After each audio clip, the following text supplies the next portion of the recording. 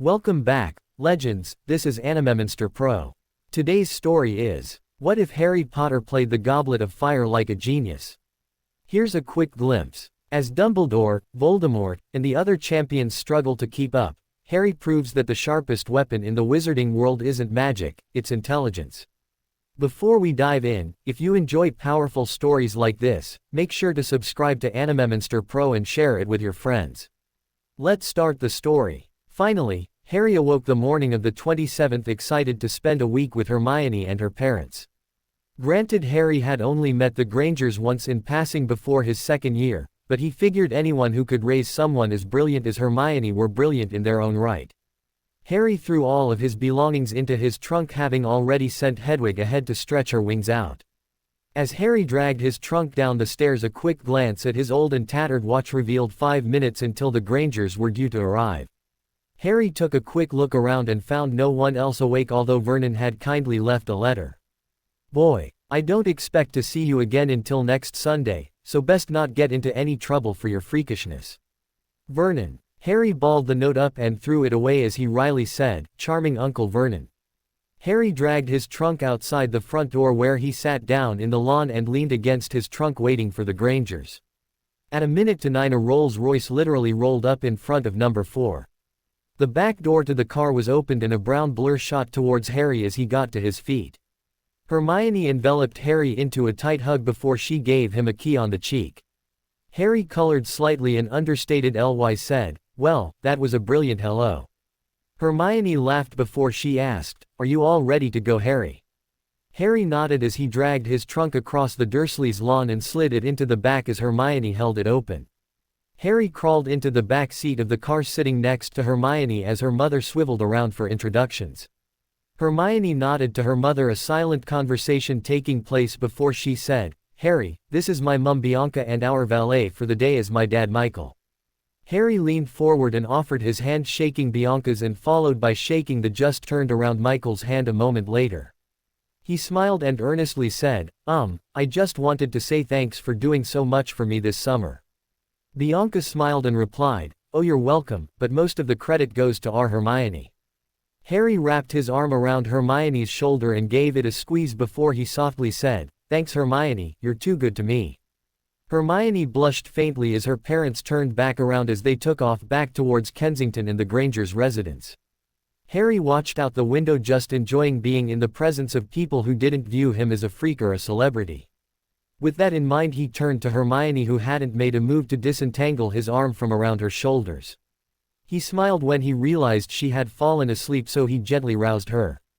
Hermione blinked owlishly for a moment before she smiled tenderly and said, "Hey Harry." Harry chuckled and replied cheekily, "Hello Hermione, fancy seeing you here." Hermione smiled and Harry continued teasingly, "So what grand plans do we have for the week, Ms. Granger?" Hermione yawned as she stretched slightly before she replied, "Well, Mum and Dad still have to work during the week, so I'll show you around the town. Of course, I'll take you on a tour of Kensington Palace and Kensington Gardens. Other than that, we can just hang out, watch some movies, and talk about school, whatever you'd like." Harry nodded and said, "That sounds lovely." He looked towards Hermione's parents and whispered into Hermione's ear, "No crazed killers, giant snakes, or demented house elves." Hermione rolled her eyes playfully in response and swatted Harry's arm as they merged onto the expressway leading to Kensington. Harry cleared his throat and asked Bianca, "Mrs. Granger, Hermione's told me that you and Mr. Granger are dentists." Bianca nodded and replied, "Yes, we are, Harry." Harry nodded and then asked, "Do you specialize in anything?" Bianca smiled and replied, "I'm an oral surgeon and Michael is a DDS, so we cover everything from braces to teeth cleanings." Hermione chimed in, "Mum and Dad have actually done work for the Prime Minister in the past. Of course, back then he wasn't the Prime Minister, but that doesn't really matter much." Hermione furrowed her brow in thought and asked, "Harry, I didn't even notice in all of the excitement, but where is Hedwig?" Harry smiled slightly and replied, "I sent her off ahead last night, seeing as how she knows the way so well after the last few weeks." Hermione nodded before she asked, "Are you excited about the Quidditch World Cup?" Harry shrugged, which surprised Hermione greatly, before he said, "I think it will be a lot of fun, but I'm not nuts about Quidditch like Ron is." I just love to play it is all. Hermione eyed Harry speculatively for a moment before she remarked, "You seem different somehow, Harry." Harry shrugged and replied, "Everyone changes over time." Hermione crinkled up her nose at the response but nodded before she asked, "I always thought you loved listening to Ron go on about the cannons." Harry smiled teasingly and replied, "Well, as brilliant as you are, Hermione, even you can be wrong." Hermione huffed playfully before she swatted at Harry's arm again and honestly said, "I'm so glad you're here, Harry." Harry smiled as he gave her a comforting squeeze before he said, "I'm glad I'm here with you too." Neither noticed the knowing looks passing between the adults sitting up in the front seat, as they were too caught up in their playful banter. Upon finally reaching the Grangers' household, which was just outside of Kensington in an affluent-looking community. The Grangers' house was a sensible gray-colored large two-storied house. Harry got out of the rolls after Michael parked the car in the garage adjoining the house. Hermione helped Harry get his trunk inside the house as she talked about the potions essay they had been assigned by Snape over the summer. Upon reaching the house, Bianca said, "Hermione, why don't you show Harry to his room and give him a tour of the house? Your father and I will order some pizza for dinner tonight to celebrate Harry being here." Hermione nodded as she helped Harry drag his trunk up the stairs before taking a left and stopping at the end of the hallway. Harry glanced in and saw a room with a pink comforter and bookcase before he unenthusiastically said, "Oh, great, I love pink." Hermione rolled her eyes and pointed over Harry's shoulder at a closed door across the hall before she said, "Harry, that's my room with the pink. Your room is just inside that door." Harry released a sigh of relief before he smiled sheepishly as Hermione stepped around him and opened the door to reveal a similar room but with blues and a lack of books welcoming him. He turned to Hermione with a silent question and she appeared very sad for a moment before she replied, "This room was supposed to be for my twin brother when my parents bought the house. But, he was a stillborn and my mom had complications from it, so they stopped trying to have more kids." Harry pulled Hermione into a hug, as a couple of tears reached his shoulder before he pulled away with a tender smile and said, "It's okay, you don't have to say any more, I understand completely." Hermione smiled wanly and quietly said, "Thanks, Harry." She glanced around and said, "Your clothes are in the wardrobe. I figured we could make a day trip to Diagon Alley and do some school shopping sometime before your birthday. I'll let you get settled in. When you're all done, just come across the hall and grab me for the rest of your tour." The first couple of days at the Grangers, Harry and Hermione merely spent a lot of time talking and getting to know each other better. Hermione shared her fears about Harry's dream, to which he merely nodded as though he had expected or concluded as much as well. Tuesday night found Harry and Hermione in the den watching a movie when she asked, "Harry, am I your best friend?" Harry looked at Hermione for a long moment, searching for something in her eyes before he replied, "Yes, you're my best friend in the world." "Why do you ask?" Hermione frowned skeptically and asked, "So you're saying Ron isn't your best friend?" Harry's brow furrowed as he pieced together what the conversation could be about before he replied, "I like to think about the difference between you and Ron as in how we treat each other." Hermione arched her eyebrow but didn't say anything aside from waving her hand in a plea to continue. "Ron, he's my best mate. We talk about guy things, although he mostly wants to discuss Quidditch. Although I had to go to Fred and George when I wanted to know about the feelings I had for Cho Chang last year." A shadow flickered across Hermione's eyes, which Harry noticed but didn't comment upon as he continued, "They sorted me out on that instead of Ron. I mean, fancy asking Ron about girls. Either he'd laugh at me or call me a nutter." Harry ran a hand through his hair and turning his eyes directly towards Hermione he said, "It's like comparing an apple to an orange. Hermione, you are the one person I can count on, not Ron. I can talk to you about life, my parents, and even school. Hermione, I don't know how to describe it any better than to say, I need you more than I need Ron." Hermione blushed as a pleased smile lit up her face and she said, "I understand, Harry, and I feel the same way about you." Harry nodded when Hermione caught him slightly off guard as she asked, "Harry, how do you feel about Cho?" Harry swallowed thickly and replied, "I feel the same way about her as I did last year. It's how I feel around most pretty girls, nervous and afraid." Hermione raised an amused eyebrow and asked, "Most?" Harry smiled and said, "Oh well, I don't feel like that around you." Hermione frowned and asked, "So you think I'm ugly?" Harry's face became slightly panicked before he said, And no Hermione, I don't think you're ugly at all. I think you are really fetching, honest. Hermione's face relaxed some, but in a way only a girl could. She tested him. I appreciate that, Harry, but with bushy hair and buck teeth I can assure I'm not pretty. Harry shook his head vehemently and desperately replied, your hair is wicked, Hermione, honest, and your teeth aren't that bad. Hermione sniffed once before she smiled and asked, why you think my hair is wicked?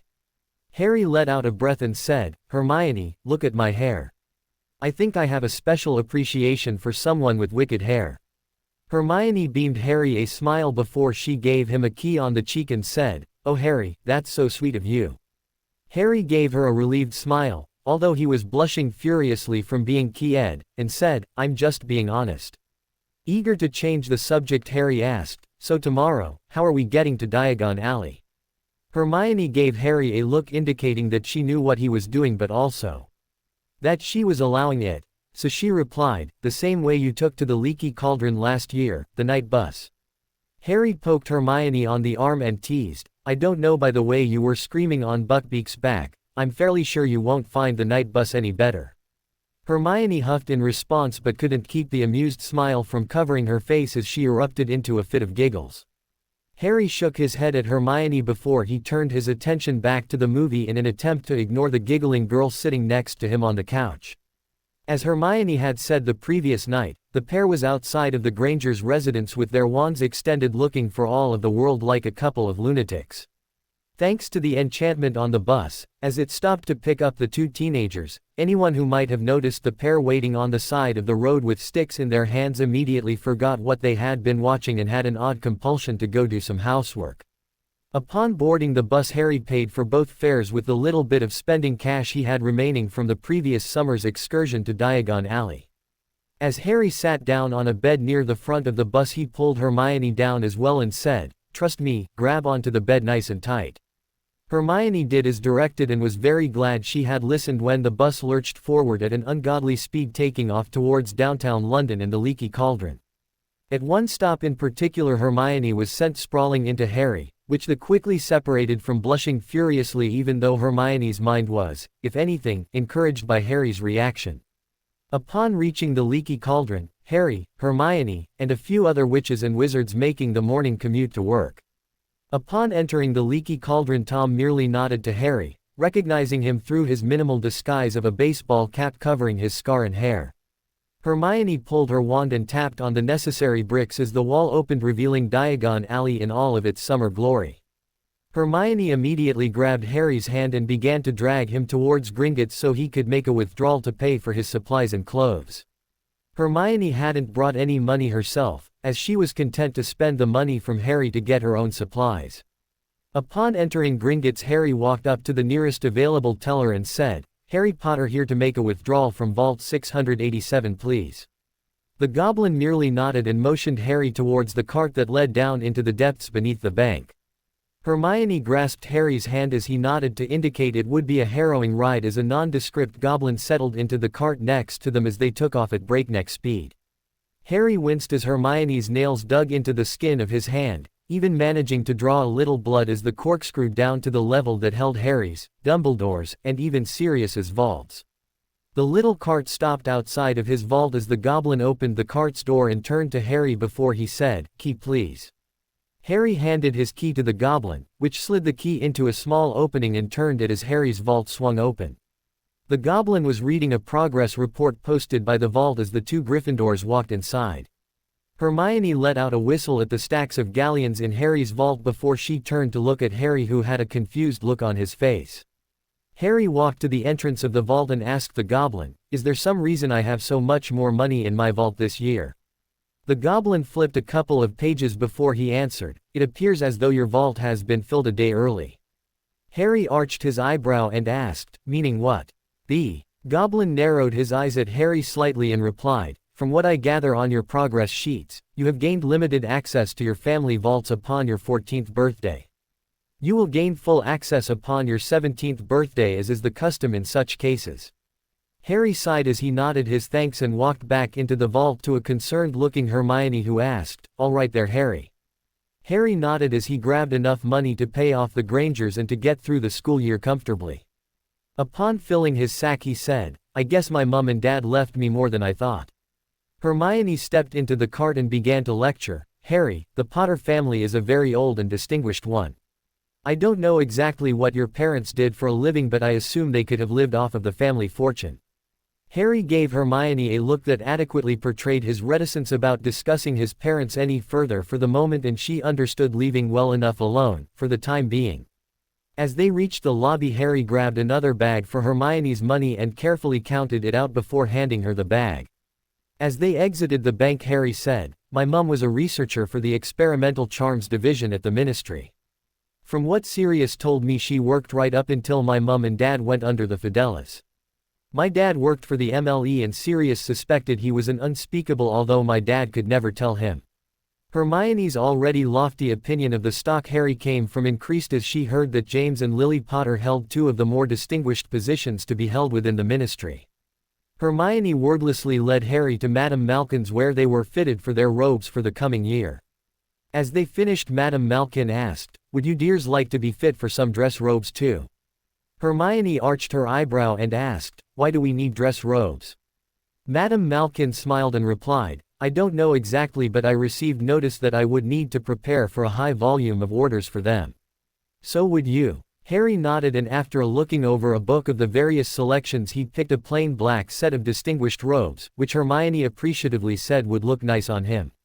Hermione spent a bit longer browsing, and even some additional time trying on various styles before she settled on a set which she refused to show Harry because it would ruin the surprise.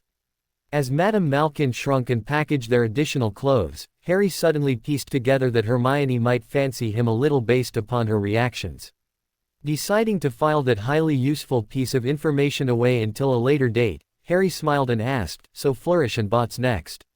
Hermione nodded happily as she took Harry's hand and dragged him through the entrance as they browsed for some reading materials for the coming year. While Harry was browsing through some defense texts, Hermione went over to the restricted section of the store and inconspicuously searched for a text that could help Harry. She happened upon a book titled, "The Art of Occlumency, the Ultimate Mental Shield." Hermione slowly returned to the regular section of the store and found a book on arithmancy just as Harry happened back upon her, and with a smile he asked, "Got everything you need?" Hermione smiled sweetly and Harry rephrased, "Right then, have enough to read for the next couple of days." Hermione rolled her eyes as she punched Harry in the arm before she looped her arms through his and led him towards the clerk in the front to pay for their purchases. Leaving any new books for school to the day before heading back to Hogwarts, Harry and Hermione summoned the night bus again and were whisked back to the Grangers to continue their week-long visit. For Harry's birthday he had a small party with the Grangers, and enjoyed a birthday cake of his own for the first time in his life. He received various sweets and cards from Ron, Hagrid, and Sirius. From the elder Grangers, Harry received a lovely card and a promise of an invitation to their vacation abroad the following summer. All in all, it was easily the best birthday of his life, and instead of spending it in the insanity of the burrow, he curled up on the couch sitting next to Hermione as she forced him to watch the Star Wars trilogy. By the time Harry was back in his room at the Dursleys, he was already counting down the hours until he could leave for the Burrow and the Quidditch World Cup. Hermione was at the Burrow a day before Harry was to arrive because Ginny had written her a few days earlier and wanted some time for girl talk, which Hermione readily agreed to for her own reasons, needing some input on how to deal with Harry. Hermione was well aware that Ginny had suffered from a terrible unrequited crush on Harry for most of her life. Dealing with the situation in a delicate manner was what the details required, and Hermione was determined not to have everything blow up in her face at this point. It was done innocently enough as they sat on Ginny's bed taking turns painting each other's toenails and discussing various boys of limited importance. Finally, Hermione's moment came and she hesitantly asked, "Ginny, do you still have a crush on Harry?" Ginny stopped her toe painting and honestly replied, "I think a part of me will always have a crush on the boy who lived, and sure, I think Harry is cute boy. But I don't think it'll ever happen for me and I've decided to move on." Hermione reluctantly asked, "Why don't you think it will happen for you, Gin?" Ginny frowned as she hugged her knees to her and replied, "Harry will always see me as Ron's little sister." Ginny's brow furrowed before she asked with a mischievous smile, "The better question is, do you have a crush on Harry?" Hermione blushed at having been found out so easily, but she replied, I didn't tell you, but while Harry was visiting we grew a lot closer. We shared a lot of hugs and I gave him a few kisses on the cheek. But, the best part was just how right it felt spending time alone with him without Ron around. Ginny smiled and she gently placed her hand atop Hermione's and said, "So what you're saying is you don't just have a crush on Harry, you have aspirations for something more with him." Hermione nodded with a slightly dreamy smile and Ginny simply said, "Well then, I guess we have to go about waking him up." Hermione's face grew pensive for a moment before she replied, "I don't think that would be a good idea, Ginny. Harry he's changed this summer. He pays more attention to the little things and he's just so intense compared to how he used to be. It wouldn't surprise me if he realized I had feelings for him. I wasn't being exactly secretive about it around him. That's part of the reason I am feeling confident. Harry told me he wasn't ready for a girlfriend yet, but short of snogging that's how he treated me over the visit." Ginny smiled and softly and slightly enviously said, "Girl, you've got it bad." Hermione merely smiled and nodded as she stretched her feet back out and Ginny began to finish painting the older witch's toes. The morning of Harry's sweet reprieve from the Dursleys had finally come and Harry was patiently sitting in the Dursleys' den with the entire Dursley family as he read through one of the defense books he had purchased while visiting the Grangers. The Weasleys were supposed to arrive around noon to pick him up, forcing Harry downstairs in an attempt to escape the clutches of the Dursleys as soon as possible. The Dursleys were watching a Sunday morning movie on the telly. Harry's trunk was neatly packed already, as all of his clothes and school supplies still left a large amount of room in his magical trunk. Harry was slightly startled as the fireplace in the Dursleys' den flashed with green fire before Mr. Weasley stepped through and clear of the fireplace as the twins followed closely behind. Mr. Weasley immediately spotted Harry, who was quietly watching the redheads as the twins inconspicuously dropped a wrapped candy right next to Dudley's seat on the couch. Arthur smiled at Harry and said, "Ah, Harry, you're looking well. Although I'm sure Molly will say you're far too thin. I'm guessing by your trunk there you're all packed." Harry carefully placed his book back into his trunk and as he stood Dudley grabbed the sweet and swallowed it whole. Dudley's eyes bugged out for a moment before he opened his mouth and his tongue rolled out, reaching his bell button before it stopped. Vernon's face went puce and to the twins' surprise Harry said, "Fred, George, I'm sure you guys have some sort of an antidote for this. Give it to Dudley so we can leave." Fred and George shared an incredulous look before George handed Dudley another sweet which he distrustfully swallowed down as his tongue receded back into his mouth. Vernon eyed Harry strangely for a moment before he grunted in acknowledgement. The twins, still sporting incredulous looks on their faces, disappeared back into the fireplace as Mr. Weasley handed Harry some flow powder and with a twinkle in his eyes said, "Remember Harry, speak your destination clearly. I'll be apparating home with your trunk." Harry merely nodded as he took a pinch of the flow powder and muttered, "The burrow," as he vanished in a flash of green fire. Arthur turned towards the Dursleys and politely said, "I apologize for my twins, they can be a pair of troublemakers if you don't watch them closely. Can I use your back door?" Vernon and Petunia hesitated in tandem before nodding as they watched Arthur drag the trunk out the back door before he vanished with a soft pop. Just from the little practice of watching the Weasleys step out of the flow, Harry managed for the first time to flow without ending up sprawled out on the floor. The twins were still staring at Harry in confusion before Fred asked, "Harry mate, what's with the deal at your relative's house?" George picked up the baton, "We've seen how they treat you and we just thought," Fred continued, "we would get some payback on your behalf." Harry sighed in resignation before he replied, "The thing you guys don't understand is that they take stuff like that out on me when you aren't around." Fred and George's faces dawned with comprehension before Fred contritely said, "Oh right." George finished, "Sorry about that, mate." Harry shook his hand dismissively and replied, "Don't worry about it. I dealt with it so it shouldn't be a problem." Just as Harry finished speaking, Mr. Weasley came through the front door with Harry's trunk in hand, soon followed by a thundering of footsteps from the upstairs signaling Ron and the girls realized Harry was there. Mr. Weasley dragged Harry's trunk over to him and with a slight nod headed into the kitchen to find Molly and perhaps a snack. Ron was first down the stairs and gave Harry a quick one-armed hug before he thumped Harry on the shoulder and said, "All right mate, now we can have some fun." Harry nodded and smiled in response as he watched Hermione sprint down the stairs with Ginny in close pursuit. Both girls crushed Harry into a hug before pulling away with beatific smiles upon their faces. It was one of the things Harry still had a hard time believing after all of his years with the Dursleys. People were actually excited about seeing him, and Harry realized that once again it was a nice feeling. Hermione was about to say something when Hurricane Molly descended upon them, crushing Harry into a hug. Hermione hid her wince when she heard Harry's back crack, before Molly finally pulled away and looked Harry up and down before she said, "Oh Harry dear, you're far too thin." Molly smiled and with a nod said, "Well, we'll just have to do something about that, won't we?" Harry nodded, and when Molly turned her back he rolled his eyes and smiled as he began to drag his trunk up the stairs towards Ron's room. Upon reaching the room he glanced around and smiled as the cot had already been set up in its usual spot, and Harry dragged his trunk next to it before he sat down and released a breath he had been holding for a few minutes. Quickly changing into a nicer set of clothes, Harry stuffed his Dursley throwaways into the bottom of his trunk just as Ron and the girls came in a moment later. Ron and Ginny sat on his bed as Hermione sat next to Harry on his cot. Ron arched his eyebrow slightly but didn't say anything due to his sister's elbow probing his stomach. Harry reached over and squeezed Hermione's knee before he asked, "So what's the plan for the Quidditch Cup?" Ron smiled at his best friend, before he scowled as a thought hit him and he replied, "We have to get up at 6 tomorrow. Dad told me we had a bit of a hike to reach the portkey that would take us there." Fortunately, of the course of his summer readings Harry had came upon what a portkey was, and he could only hope it was a more enjoyable means of transportation than the Flow network. Ron continued, "Dad said we were meeting someone he works with at the portkey and his son."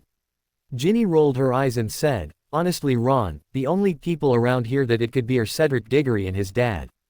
Harry brightened a little and chimed in, "Oh that's nice, Cedric is a good bloke." Everyone settled into a rare silence, seemingly with nothing else to say, which spoke volumes on its own. Harry had always been the link holding Hermione and Ron together, and for once he was content to see if they could form their own link. After a long silence Harry stood and helped Hermione to her feet before he said, "I want to go for a walk, anyone fancy joining me?" Hermione merely wrapped her arm around Harry's waist, although his eyes never left Ron's before his ginger-haired best mate replied, "Yeah that sounds nice Harry." Ginny understood that this was one of those circumstances where only the three best friends were allowed, and she quietly excused herself back to her own room.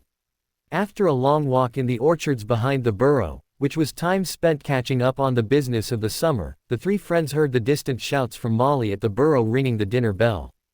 As they walked back in towards the burrow the awkwardness of earlier had disappeared. Harry and Hermione weren't being as affectionate as they had been earlier, but that was more a means of making Ron more comfortable than anything else. As they entered the back door Molly smiled and said, "Ah there you are, go ahead and settle in at the table dears, the food should be ready in a moment." Molly looked at Ron shrewdly before she added, "Ronald, make sure you wash your hands." Harry and Hermione shared a smile as Ron stomped off grumbling about his mother before they sat down at the table next to each other, more out of routine from years at Hogwarts than anything else. Ron returned still slightly disgruntled and sat down next to Ginny across the table from Harry and Hermione. It was almost surreal, Harry mused, watching the Weasleys interact at the dinner table. There was little verbal communication until everyone had been served, and most of that centered around a conversation between Mr. Weasley and Hermione on Muggle technology. With a keen eye, Harry observed that the twins and to a lesser extent Ginny were paying close attention to everything Hermione said, but Ron was more concentrated on stuffing his face, which really wasn't all that surprising to Harry in retrospect. Dinner concluded after Mrs. Weasley served them a chocolate cake for dessert, and Harry enjoyed his one slice and politely begged off from a second piece. While Mrs. Weasley didn't exactly look pleased, she acquiesced and said, "I have a week to fatten you up, dear." Harry chuckled and asked, "You don't plan on taking me out back for slaughter, do you?" Mrs. Weasley gave Harry an exasperated look before she said, "You're just too skinny, dear." Harry merely smiled in response as he helped clear the table before following Ron up the stairs to his room while the girls separated and went to Ginny's room. Upon reaching Ron's room Harry changed into his pajamas and sat down in his cot before Ron asked, "Harry, is there something going on between you and Hermione?" Harry honestly replied, "We've grown closer over the summer, Ron, but no, we aren't dating or anything." Harry frowned before he asked, "Why do you ask, mate?" Ron shrugged and replied, "You two just seem really touchy-feely." Harry nodded before he seriously said, "I'm not saying Hermione and I won't be dating anytime soon, but at the moment nothing is going on." Ron accepted this answer before he changed topics and said, "So who do you think is going to win the final?" "I mean, Bulgaria has Crumb and he's pretty great, but Ireland has some wicked chasers." The next hour was a one-sided conversation about the World Cup as Harry occasionally injected a statement but was content at listening to Ron talk as he slowly drifted off to sleep for the early morning to come. Harry awoke as he was roused by Hermione, who had a smile on her face before she whispered, "It's 5:30, Harry, I woke you up so you could still get a warm shower if you wanted one." Harry rubbed at his eyes but smiled his thanks as he rolled out of his cot before he quietly asked, "What about Ron?" Hermione giggled and arched her eyebrow before she replied, "You know Ron, he'd rather smell bad than lose any sleep."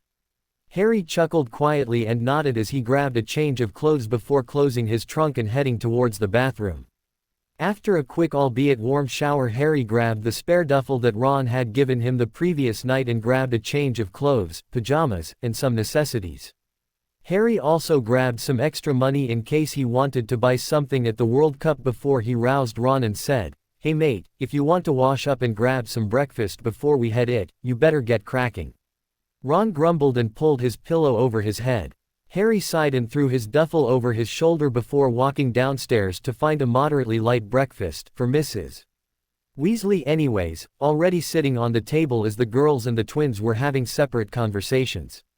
Harry sat down at the end of the table away from everyone else, content to eat a quiet breakfast and mentally prepare himself for the long day ahead. After having a couple of pieces of toast, Mr. Weasley walked into the kitchen and asked, "Where is Ronald?" Harry merely pointed up the stairs and with a smirk said, "I tried to get him up but I guess he felt like having a bit of a lie-in." A moment later Molly bustled from the kitchen and marched up the stairs as a few muffled groans and screams were heard before Molly slammed the door and marched back down the stairs. Ron came down a minute later with his clothes on. Crooked and the worst case of bedhead even Harry and Hermione, with their notoriously untamable, had ever seen. Mr. Weasley gave Mrs. Weasley a peck on the lips before he hefted his duffel and said, "All right then, we're already behind you lot, we best be off if we're going to make our portkey time." The assembled group piled out of the burrow and Mr. Weasley pointed to a roughly made trail, the sort that had come from years of sporadic use before he said, "If any of you want to go on ahead, just follow the trail until he ends at a large willow tree. That's where we are taking our portkey from." Harry inhaled a deep breath of the early morning air before he nodded to himself and took off down the trail at a brisk pace. Hermione looked at the rest of the Weasleys who were walking at a more sedate pace and took of behind Harry, trying to catch up to share an important conversation. Hermione caught Harry about 200 meters down the path and as she was panting she said, "Harry, could you slow up just for a second while I catch my breath? I need to talk to you about something important." Harry stopped and patiently waited until Hermione caught her breath before he grinned and said, "All right then, best get a move on, princess." Hermione shot him a playfully scathing look as they took off at a brisk pace again. After a few minutes she said, "Harry, I found a book that I think will help with your visions and your scar." Harry opened his mouth before Hermione cut him off. "Harry, I know you're still having visions of some sort, and I know for a fact your scar bothers you from time to time as much as you rub it." Harry desperately looked like he wanted to refute Hermione's statements, but he nodded resignedly and Hermione smiled slightly before she continued, "I found a book on the art of occlumency. It's the art of magically clouding and closing your mind." Harry glanced back and the Weasleys were nowhere in sight, so he asked, "So you want me to learn it then?"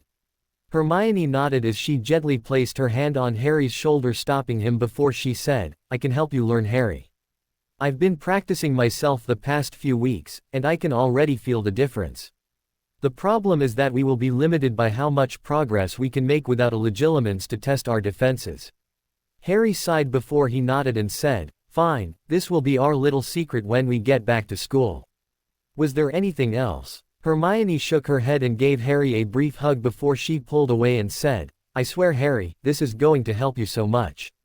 Harry merely smiled and motioned with his hand at the trail as Hermione nodded and they began to hike in earnest once again. Nearly a half an hour later they reached the willow at the end of the trail, with the only thing out of place being an old decrepit boot. Harry turned to Hermione and with a smile said, "Let's have a bit of a sit down, and the rest of the red-headed army should be along in about a half an hour." They sat down with their backs against the trunk of the willow in silence for a few companionable minutes before Hermione asked, "Harry, do you ever make goals for yourself before the beginning of a school year?"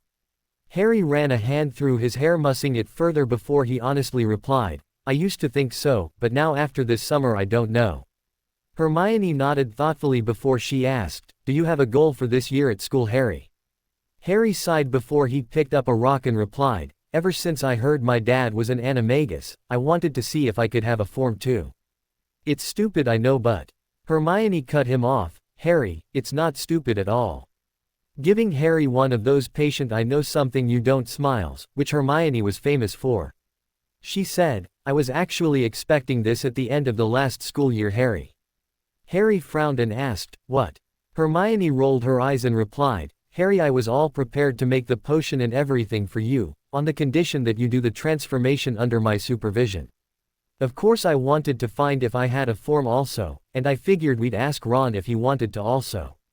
Harry smiled as Hermione prattled on about proper protocol for animagus transformations before he asked, "Do you think we could maybe do it this year?"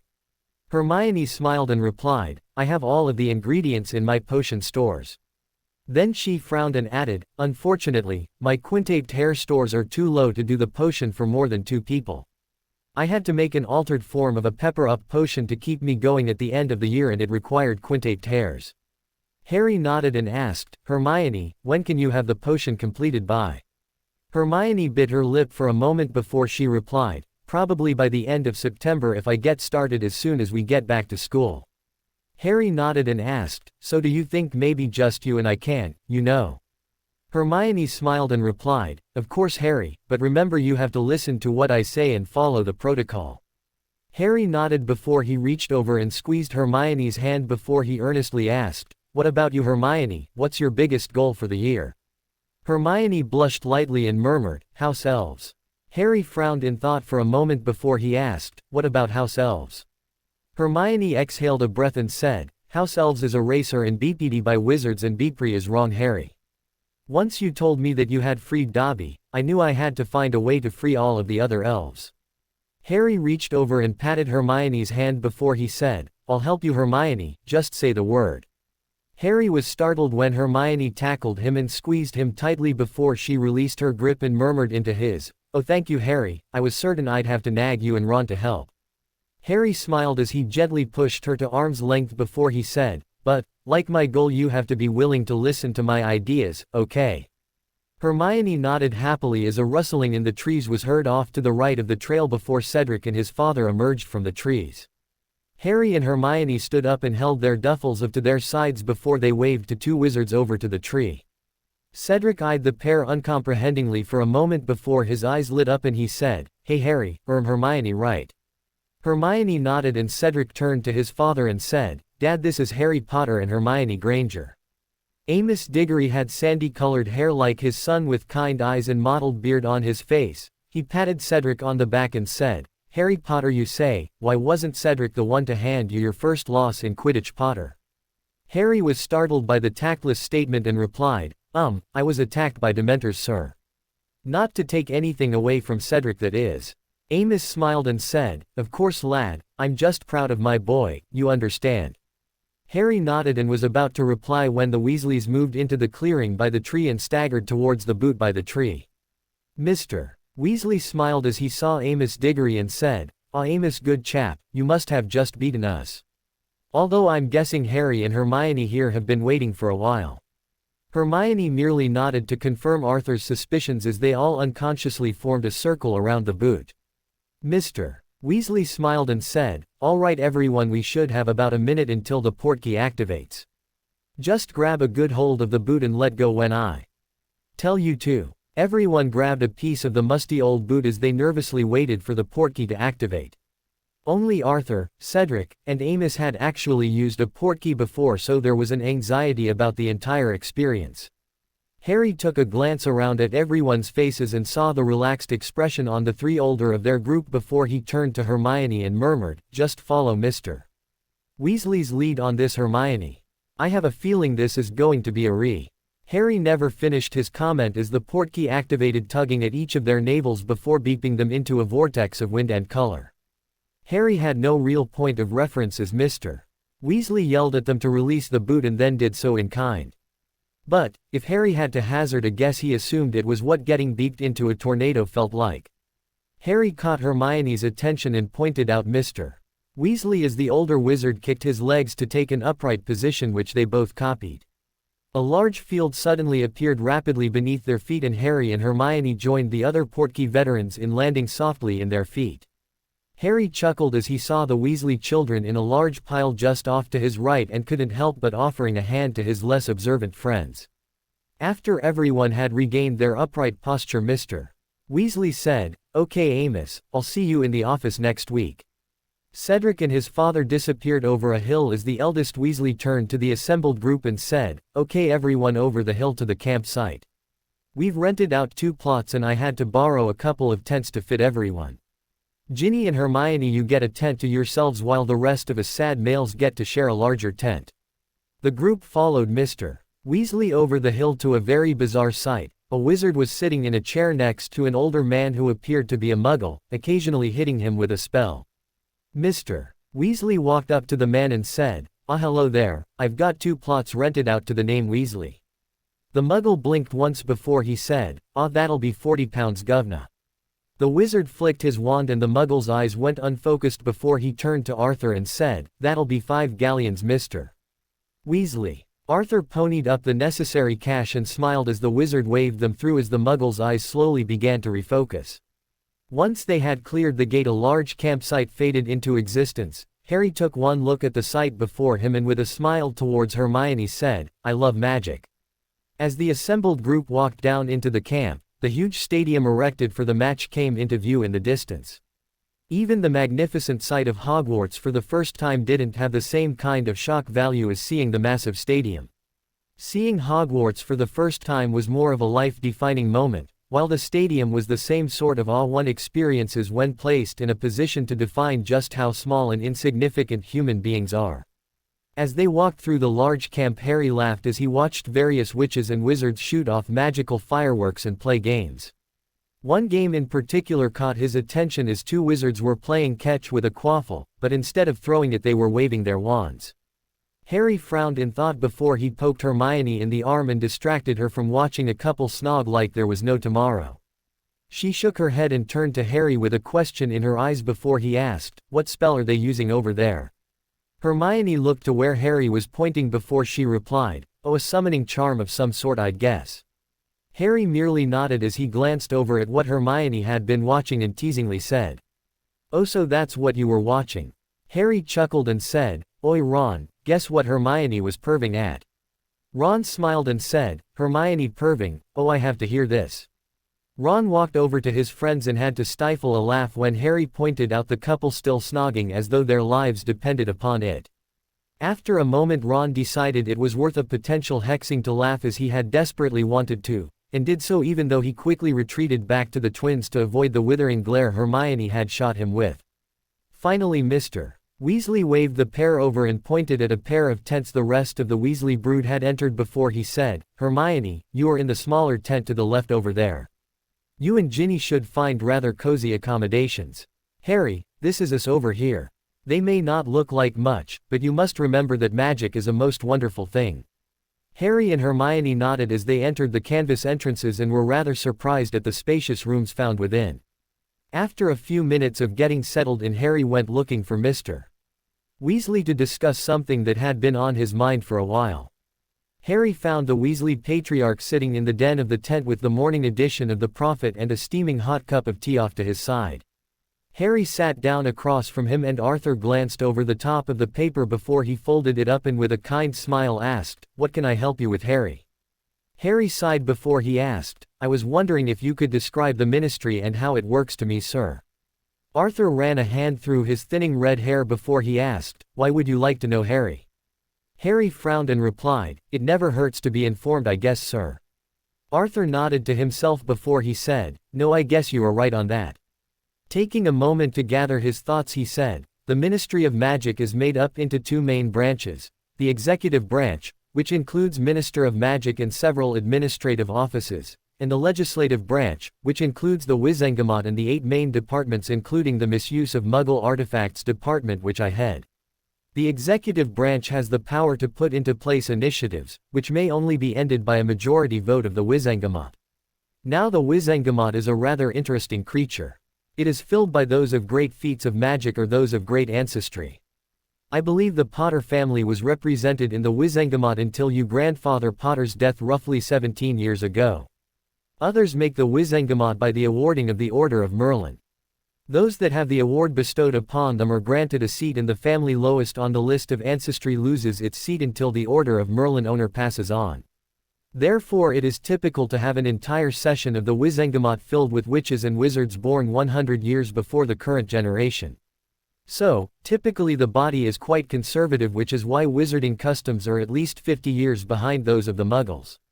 Harry nodded before he asked, what group is responsible for enforcing orders throughout the country? Arthur smiled and replied, I am not aware if you have been told, but your father worked for the Department of Magical Law Enforcement. It is divided into 3 groups, Unspeakables who inhabit the Department of Mysteries, Hit Wizards who are the Ministry's military force, and the Aurors who are the police force of the wizarding populace. I have no doubts that you will see several Aurors at the match tonight if you have a keen eye. Harry nodded as he assimilated all of Mr. Weasley's answers to what he already knew before he said, thanks Mr. Weasley, I never really had any idea on most of that before now.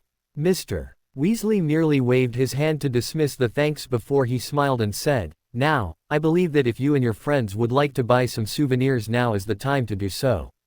You should also explore the camp a little, I assure you it is an experience not to be missed. Harry smiled as he stood and gathered Ron up before he went to the girls' tent and called inside, hey Ron and I are coming in. Hearing no reply they entered to find the girls nowhere in plain sight. Harry frowned for a moment before the 2 witches came out in slightly less sporty clothing than earlier. Harry sighed before he asked, hey you two, want to go grab some souvenirs and a walk around the camp? Hermione glanced at Ginny who smiled and nodded before she replied with a smile and long-suffering sigh, oh if we have to. Harry and Ron chuckled as they exited the tent. Harry held the flaps open as the girls exited and they were off to the souvenir stands on the other side of the camp. The entire walk was spent pointing and commenting on something else new and fresh that people in the camp were doing. While Ron and Ginny were well aware of many of the things the magical people were doing to pass the time, there were still several things that even they had no idea on. Finally they reached the expansive souvenir stand and Harry found something he immediately wanted to get, a device called omnoculars that could magically record the things viewed through the lens, much like a video camera. Harry looked at the price of 30 galleons which was rather expensive, but considering he had well over 500 galleons and he wanted to splurge a little on his friends Harry purchased 4 and handed one to each of his friends. All of them immediately protested but Harry merely put his hands in his pockets before he said, listen, I planned on making up for the lack of birthday presents I've gotten for the 2 of you. Ginny, this is your birthday and Christmas present from me. Harry turned to Ron and Hermione before he said, now, those made up for the lack of gifts in the past. I want you two to pick one specific gift that you'd like for putting up with me last year. Cost is of no consequence so just, please. Harry finished his eyes imploring his friends. Reluctantly Hermione and Ron nodded and began to pore over the souvenir stand as Ginny was off to the side using her omnoculars to see how they worked. Ron was first back with a nice but not overly expensive pair of dragonhide keeper gloves. He smiled slightly and replied, the keeper for the Irish swears by this brand. Harry merely nodded and paid the 10 galleons for the gloves before handing them back to Ron whose face looked like he had been given the greatest present ever. Hermione took a bit longer but the smile on her face and her hands behind her back alerted Harry to the fact that she had found exactly what she had been looking for. Hermione winked at Harry before she pulled an exact replica of his Quidditch jersey although in a larger size. Hermione smiled and replied, I wanted some new pajamas and I found just the thing. Ron looked at Hermione strangely before he shrugged while Harry paid with his eyebrow arched the entire time. As they began to walk in a circuitous route back to their campsites Harry and Hermione lagged behind the Weasley siblings.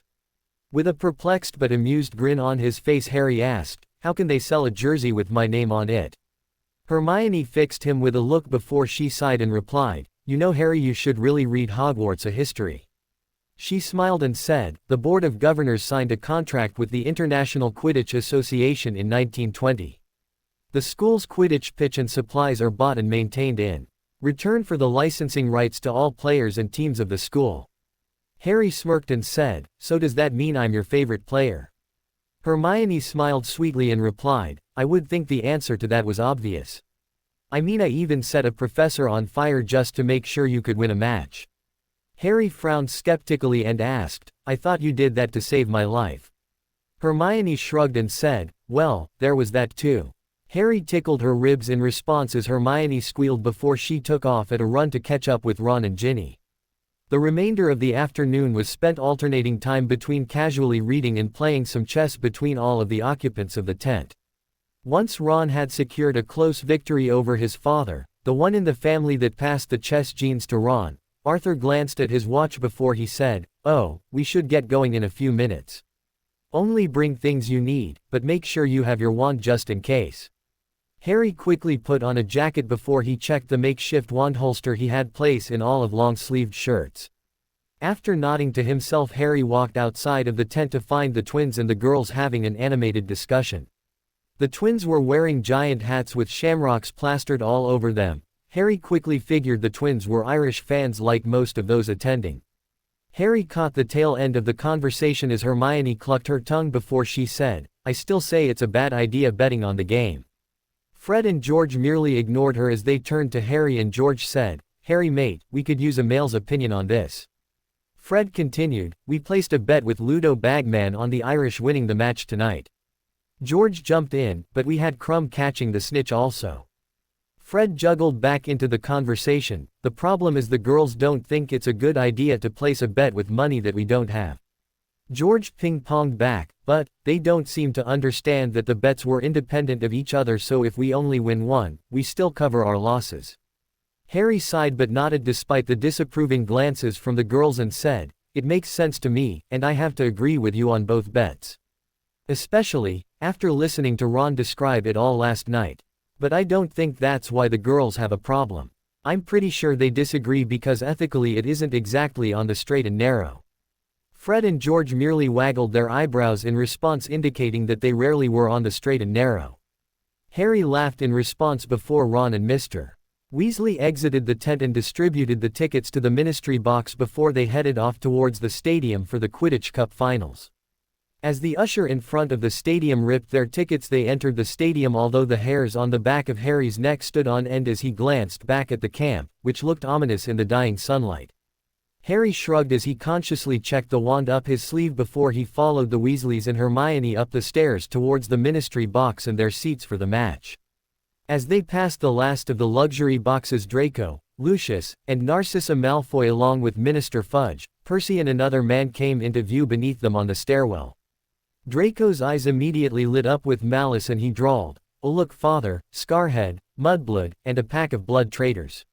Lucius looked up with a snarl as he briefly locked gazes with Harry for the first time since the end of second year before he turned his attention to Mr. Weasley and silkily said, "Ah, Arthur, I see that your family once again is seated up amongst the peasants." Fudge smiled jovially and said, "Come now, Lucius. There's no reason to be so obtuse. Arthur and his guests are in the Ministry box, which is quite nice from what I hear." Lucius narrowed his eyes at Arthur one last time before he turned and marched into the velvet curtain of the minister's private box, followed by Narcissa. Draco, however, wasn't quite finished and said, "I'll get you one of these days, Potter." Harry flatly replied, "Go now, and maybe you can still ride your daddy's coattails like you always do, Malfoy." Draco snarled but bit off his reply, and stomped into the minister's private box, leaving Fudge, Percy, and the unknown man looking up at the group. Fudge muttered something to the man before he turned and pointed at Harry before he said, "See there, he is the boy who lived." Fudge was speaking very slowly as though he was explaining this to a child. Harry merely sighed and began walking up the stairs, leaving the Minister of Magic and his remaining entourage gaping at the obvious slight. Upon reaching the Ministry box, Harry exhaled heavily as he leaned against the rail and took in the sight of nearly the entire stadium from within for the first time. Hermione carefully wedged herself next to Harry and softly asked, "Are you all right? I mean, I know it wasn't Malfoy that has you feeling this way." Harry sighed before he turned to Hermione with a weak smile and said, "No, I guess it just gets old being pointed at because of something I have no memory of." Hermione smiled sympathetically and patted his arm as they watched the pregame fireworks light up the night sky.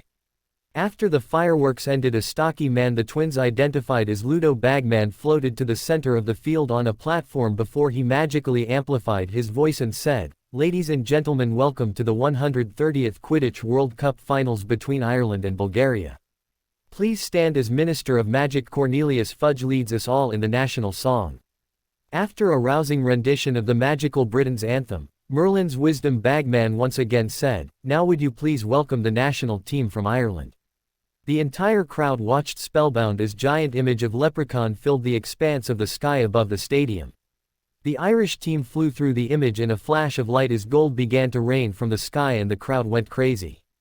Ron had collecting handfuls of the gold as Harry and Hermione watched him in puzzlement. Ron took a handful and handed it to Harry before he said, "That should cover some of those presents, mate." Harry sighed as he shook his head before he asked, "Ron, have you read anything about leprechauns before?" Harry was wincing mentally as he thought about how he had only just recently read the passage about leprechauns' gold in his book from Hagrid's class. With a shrug he continued, "Mate, leprechauns' gold isn't real. It vanishes a little over a day after you get it." Ron's ears were tinged with red before he frowned and muttered, "Must be nice to have enough gold not to worry about that." Harry was about to respond when Bagman once again broke over the crowd and said, "Now from Bulgaria and led by the great magician of the skies Victor Crumb, Bulgaria." Unlike the Irish, the Bulgarians darted into the skies above the stadium, but everyone's attention was on the field below as a group entered it. Harry watched with interest as the beautiful creatures began to sensually dance to a silent rhythm. He frowned before he turned to Hermione and asked, "Hermione, what are those things dancing on the field?" Hermione turned towards Harry with a shocked expression on her face before she said, "Those are Vila Harry. How is it that you aren't affected like the rest of the single men?" Harry glanced around and his eyes bugged out as Ron and the twins were climbing the railing, perched precariously close to falling down to their deaths. Mr. Weasley had a grasp on their backs, and with a curious eye Harry bent over the rail and had to stifle a laugh as he watched Malfoy doing some strange dance of his own on the rail of the minister's private box. With a chuckle he turned to Hermione once more and replied, "Don't know really, maybe it's because I'm next to the prettiest girl in the stadium." Hermione blushed furiously before she looked over at Ron and replied, "Well, it certainly didn't work for Ronald if that's the case." Harry smiled as wrapped his arm around Hermione's shoulder before he gave it a squeeze and said, "Maybe he just needs glasses then." He then proceeded to waggle his eyebrows suggestively, earning a soft swat to his head. After the Vilas left the field and the males of the stadium collectively blinked as they regained their senses, Bagman once again blared, "Now for the ceremonial flipping of the galleon." After the Irish won the quaffle and received the quaffle as per international rules, a whistle sounded in the air and the match began. Harry had pulled his omnoculars out and trained them on Crumb as he recorded the best seeker in the world in his element, for future reference. Occasionally Harry would glance around and check the score to see the Irish advantage expand as the chasers dominated. Finally the lead by the Irish had grown larger than the catch of the snitch, and Harry watched fascinated as Crumb frowned before he went into a steep dive towards the pitch in pursuit.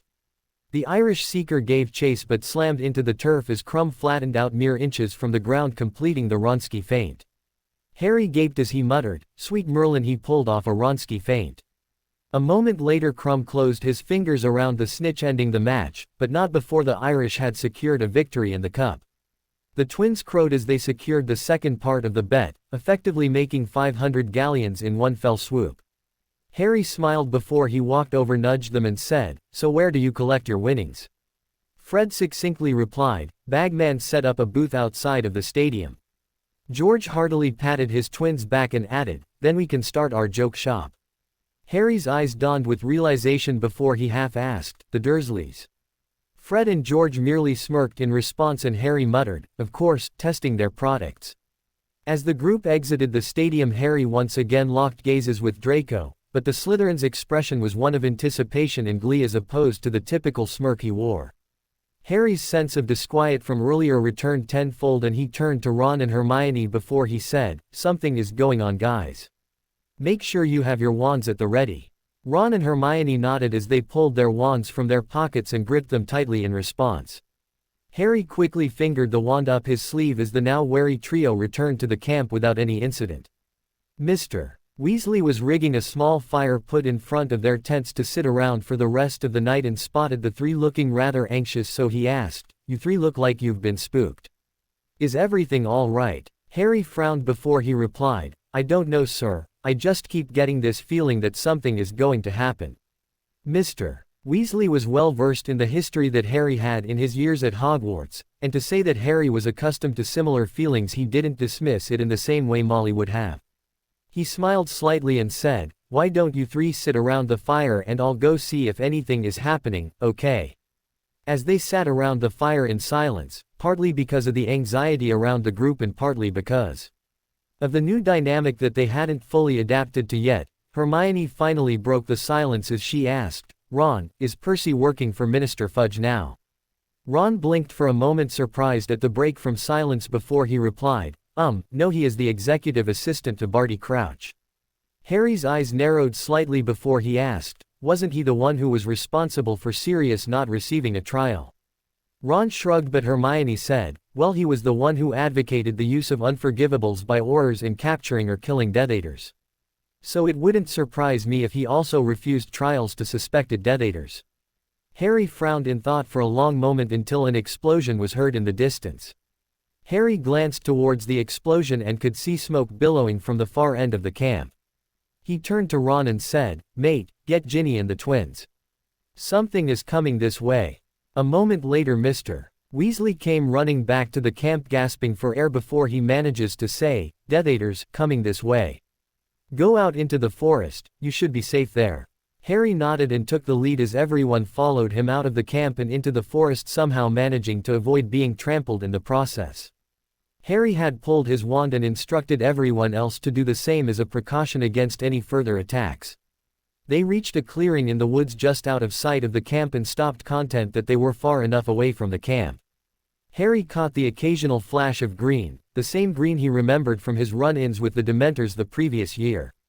A rustling in the trees to the right broke Harry from his musings, and he slowly stalked towards the sound until he heard a deep male voice utter, "Mors Mordra."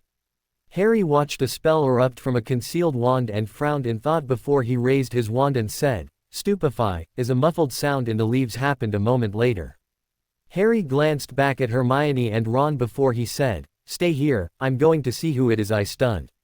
Hermione nodded reluctantly as Ron had the same look on his face that he had in second year when they had entered Aragog's lair. As Harry approached the body he heard several voices call out, "Stupefy, induct 5 separate stunners sent at him." The wizards approached and Harry recognized two of the men as Amos Diggory and Mr. Weasley. An older wizard with a stubby mustache and a bowler hat demanded, "Boy, why did you summon the Dark Mark?" Mr. Weasley immediately stepped in and said, "Barty, this is Harry Potter. Surely you can't be insinuating he conjured the mark, he's only a child after all." Barty sneered and was about to reply when a little elf popped in next to Harry and was wringing her hands in a mannerism very similar to Dobby's when he had done something bad in their second year. Harry glanced at the elf before he said, "I heard a rustle in the woods and I heard someone say the spell Mors Mordra, I think it was. I hit them with a stunner and they should be right here." Harry frowned before he bent down to feel the floor and immediately realized that an invisibility cloak was at work. Harry grasped the cloak and tugged it off, revealing the same man he had seen in his vision of Voldemort earlier in the year. Amos was first to comment and he asked, "Barty, isn't that your son?" Barty's face had turned puce snarled before he tossed his hat to the elf, who immediately began to wail at being given clothes. Finally, he managed to sputter out, "Why, that's preposterous, Amos. You know as well as I do that the foul brat died nearly 10 years ago." Mr. Weasley waved his hand at a couple of men who quickly picked up the stunned man and took the wand from his grasp. The man with the wand waved his own wand over it and muttered, "Prior incantato." Everyone was stunned when the same green snake with a skull wrapped in its grip appeared before the man banished it with a scowl on his face. Amos turned to Harry and said, "Well done, Harry, we'll make sure everyone knows of your good deed." He followed the two men who were levitating the unconscious man's body, which had now been manacled. The elf was completely inconsolable as it grasped at the hat her master had given as a punishment.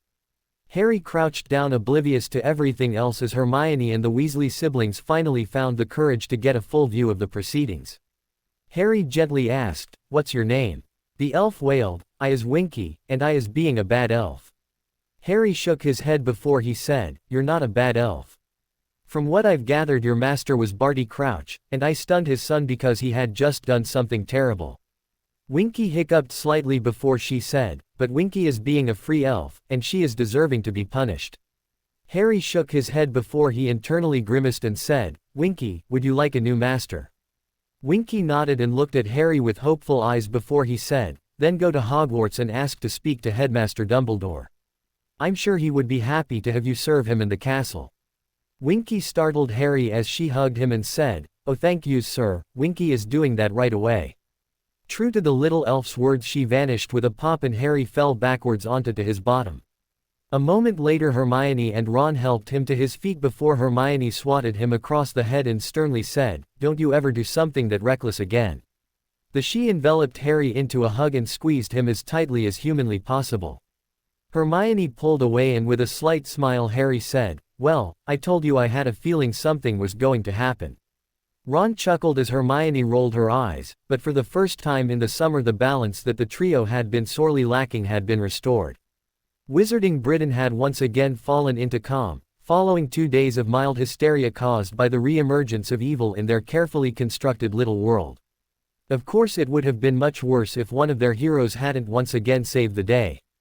Harry Potter had fought back for them once again like they knew he always would. After all, what was the world without heroes? At the Burrow, Harry and Hermione had been left alone much more frequently than their first day, because it seemed to be almost by unspoken agreement that something was happening between them. Of course, unlike what many hormonal teenagers might have been using the precious commodity of time to do, Harry and Hermione were beginning their occlumency sessions. They were sitting in a couple of ratty old chairs in the back of the garden 3 days following the Quidditch World Cup tournament as Hermione softly said, "Okay Harry, now I want you to clear your mind by thinking of the feeling you have when you fly your broom. No Quidditch, no snitch, just you, the wind in your hair, and the smooth wood of your broomstick." Harry let out a breath and did as Hermione instructed. His mind slowed down until it was just him and that feeling of freedom he always felt in the skies above Hogwarts. Somehow he clearly heard Hermione say, "Okay Harry, now that you are in your quiet place, I want you to build a wall around the outside of your quiet place." Harry's breathing had slowed down considerably as he did as Hermione had instructed. Brick, stone, and mortar went together to build 4 walls and a ceiling of a room with a door that only Harry knew how to open. Finally Hermione asked, "Harry, have you built your walls?" Harry nodded and she continued, "Okay Harry, now open your eyes for me." Harry opened his eyes blinking owlishly for a moment before he took his glasses and slid them back onto his face. Hermione smiled and softly asked, "Harry, how did you build your wall?" Harry couldn't remember a time he felt more relaxed as he replied, I built a room instead of a wall. 4 walls and a ceiling around my quiet place just like you said." Hermione's eyebrows arched incredulously before she said, "That's very good Harry. You skipped right to the 3rd step then. It took me a week to build all of my walls. I think we've done well today, but tomorrow we are going to work on strengthening your walls." Hermione's face became slightly concerned before she said, "Harry, when you do something as complicated and sensitive as reorganizing your mind so that you can occlude it, it makes your mind very susceptible to outside attacks. Hopefully Voldemort doesn't plan on doing anything tonight, and by tomorrow you should be able to repel a weak vision at the very least." Harry nodded as he stood, feeling very refreshed, before he offered his hand to Hermione, who gratefully accepted it and stretched her legs as she stood too. With a strange smile she said, "I think I'm going to go for a bit of a walk alone for a while Harry." Harry smiled and they walked off in opposite directions, one to the burrow and one out into the orchards behind the old house. Upon entering the burrow Harry noticed a small piece of paper on the table addressed to himself and Hermione. It read, "Harry and Hermione, Ronald, Ginevra, the twins, and I have gone to Diagon Alley to do some school shopping. Ron and Ginny found your book list, so we will pick up your books and you can pay me back later tonight. A roast is in the oven and cooking, so feel free to relax and make yourselves comfortable. Molly. Harry grabbed an apple from the table and took a bite from it before he headed towards the den to kip out on the couch for a little while. As he approached the den, a voice near the fireplace startled him, until he realized that Mr.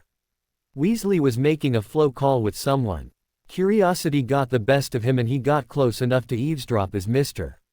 Weasley exasperatedly said, "I understand that, Amos, but surely you can't believe that Bertha Jerkins missing and this whole Barty Crouch Jr. business are somehow connected."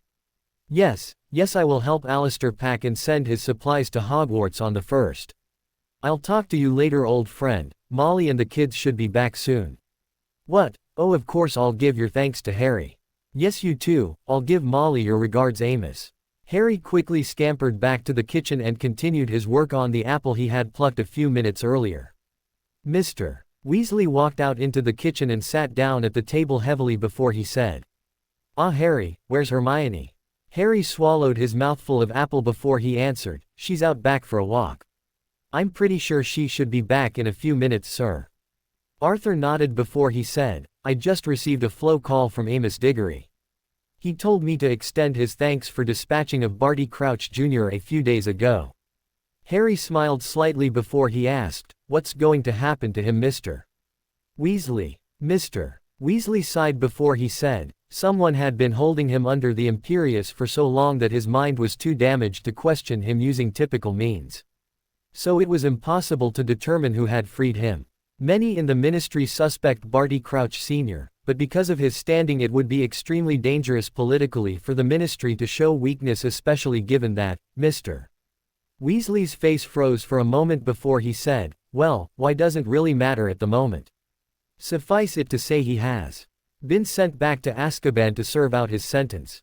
Harry frowned for a moment, a combination of Mr. Weasley's cover-up and the news regarding Crouch Jr. before he asked, "How long was he sentenced for?" Mr. Weasley gravely replied, "He's in for life for his detestable acts against your friend Neville's parents." His face cleared slightly and he added, "I think that is enough depressing talk for the moment. Everyone else should be back soon enough, so why don't we get the table all set?" Harry smiled and together they prepared the dining room for another family dinner at the Burrow.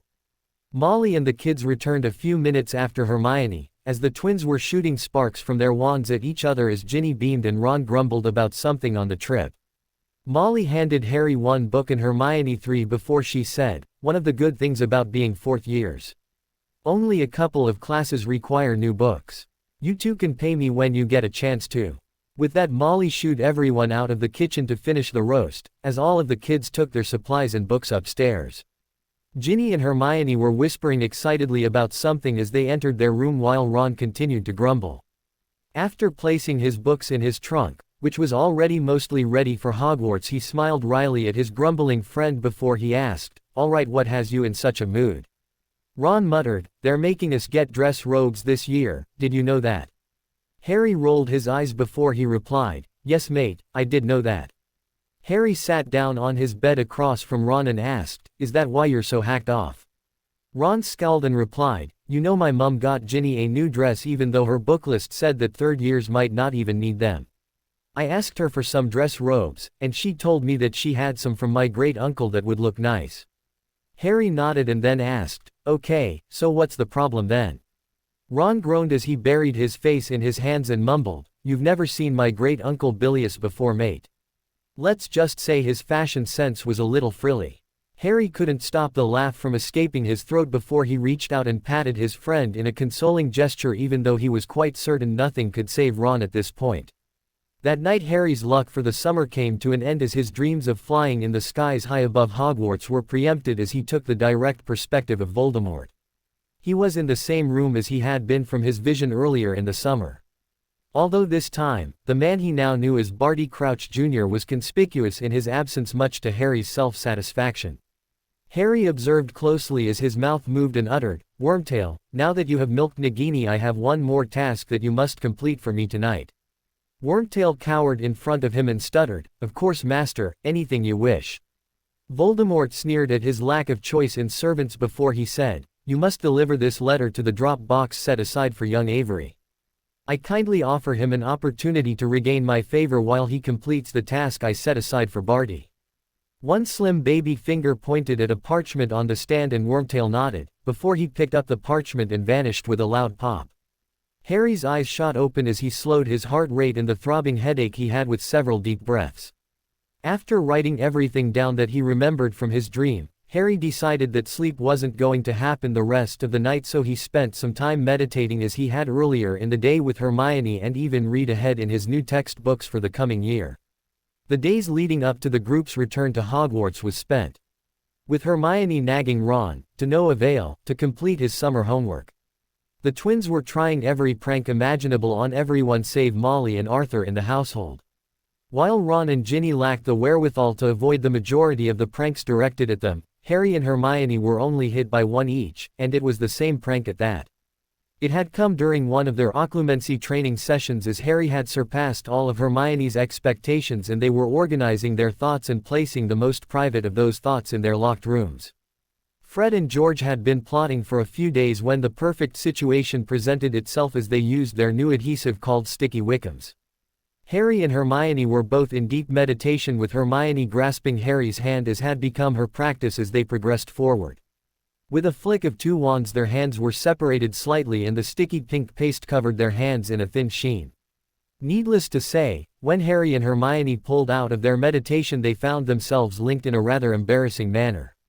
After threats from wand point from both the boy who lived and the brightest witch of her age, the twins hastily applied the dissolving solution and promised not to prank them again. Finally, the night before the return trip to Hogwarts found a pick-up Quidditch match taking place on the pitch behind the burrow. Fred and George, being the two oldest players, were made the opposing captains. After a much ballyhooed coin flip, George won first pick and selected Harry. Having earned the first selection gave Fred the next two picks and he took his younger two siblings, leaving Hermione to round of the teams. Harry smiled as he took off into the sky on by far the most superior broom on the pitch, doing a couple of quick loops before swooping down next to Hermione, who while not a master at flying was competent enough to take the keeper position as Harry and George did everything else. Ron took the keeper position on the opposite rings as Ginny and Fred covered everything else. The Quaffle, Bludgers and Snitched were released and after a minute the match began in earnest. Harry flew next to Hermione and with a disarming grin said, "I'm only going for the snitch, Hermione, so just make sure you don't let 15 in and we'll win. George will protect you from those other menaces." Hermione giggled as Harry winked and shot away like a dart heading towards the other end of the pitch. It wasn't really much of a match, as George's job was to slow down Fred and Ginny while Harry had a free run at the snitch. After 15 minutes Harry had caught the snitch, ending the match, and giving his team a 150-100 victory. As Harry did a victory lap around the field while Hermione and George were shouting cat calls and wolf whistles, he smiled to himself and with a grin said, "This is going to be a good year." Of course, little did Harry know that this was one of those rare times when it was brightest before it grew dark for a very long time. The next morning was complete and utter mayhem at the burrow as the Weasley spawn had neglected packing for the year until that very moment. Harry and Hermione sat at the table in the kitchen watching in amusement as Molly barked directions from across the house. After finishing their small breakfast they moved into the den next to the flow connection awaiting Mrs. Weasley to give them the go-ahead to leave. With everyone still rustling about upstairs, Molly poked her head into the den and said, "Oh, there you two are. All packed, I see. If you want to go to the station early you are more than welcome, dears. Just remember to say King's Cross clearly. That goes double for you, Harry dear." Hermione giggled at this and Harry tried his hardest to look indignant but failed as his face cracked into a smile. Molly smiled and said, "Oh, you are such a handsome young man, Harry." She turned to Hermione and added, "Take care of him now, Hermione." Hermione blushed as Harry laughed at her embarrassment just as she had done to him a minute earlier.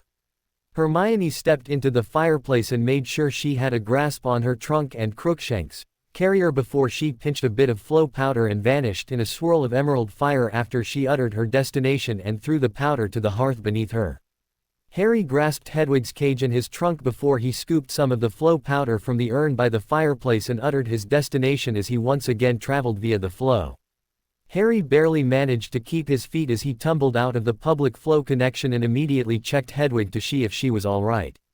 All he got in response was an annoyed hoot before he tilted her cage upright once again. He spotted Hermione and she waved him over as she placed her trunk on the trolley and carried Crookshanks onto the train with a large book nestled under her other arm, with Harry and Hedwig a step behind. Settling on the first empty compartment, they found Harry and Hermione sat down on the same side of the compartment as Crookshanks was released from his carrier and Hedwig's cage on the hook nearest the window to have a view if nothing else. Hermione smiled as he leaned his back against the corner, propping his feet on the bench right next to her to take a nap. With a shy smile she said, "You can put your feet in my lap if you want to, Harry. Maybe even take off your shoes too, that is if you want to." She finished with a very light blush on her face, but couldn't conceal the slightly hopeful look on her face. Harry slid his glasses down his nose in an eerily spot-on imitation of Dumbledore, before he smiled slightly and nodded. After taking his shoes off, Harry settled back into the corner with his feet in Hermione's lap as she thumbed her book open and opened her book as she absently pet Crookshanks with her other hand. Ron and the twins entered the compartment nearly 20 minutes later, taking in the cozy little position between Harry and Hermione before she asked, "Where's Ginny, boys?" Ron muttered something about a friend of hers in Ravenclaw before he set his chessboard up and proceeded to beat both Fred and George repeatedly the rest of the trip. His only sacrifice for the sake of repeatedly beating the twins was that he had to test one of the twins' new products around halfway through the trip. Fred handed him the pink candy and with a smile said, "Go on, try it, Ickle Ronikins." Ron sighed and swallowed the small candy after a moment of tasting it.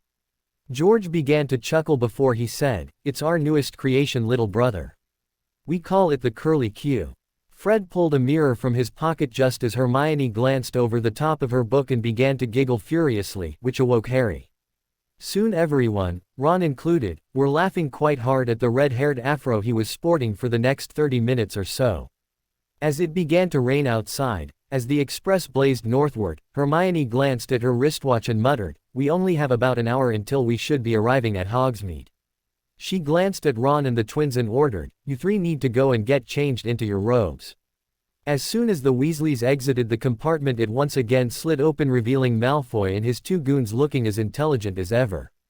Malfoy glanced in at Harry and Hermione and sneered before he said, "Oh well, isn't this just a sight, Scarhead and the Mudblood getting cozy in a compartment all by themselves. I'd watch it if I were you. Potter, she might turn up pregnant just like your mother did. Then you'll be trapped to marry a Mudblood just like your father."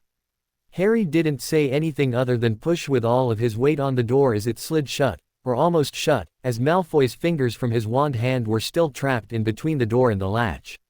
Harry pulled the door back as Hermione's eyes had widened to the size of a pair of saucers, before he said in a deadly calm voice to the now howling platinum-haired reject, "Malfoy, are you really that stupid? You just insulted my mum and my best friend in a matter of 20 seconds. Next time your fingers will be the least of your concerns." Hermione finally managed to verbalize her jumbled thoughts a moment later, "Harry, thank you for defending me, but I don't want you getting in trouble on my account." Harry merely shrugged and said, "Malfoy is all talk and no action. He needs 2 bodyguards for a reason, because he can't fight his own battles. He'll give up eventually, or he'll push me too far." Hermione's eyes widened and he hastened to add, "No, I won't kill him, so don't worry about that." Now castration on the other hand. Hermione was still giggling by the time Ron and the twins returned, and all Harry would say in response to their queries was, "Malfoy got on my nerves." News of Draco Malfoy and his shattered digits on his wand hand spread throughout the express like wildfire. The message had been sent, "Don't mess with Harry Potter." Of course, Harry's actions weren't motivated to make notice to anyone other than Malfoy, but it served that purpose just the same. As they reached Hogsmeade, Harry placed Hedwig's cage in the baggage compartment of the train before exiting with Hermione and Ron to find the nearest carriage. On the way to the carriages they spotted Hagrid, who waved at them briefly and said, "Hello, are you three?" All of them smiled and chimed, "Hello, Hagrid." Their half-giant friend stroked his beard as he rounded up the first years and said, "Feel free to visit my hut, sometime outside class." With a wave they grabbed the first carriage they could and were joined by Ginny as it took off towards the castle and another year. Ron was already focused on the beginning of the year feast and said, "Oi mate, I'm getting a nice big plate of shepherd's pie and potatoes." Harry chuckled and gave him a pat on the shoulder before he turned to Ginny and asked, "So Gin, I never asked, but what electives did you pick?" Ginny smiled at being included in the conversation and replied, "Well, unlike some slackers I know, I signed up for 3. I took runes, arithmancy, and care." After listening to Hermione complain about divination and Muggle studies all last year, I figured I could take a hint. Harry frowned and said, "Yes, it's not much fun being told I am going to die every class." He brightened and said, "Hey, maybe you two can give me an overview of runes and arithmancy. I don't want to take the classes, but it can't hurt to have some understanding of the subjects." Hermione's eyes lit up and Ginny smiled encouragingly before she replied, "Yeah Harry, I think us girls could teach you a thing or two." Harry laughed and said, "You can probably teach me more than that, but I'll settle for understanding the basics." He glanced over to Hermione, who was looking concerned, before she said, "Harry, I appreciate that you defended me on the train. But, Professor Snape has probably already heard about it.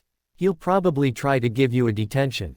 Harry smiled roguishly and waved the girls in before he said in a stage whisper, "I have something prepared for Professor Snape, so don't worry about that." Hermione didn't look completely convinced, but she refrained from saying anything else on the topic the rest of the ride. The Great Hall was once again in glorious form for the sorting and the feast as the trio and the other Weasleys took their seats at the Gryffindor table. Neville immediately said, "Harry, I heard you were the one that stunned that Death Eater Crouch at the World Cup. I just wanted to say thanks, for everything." Harry merely nodded respectfully and in a tone that conveyed the pain of being an orphan said, "Neville, you would have done the same for me." Neville flushed and replied, "I'm a lousy wizard Harry, I probably would have tripped and messed it all up." Harry smiled and said, "Trust me Neville, you give yourself too little credit." Neville was about to refute Harry's statement when the hook-nosed potions professor snarled, "Potter, I have 3 students that tell me that you accosted Mr. Malfoy on the train, resulting in multiple broken fingers. I'd expel you if I could, but I guess I will have to settle for a month's detention with Mr.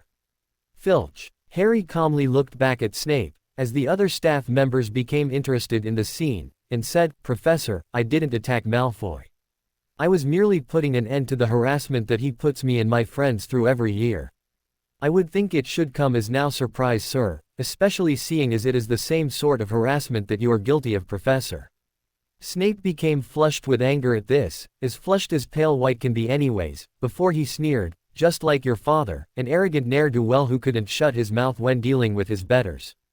Harry began to seethe quietly before he sadly replied, "Professor, I am quite sure that comments like that would be considered abusive and unprofessional.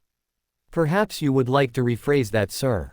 By this point Dumbledore had reached the table and stopped Snape's final statement with a hand on his shoulder, before he turned to Harry with a twinkle in his eye and asked, "Harry, what seems to be the problem here?"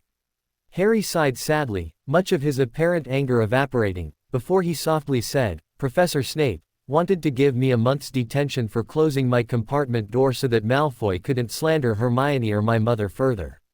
I refuse to be openly baited by Malfoy or Professor Snape anymore, Headmaster. If you side with them, then you can send me back to the Dursleys now, because as far as I'm concerned this has gone on for too long." Dumbledore looked significantly at Snape before he said, "Yes Harry, I believe I will have a discussion with Professor Snape later." He turned and addressed the entire hall before he said, "I think that the use of questionable language and behavior that many of you in the school practice will be punished much more severely this year. Let this be a warning to any of you who wish to cross that line." Dumbledore rather forcibly pushed Snape back up to the staff table and slowly the furor over the confrontation died down to a simmer. Professor McGonagall, whose lips were drawn into a tight line following the Harry and Snape face-off, stiffly sat the stool and sorting hat in the front of the hall. The large entrance doors swung open and the first years were ushered into the hall in a single file line. The hat broke out into song as per custom. Harry Potter and the Goblet of Fire by J.K. Rowling. 1,000 years or more ago, when I was newly sown, there lived 4 wizards of renown, whose names are still well known. Bold Gryffindor, from Wild Moor. Fair Ravenclaw, from Glen. Sweet Hufflepuff, from Valley Broad. Shrewd Slytherin, from Fen. They shared a wish, a hope, a dream. They hatched a daring plan to educate young sorcerers. Thus Hogwarts School began. Now each of these 4 founders formed their own house, for each did value different virtues in the ones they had to teach. By Gryffindor, the bravest were prized far beyond the rest. For Ravenclaw, the cleverest would always be the best. For Hufflepuff, hard workers were most worthy of admission. And power-hungry Slytherin loved those of great ambition. While still alive they did divide their favorites from the throng. Yet how to pick the worthy ones when they were dead and gone? 'Twas Gryffindor who found the way. He whipped me off his head. The founders put some brains in me, so I could choose instead. Now slip me snug about your ears. I've never yet been wrong. I'll have a look inside your mind and tell where you belong. After the hat finished, the sorting began, and Harry clapped every time a new first year, although his mind was furiously piecing together everything that had happened in his confrontation with Snape. He was desperately trying to find anything he might have missed in retrospect. To those in the Great Hall they assumed Harry was upset, when in truth he had made a vow to himself to not let Snape or Malfoy get to him personally anymore. Assuming that Malfoy would make a scene on the train, Harry had set up the scenario that would hopefully bring Snape and Malfoy under control for the years ahead. Just as Harry finished his evaluation, Dumbledore stood and said, "Welcome to another year at Hogwarts. As I can see, many of you look to be in dire need of a meal, so I will make the necessary announcements following the feast." Dumbledore clapped his hands as the tables filled with dozens of entrees, side dishes, and even desserts. Harry scooped some potatoes onto his plate before he held the bowl up to Hermione and said, "Would you care for some potatoes?" Hermione nodded, and Harry scooped some potatoes onto his plate as she was giving Harry a leg of turkey, as was his custom for the opening feast. Ron had a mouthful of about 4 things as he asked, "MFF if Wheelie Ood?" Harry eyed Ron strangely for a moment before he began to laugh uncontrollably at his ginger-haired friend's antics, as Hermione glared at Ron and shook her head in annoyance. By the time the meal had finished, Ron had successfully violated every possible rule of etiquette and finished it off with a nice loud belch. Harry's eyes were still dancing with mirth at his slob of a friend, when Dumbledore stood at his golden lectern and began his announcements. "Now, that some of our baser needs have been met, I wish to once again welcome all of you to another year at Hogwarts." The doors to the Great Hall swung open at the end of Dumbledore's words, and a grisly-looking wizard with an eye patch and a peg leg sauntered into the room. Harry frowned and asked, "Mad-Eye Moody?" Ron nodded and said, "My dad told me that he caught more Death Eaters than anyone else in the last war with he who must not be named. He was the best Auror by far at the time." Harry nodded in thought as he watched the ex-Auror stomp up to the staff table, before he gruffly sat down and took a sip from a flask. Dumbledore finally continued, "As I was saying, I have a few announcements to make for the coming term. First, we are pleased to have retired Auror Alistair Moody taking over the position of Defense Against the Dark Arts Professor." After a polite amount of applause he continued, "Once again the Forbidden Forest remains out of bounds to all students. Additionally, Mr. Filch wishes to remind students that there is to be no practicing of magic in the hallways. Also, a list of banned items may be found on the door to his office." Everyone began to chatter, thinking Dumbledore's announcements had come to an end, when a loud clap regained their attention and he said, "Finally, due to extenuating circumstances, the Quidditch Cup and House Cup for the term have been suspended." Shouts of protests echoed throughout the hall, and Harry furrowed his brow trying to figure out a reason. Dumbledore's eyes were on full twinkle. The circumstances requiring the suspension of Hogwarts' typical schedule is due to a long-held tradition that had fallen out of practice and its resumption this year. A tournament is being held at the castle this year with the 2 other large magical schools of Europe. The Tri-Wizard Tournament will be held at Hogwarts this year, as student delegations from Beauxbaton's School of Magic, and from the Durmstrang Institute for the Practice of Magical Arts. Those visitors will be guests on the ground over the duration of the tournament. Further information will be announced when it is prudent to do so. For now, prefects, please escort the students to their common rooms so that we may all rest and prepare for an exciting year ahead." Dumbledore stepped away from his lectern as the students of Hogwarts excitedly whispered about the Tri-Wizard Tournament. Harry frowned before he turned to the Font of Wisdom and asked, "Hermione, what exactly is the Tri-Wizard Tournament?" Hermione didn't appear too enthused by the announcement and replied, "It's a barbaric contest with one representative from each school participate in dangerous, and sometimes lethal tasks. The winning school typically takes possession of the Tri-Wizard Cup and holds it as a source of pride. But, they haven't held one in over a century because of excessive fatalities. Harry smiled wryly and said, "Oh, sounds like it should be heaps of fun. With my luck I'll be forced into the tournament." Hermione shook her head as they stepped onto the staircase and replied, "No Harry, in the past they had an age limit restricting anyone younger than 6th year from performing." She smiled and brightly said, "So that means no death-defying stunts for you this year, Mr. Potter." Harry rolled his eyes as they stepped off of the staircase, eager to start another year at Hogwarts. Albus Dumbledore had to admit that he was vexed in many ways by the behavior of one Harry James Potter. Having watched the young man for 3 years, he had thought that a certain understanding of what made the boy tick had been gained. But, following the events in the Great Hall and the subsequent meeting with a beleaguered Severus Snape, he had to admit to being at a complete loss. Of course it was an easy decision to formally reprimand Severus, and then to privately force his potions master to make an oath ensuring his treatment of young Harry along with every other student would improve. Nevertheless, the official meeting with Harry Friday evening following potions was certain to be eye-opening. The first few days of classes were some of the most enjoyable of Harry's life. He was prepared for once and even openly and confidently answered questions in both Charms and Transfiguration. Hermione was very proud of Harry's new academic prowess, while Ron was taking a far less cheerful view of the turn of events. Talk of Professor Moody had permeated throughout the castle.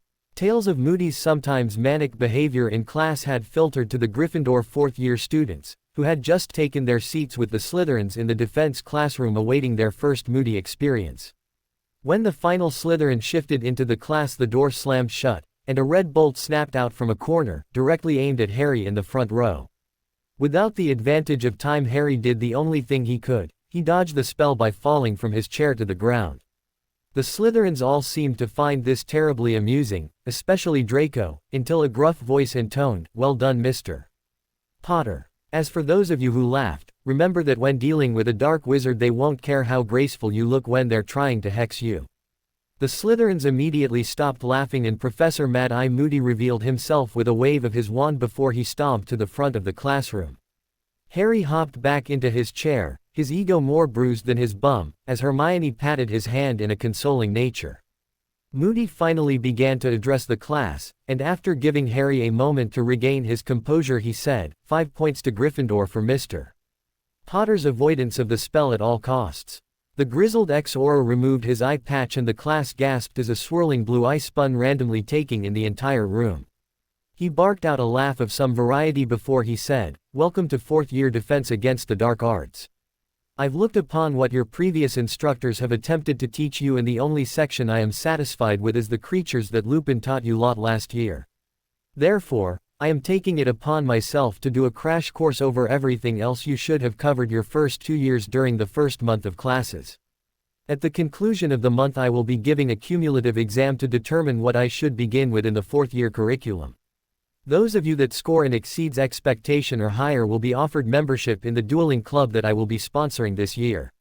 Moody gazed over the class until the only two actually taking notes, Harry and Hermione, finished, and he continued. "Today, however, I want to discuss a topic that is of vital importance to understanding how to defend against the dark arts, the darkest of the curses. The Ministry has created a class of spells so dark that they've been deemed unforgivable in their usage. Use of one of these spells results in a one-way ticket to Azkaban prison. Can anyone tell me one of the unforgivable curses?" Moody's eye swiveled around, glancing at the looks of fear and apprehension in the classroom before he settled on Malfoy and said, You're Lucius Malfoy's son, aren't you?" Draco gulped but nodded and replied, "Yes." Moody smiled, although it looked more like a grimace, and said, "Tell me one of the unforgivable curses, Mr. Malfoy." Draco straightened his jaw before he pompously replied, "The Imperious Curse." Moody gave Draco a twisted smile before he said, "That's correct, Mr. Malfoy. In fact, you should be familiar with this curse. Your father claimed he was under the curse to do the Dark Lord's bidding at the end of the last war. The Imperious Curse, when cast upon a person, places them under control of the caster, and is often used by dark wizards as a means of forcing innocent people to do terrible things. Some of the things that people under the curse do are so terrible that they would give you nightmares at night even with a dreamless sleeping draft. Moody nodded to himself before he fixated on Neville and said, "Longbottom, can you tell me another?" Neville cowered slightly before he stuttered out, "The Cruciatus Curse, sir." Moody grunted and said, "I lad the Cruciatus Curse. I've been placed under this curse in the past myself. Imagine being stabbed repeatedly all over your body with white-hot knives while also being struck by lightning. Extended exposure has been known to cause insanity and even death." Harry glanced back at Neville, whose face had grown progressively paler as Moody continued his lecture of the curse, and Harry had to think it had something to do with the terrible things done to his parents that Mr. Weasley had mentioned. Finally, Harry snapped his attention back to the center just as Moody's strange eye focused on him, and he said, "How about you, Potter? Care to tell us the final unforgivable curse?" Harry frowned as he understood that Moody was asking people directly affected by the curses, and he answered, "Yes sir, the killing curse. Also known as Avada Kedavra, it kills people without leaving a mark aside from the vacant expressions that its victims are left with. Both of my parents were killed by the curse, and this scar on my head is my evidence that I survived it." Moody deflated slightly as Harry had sussed out where he was going with his lecture, and he said, Potter, that's another 5 points to Gryffindor for the most complete answer yet." Moody's eyes refocused on the class and he said, "The killing curse was exactly as Mr. Potter described it, a silent killer. There is no known way to block this curse or any of the other unforgivables. But, only those with corrupt or tainted souls can perform these curses. Intent is the most important thing for these curses. For example, all of you could cast a killing curse at me, but since you lack the intent of murder, then the worst you'd give me is a nosebleed. The Imperious Curse is much the same. If one of you tried to cast it on me, I wouldn't even feel compelled to do what you told me to. The Cruciatus Curse is the most interesting of the curses. If you have any anger that can be directed at me, then you can cast the curse. But, the pain I would feel would be minimal at best. Those that can cast the curse and cause those the pain that I described are truly evil and sadistic people." Moody glanced around at the now spellbound group and with a scowl said, "Well, get on with it. I'm not going to repeat myself, so you better start taking this down." After a moment to allow everyone to scribble something down on their parchments, he continued his lecture, "Now we are going to review what you should have been taught in your first year here."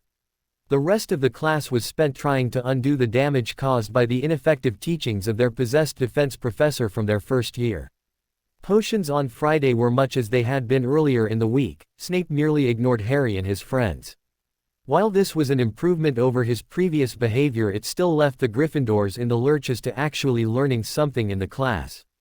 At one point in particular, Harry raised his hand to ask a question about the brewing of his calming draft. Snape didn't even spare a glance in Harry's direction for the 5 minutes his hand was raised, before he finally lowered it in defeat and simply followed Hermione's by-the-book advice on the potion.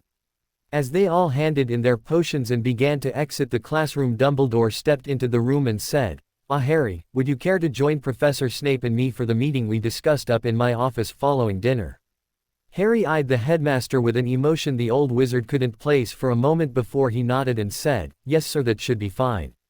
Dumbledore smiled serenely at Harry as the younger wizard left the classroom and the two professors alone with their own thoughts. Harry's mind was swirling with possibilities as he entered the Great Hall and spotted Hermione and Ron in what appeared to be the beginnings of one of their famous rows. Harry hastened his pace and sat down next to Hermione and directly across from Ron before he said, "Hey guys, did I miss anything?" Hermione nearly growled as she said, "Ronald seems to think that I've somehow brainwashed you into being just like me." Harry arched an eyebrow as he asked in an amused tone, "Mate, do you think that Hermione's brainwashed me?" Ron sat the sweet roll he was eating before he cleared his throat and replied, "It's the only explanation I can think of. Last year, we were making up answers on our divination homework, and now you are actually researching and reading before you hand in your assignments. I mean, bloody hell Harry, you've actually gained more points for Gryffindor than Hermione." Harry smiled as Hermione spooned some yams onto his plate and he muttered his thanks before he turned to Ron and with a shrug said, "It's nothing personal against you mate, my priorities have changed is all. I mean, we only get one chance at Hogwarts, might as well make the most of it, you know." Ron grunted before he nodded reluctantly and decided to dig into his meal earnestly, leaving his two best friends to fend for themselves. As Ron's attention waned, Hermione took a sip of her pumpkin juice before she asked, "What did the headmaster want, Harry?" Harry sighed as he pushed a stray yam around on his plate before he replied, "We're having our meeting up in his office after dinner." Hermione nodded before she asked, "Since you aren't going to tell me outright, I suppose I'll ask, what's the matter?" Harry looked up from his plate, locking eyes with Hermione before he said, "I have absolutely no clue what Dumbledore is going to pull. But, I just have a bad feeling about it." Hermione gave Harry a reassuring smile before she said, "Expect the headmaster to work in the student populace's interests, and if he doesn't, then remind him of his obligations." Harry gave her a fleeting smile before he finished his meal in silence. Upon finishing, he reached over and squeezed Hermione's hand in an attempt to draw some strength from her before he stood and exited the Great Hall en route to the headmaster's office. The gargoyle was slid aside in anticipation of his presence, and it slid back into place behind him as he took the spiral staircase up the headmaster's office.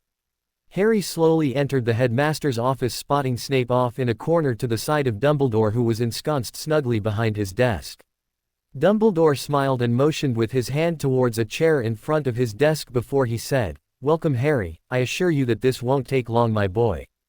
Harry nodded and sat down in his chair, waiting for Dumbledore to make the first move.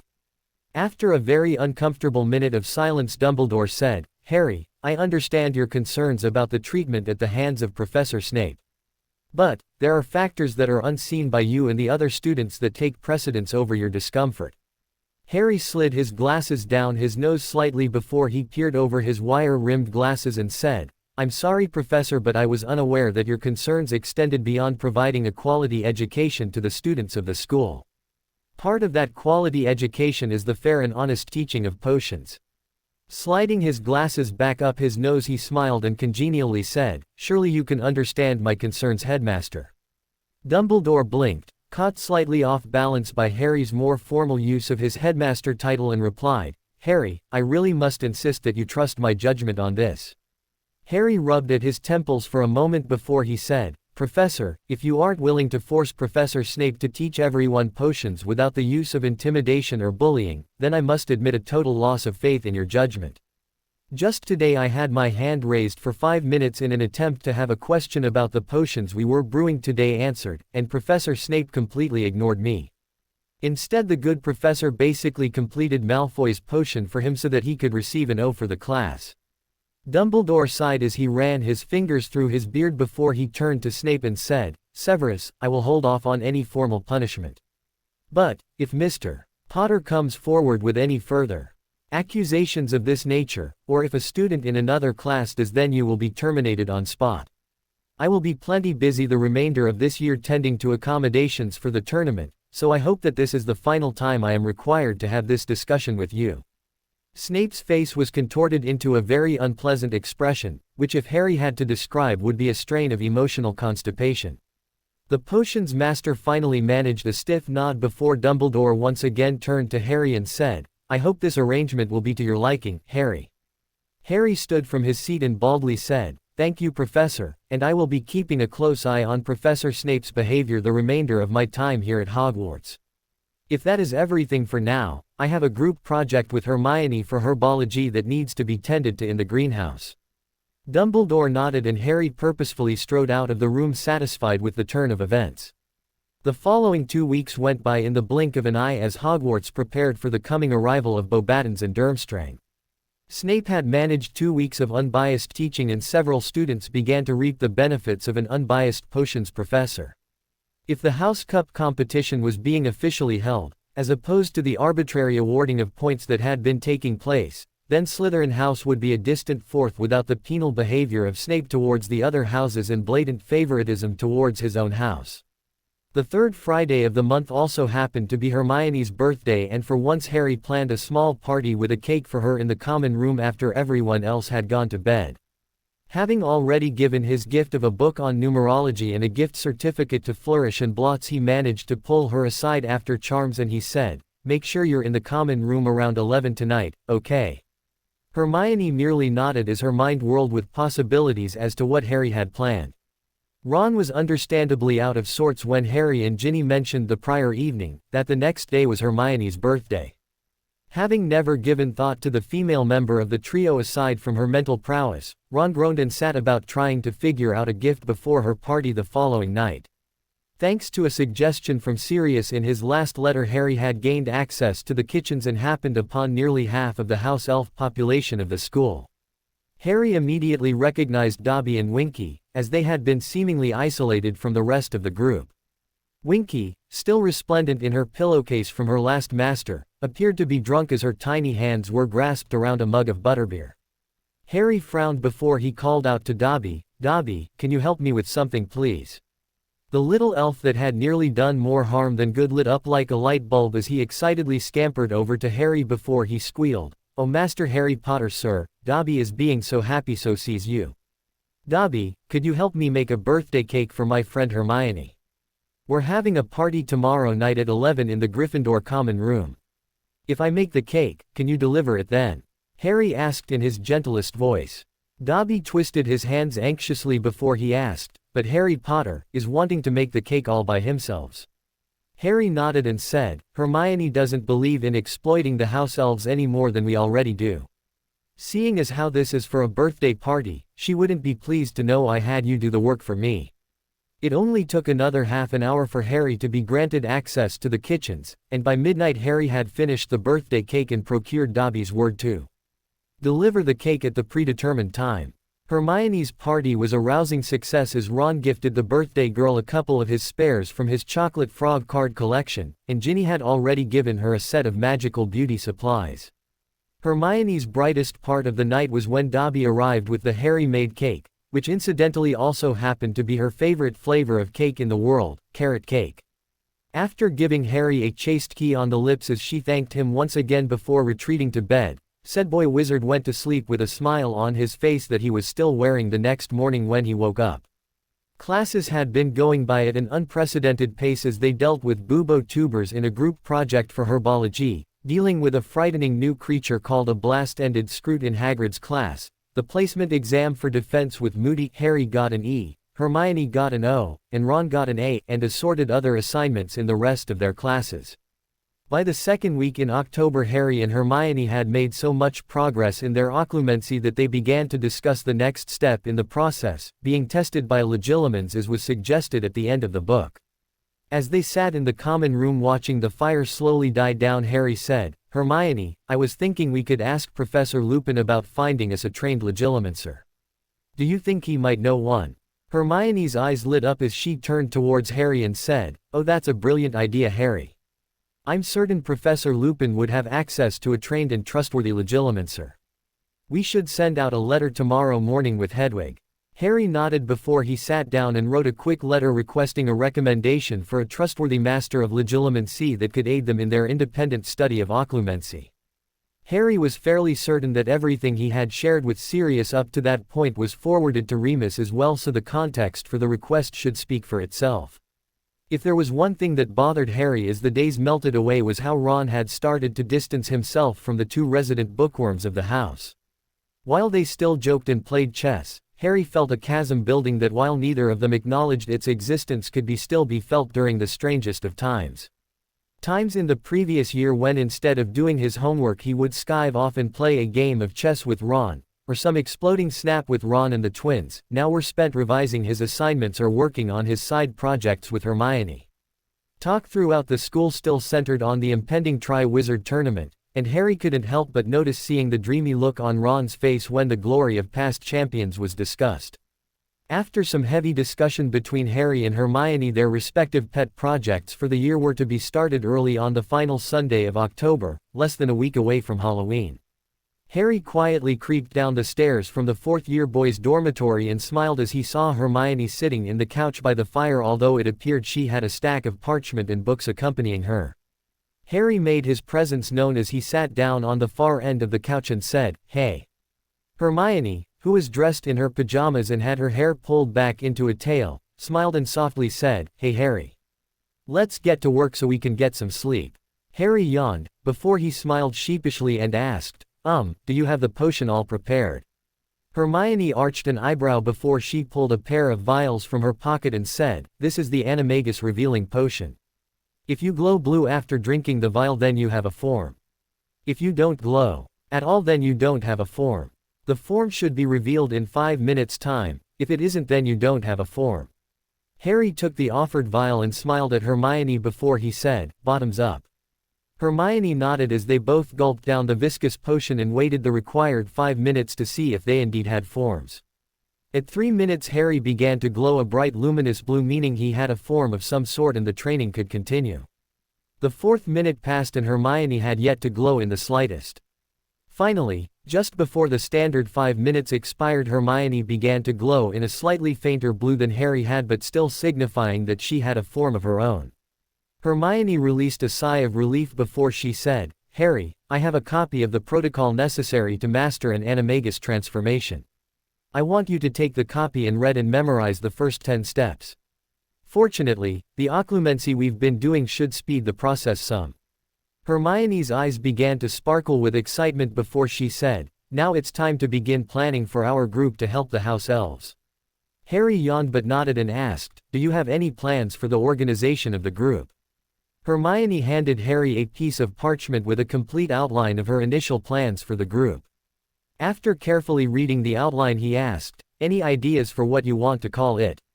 Hermione bit her lip before she firmly said, "SPEW, or the Society for the Promotion of Elfish Welfare."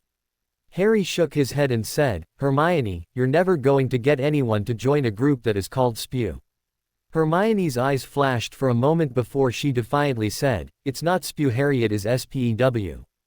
Harry reached over and grasped Hermione's hand before he said, "I know what you call it, but people will call it SPEW. Trust me." Hermione deflated before she asked, "So, do you have a suggestion, since you think SPEW is pants?" Harry smirked and replied, "I've actually put some thought into this. For those 20 minutes while I was awake during Bin's class, one came up with a perfect name." Hermione arched a skeptical eyebrow and she prodded teasingly, "Oh, the suspense is killing me." Harry chuckled and said, "Okay, it's kind of similar to your name. I came up with SPHERE, or the Society for the Promotion of House Elf Rights and Education. I admire what you've come up with for the initial goals of the group, but I think some of them are too ambitious." Hermione relaxed slightly, apparently accepting of Harry's suggestion before she said, "Okay, by all means then, Harry." Harry stifled another yawn before he said, "It's not realistic to immediately free all of the house elves. Most elves don't want to be freed. Dobby was treated about as poorly as an elf can be treated, so I reckon that's why he didn't fall to pieces like that elf at the World Cup did. You remember Winky, right?" Hermione nodded and Harry frowned before he said, "She's been so depressed since she was freed that even though she is working here at Hogwarts, she has taken up drinking." Harry expelled a breath before he added, "I'm pretty sure that as long as house elves are treated with kindness and compassion, they would have no desire to be freed. As it is, Dobby calls me master half the time, and I wager he's trying to drop a hint to me." Hermione sighed heavily before she said, "Okay, so what do you suggest?" Harry rubbed at his eyes tiredly before he replied, "I think we need to increase awareness of why having house elves as beeps and not employees is wrong. Once society accepts that fact, then we can get the elves to accept it. I've done a bit of reading out of some of Dudley's old history books and I think this is a lot like the civil rights movement in the States. It will be a long uphill battle, but nothing worth having is ever easy." Harry's words seemed to bolster Hermione's spirits considerably as she smiled brightly before she covered a dainty yawn of her own.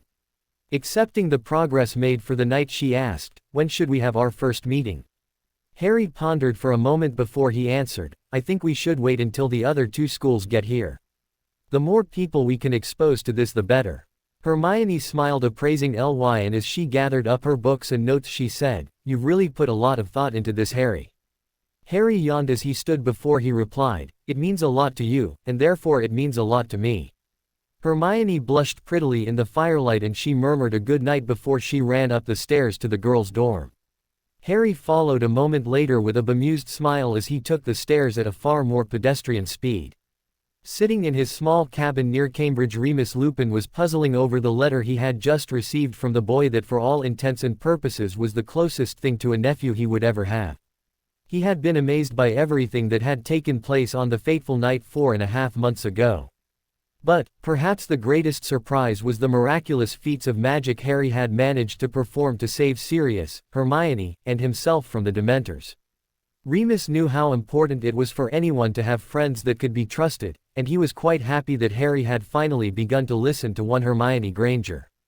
It hadn't been difficult to see that the previous year Harry had sided with his other friend Ron Weasley, a bit more than the extremely bright Ms.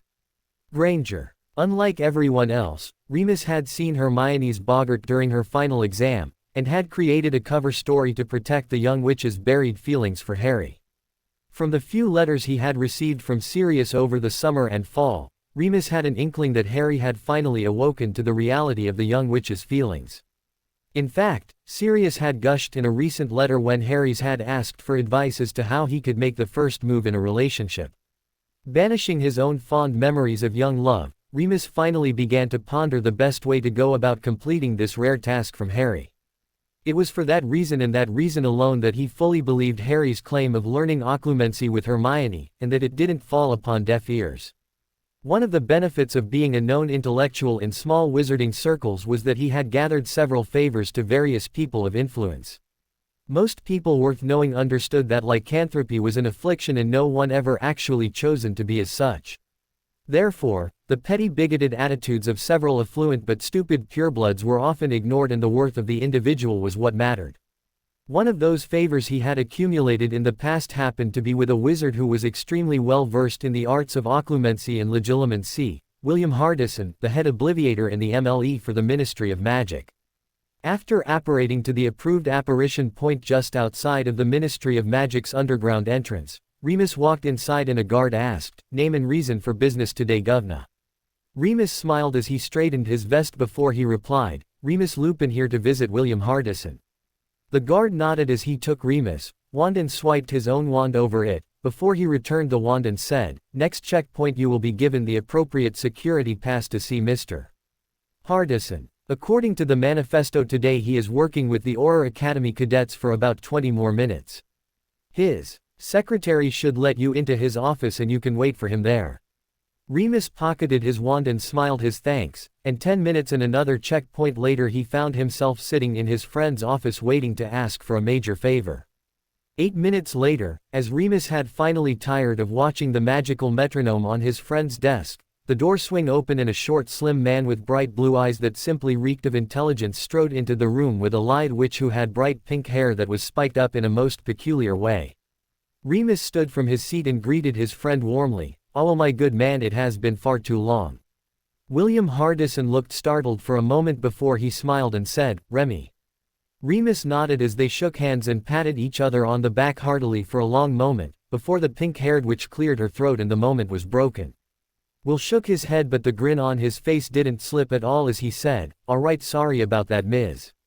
Tonks. This is my old friend Remus Lupin. We went to Hogwarts together. Remus, Lily Potter, and I spent many an hour inside the library doing one thing or the other." The young witch Will had just called Ms.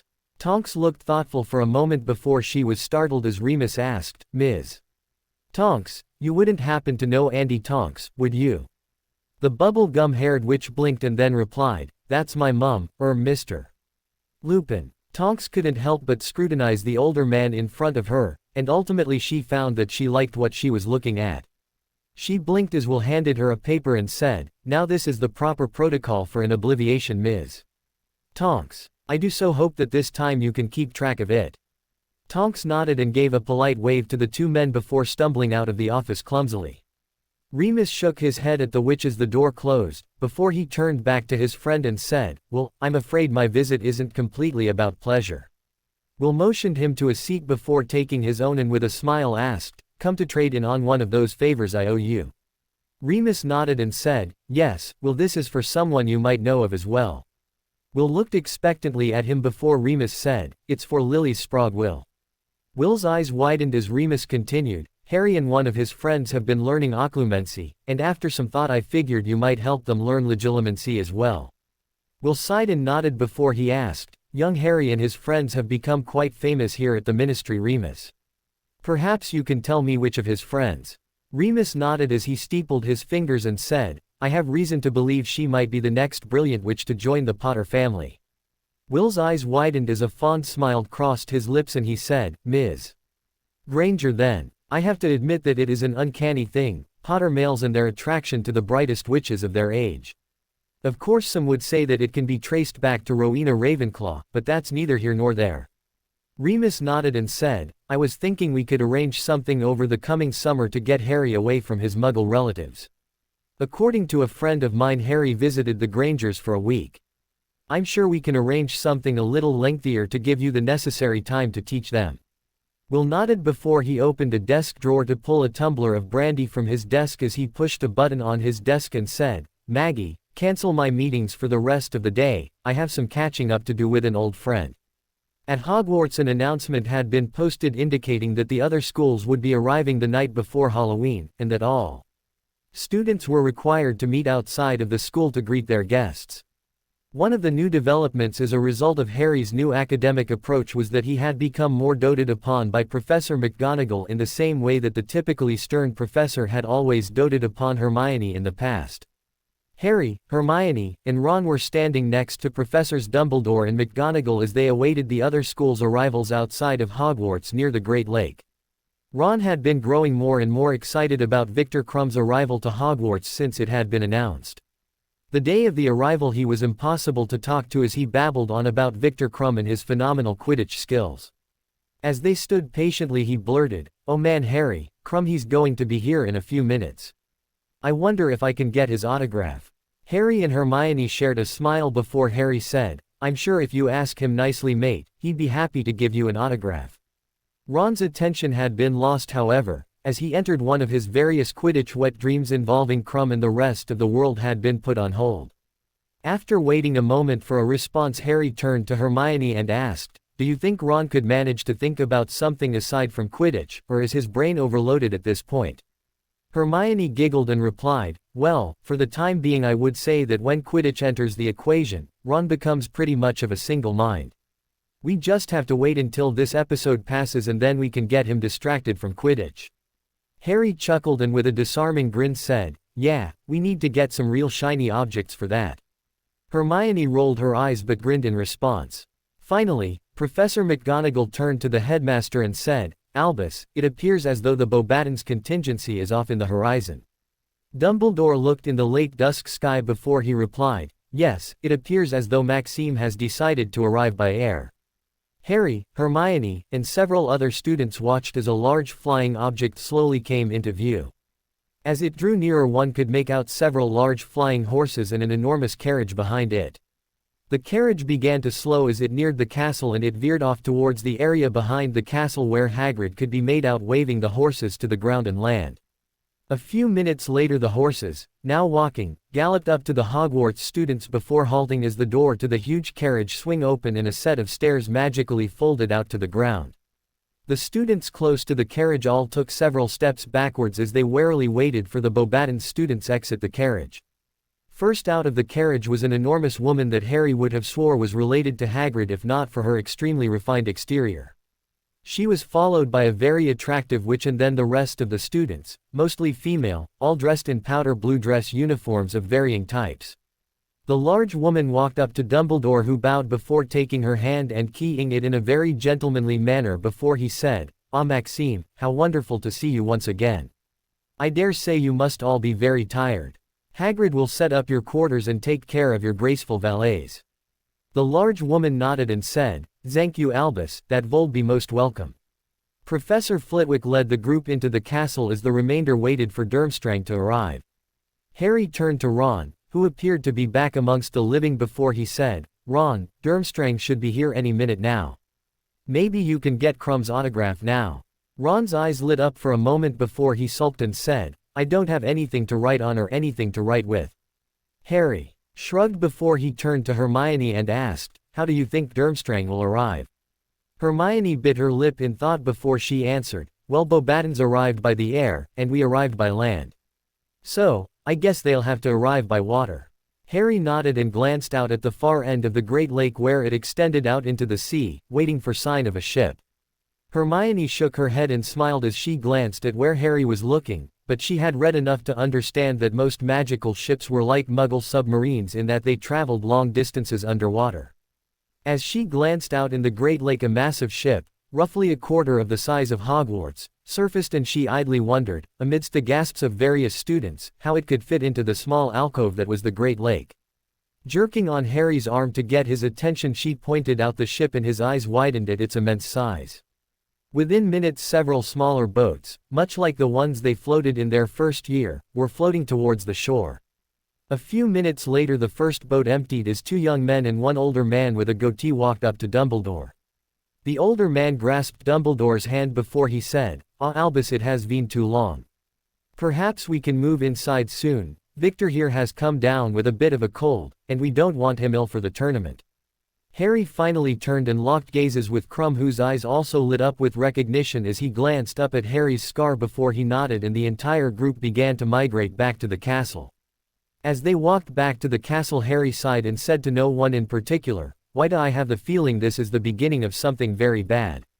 Hermione rolled her eyes before she said, "Remember what I said, Harry, no death-defying stunts for you this year."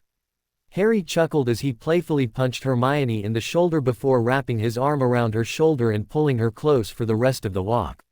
Neither caught the frown on Victor Crum's face as Hermione leaned her head on Harry's shoulder, and she began to discuss the ways that champions had been selected for the tournament in the past. The Great Hall had been magically enlarged to accommodate to more large tables, even though a sign posted on the doors to the Great Hall indicated that seating at any table during the tournament was acceptable. Harry watched with amusement as Ron began drifting towards Krum until the Seeker was surrounded by a posse of Durmstrang students who nearly carried him to a seat near the front. As Harry's eyes tracked to the front, he noticed a largo object covered with a sheet next to the headmaster's lectern. Taking their typical seats at the Gryffindor table, Ron sat down dejectedly across from them, making a bit of a scene to those around him as he groaned about not being able to get Krum's autograph. After the large feast was finished, the hall continued to buzz with excitement over what the object covered in the sheet was. Hermione was at a loss because in the past the selection of champions was done in a completely arbitrary manner, ranging from a vote of their peers to hog-tossing, although the hog-tossing bit had gone out of style nearly 600 years ago. Finally, Dumbledore and the man Harry recognized from the Quidditch World Cup, Barty Crouch Sr., stood next to the large object before Dumbledore flicked his wand and the sheet vanished, revealing a large cup that appeared to be enclosed at the moment. Crouch pulled his wand and did a few intricate movements before the cup slowly opened, revealing a blue flame, much like the ones Hermione was so adept at making, flickered out of the top of the cup. Dumbledore turned to the crowd and said, "Welcome. Welcome everyone to the opening ceremony of the Tri-Wizard Tournament. As all of you can see, the mode of champion selection shall be a very old and very powerful magical artifact known as the Goblet of Fire. I shall allow Mr. Crouch to explain further." Barty Crouch was a rather jittery man, but Harry wondered how much of that had to do with the business of his son being caught. Shaking those thoughts aside, Harry listened as Crouch spoke. "To those of you that enter your name into the Goblet of Fire, I warn you this. Upon entering your name you enter into magical contract, and the only ways out of it are having your magic stripped or death. The eventual winner of the tournament will receive 1,000 galleons and the eternal glory of their name on the cup." Crouch, apparently having finished his short speech, settled back a few feet and gave Dumbledore the floor once again. Dumbledore nodded to Crouch before he said, "After much deliberation, a more strict age requirement than in the past has been adopted for entrance in the tournament."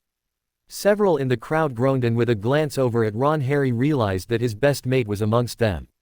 Dumbledore waited for the various groans to stop before he continued, "Therefore the age limit has been raised from 15, as it was in the past, to 17 for this year's incarnation of the tournament." Harry turned to Hermione and with a slight grin asked, "I thought you told me it had been 16 every time before." Hermione actually looked distressed before she managed to squeak out, "There must have been a misprint in my edition of Hogwarts: A History." Harry smiled fondly and reached out for her hand, giving it a quick squeeze before he turned his attention back to Dumbledore, who was now waiting for the next round of boos to subside, this time from the Weasley twins more so than their younger brother. Finally, the boos stopped and Dumbledore glanced at the pair of troublemakers he suspected would most likely attempt to beat the rule as he added, "I will be personally placing an age line around the cup, preventing anyone younger than the required age from entering. If any of you does attempt to cross the age line, you will find the punishment most apt for the crime." Dumbledore's telltale twinkle returned as he continued, any of you that wish to enter must enter your names in the goblet before this time tomorrow. At which time the champions from each of the schools will be selected. Students of Hogwarts, please feel free to welcome our guests and to treat them in a most hospitable manner. They will be walking the halls and using the library as necessary to complete their own schoolwork for the year. Good night and good luck to all of you that enter. As they exited the Great Hall, Ron was positively gushing as he spoke to Harry. Harry mate, think about it, all of those galleons and eternal glory. Harry shook his head as Hermione had scampered ahead and was discussing something with Ginny as they occasionally giggled about something. Harry's attention snapped back to Ron, who was looking at him expectantly, and Harry replied, Ron, from what Hermione told me, the tournament is very dangerous. People have died in it in the past. Take it from me, having money and fame isn't all they're cracked up to be.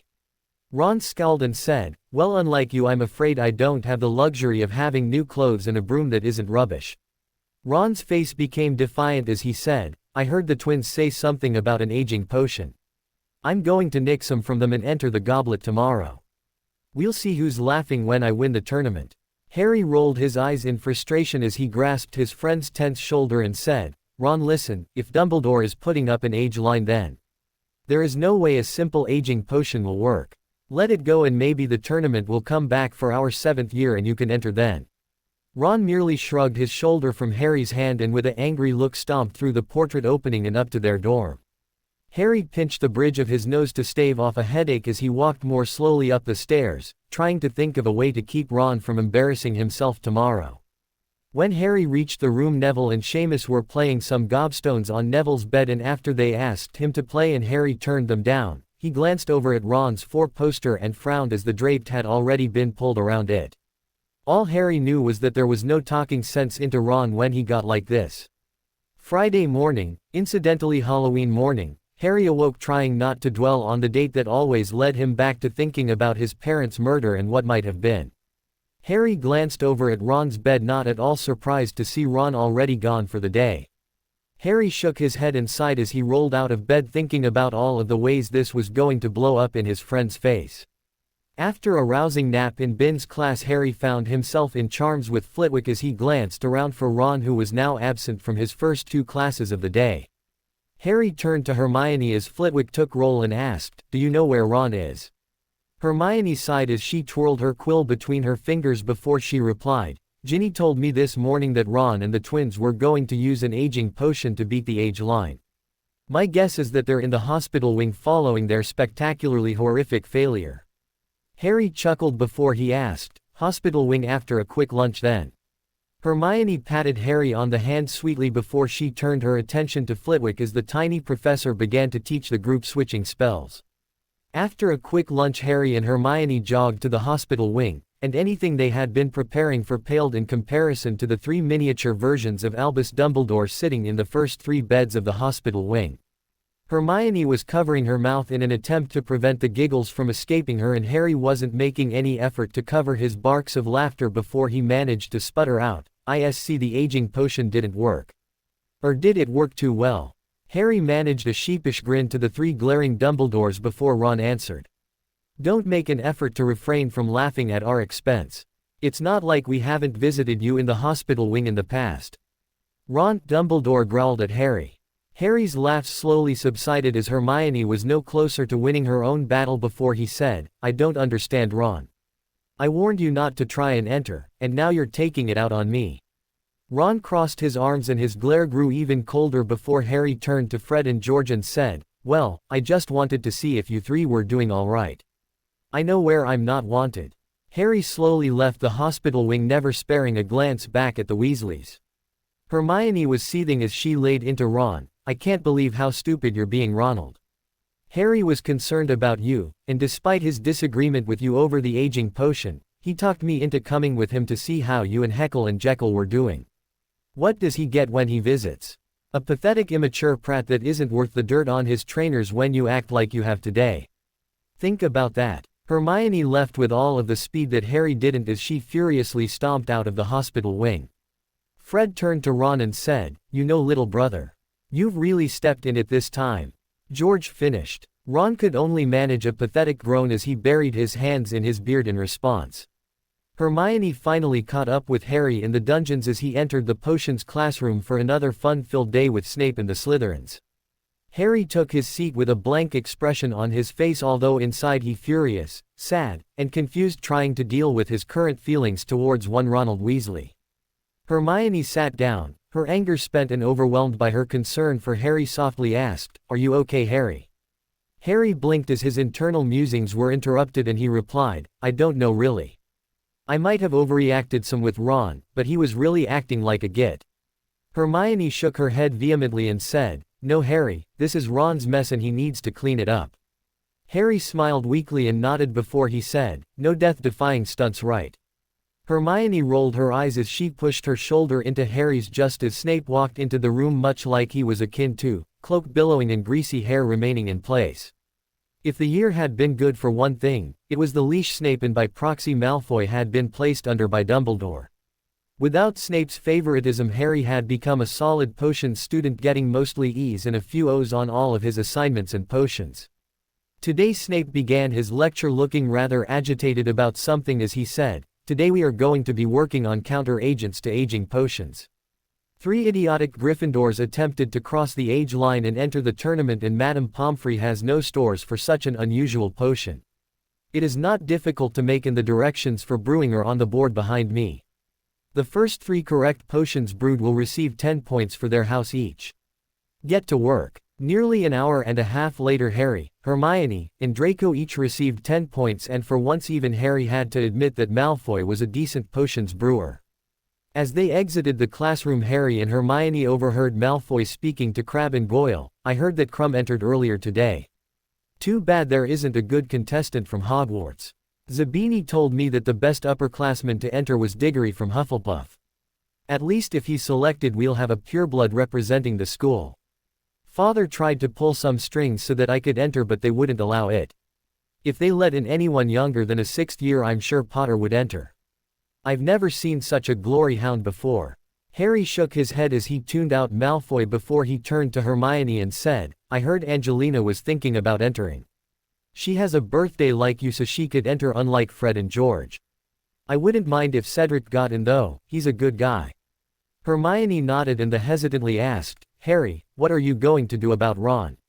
Harry frowned and Hermione thought his eyes teared up a little, whether from sadness or frustration, before he replied, "He has to make the first move this time, Hermione. I understand his life isn't perfect, but whose is? I'd trade anything to have a family of my own. But, it's not going to happen anytime soon. The closest thing to family I have are 2 30-something men that knew my parents. That's hardly what I'd call an extended family." Hermione grasped his hand and said, "Someday you can start your own family with some lucky witch, and then you'll have your family." Harry flushed and muttered, "If I survive, that's one thing I look forward to very much." Hermione heard his mutterings but decided to let them pass because she really couldn't think of anything to add without making herself too obvious. The Great Hall was buzzing as dinner wound down and the various ministry personnel closely connected to the tournament had taken residence up at an enlarged staff table as they awaited the drawing of the 3 champions. Ron and the twins had been administered the potions and were sitting at the far end of the Gryffindor table. Harry tried to make eye contact with Ron, but he seemed to be avoiding the temptation to even look in Harry and Hermione's direction. After an anxious meal, Dumbledore stood and walked over to the Goblet of Fire. After some intricate wand movements, he turned to the assembled group and said, "The Goblet of Fire will now release the 3 champions." The large cup began to spew blue flames randomly. As the flames flickered, a piece of parchment was ejected into the air before it fell into Dumbledore's hand, and he said, "The Beauxbatons champions is Ms. Fleur Delacour." The same girl that had been second out of the carriage behind Madame Maxime smiled and waved as she was led out of the Great Hall and into a side chamber out of sight. The flames of the goblet flickered once again before second piece of parchment was ejected from the goblet and into the headmaster's hand before he said, "The Durmstrang champion is Mr. Victor Krum." A low roar of "Krum" came from the Durmstrang table as the stout champion nodded stiffly and was accompanied into the same chamber that Fleur had entered a moment earlier. The Hogwarts champion was ejected a moment later before Dumbledore said, "The Hogwarts champion is Mr. Cedric Diggory." All of the houses aside from Slytherin cheered wildly for the popular student before he, like the other two champions, was led from the Great Hall into the adjoining chamber. Dumbledore smiled and said, "Now that our 3 champions have been drawn, I can announce that the first task will be held November 24th. More details will be given at the appropriate tea." However, Dumbledore never finished his statement as he gaped with everyone else as the Goblet of Fire ejected another piece of parchment. The old wizard paled as he read the name aloud. "The 4th champion is Mr. Harry Potter. Mr. Potter, please come forward so that you may join the rest of the champions." Harry had gripped the table so hard at the announcement that he had gotten splinters under his fingernails. Hermione roused him from his shock and appeared near tears herself as she said, "Harry, you need to go up there." Harry nodded dumbly as he stood and spared a glance over at Ron, who was looking at him with such venom that Harry flinched involuntarily. Drunkenly he walked to the ministry official who opened the door to the chamber. He was too shocked to even react to the taunts and boos that rained down on him from nearly every table as he walked into the door and staggered forward until he reached the other champions. Madame Maxime looked confused as she asked, "Do they need us for something else, young man?" Harry blinked rapidly and was about to reply when Dumbledore and Barty Crouch stormed into the room before they stopped, and Dumbledore urgently asked, "Harry, how did you enter your name into the goblet?" Harry finally took in his surroundings and said, "I swear, Professor, I didn't enter the tournament and I have no desire to compete." Fleur finally cottoned on to the situation and protested, "Z is just a boy, Z cannot compete." Harry nodded his agreement at the French girl, who scowled in response before she turned her attention to Crouch, who said, "I'm sorry, Mr. Potter, but your name was drawn from the goblet. It does not matter if you entered your name or not. The goblet has drawn a magical contract based upon your name, not your signature." Harry frowned and asked, "But sir, anyone could be entered that way then?" Crouch shook his head and with a frown replied, "There were safeguards on the goblet that should have prevented this. I don't understand." Moody stomped forward and offered, "Perhaps a powerful Confundus charm could have accomplished the task."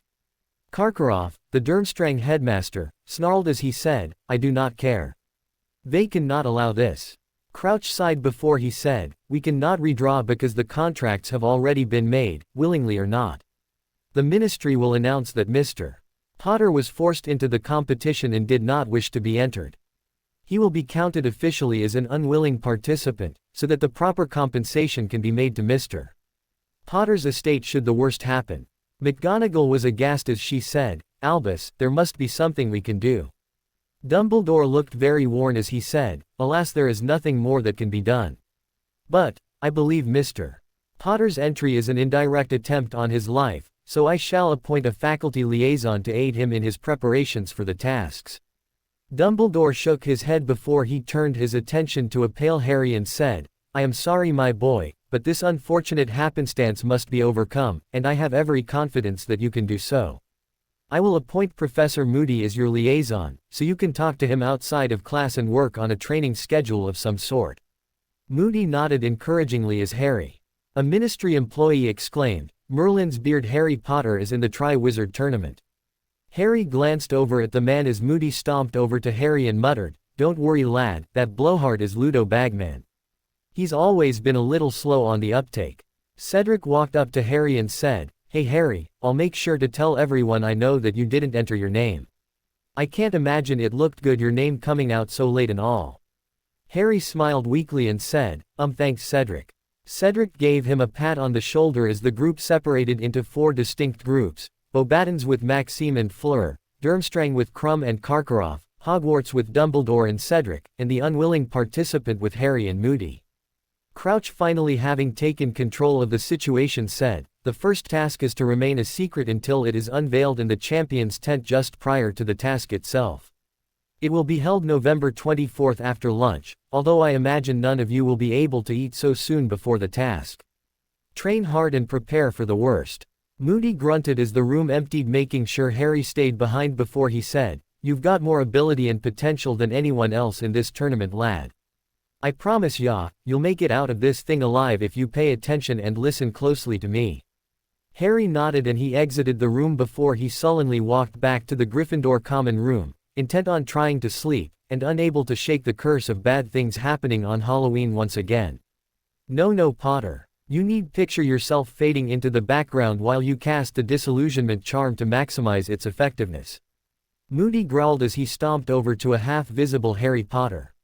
Moody cracked a small grin before he once again demonstrated the proper wand movement and disillusioned himself. Harry released the incomplete spell he had been under and tried it once again. Harry flicked his wand before he tapped his wand on his head and felt a cold feeling flow down his body.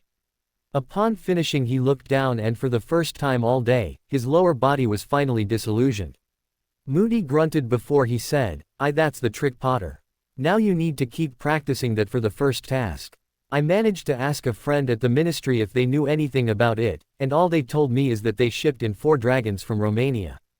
Dragons are adept at picking out motion and heat, so if you can trick it to see whatever you want, then you'll be able to do as you please with it. Practice those 3 spells and you should manage just fine. Remember, Potter, constant vigilance. Harry managed a weak nod before running back to the Gryffindor common room, which since his selection had been firmly divided between those supporting Ron and those supporting Harry and Hermione. It had been a harrowing 2 weeks for Harry, between training with Moody, classes, abuse from Malfoy and the other Slytherins, and a couple of sessions with Hermione on SPHERE and Animagus Protocol.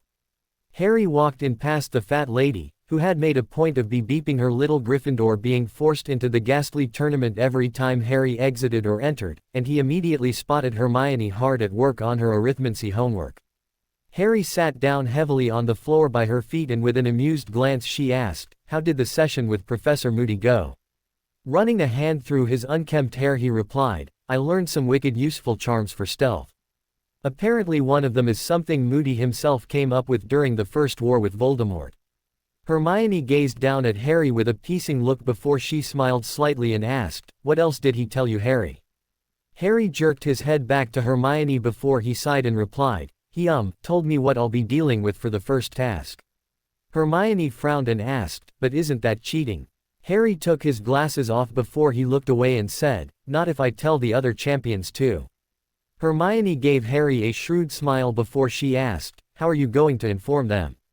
Harry placed his glasses back on before he gave her a lopsided smile and said, "I figured Hedwig could drop off 3 letters later tonight." Hermione nodded before her brow furrowed and she leaned close enough to whisper, "What is the first task, Harry?" Harry leaned closer and their hot breath mingled for a moment before he whispered, "Professor Moody told me they are shipping in dragons from Romania." Hermione roared, "Dragons." Harry winced as his ears rang painfully before Hermione's expression cleared and she looked at her friend wincing in pain before she contritely said, "Sorry about that, Harry." Harry nodded slowly before he smiled slightly and with a twinkle in his eyes said, "Oh well, I guess they all probably heard it now. I guess I won't need to visit Hedwig after all." Hermione rolled her eyes before she socked Harry in the shoulder and sleepily murmured, "You look tired, Harry, and no history of magic doesn't count as nap time." Harry smiled sheepishly before he rose to his feet and said, "Yeah, need my beauty sleep if I have to deal with Malfoy and his insufferable pratitude." Hermione raised an amused eyebrow before she asked, "Pratitude?" Harry shrugged before he winked and said, "You need to get some sleep too, especially if we are going to practice everything this weekend." Hermione nodded and then asked, "Are you going to the Ollery?" Harry nodded before he said, "Yeah, I have a couple of other letters to send out to Remus and Padfoot." Hermione merely nodded. She smiled inside as Harry had been sending more letters to both men, alternating between Hedwig and school owls to make sure that his letters weren't intercepted. She for one was happy that Harry was allowing more people into his heart and life. As far as she was concerned, if anyone deserved that, it was Harry. Harry grabbed some parchment and scribbled down 3 letters to the other champions before he checked his pocket for the letters to the Marauders. Content that everything that needed to be written down was. Harry marched out of the common room and out to the Ollery before curfew struck. Harry grabbed 3 separate school owls and sent his letters off to the other champions before he walked over to Hedwig's roost and rubbed the feathers on her head gently before she finally nipped at his fingers affectionately. Harry smiled at his friend before he asked, "Hedwig, I need you to take these letters to Remus and he can send out the other letter to Snuffles, okay?" Hedwig puffed out her feathers in a show of indignation before Harry smiled and brushed her feathers one last time before he said, "Thanks, girl." Harry tied the letter to Hedwig's leg before she took off out the closest window and into the night sky towards Cambridge. The letters were short but both had noteworthy messages in them. Moony. Hermione was thrilled to hear that we could have a tutor this summer, although she scared me when she pulled out her study schedule for owls. As I mentioned in my last letter, Professor Moody has been teaching me all kinds of great defense spells for the tournament and, as he calls it, the War in the Wings. I am writing you to ask if you wanted to come to Hogwarts and watch the first task with Hermione in the staff and guests section. If you do, send a letter to Professor Dumbledore asking for a guest pass and mention I asked for it. I'd ask Padfoot, but well, you understand the issues that would cause. Harry. Padfoot. Yes, I know, I still haven't managed to ask her, some bloody Gryffindor I am. But, I swear if I survive the first task I'll tell her. I think she kind of knows anyways, but as you said in the letter, girls still want to hear the words. I'm working hard for the tournament and I think I am going to surprise everyone. Even if someone entered me in the tournament to kill me, I'm going to show them what happens when you mess with a Potter. You know, it's funny when I think about it. Before I met you, I never really had any idea about my parents other than my dad playing Quidditch and that I look like my dad but have my mom's eyes. I don't know, it just hurts less than it used to. I'll write you again sometime soon. Harry. The next morning classes went by quickly, and as Harry and Hermione were exiting the Charms classroom and heading down the corridor, Malfoy and his two cronies rounding the other end of the corridor before he yelled out, "Hey Potter, check out this nifty new badge I got." Some Hufflepuff was handing them outside of the Transfiguration classroom. Harry sighed and turned just to get whatever Malfoy had to show out of the way, so he could coast through the rest of the day. Malfoy smirked. He pulled out his robes around the pin and said, "You see here, Potter, even if you've fooled the Ministry, the students still know the truth." Harry glanced at the badge and it said, "Support Cedric Diggory, the only Hogwarts champion." Harry turned to Hermione and shrugged, not having an issue with the message before Malfoy tapped the badge with his wand and the message shifted to "Potter stinks." Once again Harry shrugged and turned around to continue in the direction to the Great Hall. Harry had an idea his apathy would be enough to ignite Malfoy, and when he heard Malfoy snarl, "Dansaggio," Harry instinctively grabbed Hermione and protected her with his back as he felt the spell hit him squarely in the back. He frowned as he glanced down and could see his front teeth as they had been elongated to a comical length. Hermione spun around and glared at Harry before she saw his teeth and with a sigh said in a strange tone, "Oh Harry, let's get you to the hospital wing. It won't do any good to report this because it is our word against his. I'm sure Madame Pomfrey can fix you up in a moment." Upon reaching the hospital wing, Hermione called out, "Madame Pomfrey, we need your help, please." A moment later the matronly head of the hospital wing bustled out of her office before she grimaced as she saw Harry and Hermione before she asked, "Oh, I see you've both been hit by a spell of some sort." She eyed Harry carefully before she nodded to herself and ordered Harry to a chair before she flicked her wand and resized his teeth back to their original size. Madame Pomfrey looked at Hermione and said, "It looks like you were only glanced by the spell, Ms. Granger. I assume you want it fixed just the same as Mr. Potter, though." Hermione blinked before she nodded and sat down in a chair as Madame Pomfrey shrunk the two front teeth that had caused her nearly as much scorn in her grade school years as her bookworm tendencies. Pleased with the final result, Madame Pomfrey eyed the pair speculatively before she said, "Mr. Potter, I have no doubts that you will be in my care enough the remainder of the year thanks to that ghastly tournament. Perhaps you can be careful in the times between." Harry smiled sheepishly before he nodded and said, "I'll try, Madame Pomfrey." The older witch nodded and briskly said, "See that you do, Mr. Potter." Upon exiting the hospital wing, Harry casually said, "You weren't hit by that spell, Hermione." Hermione flushed slightly but nodded and said, "I know, but it's just I know my front teeth were enormous and I couldn't pass up the chance to have them fixed." Harry smiled slightly before he reached out and grasped Hermione's shoulders, squaring her with him before he asked, "Could you smile for me?" Hermione was startled by the question but managed a shy smile, showing off her new teeth before he said, "I always thought you had a nice smile, Hermione, but I have to admit it is even more beautiful now."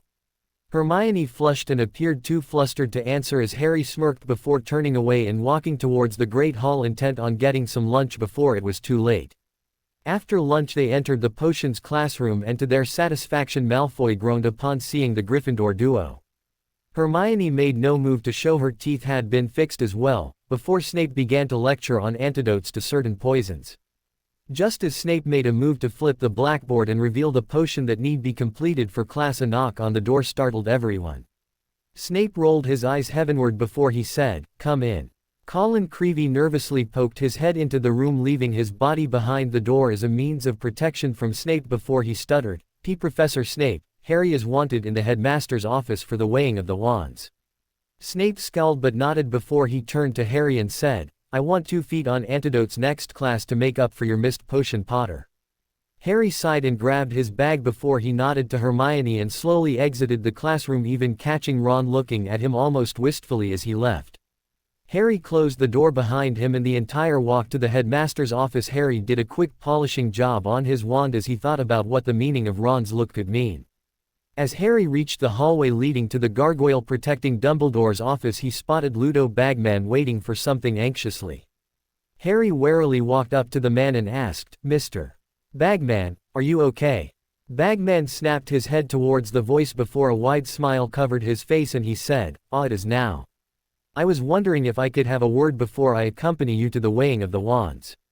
Harry nodded slowly as he backed up half a step and assumed a wider defensive base, just as Moody had taught him. Bagman released a deep breath before he said, "I am going to be honest with you, Harry. I have gotten myself into a bit of trouble and I believe you might be the only one who can help me." Harry arched his eyebrow and asked, "How is that, Mr. Bagman?" Ludo ran a hand through his salt and pepper hair before he replied, "I've fallen into a spot of debt with the goblins, you see. And well, to get out of it I've bet a lot of money I don't have on you winning the tournament because you are giving the best return." Harry frowned and began to shake his head before Bagman pleaded, "I've got a unique perspective on the tournament because of my position within the ministry. I could perhaps give you an idea of what you might be facing in the first task to help guarantee my investment." Harry's eyes narrowed and he replied, "Mr. Bagman, I don't believe in cheating and I certainly won't cheat to support your habit. If I win, which I highly doubt, it will be on my terms without any more aid than I've already received from Professor Moody." Harry shook his head at Bagman before he walked past the gargoyle that was awaiting the completion of the party already up in the office. Harry cautiously entered the headmaster's office and immediately he noticed the looks of gratitude the other 3 champions were giving him, for sharing his foreknowledge of the first task the previous night.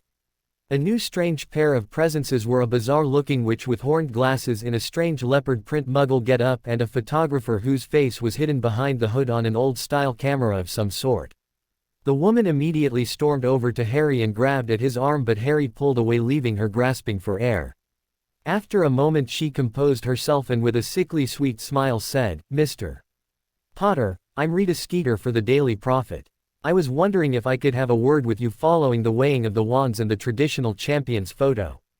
Harry eyed her skeptically before he nodded and said, "Only for a couple of questions, and seeing as how I have no experience with the press I request that the headmaster be present." Rita's face contorted into a very sour expression before she nodded and walked back to her photographer just as Dumbledore, Crouch, and an old man Harry remembered from his first foray onto Diagon Alley, Mr. Ollivander. Dumbledore smiled genially at the assembled group before he said, "Ah, very good, everyone has already arrived. Welcome everyone to the ceremonial weighing of the wands. When Mr. Ollivander requests your wand, please hand it over so he can give his official word on it." Dumbledore gestured the champions to 4 arranged chairs before Mr. Ollivander gazed at Harry and said, "Mr. Potter's wand, if you please." Harry passed his wand to Ollivander carefully and the old wizard ran his hands over the smooth holly surface before he flicked it and conjured a flute before he filled it champagne and took a sip. Nodding to himself, Ollivander vanished the flute and said, "Ah, a beautifully crafted wand. It was always one of my favorites before you matched it, Mr.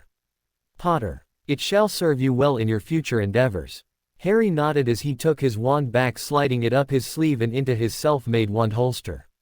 Crumb was next and Ollivander made an offhanded remark about his dragon heartstring core, before he moved on to Fleur, who had a Vela hair for her core. Cedric was last and he had a Vinewood wand with a hippogriff hair for its core. Only after Ollivander finished did Harry realize that the old wizard made no mention of the core in his wand, but realizing there was probably a reason for it, Harry didn't bother to question the omission. Upon finishing the weighing, Skeeter's sidekick took several different pictures of the 4 champions before they were dismissed. Rita stopped Harry as he went to leave before she turned to Dumbledore and said, "Headmaster, would you care to watch as I interview Mr. Potter?" He was understandably nervous for what will be the first of many interviews, I'm sure. Dumbledore nodded as Harry sat down in a chair in front of the headmaster's desk, and Rita sitting next to him before she pulled a quill and said, "Okay, Mr. Potter, I only have a few questions for you, so take your time when answering." Harry nodded and she flicked her wand before a quill and pad of paper emerged from her handbag before she straightened her glasses and asked, "What do you think of your entry into the Triwizard Tournament?" Harry frowned and replied, "I was unwillingly entered into the tournament and my primary concern now that I've been entered is surviving." Rita, Quill wrote many more words than Harry uttered, so he leaned over the pad and frowned before he shook his head and said, "I didn't say any of what your quill has taken down, Ms. Skeeter. I refuse to be misquoted in order to help you sell newspapers. I mean, your quill wrote down that I was crying openly as I thought of my parents and the life I missed out on because of their death." Dumbledore's eyes were dancing with mirth as he said, "I'm afraid I have to concur with Mr. Potter, Rita. If you cannot properly quote Harry, I must insist the interview come to an end." Rita scowled before she nodded and pulled another quill and pad from her purse and said, "Could you please answer again, Mr. Potter?" Harry nodded and he realized suddenly he was extremely happy that he had requested Dumbledore's presence. The next morning the Great Hall was buzzing from the sensational cover story in the Daily Prophet. Harry Potter, the Boy Who Lived. Tragic Hero or Great Pretender. By Rita Skeeter. I had the pleasure of interviewing Harry Potter after the traditional weighing of the wands for the Triwizard Tournament.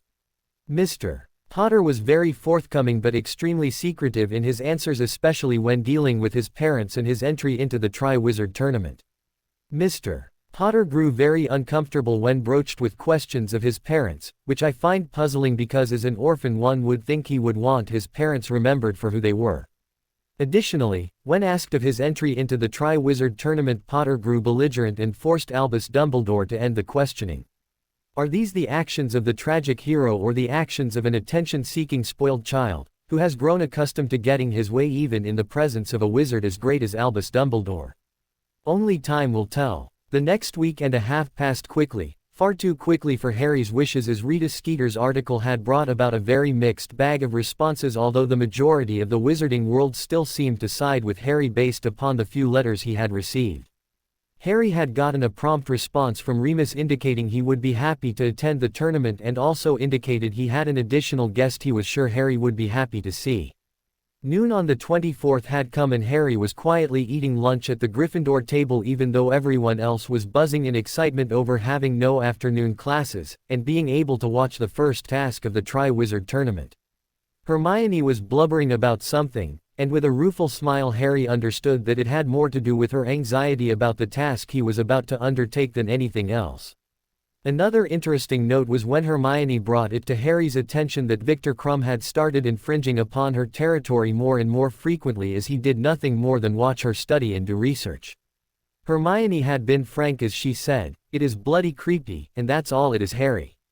This was no mean feat considering Hermione never cursed, so Harry had promised to talk to Krum about it in the champion's tent before the first task. So many different spells and scenarios flashed through Harry's head that he took one more swig of pumpkin juice before he turned to Hermione and said, "I'm heading down to the champion's tent early. Remus should be in the guest stands soon if you want someone to talk to." Hermione jumped up and gave Harry a tight hug before sitting back down near tears as Ginny tried to console her. As Harry exited the Great Hall, Ron groaned as he lamented over how he was going to apologize for being a prat over the whole tournament thing.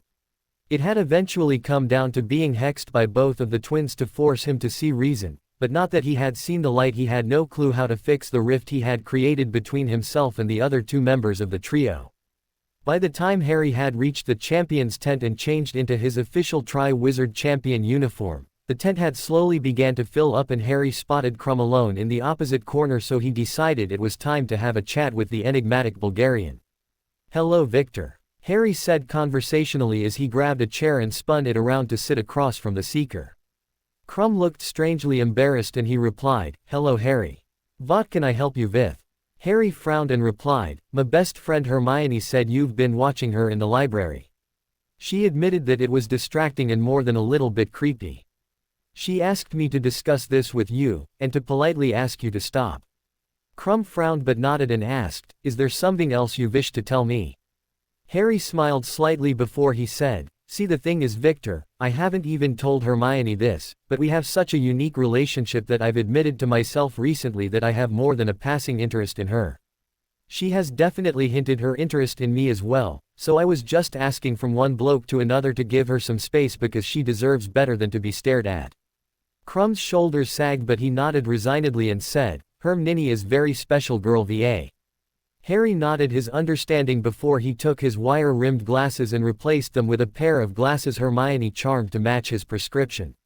It had been one of Harry's more pleasant surprises the previous night when Hermione had given him a pair of Oakley sunglasses that were more sturdy and reliable for the heavy contact of the tournament than his trusty wire-rimmed specs. After acclimating himself to the new glasses for a moment, Harry replied, she is special, Victor. Any bloke would be so lucky as to have someone like Hermione in their lives. If you are content with being her friend, then by all means. But don't try to play games with either of us, because anyone that hurts Hermione isn't on the top of my Christmas card list. Krum looked very confused, but Harry continued, anyways, good luck today, and Merlin willing all of us make it out of this tournament in good health. Krum cracked a genuine smile and said, you are good friend to Hermione and excellent wizard Harry. I wish you the best of luck in the tournament. Harry smiled and reached out with his hand, giving a firm handshake to Victor before he went back to his own respective corner to wait for the next word of their task. As Harry sat down and took deep calming breaths to prepare, he heard a soft voice outside of the tent call out, Psst, Harry, are you there? Harry smiled and reached over to the small divider that served as an exit near his corner to reveal Hermione, who was bundled up much like she would be for a late fall Quidditch match. Hermione jumped into Harry, wrapping her arms tightly around his waist and burying her face in his. Clutching at him desperately, Harry soothed her, whispering soft noises into her ear, which was an interesting switch considering he was the one about to face a dragon. Finally settled down, she pulled away and said, you better not get hurt out there, Harry Potter, or that dragon will be the least of your worries. Harry put his arms on her shoulders, pushing her out to arm's length before he said, I've got a plan already, and I'll tweak it to match the task. You might even see a spell or two that you taught me. Hermione smiled weakly before she leaned in and gave Harry a quick peck on the lips before she pulled away. Her eyes lit up and she added, oh, and Professor Lupin brought a certain Grim you've made an acquaintance with. Of course everyone was trying to get him to send the Grim away, but Professor Lupin and the headmaster wouldn't budge. Harry nodded and said, tell both of them I said thanks for showing up, and with any luck they can visit me in the medical tent after the task. Hermione nodded slowly before she gave Harry one last hug before waving as she darted back out of the tent towards the guest stands. A few minutes after Hermione had left, the three headmasters, Moody, Ludo Bagman, and Barty Crouch entered the tent, apparently to brief the Tri-Wizard contestants on what the first task would entail.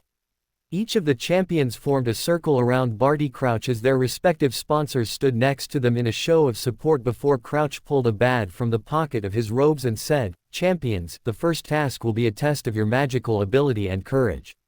In this bag we have the objects of contention for the first task. Since Mr. Potter is an unwilling participant, he earns first pick in the draw and first in the order of competitors. If you would reach in and grab one thing out of the bag, Mr. Potter. Harry nodded and reached into the bag as he felt around before he pulled out a small object and opened his palm to reveal a dragon he immediately recognized as a Chinese fireball, or more commonly known as the lion dragon. Krum went next and grimaced as he pulled out a Hungarian horntail, which happened to be the nastiest breed of dragon known to wizards. Fleur drew a Swedish short snout, which while relatively tame for dragon standards didn't appear to ease the green complexion she had been sporting since entering the tent. Cedric picked last and drew a Welsh green, one of the native dragons to the Isles. Crouch folded the bag and placed it back into his pocket before he said, very well, Mr.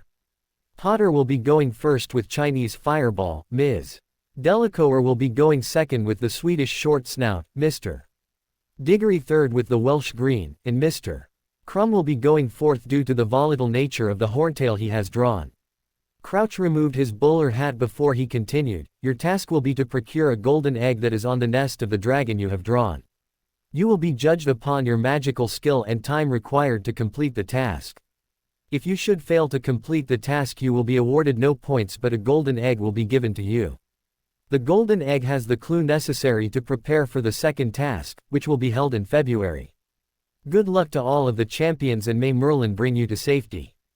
Hermione, Remus, and Sirius in his animagus form were up in the guest staff stands as Ludo Bagman's voice broke over the magical loudspeakers installed in the stadium specially built for the first task. The man announced, "The contestants' orders and draw of their opponents for the first task have been completed. Today's task will involve each champion confronting a dragon and attempting to get a specific egg from the nest of the dragon by clever usage of magic. Mr. Potter has drawn a Chinese fireball dragon and will be competing first. Ms. Delacour has drawn a Swedish short snout and will be going second. Mr. Diggory has drawn a Welsh green and will be going third. Mr. Crumb has drawn a Hungarian horntail." The Durmstrang stands groaned collectively as Bagman continued, "And he the last champion competing. 5 judges have been set aside to score the competitors, and the maximum score possible will be 50. A moment later a voice bellowed over the loudspeaker, "Dragon tenders to the field, Chinese fireball tenders to the field." The Chinese fireball was slowly dragged out onto the field constructed for the contest, and by dragon standards it appeared to be reasonably mild. Hermione understood that any dragon would be extremely fierce when protecting a nest, and the fact that, like its namesake, the fireball released massive fireballs unlike other dragons who released streams of fire. Hermione let out a silent prayer as a nest of real dragon eggs were placed on the field and a golden egg was placed in the midst. Remus could only pat Hermione's shoulder as he watched the young witch grow greener and greener with dread and anxiety. Finally, Bagman's voice once again sounded over the field as he said, "Mr. Potter, please report to the field for your turn." A moment later Harry hesitantly walked out onto the field as he had an obstructed view of the field and he couldn't see where the dragon had taken its place near the nest. The crowd grew silent as Harry waved his wand and perfectly cast the disillusionment charm just as Moody had taught him. His wand still visible, Harry cast silencing charms on his feet as Bagman called out, "Mr. Potter is attempting to evade the dragon by using a complex combination of stealth and silencing charms." Harry meanwhile had gritted his teeth as he came into view of the dragon prepared to enter into the second part of his plan he alone had constructed. The task had matched his plans almost better than he had expected, and managing a silent gulp that no one saw, Harry conjured several blue bell flames much like the ones Hermione had conjured in her first year.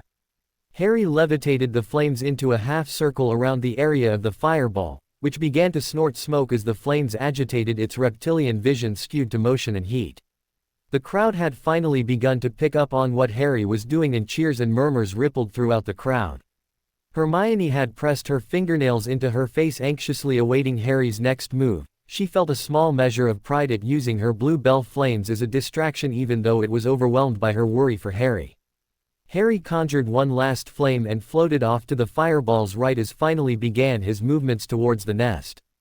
Harry flicked his wand, causing the flame to dance until it received the mother dragon's full attention as a threat to her eggs. Harry climbed up the mass of jangled rocks before he reached the nest and watched as the fireball snapped its mouth at the flame, barely missing it. Harry grabbed the golden egg and the crowd went crazy until the fireball snapped its attention back at Harry, finally noticing the wand slashing about controlling the flame. Hermione gasped as the fireball released a massive flame at Harry. He finally became visible and barely avoided the brunt of the fire. Harry ran into a dead sprint despite the fact that his uniform had managed to catch fire, and barely managed to dodge one last fireball as the dragon roared louder than the crowd as Harry reached the safety of the medical tent, as almost everyone broke into uproarious applause at the expert job done by the youngest champion.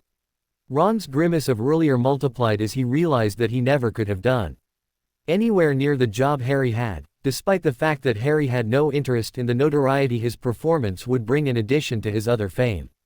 Ron noticed movement from the staff stand as Hermione, Professor Lupin, and a Grim that had left quite an impression on his leg the previous year nearly sprinted down the steps and headed off to the medical tent to check on Harry.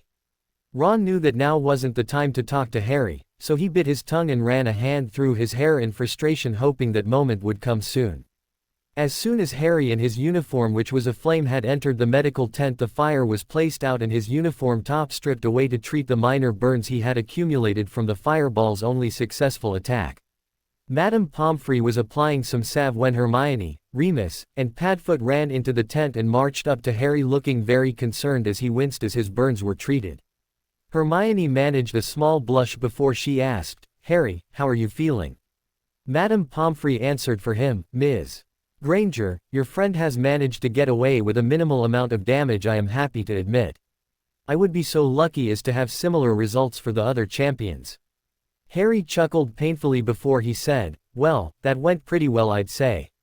Hermione looked like she desperately wanted some physical reassurance that he was indeed fine, so she settled for a peck on his cheek in lieu of an appropriate hugging position. Remus smiled and said, "That was a very inventive use of the disillusionment charm, Harry. It definitely is something Alistair would think of." Harry's brow furrowed before he asked, "You know Professor Moody Pro Remus?" Remus smiled and said, "I worked alongside him for several months during the First War. But, I believe that is a story better told at a different time. I believe you can probably put your uniform back on so we can watch as your score is posted." Harry nodded as he gingerly slid the magical material back onto his back as Padfoot ran up to his legs and Harry leaned down as the marauder gave him a slobbery lick to his face, bringing forth a broad smile and a laugh from Harry, which warmed Remus and Hermione's hearts. After watching Harry receive 48 out of a possible 50, Karkaroff the Durmstrang headmaster had given Harry an 8 to go along with the others' 10s. The rest of the task went considerably less event-free as Fleur was severely burned on her non-wand hand, Cedric managed to have his hair catch fire and a couple of broken ribs, and Crumb got off the worst as the Horntail lived up to its reputation as it handed him a broken arm and a deep gash on his side after he was struck by the beast's barbed tail. It had come as a hug surprise to everyone when Harry was staked to a 10-point lead over Crumb and Cedric and a 12-point lead over Fleur after the first task. Few if any people were putting any value into Malfoy's booze, and now the printed words of one Rita Skeeter. Ron's opportunity presented itself at the conclusion of Harry's victory party for winning the first task in the Gryffindor common room. The derisive atmosphere that had existed since Harry's name had been drawn from the Goblet gone in a festive show of support for Gryffindor's own personal champion. The party had dwindled down as Hermione still was hovering protectively over Harry, daring any flirty girls to get near the boy she had staked a personal claim to long ago. Ron, who had been quietly thinking in the far corner of the room, finally approached the pair, who eyed his cautiously before he said, "Harry, I reckon not even you're crazy enough to enter your name into the Goblet." Harry didn't respond, which unnerved Ron some, so he continued, "I was a prat about the whole thing, mate, and I'm sorry about everything before the Goblet and after it." Harry sighed and said, "Ron, I can't accept your apology until you actually figure out what you should be apologizing for. I don't hate you or anything, mate, but you've broken faith with me and it will take some time and work to earn it back." Ron's ears tinged with red in frustration at Harry's cryptic replies before he nodded and said, "I reckon you've given me plenty to think about, mate. Congratulations, by the way, you were brilliant, mate." As Ron walked away, Harry smiled at Hermione, finally feeling some of the burden of his row with Ron lighten as they began the long path to return their friendship to its original state. Harry had to admit to himself in the couple of weeks following the first task that he had actually enjoyed the quiet that had surrounded him when few people openly supported his entry into the tournament. After his showing in the first task, however, Harry found more admirers, particularly females, than even he was comfortable with. Fortunately, the disillusionment charm had a heavy workout when the packs of girls became too much, and he often retreated to the safety of the library and Hermione to find his sense of normalcy. For whatever reason, on Thursday evening on the next to last week of term, a house meeting had been called by Professor McGonagall, for the first time in any Gryffindor's memory. After some discussion by the Gryffindor fourth years, in which Lavender and Parvati admitted to hearing from members of the other houses that similar meetings were also taking place after dinner in the common rooms, the entire group piled into the common room. Harry and Hermione filling up the love seat in the common room before anyone else could, as the Ginny and Neville sat down on the ground in front of them. Ron was off to the side messing around with the twins, the atmosphere with Harry and Hermione no longer tense and strained, but still an air of something big being unresolved lingered. By the time the entire common room had filled with all of the Gryffindors, Professor McGonagall stiffly entered the portrait hole and walked in front of the fire so she could address the entire group.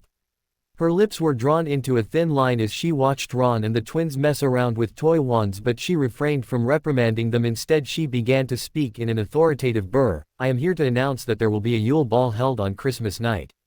Several of the girls began to whisper furiously between each other as the boys mostly looked petrified. Ron in particular had turned a color so white that his red hair made him look quite ridiculous when contrasted. McGonagall continued after the initial outbursts and said, "Fourth years and above are expected to attend, and third years may attend if asked by a fourth year or older.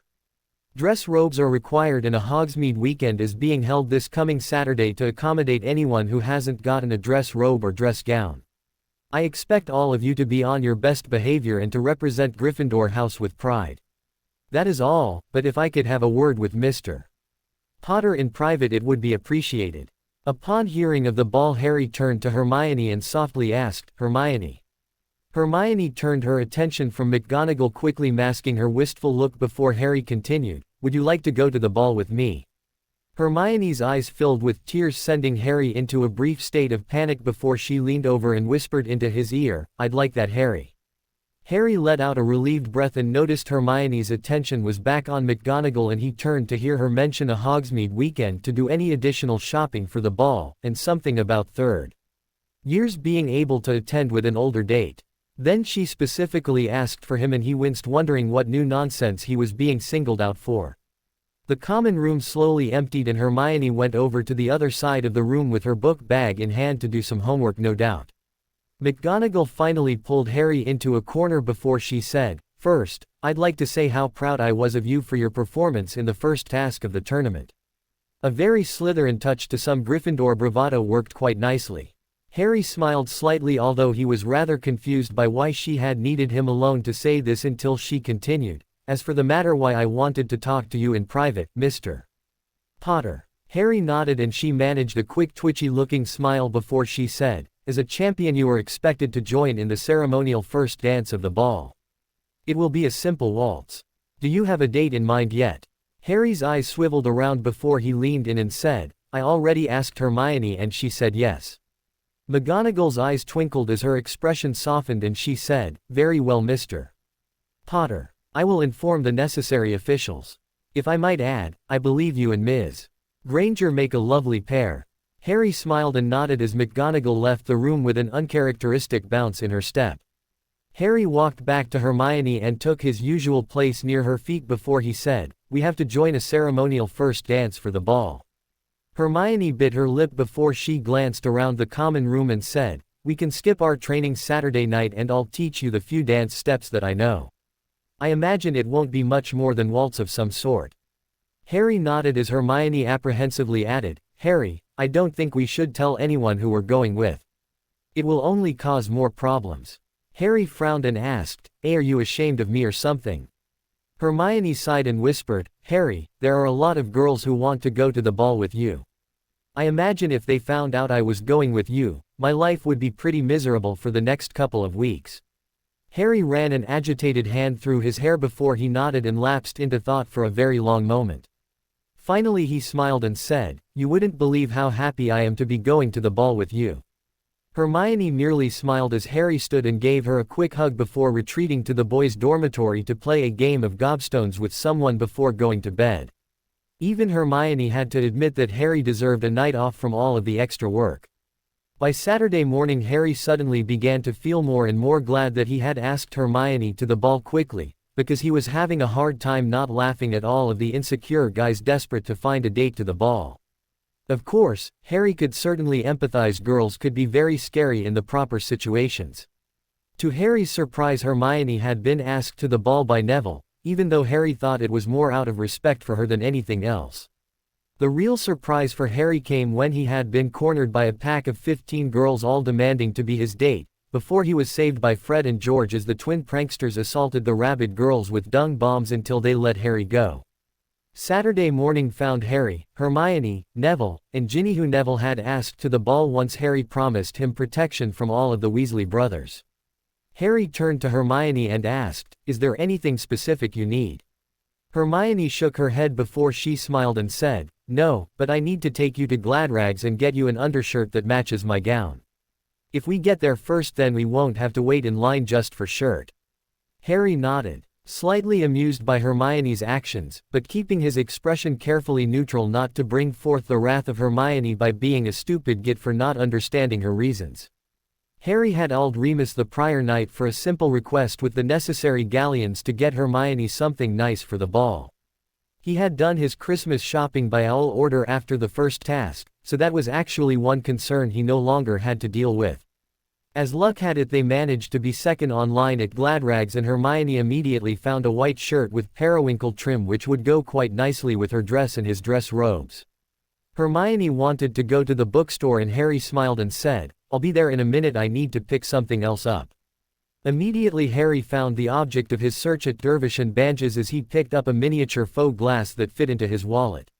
Moody suggested a full-sized one but it wasn't terribly realistic, and frankly Harry wasn't as paranoid as the old Auror.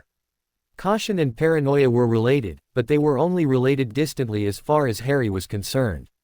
Harry paid for the miniature faux glass and tucked it into his wallet, taking a quick glance and seeing no one visible he put his wallet away and walked towards the bookstore to find out what Hermione was doing. Harry found her in a far corner with a large stack of books and called out, "Hermione." Hermione frantically looked around before she unlatched her cloak and covered her stack of books, which were apparently Christmas presents.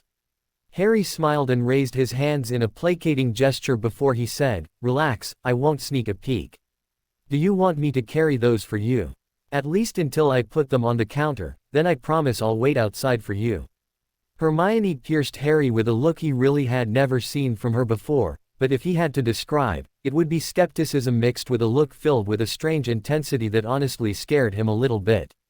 By the time they were back on the carriages heading back to the castle, the look had softened some, but the skepticism from earlier had been replaced by something softer and more inviting. Whatever it was, Harry had a strong feeling he would be seeing it more at the Yule Ball in a couple of weeks. At nearly 2 in the morning, several hours after the return from Hogsmeade, Harry was wearing his silk pajamas as he glanced at the fire blankly, when the soft patter of footsteps alerted him to the presence of his dance instructor. Hermione was also wearing her pajamas, although her fluffy pink slippers were a sharp contrast to Harry's plain slippers. Hermione smiled and quietly said, "I imagine the only formal dance at the ball is the first one, and then we can sway the rest of the night when we dance." Harry nodded and she continued, "Usually the first dance at formal situations is a waltz of some sort. I'll teach you a formal waltz so that I can save my feet and we can both look like we're in the right place." Harry nodded as Hermione instructed, "The biggest key to dancing is smooth movements, Harry. The waltz is a rather simple dance unless you attempt to complicate it." The next 2 hours the two Gryffindors learned to dance in the firelight, in what could easily be described the most romantic night of either of their lives, although neither would admit to as much for a couple of months at the soonest. Sunday afternoon found Harry up in the library, for once alone as he was putting the finishing touches on his last potions essay of the term. It came as quite a surprise when Victor Krum approached the back table that Harry and Hermione had taken residence at all year. "Harry, may I have a word?" Krum quietly said to prevent attracting any more attention than two of the most famous wizards in the school could. For once the Bulgarian seeker wasn't being sought by his adoring fans. Harry glanced up from his book and motioned to a seat before he marked his page and said, "What can I help you with, Victor?" Victor glanced around warily before he said, "You have not solved the riddle of the egg yet, yes?" Harry nodded pensively and Victor leaned in close before he said, "You must listen to it undervator to get the message." Harry blinked in surprise before he asked, "Why are you telling me this?" Victor stood from his seat before he fixed Harry with a queer look and said, "You told us of the dragons and now I have helped you. I very much wish for a fair tournament too, yes." Harry smiled and nodded as Victor walked behind a stack and disappeared from sight. Once Victor was gone, the immediacy of the tournament seemed to press down more heavily than before on Harry as he realized that while the previous 3 weeks had been amazing, he still needed to refocus himself on the task at hand and get back to training. The first step would be talking to Professor Moody and trying to arrange some time alone in some water that wasn't the frigid depths of the Great Lake. Harry put the finishing touches on his 2 feet before he rolled it up and took care of his books and supplies. A moment later, his bag was hoisted over his shoulder as he took off in pursuit of Moody and a possible means of listening to his egg underwater as Victor had recommended. Harry knocked on Moody's office door and a moment later the door swung open as Professor Moody looked at Harry for a moment before he asked, "What do y'all want, Potter?" Harry sighed and asked, "I think I've figured out the first part of the egg, but I need somewhere with a bathtub to figure out the rest of it. Could you help me?" Moody's eye swiveled around madly before he stomped back into his office, leaving the door cracked open enough to watch the ex-Auror rummage around a pile of papers for a long moment before he stomped back and said, "You know where the prefect's bathroom is?" Harry nodded slowly and Moody continued, "The password is Pine Fresh for the prefect's bathroom for Gryffindor House. Make sure you go when no one else is, because I really don't want to explain your presence to Albus." The following days went by quickly as Harry shelved the riddle of the egg until after the holiday season and all it would bring. The Friday, 1 week before Christmas, had come and with it the final day of the term. Harry continued to grin and gently turned down all girls that basically begged him to go to the ball with the standard, "I already have a date," and we both agreed not to spread it around who her date is. It was quite amazing, Harry had to admit, that no one had noticed just how much closer he was with Hermione this year. But, then he mused that he never paid attention to how close they were in the past, at least in appearance, before the summer, and it was entirely possible things hadn't shifted as much as he felt they had. After dinner everyone had piled into their respective corners of the common room and were relaxing when Ron and a few third-year Gryffindor girls walked into the room. Ron's face was so pale he looked near death and a few of the girls looked so sympathetic it was in fact almost pathetic. Ginny, Harry, and Hermione ran over to him and his sister asked, "Ron, what's the matter?" Ron blinked and swallowed heavily before he answered, I still need a date for the ball, and when I saw Fleur and her friends something in my head told me, hey Ron, you should ask Fleur. I walked over to her and I asked her. All I remember after that was someone laughing and now I'm here." One of the girls Ginny identified as Gretchen said. "That stupid French bint could have been nice at least." No, instead she had to laugh at him and draw attention to the poor boy. Harry's concern for Ron overrode his current disagreement with his friend as he said, "Listen mate, there is more to a girl than looks. From what I can tell Fleur has been relying on her looks for so long she doesn't have much in terms of personality. You just need to find a nice girl with some personality." Ron blinked and nodded before his eyes traveled over to Hermione and like a light bulb had been turned on. "Hermione. You're a girl." Hermione's eyes narrowed and she spat, "Took you 3.5 years to figure that one out." Ron smiled in an attempt to calm her, which only fanned the flames of her anger before he said, "No. I mean, of course you're a girl. But, you know, maybe you could go with me to the ball." Harry had to look away to conceal his eye roll. Ron really could be dense sometimes, before he turned back to Hermione whose expression had lightened before she defiantly said, "I have a date already if you must know." Ron snorted and said, "I heard you say that to Neville too, but you can do a lot worse than me, so why try the same lie?" Harry coughed to cover his amusement at the statement as Hermione tensed and said, "Ronald, I suggest you shut that hole in your face that you use for eating, and at the moment, defecating the English language from.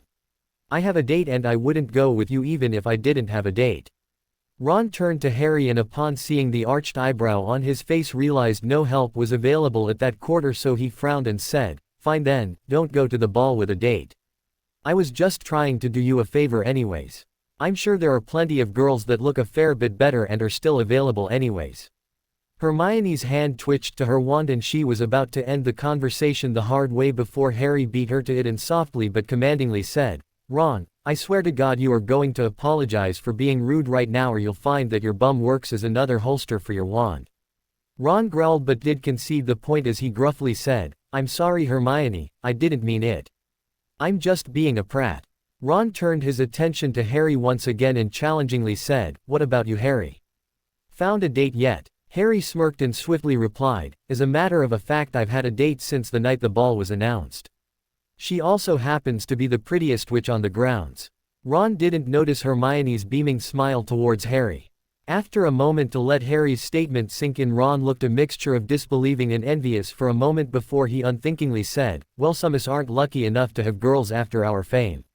Harry looked at Ron with sympathy for a moment before he softly replied, "A friendship is a terrible thing to waste on jealousy and bitterness, Ron.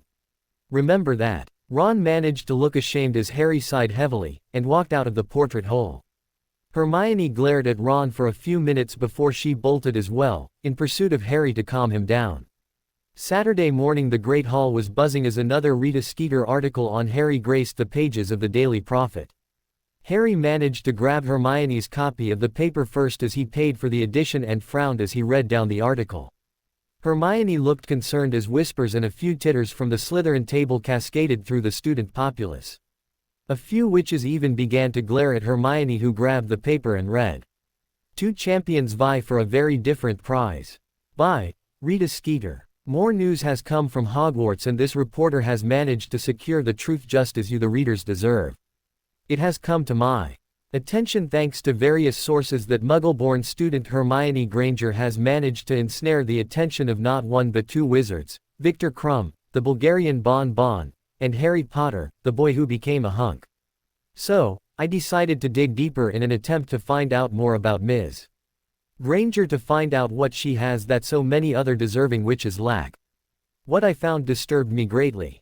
Pansy Parkinson, a fellow fourth-year student, said, "She's really ugly and brainy, the only way she could have gotten Potter and Krum is if she used love potions." Draco Malfoy, another fourth-year, added, "It's not like Potter and Krum are all that bright, so I wouldn't be surprised if she did use the potions." If there is truth to these serious accusations from two pure-blooded students of the highest pedigree, then what kind of message is being sent to all of those witches and wizards who seek love? When in doubt, use a love potion. This reporter only hopes that the woman is stopped before the two great young wizards are damaged too badly. I personally was privy to a conversation where the potion-addled wizards threatened each other before the first task of the Tri-Wizard tournament. In the end it was Potter who appeared to won the battle, but will he win the war? In the end, does it even matter? Only Albus Dumbledore can stop this outrage and break the spell this wicked little witch has successfully cast. The only question is, will he do it?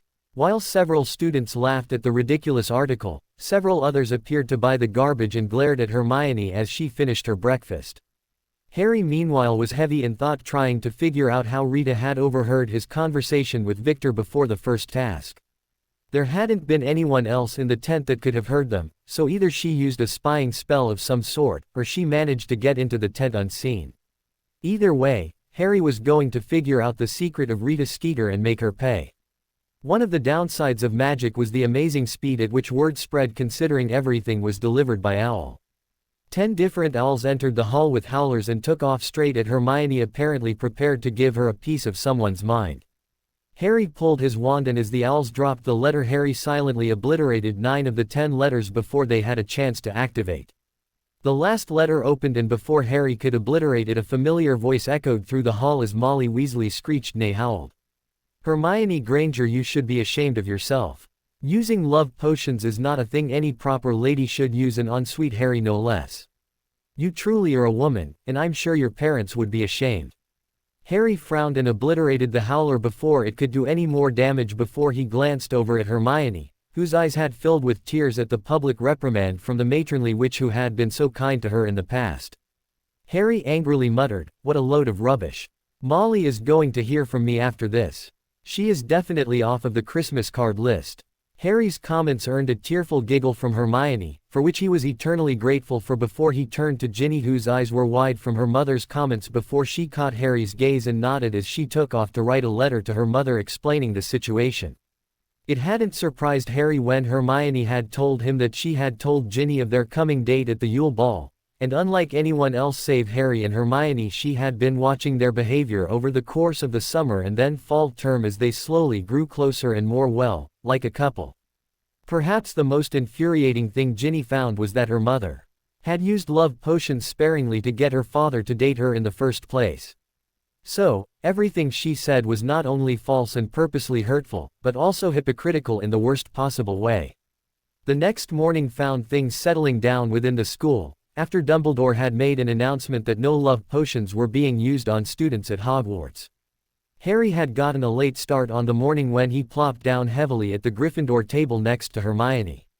He grimaced at the stack of letters sitting in front of her at the table before he asked, "No howlers today?"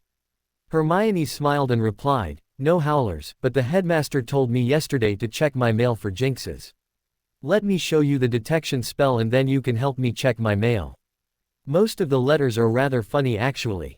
After Hermione taught him the reasonably simple spell, Harry grabbed a plate of toast and about half of her stack of letters as he slowly worked through the letters. Harry did have to admit that most of the letters were rather funny going on about women, but he did notice the discrimination against a Muggleborn doing it in the first place, almost as if it was acceptable for half-bloods, full-bloods, or even purebloods to do the very same. Harry was reaching the end of his stack as he sipped on a mug of hot cocoa and waved his wand over the next letter. Hermione had found 2 letters jinxed with some rather nasty curses when she heard Harry groan in pain, and she glanced over to see Harry's hands billowing off a thick mist for a moment. As the mist cleared, Hermione spotted several painful-looking boils covering his hands, and it nearly broke her heart when she realized that he had been hurt helping her.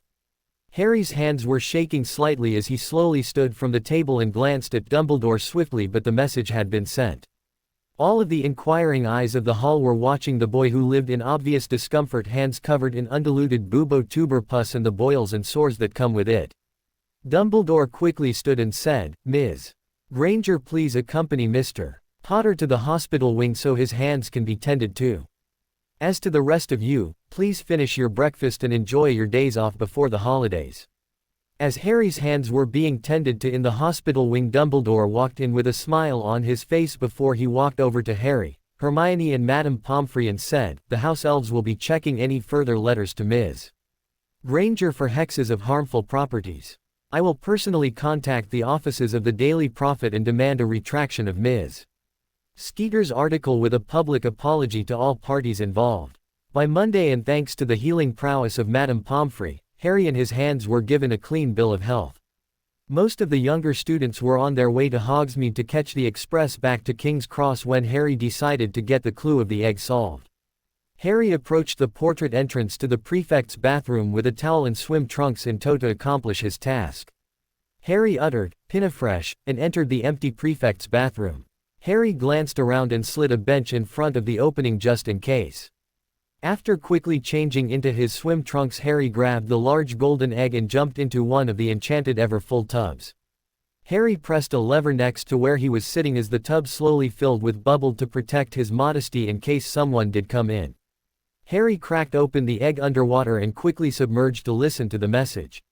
The lilting, almost ethereal voices sang, "Come seek us where our voices sound. We cannot sing above ground. And while you're searching, ponder this. We've taken what you'll sorely miss. An hour long you'll have to look. And to recover what we took. But past an hour, the prospects block. Too late, it's gone, it won't come back."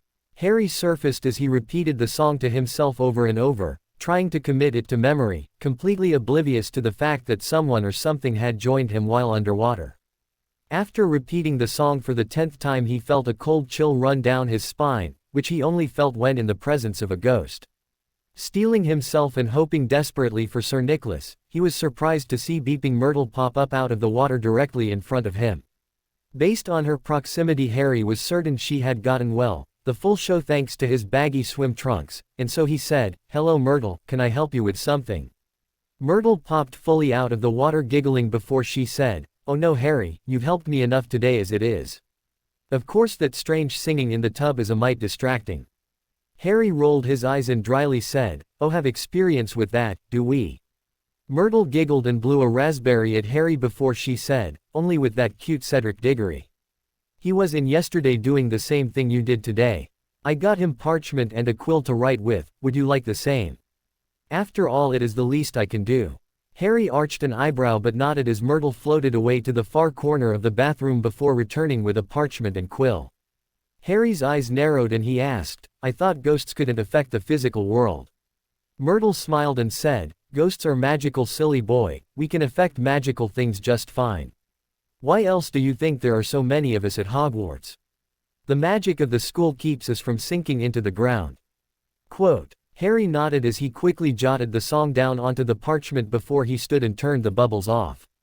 Stepping out of the tub, he grabbed his towel and dried himself off before changing back into his other clothes. An ethereal giggle indicated Myrtle got the rest of the show if she had missed it earlier, and he grabbed the parchment before he said, "Thanks Myrtle, you pervert. Harry put the bench back in its normal place before walking out of the portrait hole with a rueful grin on his face. Myrtle giggled and flew up through the ceiling of the room back to her normal bathroom. If there was one thing Harry admired about Mad-Eye Moody, it was that he didn't bother with pleasantries or chit-chat like so many of his other professors had in the past.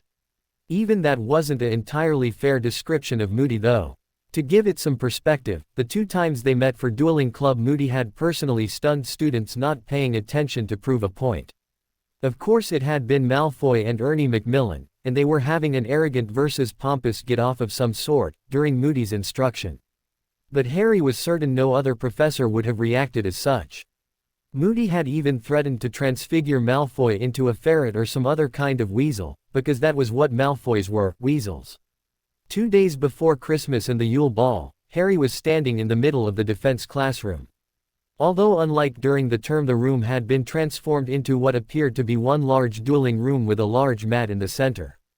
Harry had shown Moody the clue, and after some discussion Moody taught Harry the bubblehead charm. Although even Moody admitted there were better solutions to being underwater, it was nonetheless a starting point.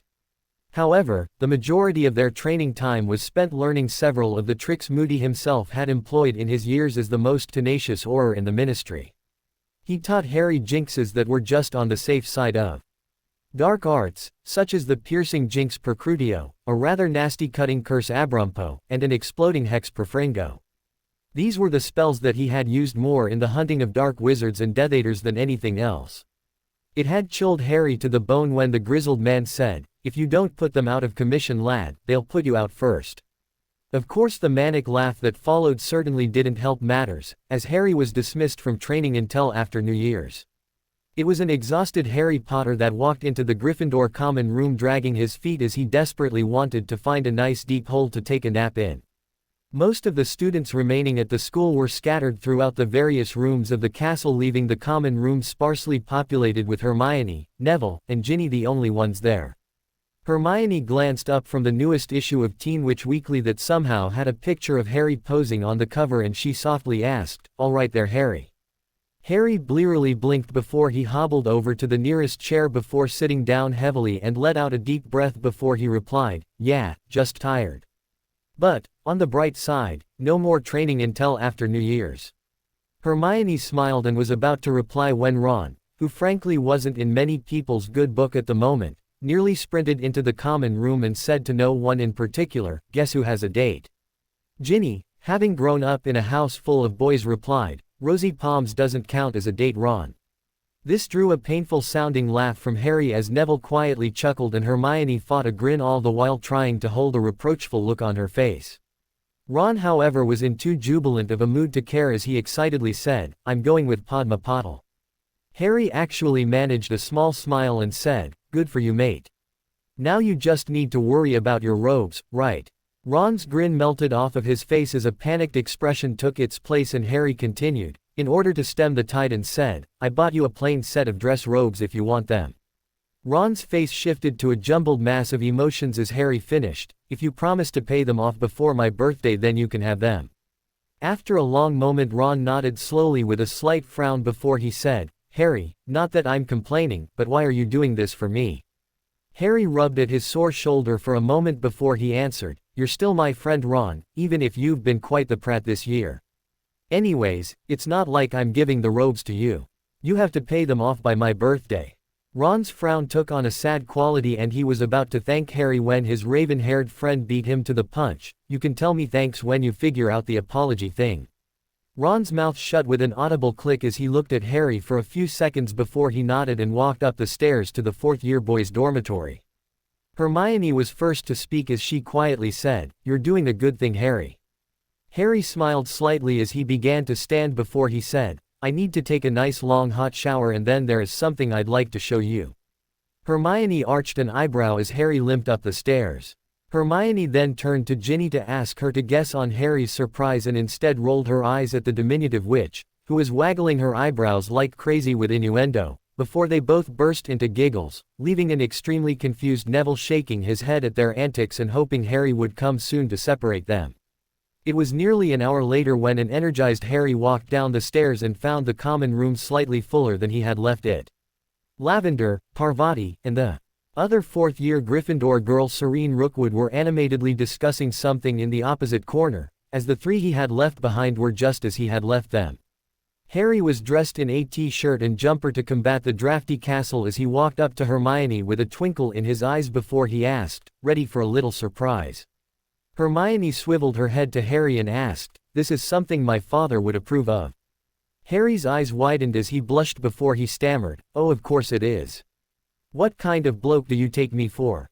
Hermione smiled sweetly before she turned to Ginny and asked, "Can you take care of my book for me, Gin?"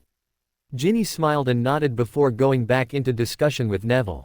Hermione stood and stretched her legs before she said, "Okay, Mr. Potter, lead the way." Harry took Hermione's hand as they slowly took the staircases down to the first floor before entering the Great Hall. Hermione looked around the hall and asked, "You wanted to show me the Great Hall?"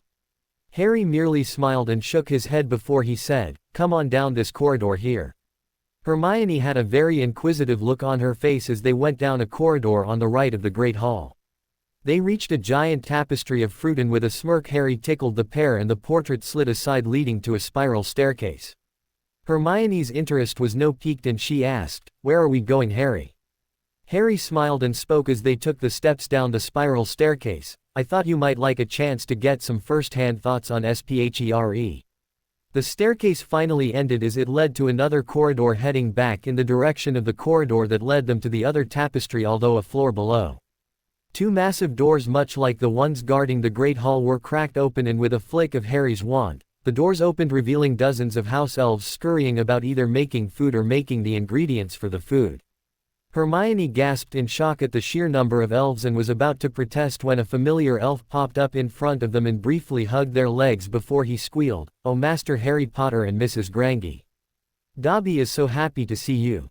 Harry smiled slightly at his small friend before he pried the little elf from his legs and said, "Hermione and I thought we'd come by for a visit. Is Winky about?" Dobby tugged on his ears nervously and said, "Winky is still being sad about being free elf like Dobby. Dobby will go get her and make her presentable." Dobby snapped his fingers and a table with 4 chairs materialized before he said, "Master Harry and Mrs. Grange can sit here while Dobby is gone." A moment later the little elf Harry remembered from the Quidditch World Cup returned with Dobby. She looked terrible and sat down with a bottle of butterbeer in her tiny hands. Dobby helped Winky into a seat before he sat in his own little chair and twisted his school uniform in his hands. Harry frowned before he glanced over at Hermione and then turned back to Dobby and asked, "Dobby, could you tell us why house elves are in BPD?" Dobby looked over to Winky who let loose a hiccup before he replied. Dobby's sire told Dobby when he was a little elfling that house elves were originally familiars of goblins. But Dobby knows that the goblins lost a war against the wizards and gave up all of the house elves to the wizards. Ever since Dobby knows elves need to bond to wizards or theirs magic goes away and we die. Harry frowned and asked, "So how are you and Winky managing then?" Dobby looked up with wide eyes and said, "Dobby is bonded with Master Harry Potter sir when he is being freed from old masters.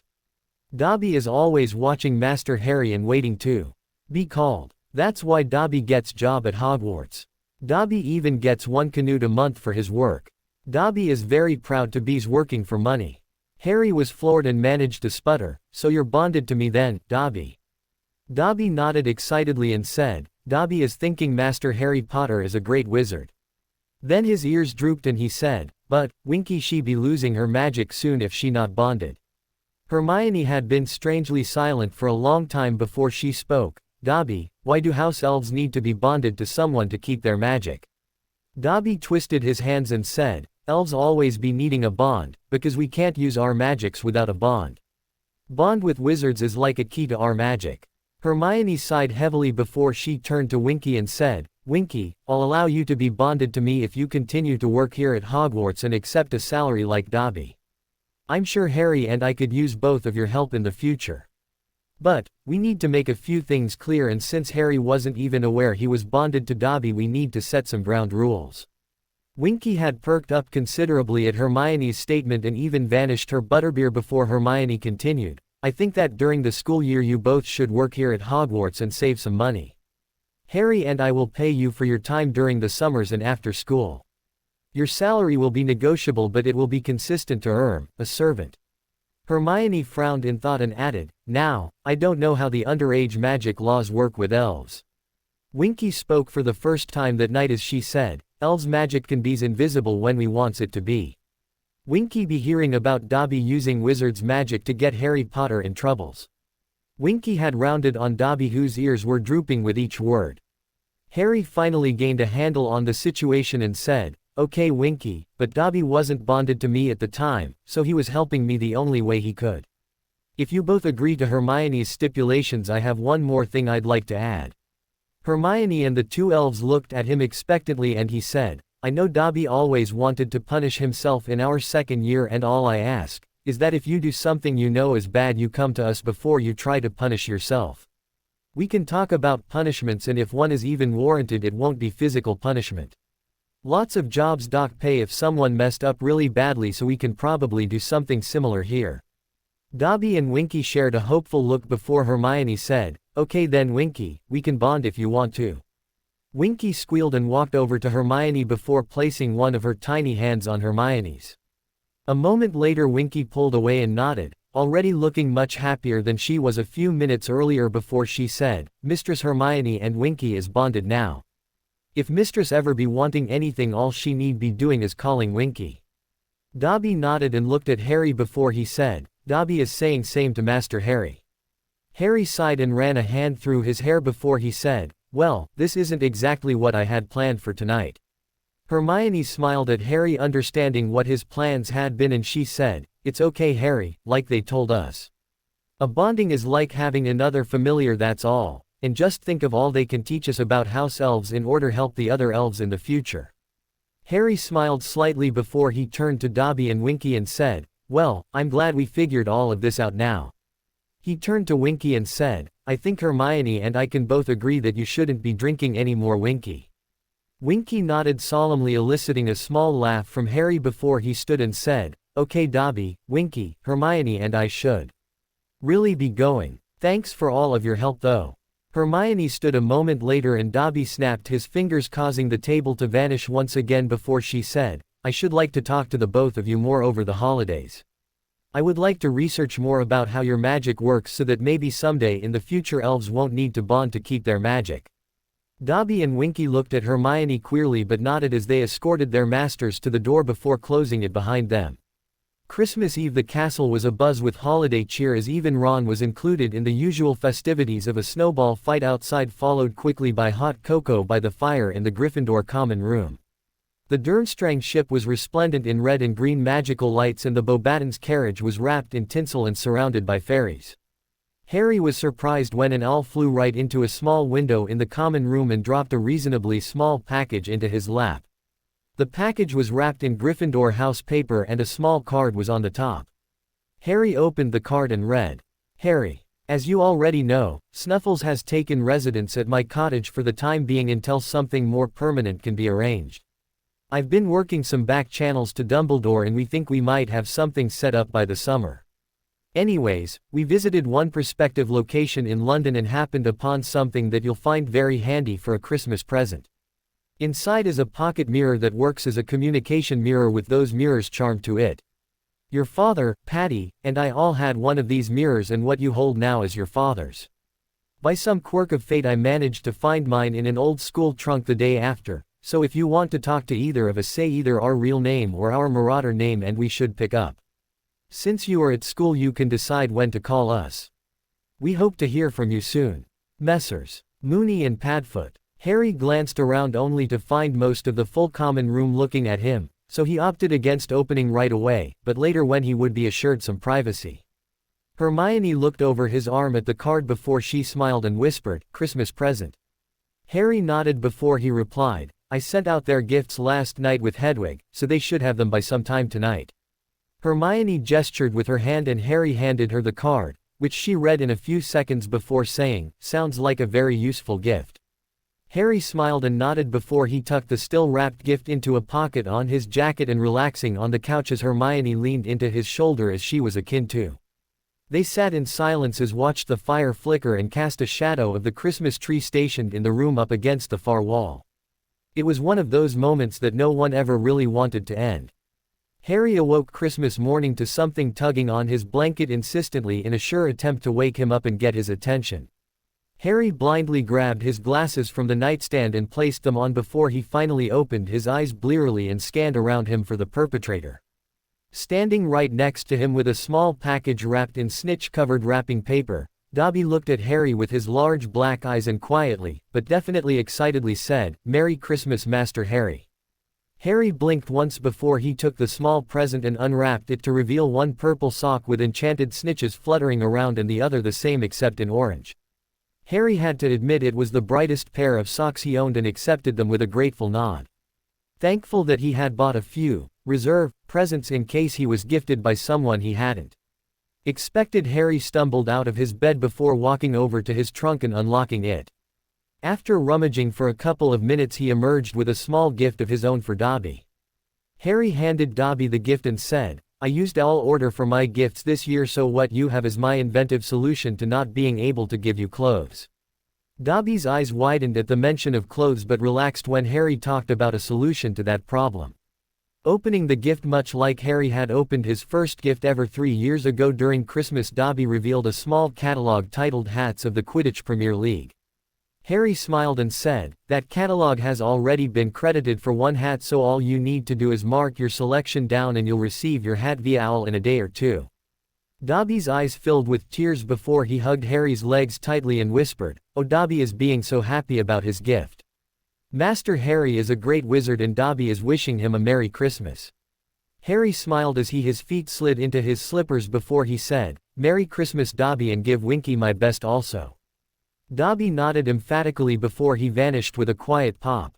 Harry chuckled for a moment at the exuberant elf before he grabbed his other presents and quietly walked down the stairs to wait for everyone else to wake up and join him. With a flash of inspiration, Harry grabbed his mirror, fully intending on giving his Christmas wishes to the elder marauders. Harry reached the common room, but it wasn't as empty as he would have though. Hermione was sitting on the couch apparently doing the same thing he had planned on doing.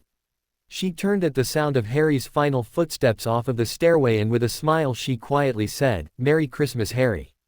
Harry smiled and replied, "Merry Christmas to you." After placing his presents in the appropriate piles around the tree, he sat down next to Hermione and said, "Care to join me for a quick Christmas greeting to Remus and Sirius?"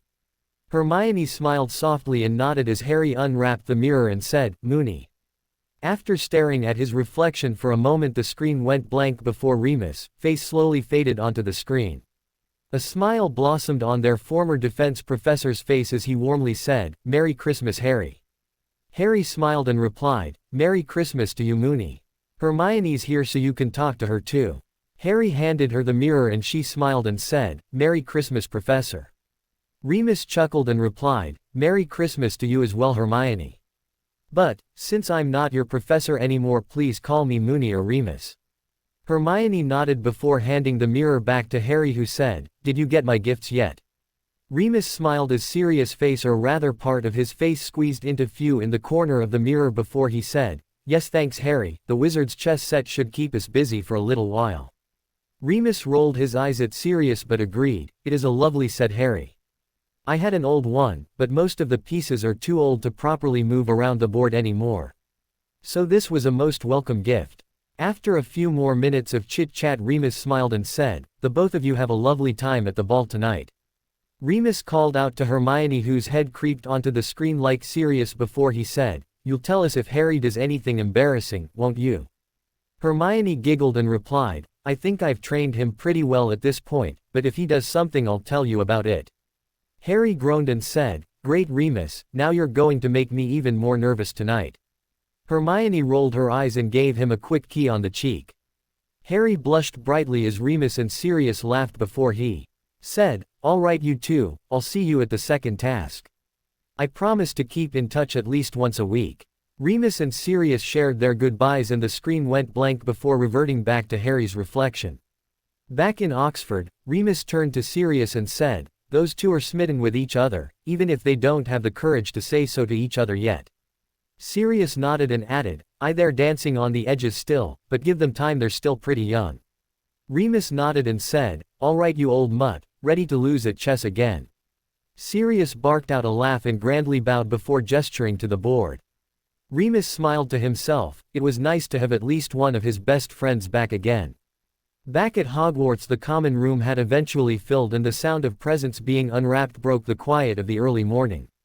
Harry had managed a fine haul as received a Chudley Cannon's t-shirt from Ron, sweets from Ginny, his typical Weasley family sweater, and assorted mincemeat pies from Mrs.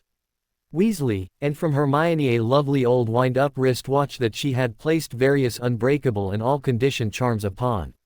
Hermione received a charmed hairbrush from Ginny that wouldn't catch on tangles, a subscription to Teen Witch Weekly from Ron to become more like a girl, was Ron's backhanded way of explaining the gift, sweets from a few of the younger Gryffindors, sugar-free of course, and a 1695 edition of Hogwarts, a history that had an expanded section on the history of the library from Harry.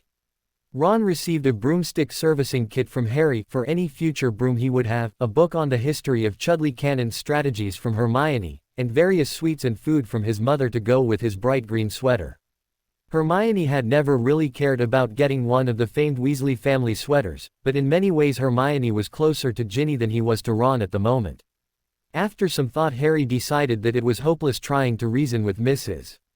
Weasley about much of anything. Even Hermione's apology letter at best had been very formal and without much meaning behind it. Looking around the common room, Harry let out a great yawn before he turned to the Weasleys and Hermione and said, "Let's go grab breakfast so we can eat before the ball tonight." Getting a minimal amount of response from the rest of the Gryffindors, Harry and his friends walked down to the Great Hall in their robes and pajamas. The Great Hall was covered in strange-looking sheets and had been completely cleared out aside from one table for the few people braving the castle for some breakfast. Harry panned his eyes around the hall before he turned to Hermione, who was buttering a piece of toast, and asked, "What do you think they're doing to the hall?" Ron answered with a mouthful of food before Hermione as he said, fin ig Ike Adoween. Harry shook his head ruefully at his friend even though he was fighting a smile as he said, "Yeah, you're probably right, mate. That would definitely make sense."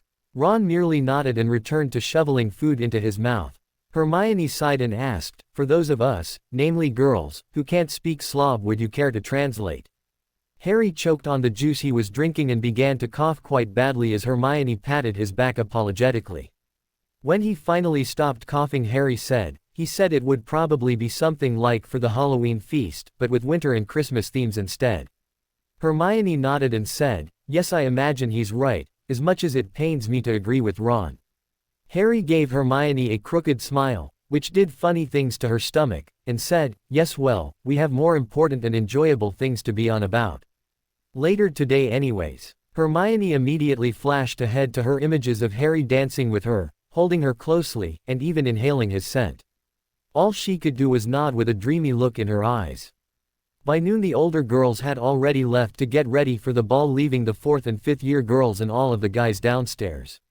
Hermione and Ginny heard the clock tower toll signaling it was 12:30 and they stood along with the other girls, and Hermione said, "All right girls, the 6th and 7th years should be done by now, like they promised." Hermione smiled and turned to Harry, who was looking at his watch in bafflement, before she leaned in to whisper and said, "I'll be down by 6, so be ready by then.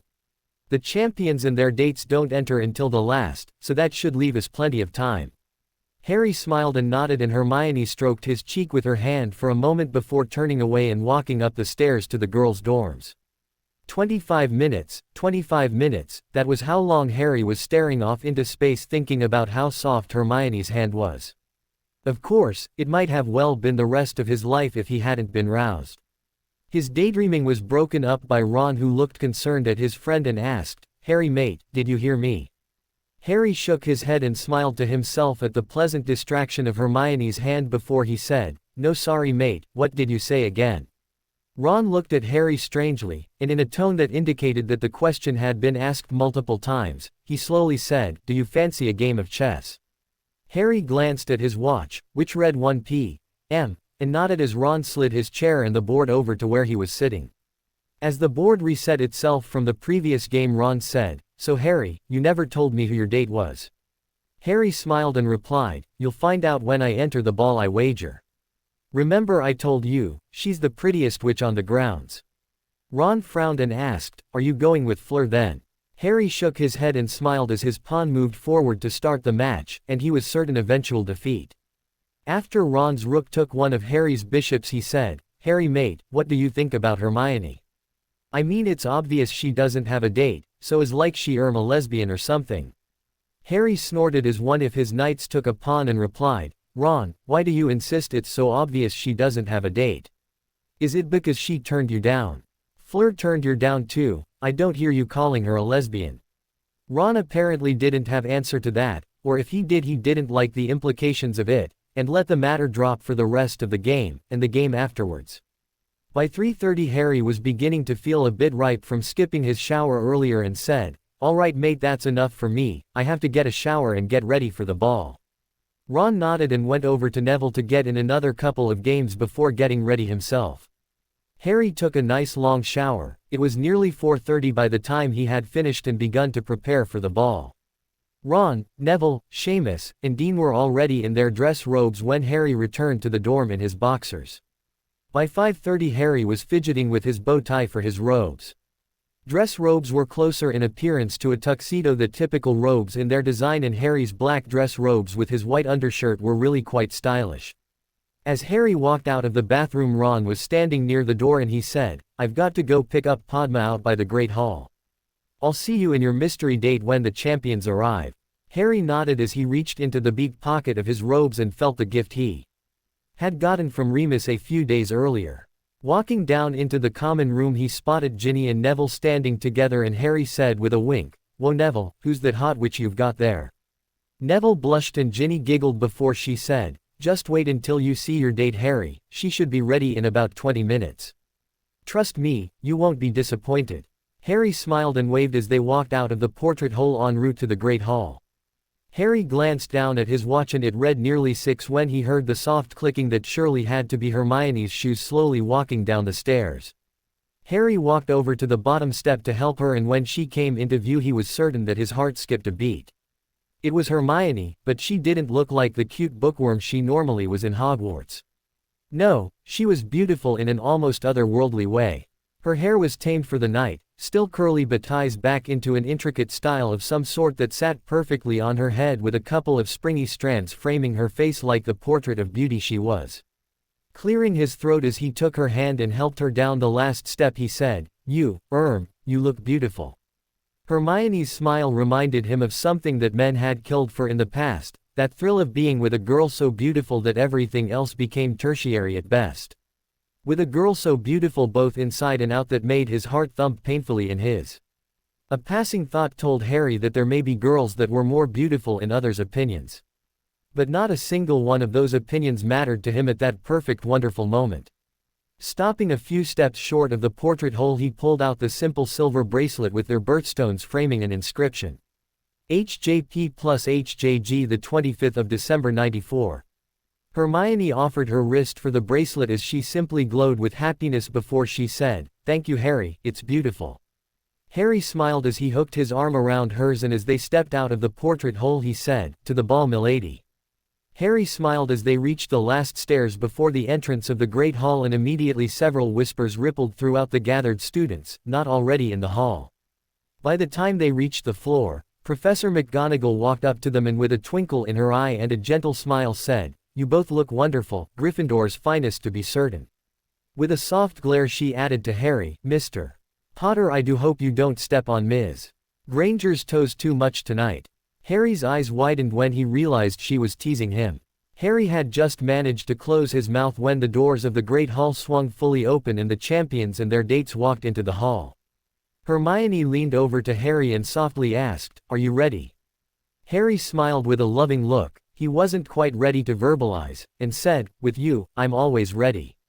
Hermione smiled as they entered the hall murmurs went throughout the crowd. Harry heard people say, "Is that Hermione Granger? Wow, Granger is pretty hot. Oh, Harry looks so dreamy," so that's who they were going with. Harry managed to catch a glimpse of Ron who frankly looked both odd and angry at the same time, which was really quite a ridiculous sight. Reaching the dance floor Hermione said, "Remember, it's simple. Just do it like we did in the common room Harry." Dumbledore looked at the assorted couples with a wide smile and said, "Now, the ceremonial first dance for the champions and their dates. Following the ceremonial dance we will be having our feast and then the dance floor will open. For tonight's listening pleasure we have the Weird Sisters. Several of the girls let out happy gasps as the aura began to play a waltz. Harry was certain that if he was dancing with anyone other than Hermione, he would be stumbling over his feet and making a fool of himself. But, as they smoothly pivoted and continued their waltz, they managed to look the part and do so with a certain level of style and sophistication. All too soon the moment was over and the champions were ushered over to the head table where Harry pulled Hermione's chair and helped her to sit. Sitting next to her, Harry smiled and said, "That wasn't too bad." Hermione smiled and, like she had done earlier, she reached her hand up to his cheek and brushed it gently before she said, "I knew you'd be fine, Harry." Their gazes were locked, and if either of them had that little extra courage, it would have been the perfect moment for that first true key. As it was, the moment was lost as Dumbledore said, "A lovely dance, Mr. Potter and Ms. Granger. I must say you both look quite smart tonight." Harry couldn't help but smile at the odd way Dumbledore had phrased that and glanced over to the headmaster dressed in some regal-looking robes of his own. Harry said, "You look spiffy too, headmaster." Hermione coughed to cover her giggle before she turned her laughing and accusing eyes to Harry and said, "You are so going to get it later for that, Harry." Harry chuckled before he broke eye contact and glanced around the rest of the table at the other champions and their dates. Cedric had come with Cho Chang, who looked quite lovely in her dress, and if Harry had to make a description, she looked beautiful like fine porcelain.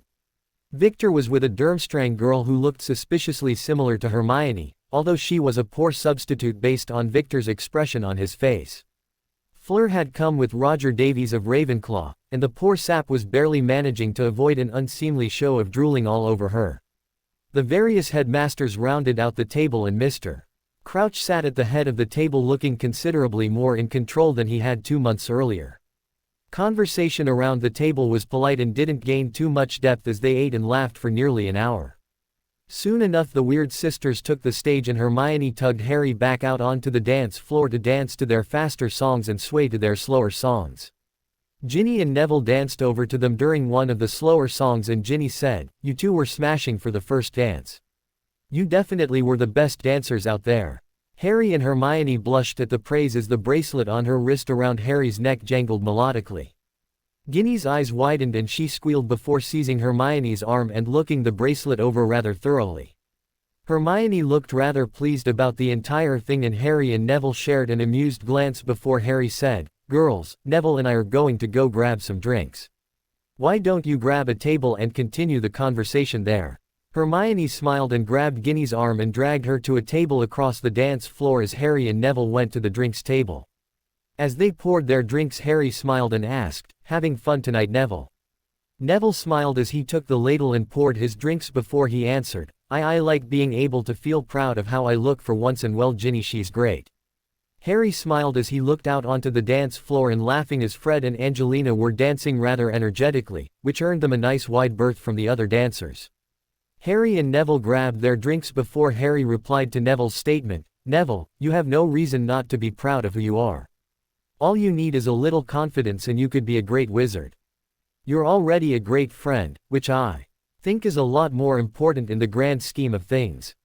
Neville smiled widely at Harry, whose eyes were scanning the various tables until he came across a sight he really didn't want to see: Hermione and Ginny yelling at Ron about something. As they approached, the girls managed to stop arguing, and Ron turned to Harry and was about to say something when Harry casually waved his hand and cast a wandless silencing charm on him. Harry handed Hermione her drink and Neville did the same for Ginny before Harry cancelled the charm on Ron, who was now beet red with anger. Harry sighed and simply said, "No, Ron, you aren't going to pull this tonight, so don't try it." Ron opened his mouth and Harry merely raised his hand and continued, "I will hex you if you try to start something, and don't doubt that I've learned some nasty ones from Professor Moody." Ron was still tense but managed to remain silent as Harry softly continued, "You need to get over this, whether it is a matter of you growing up or if you just can't be our friend anymore. But, I won't have you insulting us or provoking us at the drop of a hat just because you're a prat. You've dug a deep hole this year, mate, and forgiveness, especially forgiveness within reason, well, it can only stretch so far. I like to think Hermione and I have bent over backwards to keep from hexing your hair off and giving you a real reason to be angry after everything you've said.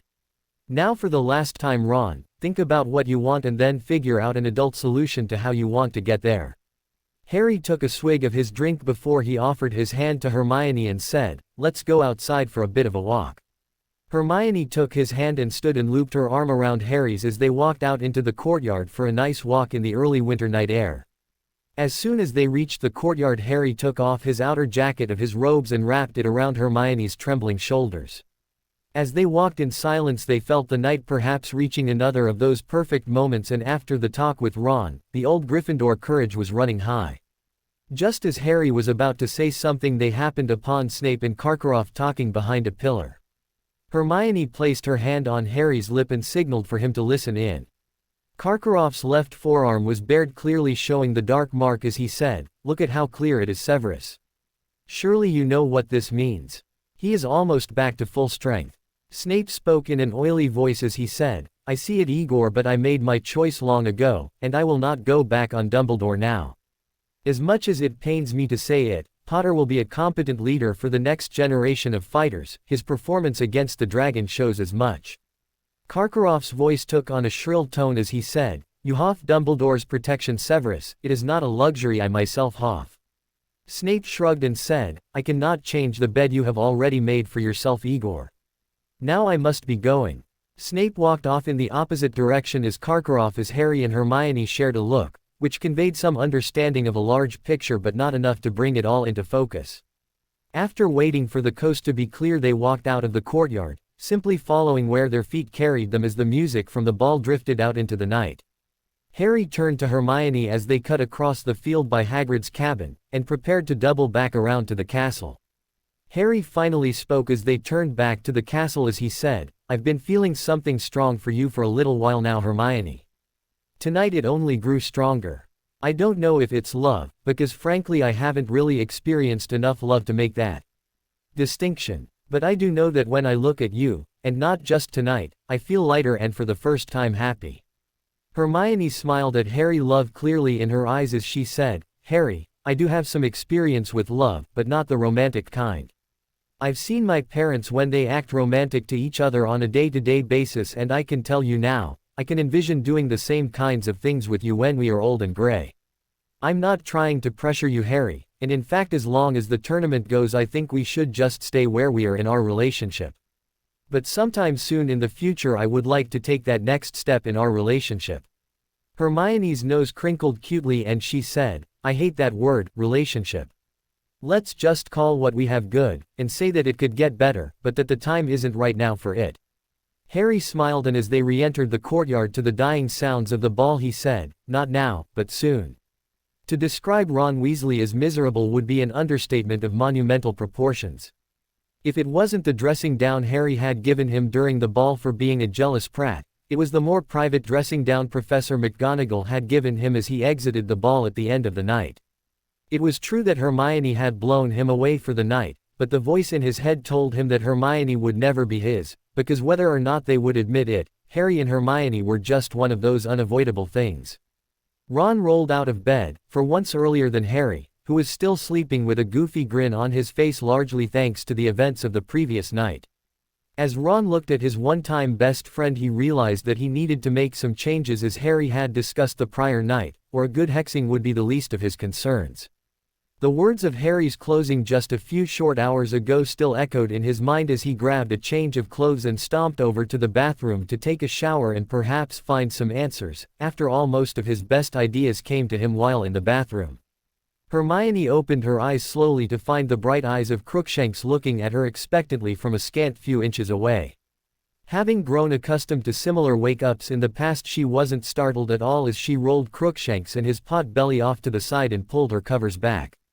Looking back at the ball from the previous night, a soft smile spread over her face, and her hair had been thoroughly mussed from sleeping the previous night. Releasing a fluttering sigh, she dropped her legs off of her bed and slid her slippers on as she grabbed a robe, cinching it off before wandering over to her wardrobe to prepare for another day. Harry Potter, on the other hand, was having a nice lie-in as he aimlessly had dreams about a giant treacle tart, a Quidditch match where all of the players flew on hippogriffs instead of brooms, and a final dream involving Hermione wearing much less than she had been at the Yule Ball.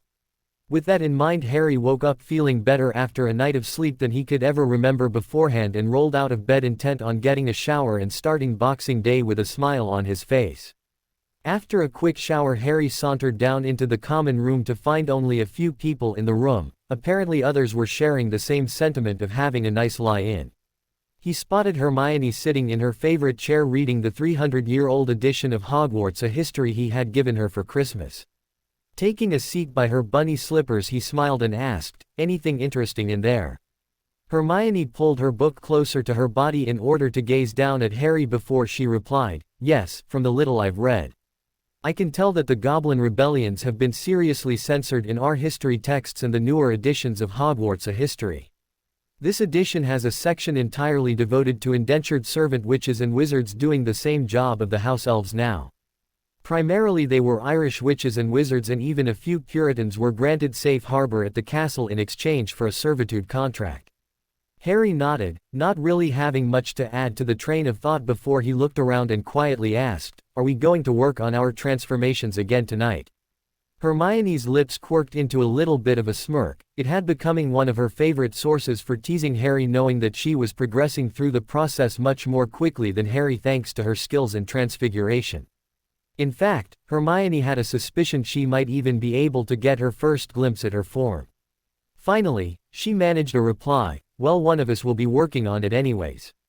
Harry cracked a tiny grin and replied, "Some of us aren't naturally gifted at transfiguration. I still think I'm doing pretty well though." Hermione gave him a conciliatory smile and nodded as she slid out of her chair and sat down against the chair and leaned into Harry as she began to read to him about some rumored hidden chambers throughout the castle.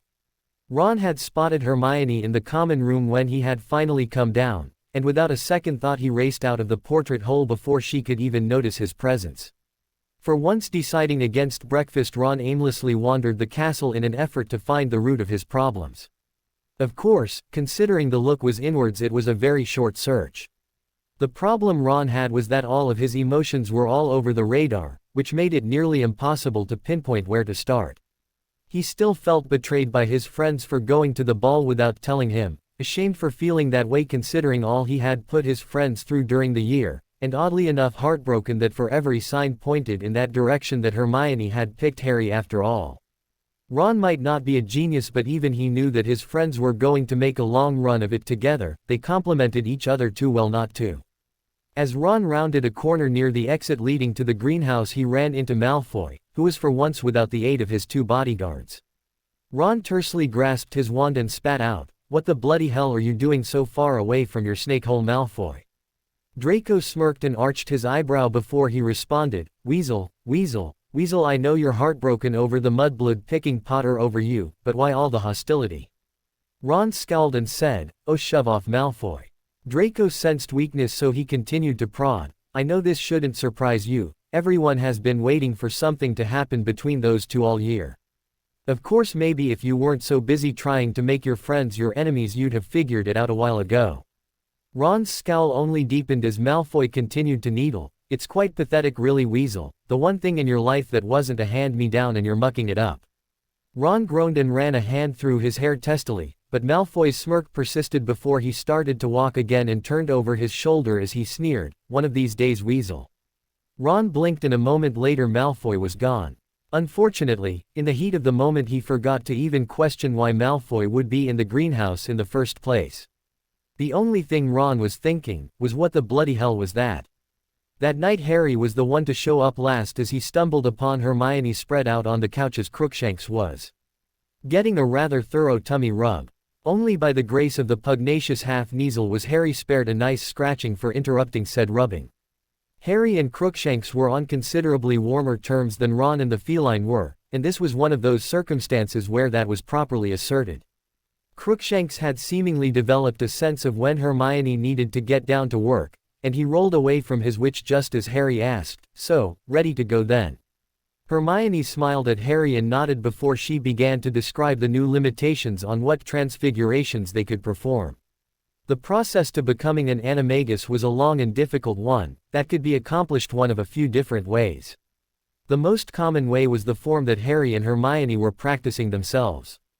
For those with forms, progressively more and more difficult self-transfigurations were designed to lubricate the transfiguration pathways in a Witcher wizard's body that ultimately led to a spontaneous transformation when enough progress had been made. Hermione pulled her wand from her pocket as Harry did the same, and they slowly worked on transfiguring their fingers as a warm-up. It was plain to see that Hermione was better at this, seeing as how she had finished both hands in the time it took Harry to do one hand. She looked over at Harry and smirked slightly, although she was quite proud with Harry's work, and it had shown up in a vastly improved mark in transfiguration for her dearest friend. Just as she was about to move on to transfiguring her entire hand, she felt a strange tingling sensation all over her body before she felt her body slowly shift and lengthen before she stopped and was on all fours. Harry was looking at her in wonder before he shook his head and transfigured a chair into a long mirror. Hermione felt her whiskers twitch as she looked into the mirror and for the first time saw her form of a jaguar with reddish-brown fur and the telltale spots coinciding with the specific species of cat. As was their arrangement, Harry cast the same spell, forcing an animagus to revert back to their human form, and Hermione quickly reappeared, although panting slightly from her first successful transformation. Harry smirked and said, "I don't think there are too many jaguars in Scotland, or all of Britain for that matter." Hermione was still panting heavily, but a very pleased smile had crossed her face, part in satisfaction for managing her transformation so soon, and part in anticipation to find Harry's form sooner with her added help. Focusing on the feeling of change she had when she first successfully transformed, she once again managed the transformation, revealing a unique-looking jaguar. This time she focused on her expanded feline senses and could detect an odor that was uniquely hairy before she looked into the darkened corners of the room and could see things she hadn't been able to a moment earlier. Glancing back at Harry, who was still working on his transfigurations, he would glance at her in wonder and admiration occasionally in a way that reminded her so much of the bedraggled young boy she had met for the first time on the Hogwarts Express 3.5 years ago. Concentrating on that same feeling, she managed to successfully transform herself back to her human form, and while her exhaustion had reached new levels, she managed a faint smile as she said, "Now we just have to work on your transformation, Harry, and we can focus solely SPHERE." Harry nodded excitedly and continued to transfigure his body, hopeful that it would be sooner rather than later. By Sunday the castle had finally begun to settle from the excitement of the holidays, and the additional excitement that the ball had brought. Harry and Hermione were sitting in the Great Hall enjoying breakfast when the Daily Prophet arrived and a copy was dropped into Hermione's lap. Hermione pulled the paper up and began reading before a soft beep came from behind the paper. Harry arched an eyebrow and leaned back to see a picture of Hagrid that was plainly fabricated, showing their gentle friend flailing his arms about and frothing from the mouth. The article read, "Sources have revealed that the current professor for care of magical creatures at Hogwarts School of Witchcraft and Wizardry is in fact half giant in ancestry. Professor Rubeus Hagrid is shown above during one of his typical episodes when he enters into the telltale rage of his giant heritage." When asked, students chimed in on their opinion of the Hagrid. "All I know is that last year one of the students was seriously injured and he wasn't even sacked for it. Marcus Flint, Slytherin, 6th year. It is of public record that Professor Hagrid was sent to Azkaban prison nearly 2 years ago for suspicion of involvement in a rash of attacks throughout the school. For both instances Hagrid has been freed thanks to heavy political maneuvering by Headmaster Albus Dumbledore. Perhaps most troubling was the public snapping of Hagrid's wand nearly 50 years ago whilst Hagrid was a student at Hogwarts. Under suspicion for involvement in the death of a student, Hagrid never faced a trial and was given haven at Hogwarts, working as a caretaker for the grounds. This reporter is left to ponder, how many more similar stories of unnecessary danger mixed in with education can be found at Hogwarts, and with the obvious dangers presented, why does Albus Dumbledore seem to be going out of his way to keep Mr. Hagrid so close to children? Harry blinked before he turned to Hermione and asked, "What's the big deal about being half giant?" Hermione smiled in understanding and replied, "There is yet another stereotype that giants are wild-killing savages. Of course, like most of the other stereotypes, it's complete rubbish. Unfortunately, most people buy into these stereotypes, and I don't see a way Hagrid will be able to keep his professorship after this." Harry frowned as he glanced up at the staff table to see Hagrid conspicuously absent from his usual seat by Professor Flitwick. Harry turned back to Hermione and asked, "Fancy a trip down to Hagrid's hut?" Hermione glanced around looking for Ron. Any of Hagrid's friends should be there to lend support, as she was quite certain Hagrid would be feeling depressed about the business. Ron, however, was once again absent, and a tinge of worry colored Hermione's thoughts based upon Ron's exceedingly strange behavior since the Yule Ball. After giving up the effort as lost, she turned back to Harry and gave him a small frown but nodded as they both stood and walked towards the exit of the Great Hall. After grabbing their winter cloaks, Harry and Hermione trudged through the holiday snow, passing a couple of snowmen and some other more obscene snow sculptures across the grounds towards Hagrid's hut. Upon reaching the hut, Harry called out, "Hagrid, let us in, we'd like to talk to you." After waiting a few moments, Hermione tried in a softer tone, "Please Hagrid, let us in, it's getting quite cold out here in the snow." A moment later the door to Hagrid's hut swung open, revealing their half-giant friend, who looked like he had been crying a fair amount and from the smell of things chasing his tears with some Ogdens. Hagrid pulled out a large hanky and blew his nose, letting out a loud trumpeting sound in the process. Hermione took Hagrid's hand and led him over to his chair before she asked, "Where is your tea, Hagrid?" Hagrid pointed to a shelf and Hermione nodded with her head at the kettle, as Harry walked over and put the kettle on a small blue bell flame he conjured on Hagrid's magical range. Harry walked over and sat on the arm of Hagrid's other armchair before he said, "Hagrid, we read today's paper, and we just wanted to tell you that we don't think any less of you. I think it was you who told Hermione there isn't a spell that she couldn't do." "Well, there isn't a person I'd trust more than you, Hagrid. You were my first friend. I want you to know that." Hermione smiled encouragingly at Hagrid, who appeared to calm some at Harry's words before he said, "Ya sure it don't bother none." Hermione jumped in and said, "Hagrid, I had always suspected you had some giant blood, and it never bothered me before." Harry shrugged and added, "I think you know us better than that, Hagrid." Hagrid nodded as the kettle went off. Harry grabbed the kettle and poured the water into the cups before Hermione handed them out. Hermione frowned in thought before she asked, "Hagrid, I assume the headmaster sealed any files indicating your heritage to prevent just such a situation from arising. Have you mentioned your heritage to anyone lately?" Hagrid flushed and an indignant expression crossed his face as he replied, "You are talking to a limp." Harry arched his eyebrow and asked, "A limp?" Hagrid shook his head and said, "I'm Madame Maxime." Harry and Hermione nodded as Hagrid continued, "It was Christmas night and I managed to ask a limp to join me on a walk out by my hut. I guess I figured out she was half giant like me about a month ago and took the chance to talk her up about it. Of course she denied it and I mighter got a little excited and yelled at her about it." Harry and Hermione shared a look, and another puzzle piece about one Rita Skeeter snapped into its proper place. They were missing something big, but they didn't know what yet. It definitely had become a fly in their ointment. The rest of the afternoon was spent reminiscing about old times and talking about the tournament and Harry's preparations. By the end of the afternoon they had managed to get a promise from Hagrid that despite his lost professorship he would continue as master of the keys and sit up at the staff table during meals. By the time they returned to the castle, night was beginning to fall, and the common room was already beginning to empty. Harry thought he caught a flash of red hair scurry up the stairs to the boys' dormitory just as they entered, but then he chalked it up to his imagination. Harry sat down heavily in the couch and stared at the flames for a long moment before he pulled his mirror from his pocket and glanced around to see if anyone else was around. He saw Hermione in the corner furiously writing in a notebook of some sort, and he waved the mirror around until she caught a glint of the light from the fireplace. Hermione turned and spotted Harry waving the mirror and quickly folded up her notebook before walking over to the couch and folding her legs under her as she sat down. Harry smiled at her and asked, "What were you working on?" Hermione blushed and said, "It's not finished. I promised to show you first when it is." Harry arched an eyebrow but decided to let the matter slide as he said, "I was wondering if you might want to join me for a chat with Moony and Padfoot." Hermione smiled and nodded as Harry called out, "Moony," and a moment later Remus appeared on the mirror with a smile on his face. He looked somewhat haggard and Hermione whispered into his ear that the full moon was coming up in a day. Harry smiled at his, surrogate uncle and said, "Hey Moony, I can see you aren't feeling too well, so I'll keep it short tonight."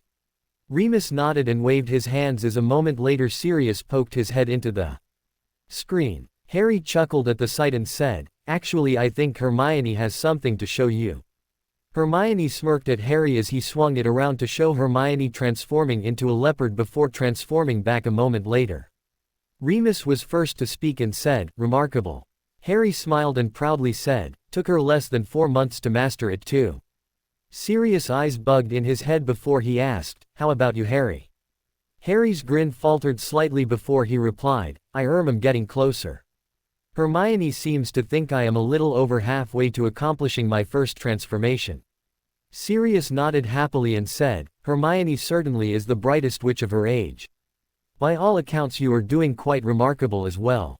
It took your father, the rat, and I a little over 2 years to master the transformation, and we managed to practice during the summers too. So don't feel badly that you haven't mastered it yet."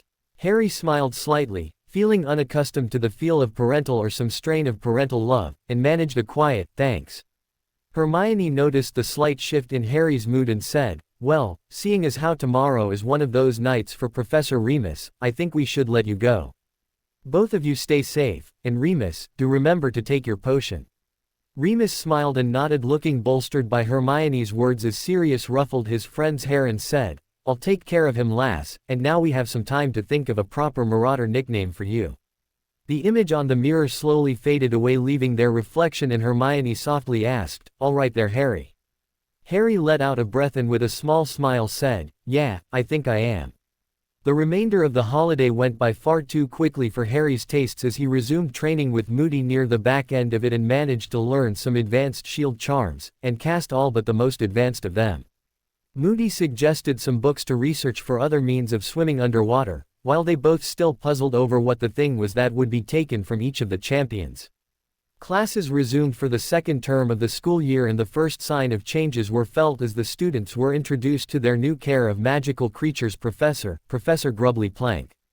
Professor Grubbly Plank was a middle-aged witch who always had a pipe in her mouth, and she began her first lecture with a much more relaxed air than most professors they had come across. "Welcome class, I am your new professor replacing outgoing Professor Hagrid. Professor Hagrid has been a great help and I will continue his course outline for the remainder of the year. With one exception, we will not be continuing our study of the blast-ended Scroots." A general cheer went through the class, including Harry and Hermione.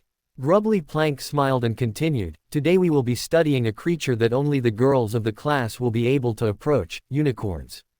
Follow me to the edge of the woods, and the girls that wish to may hand feed them will be given the proper grains. Boys stay back and observe, note-taking is suggested." Hermione looked pleadingly at Harry, who smiled and said, "Go on, I'll take good notes for you." Hermione looked around quickly and gave Harry a quick peck on the cheek before running over to the grain stores and grabbing some feed.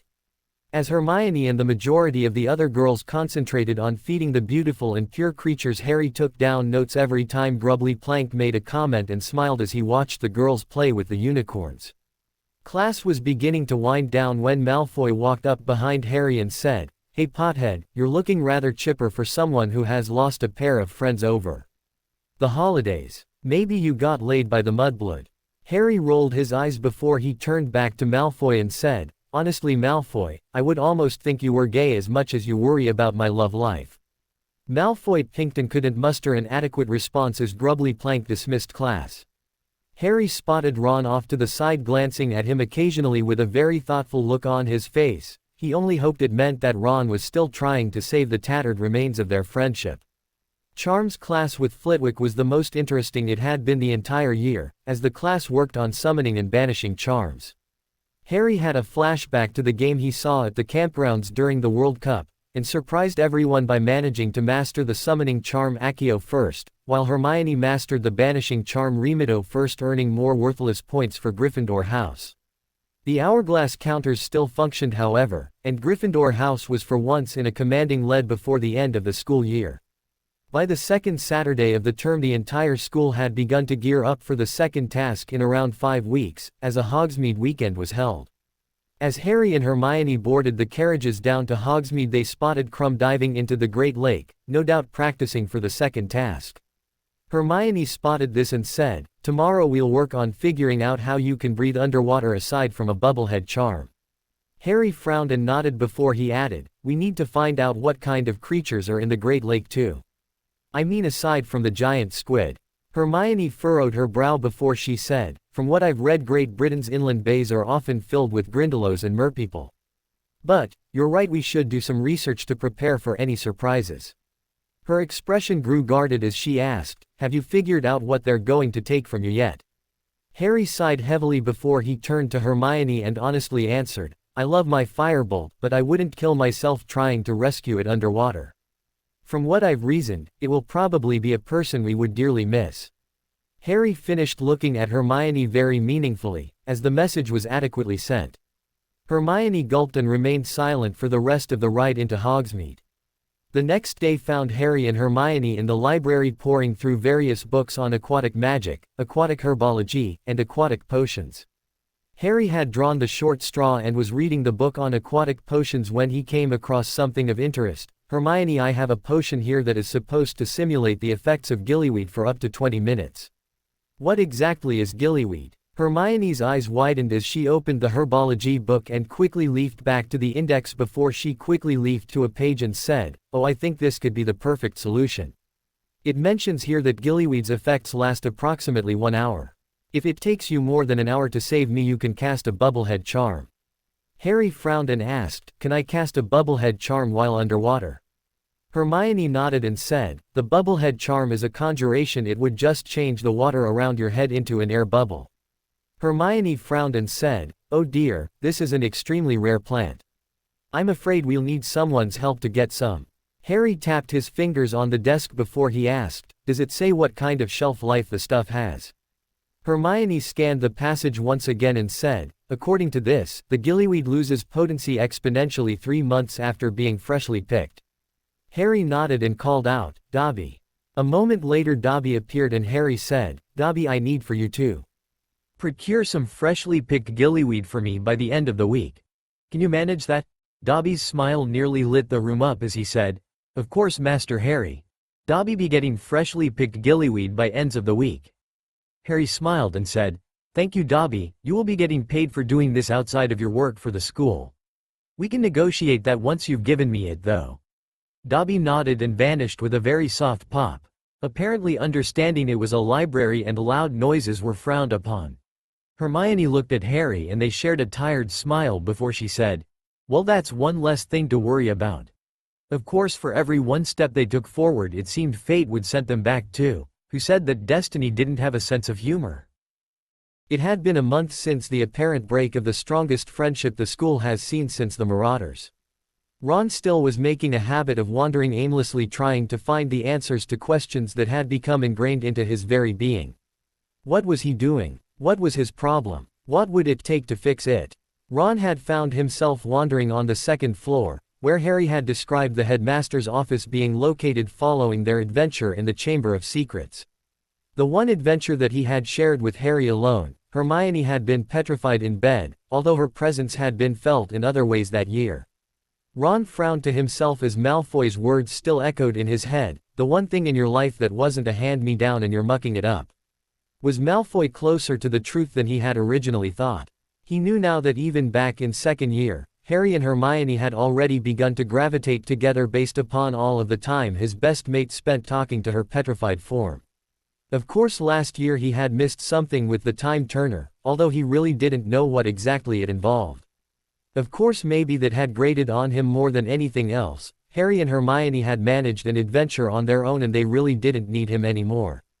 After all, they'd been doing just fine the entire year without him, but they had tried to include him several different times. Ron couldn't forget Harry getting him a decent set of dress robes, simply to spare him the embarrassment of wearing the ghastly things in public. How did he repay them? By acting like a prat, because Harry had wised up and realized that Hermione was a special girl, the kind that didn't come along often. Ron was rounding a final corner, just as the gargoyle statue guarding the headmaster's office came into view. The resident grouch Professor Snape ran smack into him, with Ron releasing a surprised oomph. Ron fell rather ungracefully to his bum as Snape swayed for a moment before righting himself and affixing the young Gryffindor with a pitying look. Ron immediately knew the look. It was one he had been getting more frequently during his wanderings. But, coming from his greasy git of a potions professor, only enraged him as he stood and stiffly said, "I don't want your pity.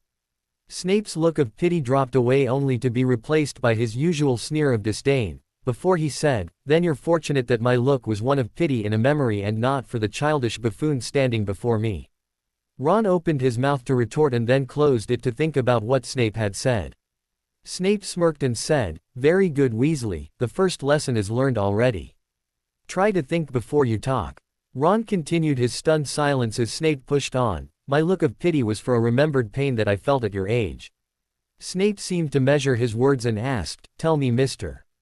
Weasley, do you know what a self-fulfilling prophecy is?" Ron shook his head in the negative and Snape continued, "I thought not. Mr. Weasley, a self-fulfilling prophecy is when a person, a student such as yourself, is limited by their own view of themselves." Ron blinked and Snape nodded before he continued, "Yes, Mr. Weasley, the root of all of your problems is that you believe everything Mr. Malfoy speaks of your family as the truth instead of seeing the truth for what it is." Ron continued to look dumbly at Snape, who sighed and said, "It is a rare blessing to have a family as rich and diverse as your own. Yet you see no worth, because you view worth in terms of possessions, accomplishments, and galleons." Snape smirked darkly and asked, "Tell me, Mr. Weasley, would you have the strength and fortitude to survive as an orphan for your entire life? No. Perhaps you would be better suited to being called an insufferable know-it-all and filthy mudblood every day." Ron's mouth had opened as he gaped at Snape, who shook his head and said, "No, I don't suppose you would." Snape took a step to move clear of Ron before he turned and said, "Mr. Weasley." Ron blinked and Snape continued, "Do not tell anyone of this, or I will make your life even more unbearable for the remainder of the year. I do, after all, have a reputation to uphold." By the first Wednesday of February, 3 weeks from the second task, Harry's training with Moody was winding down into review and the occasional practice duel. The defense professor finally decided that he could teach Harry nothing else of value until he was older, so he followed through on the request of Dumbledore and sent Harry to the old wizard's office for some different but necessary training. Harry sighed as he approached the gargoyle guarding the headmaster's office and muttered, "Pumpkin pasties." The gargoyle slid aside, revealing the spiral staircase that led to Dumbledore's office. Harry rubbed at his eyes as he spared a glance at his watch, reading 7 in the evening. Harry trudged up the steps and knocked upon the door, which was answered by a soft, "Come in." Harry entered the office to see Dumbledore sitting behind his desk with a large stone basin, sitting off to the side, and Fawkes napping up on his roost. Dumbledore glanced up from a parchment on his desk and smiled benignly as he said, "Ah, Harry, right on time, I suspect." Dumbledore pulled a pocket watch from his robes and nodded as Harry took a sit in front of the desk. Dumbledore subtly tried legilimency, as he did rarely in such instances, in an attempt to glean Harry's rough impression from the year. He was shocked when he ran into some simple but well-fortified mental defenses that he could bypass, but obviously not without Harry's knowledge. Harry arched his eyebrow as he felt the tingle of someone testing his shields for the first time, before he said, "Legilimency, Professor. I was under the impression that doing so against a person's will was heavily frowned upon." Dumbledore blinked in surprise as Harry continued, "How did I know what you might be trying, sir? It really isn't anything special, of that much I assure you. In the past, whenever I was near Voldemort, such as first year with the stone, and then this summer when I had a dream about him, there was always this stabbing pain in my head. My scar was sore, but the pain in my head overshadowed that. With you, sir, it wasn't painful but more like a tickle." Harry straightened up in his chair before he asked, "So can you tell me, why you were peeking around in the first place, sir?" Dumbledore sighed and honestly said, "It is a skill I have been forced to practice, since you rarely tell anyone of your adventures. In my defense, I have only peeked 3 times before now, in the hospital wing following the confrontation with Quirrell and Tom, following the Chamber of Secrets incident, and last year to verify Sirius' innocence." Harry fixed Dumbledore with a passive but measuring look before he nodded and said, "I appreciate your honesty, sir. Just don't try it again." Dumbledore nodded respectfully, his opinion of Harry growing by leaps and bounds by the moment. After a moment of silence as each of them assimilated the new knowledge of each other, Dumbledore said, "Any misgivings I had before of what I am about to show you in the coming months have been put to rest. Do you plan on furthering your understanding of occlumency and perhaps in legilimency?" Harry smiled and replied, "Actually, Hermione and I have arranged for a tutor over the summer with the help of Remus." Dumbledore smiled and asked speculatively. I take it you have cultivated a relationship with Remus this year. Harry nodded and said, yes, Sirius as well. In a perfect world I wouldn't have to live with the Dursleys at all. Dumbledore nodded and then in a rare show of candor said, I shall see what can be done in regards to this. Without speculating too much, I believe you could manage only a week a summer with your relatives and still protect other interests. Harry arched his eyebrow but nodded. Dumbledore was lost in his musings of Harry for a long moment. Harry, it is not often that I am surprised, but you have managed to do so in spades. The time is near, to tell you the prophecy. I fear I cannot put it off in good conscience any longer. Harry watched the old wizard drop into deep thought and in an amused tone he said, Headmaster, you wanted me here for some sort of training. Dumbledore shook his head and stood before he genially said, Of course Harry, pardon an old man, I have many stray thoughts. Harry nodded and Dumbledore continued, In fact, this is what I have summoned you here for tonight. As you have surmised from playing various games of wizard's chess, with your friend the young Mr. Weasley, in order to win a game, one must first understand what the various pieces do. Harry stood at Dumbledore's beckoning as they both walked over to the large stone basin filled with a translucent silver fluid. Harry sighed as he glanced at the bowl before he asked, So what exactly are we looking for, sir? Dumbledore chuckled as he pulled his wand from his pocket and swirled the silver liquid around for a moment before nodding. He replaced his wand up the sleeve of his robes before he said, What you see before you, Harry, is an object called a pensieve. Witches and wizards commonly use such an object to organize their thoughts and search for details they may have missed the first time they experienced the event. Harry looked intrigued and said, I think I experienced something similar before. Dumbledore looked interested and asked, Oh. Harry nodded and supplied, The Diary of Tom Riddle. I wrote in it once and it pulled me in to watch a few select memories. Dumbledore frowned in thought before he muttered, Memories imprinted along with an essence. Surely he couldn't have. Harry sighed and said, So what memories did you want to show me, sir? Dumbledore blinked, realizing how distracted he had been since finding of Harry's new talents, and replied, I am sorry, my boy. The memories you shall see tonight are from 2 trials of convicted Death Eaters following Tom's first downfall roughly 15 years ago. Both of whom you have had direct contact with this year in some capacity. First, young Barty Crouch Jr. and his exposure and subsequent arrest occurred during the trial of Igor Karkaroff, a Death Eater and current headmaster of the Durmstrang Institute. A conviction in Barty's case is a mere afterthought. Harry nodded as an image finally came into focus in the pensieve before Dumbledore said, Dip your head into the bowl. We will be pulled into the memory and be able to take in the subtle details of the event. Harry nodded and unlike his experience with the diary, a cold feeling wrapped around his shoulders, almost like the disillusionment charm but not nearly as intense.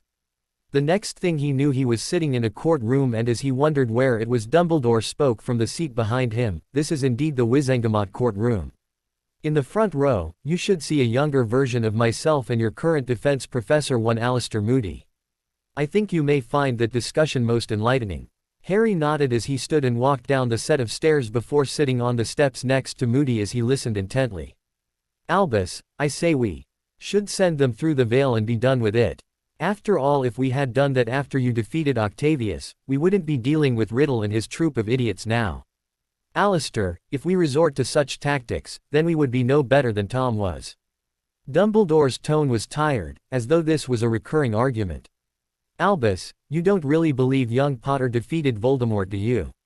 Dumbledore sighed in response. Alistair, what I believe is irrelevant. The proof at the scene indicates that Tom's body was destroyed. Come now, Albus, we both know that the body of a dark wizard is not nearly as important as their soul. We shall speak later, Alistair, but I will not deny your thoughts. For now let us enjoy the application of justice to those that deserve it. Harry mentally catalogued the conversation, because it had the feel of something important, something that was tickling his brain, but that he had not made the final connection yet. To the left of his sitting spot a trap door opened and a large cage was raised through the floor to reveal a slightly disheveled but younger version of Igor Karkaroff. The presiding judge was Barty Crouch Sr., although he had a scary intensity to his eyes that 15 years seemingly had turned into weariness. What say you? Crouch questioned Karkaroff. I can give you names of others if you allow me to avoid Azkaban. Karkaroff pleaded as though his life was on the line. Based upon the average lifespan of Azkaban prisoners, it most likely was. If the names are satisfactory, then we shall consider your deal. Crouch said suspiciously as he glanced around the courtroom. Lestrange, Rudolphus and Rabaston and the wife Bellatrix. Karkaroff listed. Crouch shook his head and replied, "We know this already. The Lestranges are amongst the most synonymous of you-know-who's followers. In fact, many believe Bellatrix Lestrange was only behind that traitor Black on the command ladder. Severus Snape, he was in the Dark Lord's service."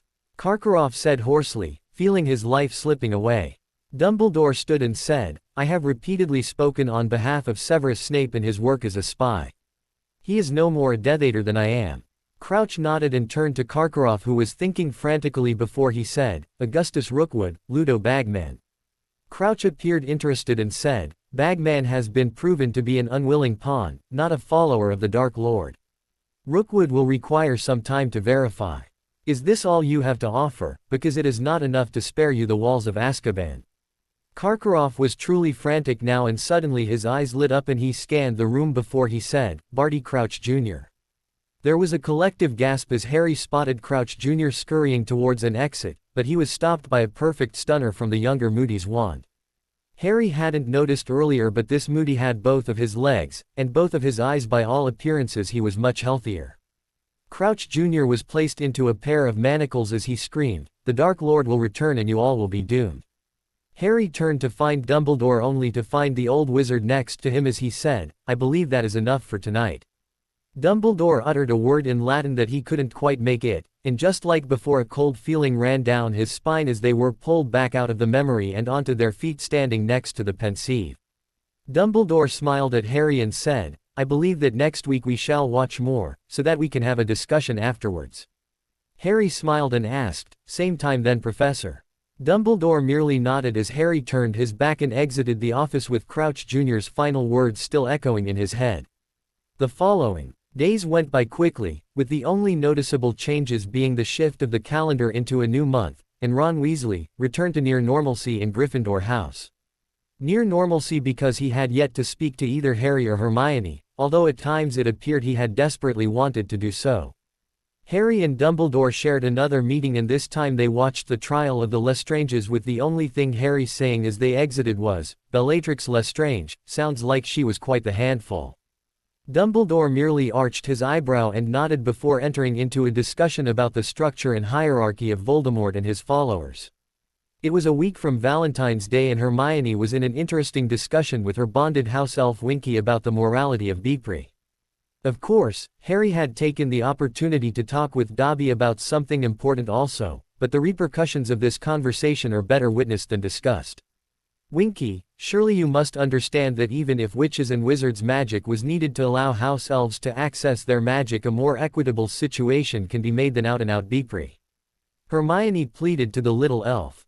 Winky, who had undergone a tremendous transformation since being bonded, taking on many of the bossier characteristics of her master, much to Dobby's chagrin. "Mistress Hermione, Winky is believing yous is right. Winky is saying that elves be more worried about helping theirs master though." Hermione sighed. She could understand Winky's logic, but it didn't mean that she had to like it one little bit. Placing herself in Winky's position, if all she had known was magic, she would have a hard time turning away from it, even if it meant she would be enslaved. Of course she knew that house elves had been conditioned by their elders and other magic used to accept this reasoning, but that didn't mean it would always be that way, and she needed to work on her debating skills for a future when they would matter. Mistress Hermione be thinking hard again. Winky be needing to help make the food furs later. Winky vanished with a soft pop. Hermione was still in deep thought, trying to find the one thing that would make her argument against Elf Beepry unbeatable. The first meeting of the group named SPHERE was held the Saturday before Valentine's Day and had been heavily announced via flyer and word of mouth the preceding week. Of course it had also been mentioned that Hermione Granger and Harry Potter were the co-founders in a shameless attempt to draw in more members. Harry had to hide a smirk as the Great Hall played host to the first official meeting of the Society to promote house elf rights and education. Out of the assembled 25 people, only 2 were wizards, Harry Potter and Neville Longbottom. Hermione had mustered 9 girls from Gryffindor including herself. 5 girls from Ravenclaw had arrived including Padma Patil, Hannah Abbott was the only representative of Hufflepuff House. To no one's surprise, not a single Slytherin or Durmstrang student had shown, although Harry suspected that Victor might have if the situations had been altered somewhat. The remainder of the group was led by Fleur Delacour, part magical being in her own right, and other girls from Beauxbatons that followed their champion's coattails religiously. Hermione stood up and addressed the rest of the group, although many of the girls were whispering and sharing the occasional giggle as they looked at her. Harry. Hermione shook her head at the thought and began to speak. Hello everyone and welcome to the first meeting for SPHERE. Today is merely an informational meeting and I believe Harry has some pamphlets to distribute that will help you. Hermione glared at Harry, who was in his defense watching her intently, before he blinked and quickly handed out the pale blue pamphlets with magical pictures of abused house elves that Hermione had found in the library. As the group gasped occasionally as they read through the pamphlet, Fleur raised her hand, and for the first time of the year had none of her usual haughtiness as she said, "This is a tragedy. In France house elves that are abused or reassigned to new masters, and their old masters are fined heavily." Hermione nodded and said, "Yes, that is true. Britain is behind the rest of the world in terms of magical creatures and their ethical treatment. However, it is important to note that any form of subservience where beings may be abused is unacceptable and repugnant to many people." Fleur nodded thoughtfully. Her grandmother had told her of dark times around the turn of the century when Vila were captured and used as prostitutes throughout all of Europe. The problems of abuse weren't so far removed from France to forget this. Hermione looked around and spotting no more questions said, "Next meeting will be an official meeting involving the election of officers and possible fundraisers. The only goal Harry and I have set forth for the year is to buy some advertisement space in the Daily Prophet for an editorial on house elf treatment. However, I am very happy to see our sisters from Beauxbatons here and we may discuss having a sister organization of some sort there." The Beauxbatons girls all murmured some sort of agreement with the sentiment before Hermione smiled and said, "Very well then, I call this meeting adjourned. The next meeting will be announced when a time has been found. Feel free to bring friends to the next meeting." The group quickly filed out, leaving a relieved and happy-looking Hermione now sitting next to Harry before she asked, "That went well, didn't it?" Harry turned to her and smiled warmly before he said, "Every little bit helps." Hermione nodded as she leaned her head against Harry's shoulder and they discussed plans for the next meeting. By the time Harry had returned to Gryffindor Tower, Hedwig appeared in the small opening awaiting his arrival with a letter of some sort. Hedwig spotted her young wizard and swooped down to him as she landed gently on his shoulder. Harry untied the parchment from her leg before he rubbed her beak affectionately. Apparently satisfied with Harry's thanks, Hedwig spread her wings and quickly rose back up and out of the small window, en route back to the Ollery to await her next delivery. Hermione had disappeared to the library on this particular Saturday evening for an arithmancy study group with Ginny and some Ravenclaw girls. Unfurling the parchment, Harry smiled as he read, "Harry, we both just wanted to write and congratulate you on the grand display you plan on putting forth tomorrow in the Great Hall. Your father would no doubt be very proud, although he lacked the courage to try something so public for your mother until his 7th year when they were already officially a couple. Call us on the mirror tomorrow night to tell us how it goes. May Merlin be with you. Messrs. Moony and Padfoot." Valentine's Day had begun quietly enough for Hermione, although she had been disappointed when Harry had been missing long before she had come down from bed. One of the fortunate aspects of the holiday falling on a Sunday was that there would be no embarrassing deliveries of flowers or chocolate during any classes. Hermione had never received a proper Valentine's card, and she desperately hoped Harry's absence meant he had something planned. It was lunch and Hermione's disappointment had faded into worry as Harry had still yet to make an appearance. As she sat down in the Great Hall, it was indeed a strange Sunday as many couples were treading the line on public displays of affection as Valentine's gifts and cards were handed out. However, the entire Great Hall grew quiet as an enchanted trumpet sounded and the doors to the Great Hall swung open to reveal Dobby dressed in a Cupid outfit with Harry trailing behind dressed in an outfit straight out of a fairy tale. Dobby stopped short of Hermione, whose face was flushed with embarrassment, although she also looked distinctly pleased as Harry cleared his throat loudly and intoned with feeling. "Her locks are vivacious and the color of honey. Her smile is like the sunrise and makes my stomach feel funny." Several in the hall snorted as Harry unabashedly shrugged before continuing. So for this day of love all I can offer is this. The tip of Cupid's arrow. Dobby obediently poked Hermione gently in the arm with his heart-tipped arrow, much to the giggles of several girls, and maybe a key. Harry leaned in as he finished and gave Hermione a chaste key on the lips, the first key of her life that she hadn't initiated, as the great hall burst into laughs and applause at his small show. Harry turned to Dobby with a smile and said, "You were brilliant, Dobby, thanks." Dobby nodded before he vanished with a soft pop as the hall quieted into conversations between the various houses and schools about Harry Potter's stunt on Valentine's Day. Harry was still dressed in his outfit as he began to serve himself some of the mashed potatoes on the table and rolls. He turned to Hermione with a smile and said, "I have some gifts for you when we get back to the common room." Hermione blushed and let out an involuntarily girlish giggle before she said, "That was sweet, Harry, thank you." Harry chuckled before he leaned in, and with a conspiratorial whisper said, "I'm glad you liked it. But don't be surprised to see Dobby walking around in his costume for a while. He rather seemed to like it." Hermione rolled her eyes as she socked his arm playfully, feeling ridiculously happy for the remainder of the day. The day of the second task dawned a clear but cold late February morning. Seeing as how it was a Wednesday, the champions had the option of choosing to attend classes in the morning, or not to. Harry ultimately decided to attend the one class he had that day, although he was without Hermione's presence given that she had been taken the previous night by Professor McGonagall. Therefore it had come as quite the surprise when he was joined at his usual table near the front, by one Ron Weasley. Ron had muttered a subdued, "Hey Harry," before lapsing into silence for the entirety of Flitwick's lecture. As the class ended, Ron sighed and with a little more feeling said, "Good luck in the second task." Harry smiled and nodded before he glanced at his watch and said, "Thanks, mate." Harry frowned imperceptibly and added, "I need to get going now that you mention it." Ron nodded and felt a little bit lighter than he had in 2 months. Harry returned to his room and attached his thigh wand holster to the outside of his swim trunks, before he grabbed the gillyweed Dobby had gotten him a couple of weeks earlier. Glancing at his watch, Harry sighed before he realized he only had 25 minutes until the task was to begin. He slammed his trunk shut and placed his typical locking charms on it before dashing out of the portrait hole and down the stairs en route to the lake in the second task. Harry managed to reach the champions' platform and dock on the Great Lake with 15 minutes to spare. Glancing around, he waved to Remus, who was only about 25 feet away discussing something with Professor McGonagall.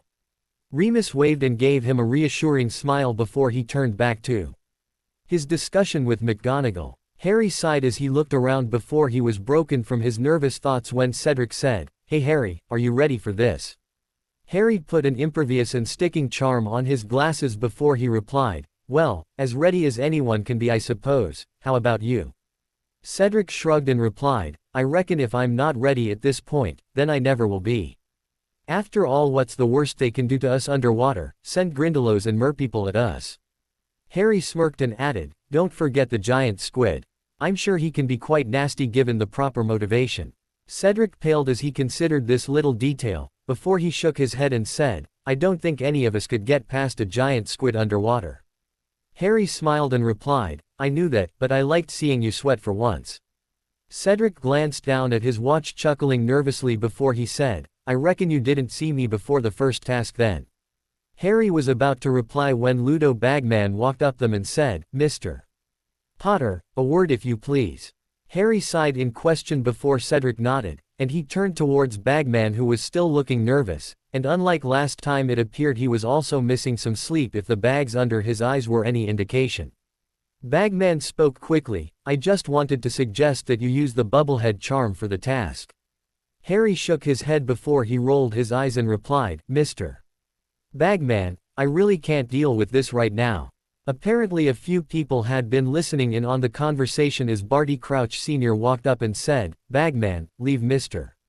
Potter alone. He has quite enough to get on with today without your blathering."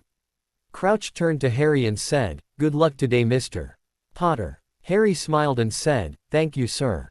Crouch nodded in response and walked back over to the other headmasters, as Bagman stalked off to his announcing stand to prepare for the task.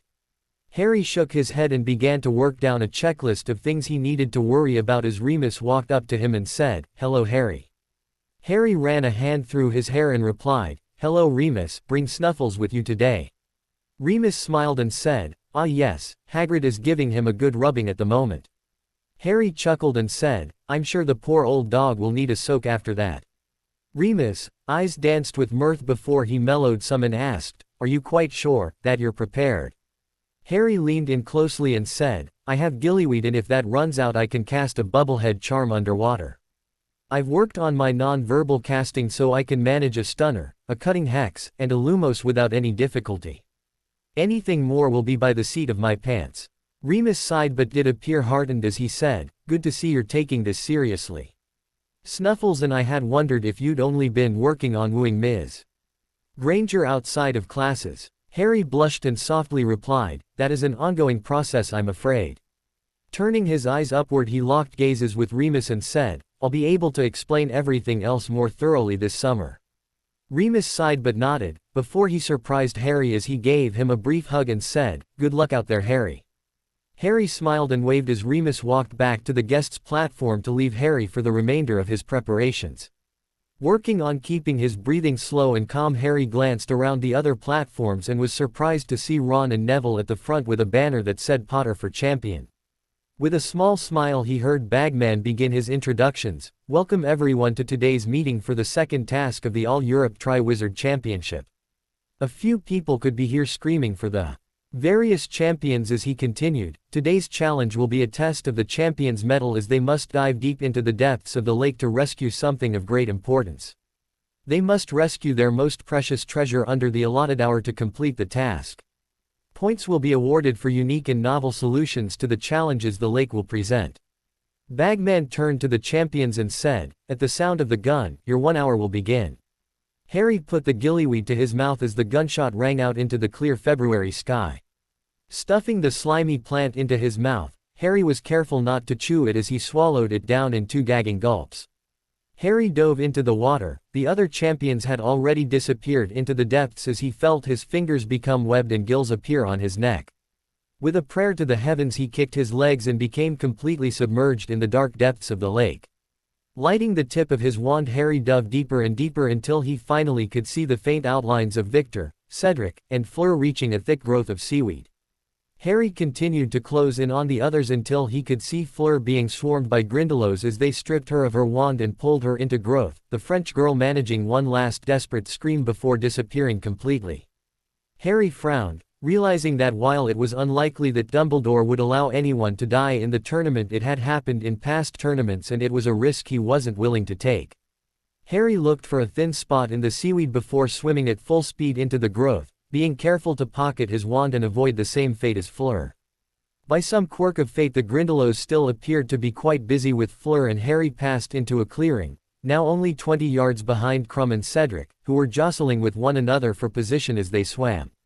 Harry took a deep breath, or gulp, of water and kicked it into another gear as he closed in on and past Cedric and Krum, and he followed the occasional magical flag signaling the path they had to follow.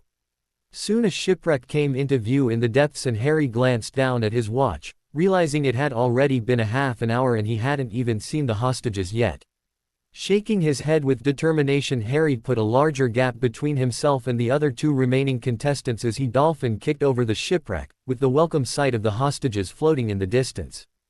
Harry's heart clenched as he spotted the 4 hostages chained to rocks, in some sort of deep sleep with an air bubble escaping their lips every minute or so, but no water coming in. Harry floated up to Hermione and cast a quick nonverbal cutting hex on the chain before he grabbed it and began to float over towards the young girl that was obviously Fleur's hostage.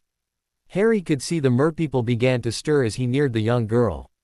Glancing back to see Krum and Cedric coming into view, Harry once again prayed to the gods as he cut the young girl's chain and grabbed it as he began to furiously kick for the surface. Dragging 2 hostages was not an advantage when trying to outswim a group of merpeople wielding sharp tridents and rocks as weapons, Harry snidely thought to himself. The daylight of the surface came into view as Harry continued to furiously kick his legs in an attempt to beat the merpeople to the surface. Just as he was certain he had managed to succeed, Harry felt a sharp stab into his left arm, and with a glance could see the embedded forks of a trident buried deep into his flesh. The merman responsible roared at Harry viciously and began to twist the trident deeper into his sinews. Harry let out a gurgled scream before he pulled his wand back out and cast a cutting hex, separating the merman from his arm. The other merpeople scattered at the injury as the trident twisted away and Harry's vision grayed at the intense pain in his arm. The blood was floating out of his heavily damaged arm as Harry switched hands and put both chains in his uninjured hand and began to kick his legs once again. Every movement became weaker as the light intensified, and Harry and the two girls surfaced to the roars of the crowd.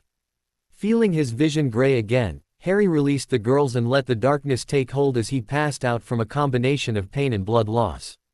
Remus had been amongst the others in the initial cheers, but as soon as he saw Harry's eyes close he took 4 bounding steps and he dove into the lake attempting to retrieve the young man, who was the closest he had to family, save Sirius. Remus could smell the blood in the water, thanks to his lycanthropy as he gingerly grabbed the boy and kicked to the surface, taking care to not touch Harry's wounded arm. As he resurfaced, a scream from his left signified him to Hermione's presence, as he pulled Harry towards the dock. Madame Pomfrey used a flotation charm to set him down onto a stretcher to prevent further damage.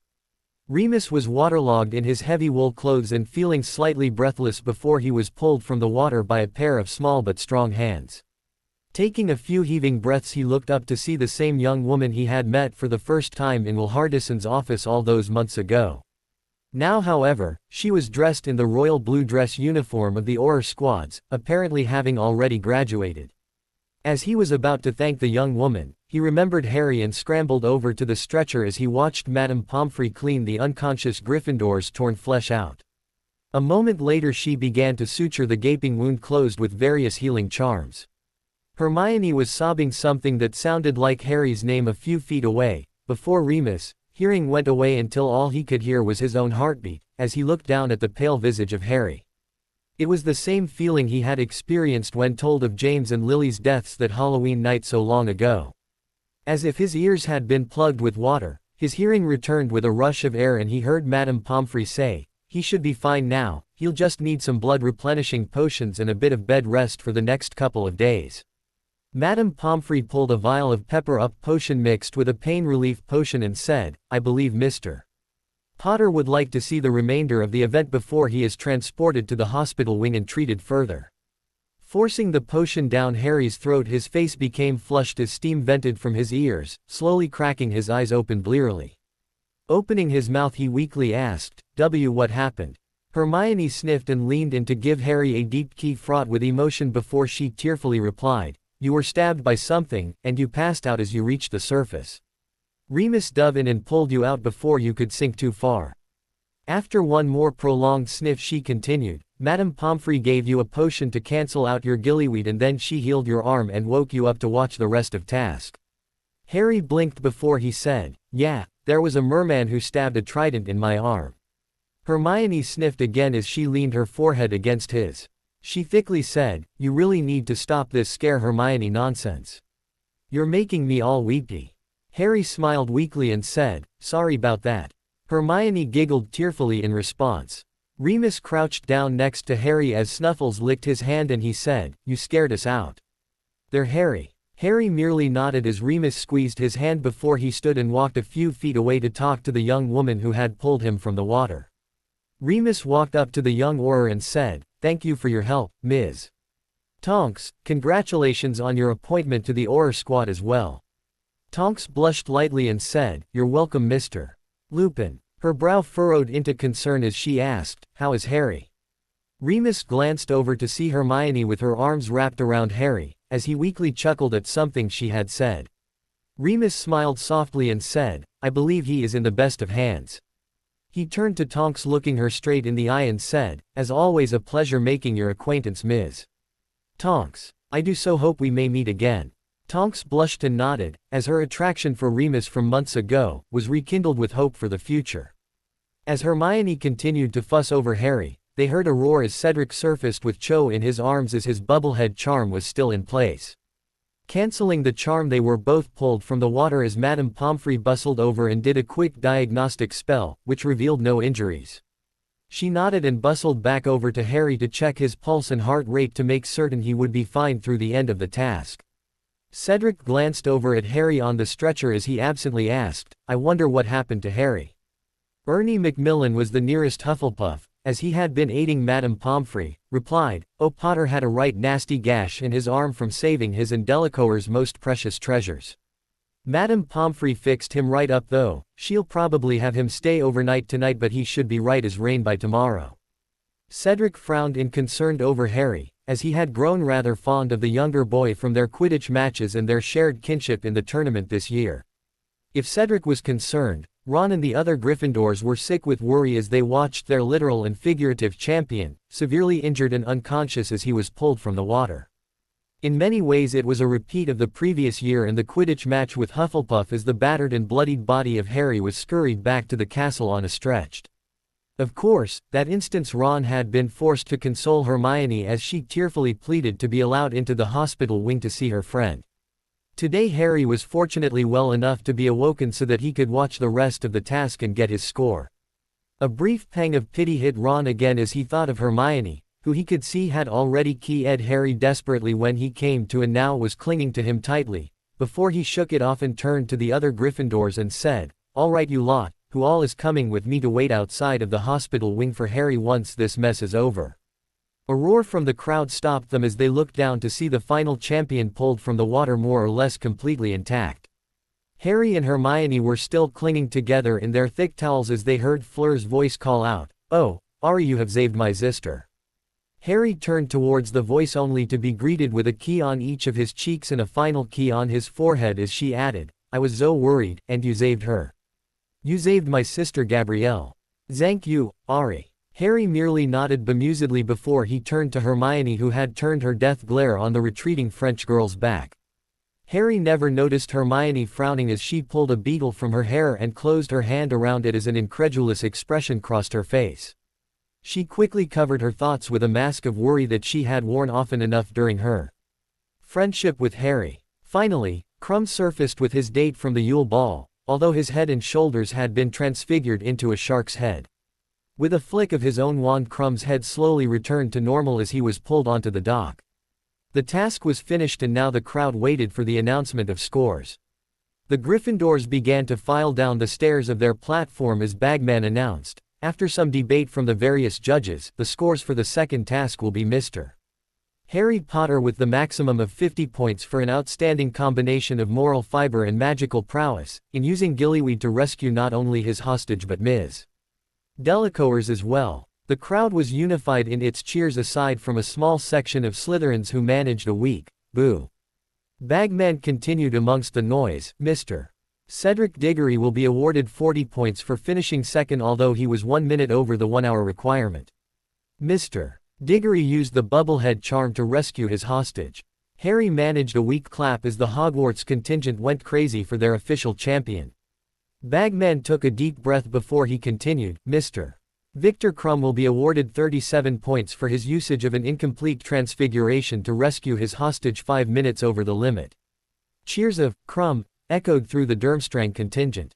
Bagman finished. Finally, Ms. Fleur Delacour was incapacitated by the Grindylows, but she will be awarded 25 points for her advanced transfiguration of a rock into a snorkel in combination with a bubblehead charm. The final task will be held June 24 at Hogwarts. More details will become available as we draw nearer to the event. Hermione was beaming with pride as she turned to Harry to congratulate him. Harry meanwhile was beginning to come down from the pepper-up-induced rush of energy, and felt like he wanted to fall asleep for a nice long nap. Hermione smiled softly as she placed the beetle in one of her pockets on her jumper before zipping it up. She leaned in and murmured, "Go ahead and sleep, Harry, we can talk when you wake up." Harry blinked once owlishly before his eyes fluttered closed, a small smile covering his face. Remus and Snuffles had at this point walked over to Hermione and Harry just as Madame Pomfrey began to levitate the stretcher and walking back to the castle. Hermione turned and murmured to Remus, "Can you conjure a glass jar with a lid for me please?" Remus blinked but complied as he conjured a moderately sized glass jar with a screw-on lid, much like the ones he remembered filled with jam from his family's orchards as a young boy. Hermione smiled and took the lid off before depositing the oddly colored beetle from her hand. Remus' eyes widened as he asked, "Hermione, what exactly are you doing?" Hermione covered the jar with her hand and held it as she carefully poked some small holes in the lid before quickly screwing the lid back on. She smiled and nodded to herself before she quietly said, I have reason to believe that this oddly colored beetle is an illegal animagus. Remus, brow furrowed as he puzzled out the circumstances of the year before he ruefully concluded, Rita Skeeter I presume. Hermione nodded with a feral grin as she tapped her finger on the jar, which only agitated the beetle inside as he bounced off of the walls of its glass prison.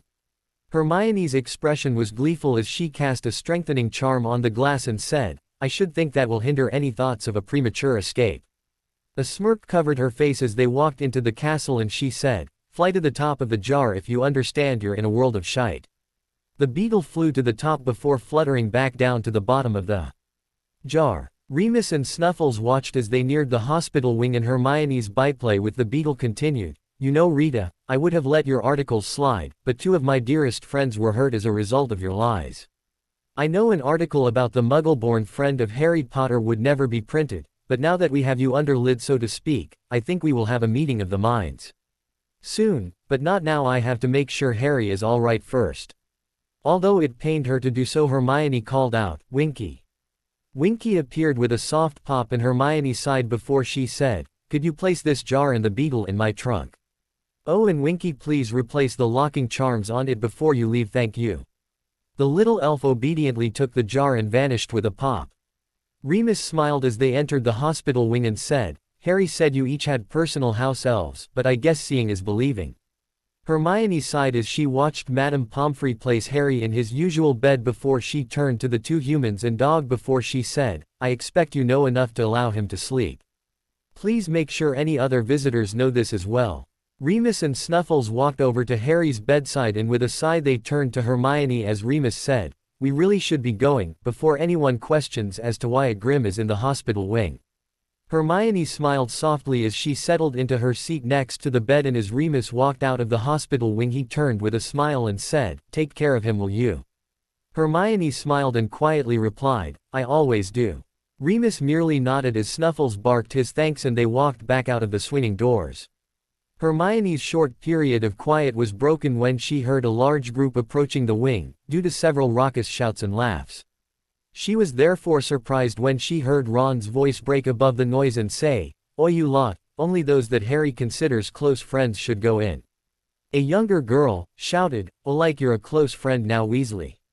Ron tiredly replied, Yeah, well, I know Harry is probably going to tell me to stuff it, but he wasn't, hopefully will be again, my best mate. The twins have adopted Harry like a little brother, and Ginny and Neville have stuck with him all year, even when I've been too much of a prat to do the same. So just please. Hermione remained completely still and impassive as she watched the Weasley siblings and Neville slowly enter the hospital wing, anxiously scanning the wing for a sign of Harry. Clearing the final curtain that Hermione had been watching from the edge of, they saw Harry, as he appeared to resting peacefully with Hermione dutifully sitting by his side.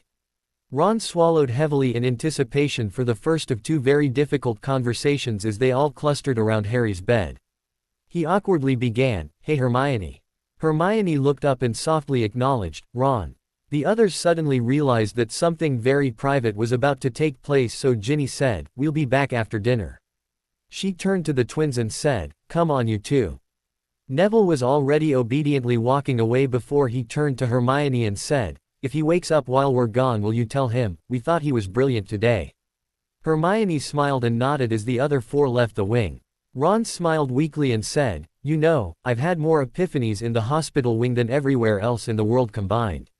Hermione smiled and said, Yes, this place does tend to have that sort of effect on people. Ron continued his train of thought. First year after the stone I realized what it meant to be Harry Potter's friend. Second year after Harry's arm was deboned I realized that Lockhart was an even bigger git than I had first thought. Hermione giggled and said, Yes, me too. Ron rolled his eyes and playfully said, Yeah, but I never fancied the git. Hermione flushed and with a grin he continued, Later that year, when we first saw you petrified I realized how much Harry and I took you for granted. Then afterwards from how often Harry visited you, I realized that no matter how hard I tried, it would always be a duo +1 for the rest of our time as friends. Hermione went to speak and Ron silenced her with a grin and said, No, trust me I get it now. I didn't back then, but I do now. Ron sighed and said, 3rd year, after Harry fell from his broom from the Dementors. I could tell then and there that you would be the future Mrs. Potter. I mean, I was really worried about him, but you were broken, terrified, and horrified rolled all into one. Hermione cast her eyes back to Harry but nodded as he sighed and continued, then the whole time Turner thing. I mean, you two still haven't told me much about that, but when I saw you two vanish I had that second where I realized that I could support Harry in the future, but I could never be the thing he counted on most. Hermione nodded before she frowned and asked, how about now, Ron, what do you understand now? Ron cleared his throat anxiously and said, have you ever looked at yourself in the mirror one day and suddenly realized that you didn't like the person looking back at you? Hermione smiled softly and replied, well, with enchanted mirrors and my hair it happens quite frequently actually. Ron chuckled weakly and said, right then, but the person looking back in the mirror was me this time. Hermione nodded as she gazed down at Harry's face and Ron continued, it was strange, you know. It's not like I'm the kind of bloke that takes a lot of time to really find out who I am and what I'm feeling from day to day. Hermione snorted softly as Ron soldiered on, you see, the person I've become since the whole Chamber of Secrets thing was petty, stupid, and jealous. Hermione turned to Ron and they locked gazes as he continued, so I had to ask myself, why did I begin to change then? Hermione quietly asked, what did you figure out? Ron's ears tinged with red and he replied, I think that when Harry pulled Ginny out of the chamber instead of me, I was jealous of Harry for the first time. I mean, I'm her older brother and was the closest one in our family to her growing up, and I should have been the one to save her.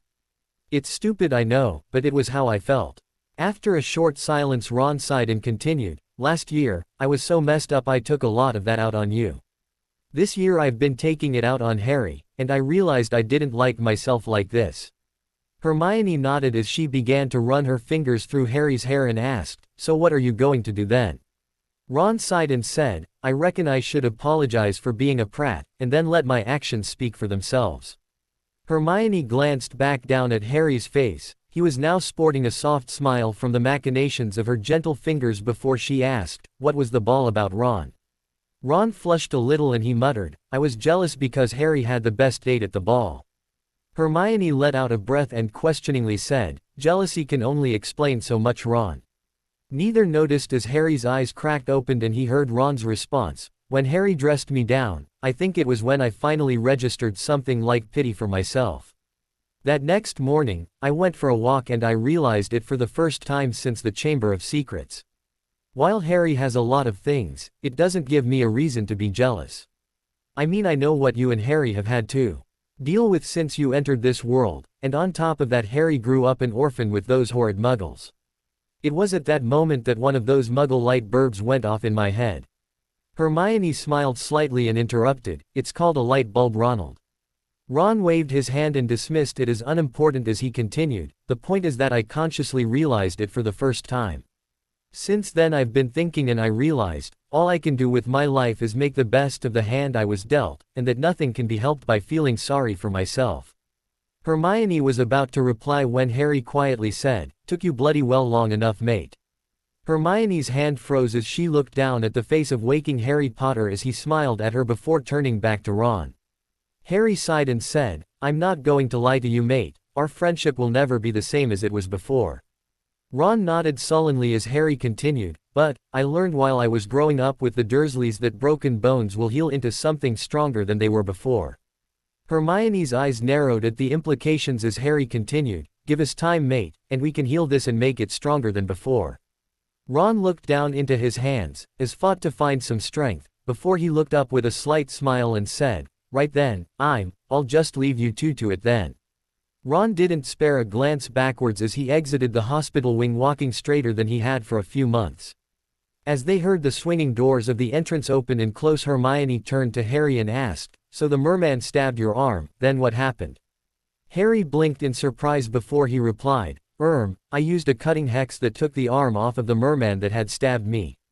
I pulled the trident out and struggled the rest of the way to the surface. I think that was when I passed out. Hermione sighed but nodded as she said, I found out how Rita Skeeter has been getting all of those stories. Harry arched an eyebrow in interest and asked, oh. Hermione smiled smugly and said, she's an animagus. Harry furrowed his brow and asked, what was her form? I mean, I'm pretty sure I would have noticed a stray cat in the tent. Hermione's smile only broadened as she replied, "She's a beetle." Harry laughed in disbelief and replied, "A beetle? I found her in my hair as we watched Victor finish the task. I realized that there was no way a beetle could be that active in February. So I held her in my hand until Remus could conjure a jar for me. Oh Harry, I wish you could have seen it." Hermione excitedly rambled. Harry nodded, before he grinned evilly and asked, "So what are you going to do with her?" Hermione crooked her eyebrow with amusement and replied, "I don't know yet. But I'm sure I can find something appropriate." After a short visit by the Weasleys and Neville after dinner, Harry and Hermione were left alone to talk in more detail about the second task and their first step towards reconciliation with Ron. Hermione frowned and asked, "Do you think Ron meant what he said?" Playing absently with the sheet on his bed, Harry replied, "It's not like Ron is the type to bare his soul often or anything. But, like you mentioned, he said, let's just leave his actions to do the most important talking." Hermione nodded and was about to move on to Rita Skeeter business when the sound of the swinging of the ward door signaled them to another visitor. Dumbledore walked into view, and while he was sporting a small smile, anyone who knew him could see he was a little perturbed about something. Upon spotting the more or less royal couple of Gryffindor house, he smiled and said, "Ah, Mr.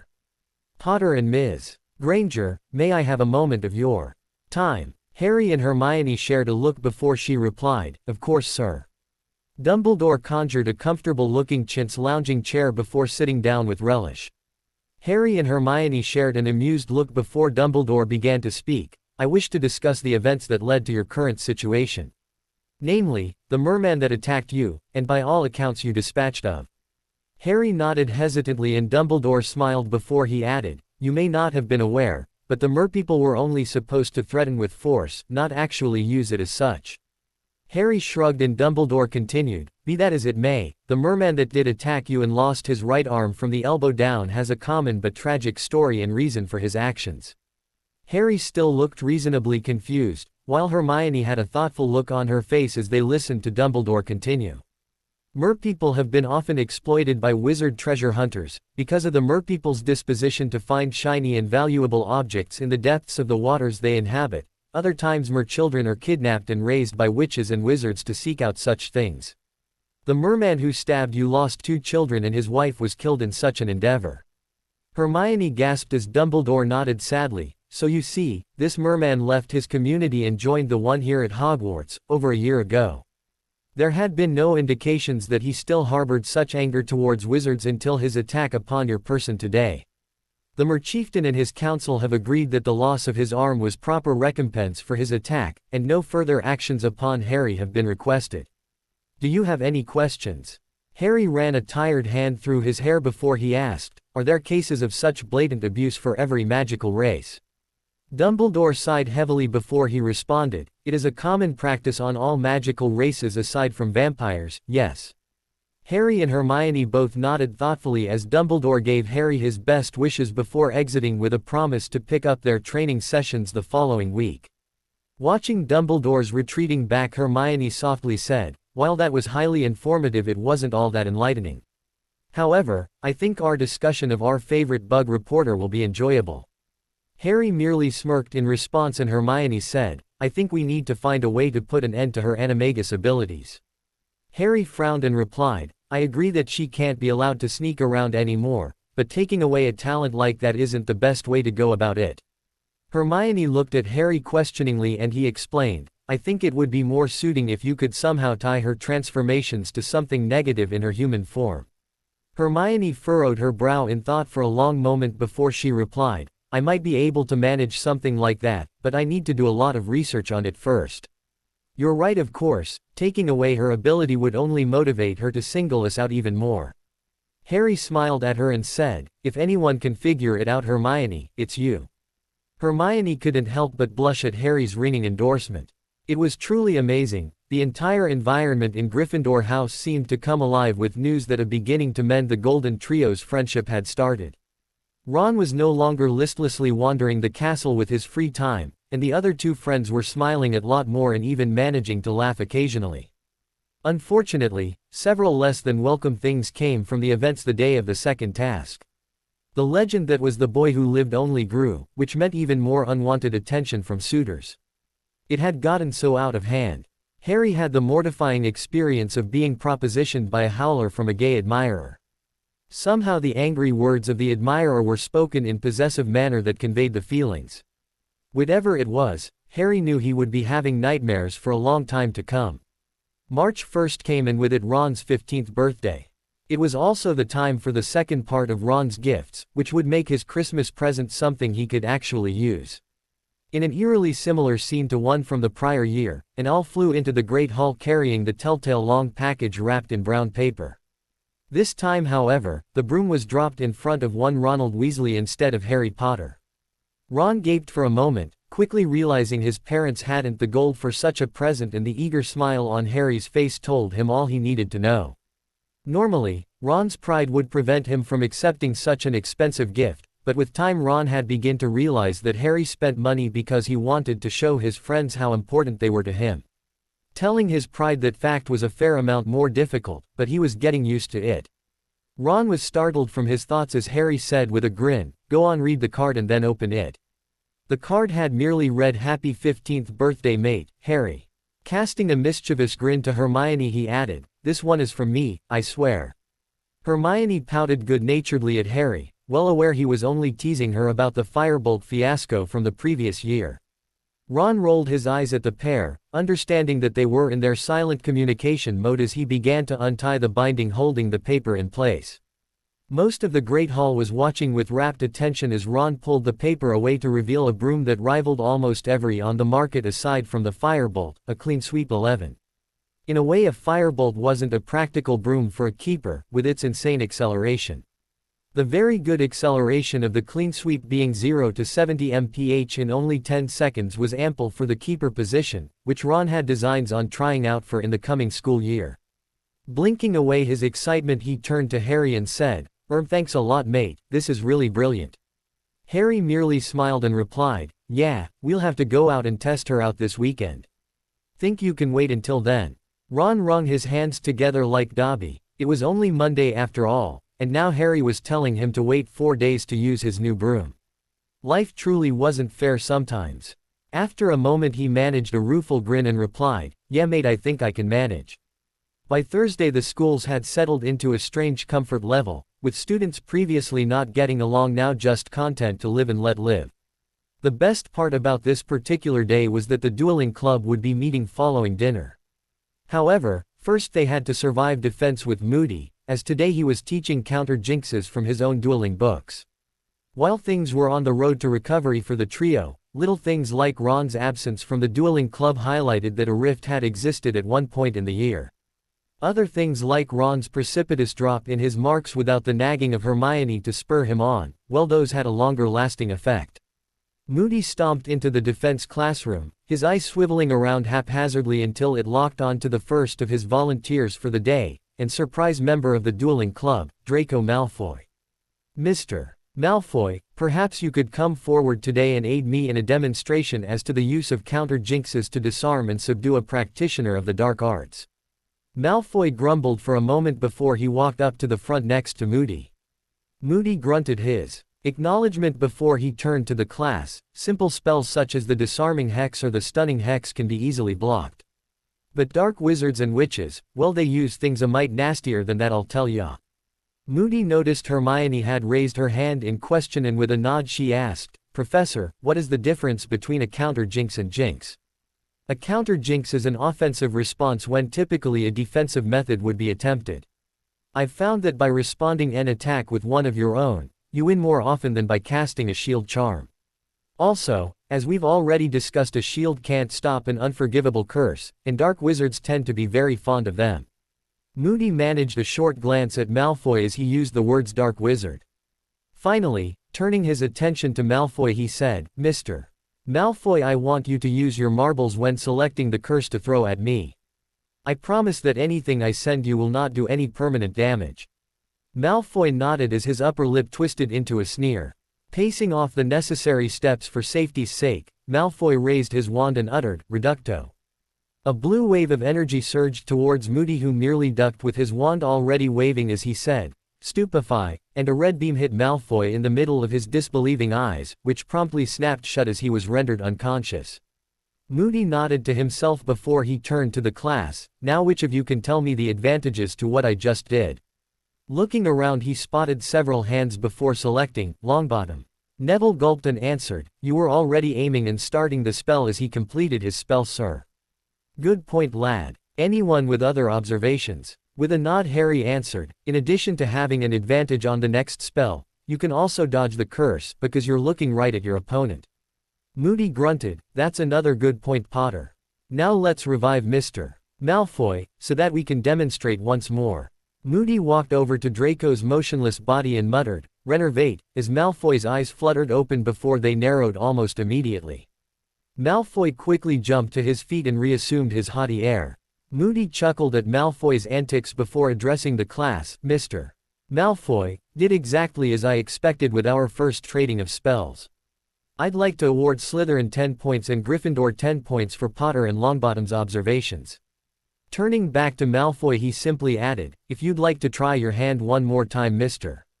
Malfoy. Malfoy pursed his lips in thought before nodding as they once again paced off the necessary distance, Moody awaiting Malfoy's spell. Malfoy raised his wand and uttered, Verbero, as a violet-colored strand of energy surged towards Moody. Moody dove as the brunt of the spell missed its target, but a tendril of the violet energy lashed at his good leg before the grizzled X-Aura returned a perfectly aimed stunner, once again nailing Malfoy. Looking reasonably impressed he healed the small welt on his leg before he once again awoke Malfoy with a quick spell.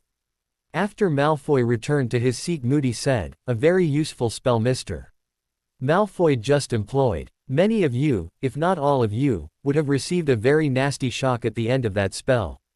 While I do not condone the practice, that particular spell is used on house elves by many families to punish retreating elves. The spell itself merely is a manifestation of a witch or wizard's magic lashing out at an opponent or target.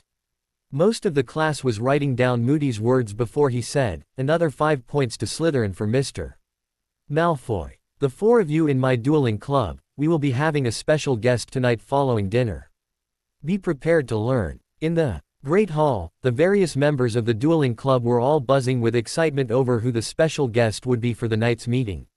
A few other students were commenting on the Moody and Malfoy duel in class, but the vast majority had finally grown accustomed to the defense professor's methods. As Harry sat quietly at the Gryffindor table eating, Moody's words from the prior lesson echoed in his head. The presence of the words only magnified a growing dread that had slowly began to creep over Harry's very existence. Each time it took even more effort from Hermione to lighten the weight of his heavy and oftentimes dangerous thoughts. With the patience of a person fighting a long-lasting battle with no end in sight, Hermione smiled for a moment and said, Harry, I know that certain aspects of your life have made you a stoic hero. But, right now when friends surround you isn't the time. Shrugging helplessly Harry looked straight into Hermione's eyes, it's nothing, Hermione. I just have this shadow hanging over me for some reason. Looking for support from Ron, only to sigh as he was deep in conversation with the twins about something. Hermione replied, Harry, I know that you tend to have a track record with these things. But spending all of your time worrying about it, well, it's not going to help anything. You're right, Hermione, and I know that. But, I just can't seem to shake the feeling. With a small smile he added, but, I'll try harder for you. Reaching across the table to give his hand a small squeeze, Hermione graced Harry with one of her secret little smiles that she reserved only for him. That's all I can ask for. Putting down the toast she had nibbled on for a few minutes, too worried about Harry to eat, Hermione sighed, let's go get ready for dueling club, Harry. Ron seems to be doing just fine with the twins right now anyways. The 2 weeks or so that had progressed since the second task, Remus had been especially busy making the final preparations for a move to Sirius, safe house. Dumbledore would be performing the Fidelis in the first week of April, in order to protect the secret of the house. In exchange for Dumbledore's aid greasing the necessary wheels in the Ministry to forget all magical records of the house, Sirius had agreed to make the house a headquarters for the resistance against the inevitable return of Voldemort. While neither the Marauders or the headmaster were giving away all of their secrets, the groundwork had been laid for a friendship in the mutual R4 aspect that had been shared. All of this was floating around in Remus' head as he sipped on some tea in his reading room, before his musings were interrupted when Sirius called out, Moony, I've got a letter from Harry that you might want to read. Standing from his small lounge, Remus walked into the kitchen to see Sirius, who merely handed him a letter. Moony and Padfoot. This letter is simply the only way I can get the words out I need to. Something big is coming. I don't know if it's Voldemort, but it wouldn't surprise me in the least. If he comes back, I have a feeling that he'll be after me again. I mean, he told me as much at the end of my first and second year. You both would have loved the meeting of the dueling club we had today. Moody and Flitwick dueled. I've never seen someone move as fast as Professor Flitwick was moving during the duel. He didn't even bother to raise a shield charm unless it was a real nasty curse. Hermione told me I was nearly as fast when she's watched me this year. She suggested I ask Professor Flitwick for some private sessions. Of course she isn't the one having to put in that extra work. Anyways, I needed to tell you before I forget that I woke up in the middle of the night after having a nightmare about Voldemort killing the two of you. I can't do much, but I can tell you to keep your eyes open. I need the two of you old dogs, don't do anything stupid. Love, Harry. Sirius frowned and asked, doesn't this bother you, Moony? I've told you, Padfoot, Harry isn't a child anymore. Don't believe it doesn't break my heart when I realize that a 14-year-old is worried about dark wizards. But, we couldn't change Harry even if we tried. It's time to give up Harry son of prongs, and focus on Harry the young man. Remus sighed as he ran a hand through his almost fitfully in frustration that more couldn't be done than what they were already doing. Sirius, looking more full of life with each passing day, could only run a hand through his newly trimmed locks, but it did not escape Remus' attention that he never disagreed. What Harry's letter hadn't detailed was his second impressive incidence of wandless magic of the school year. Okay, now that us old codgers have shown all of you how dueling can be, I want each of you to pair off with someone of your own year, but from a different house. Extras, pair up with a person closest to your skill level. Moody instructed. Harry and Hermione shared a quick look before they were paired off with a couple of Hufflepuffs, Ernie Macmillan and Susan Bones. Hermione and Susan took their dueling positions on the mats next to the main stage, where Harry and Ernie were the duel of the day amongst the students. Considering there were only 24 students between the 3rd, 4th, 5th, 6th, and 7th years, it was a very empty Great Hall. Hermione and Susan bowed, and they stood stock still waiting for the other to cast the first spell. Moody's lesson with Malfoy from earlier still resonating, until Susan shouted, "Stupefy," and watched as Hermione rolled out of the way of the red beam.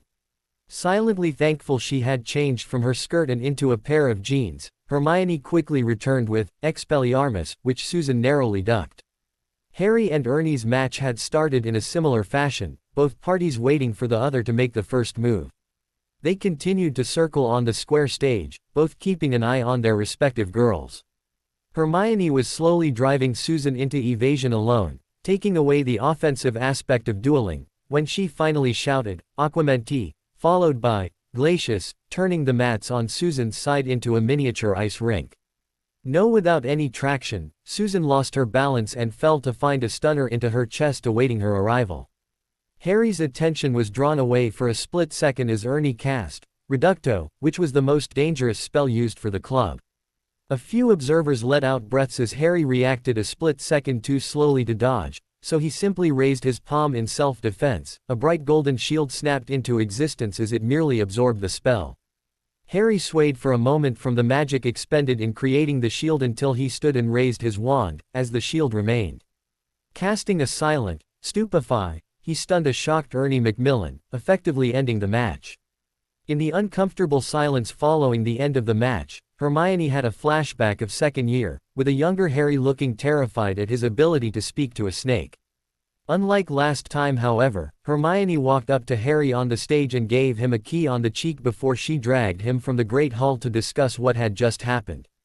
Finding the first empty classroom, Hermione pulled Harry's unresisting form into the room, before casting a variety of locking and privacy charms. "Harry, what was that?"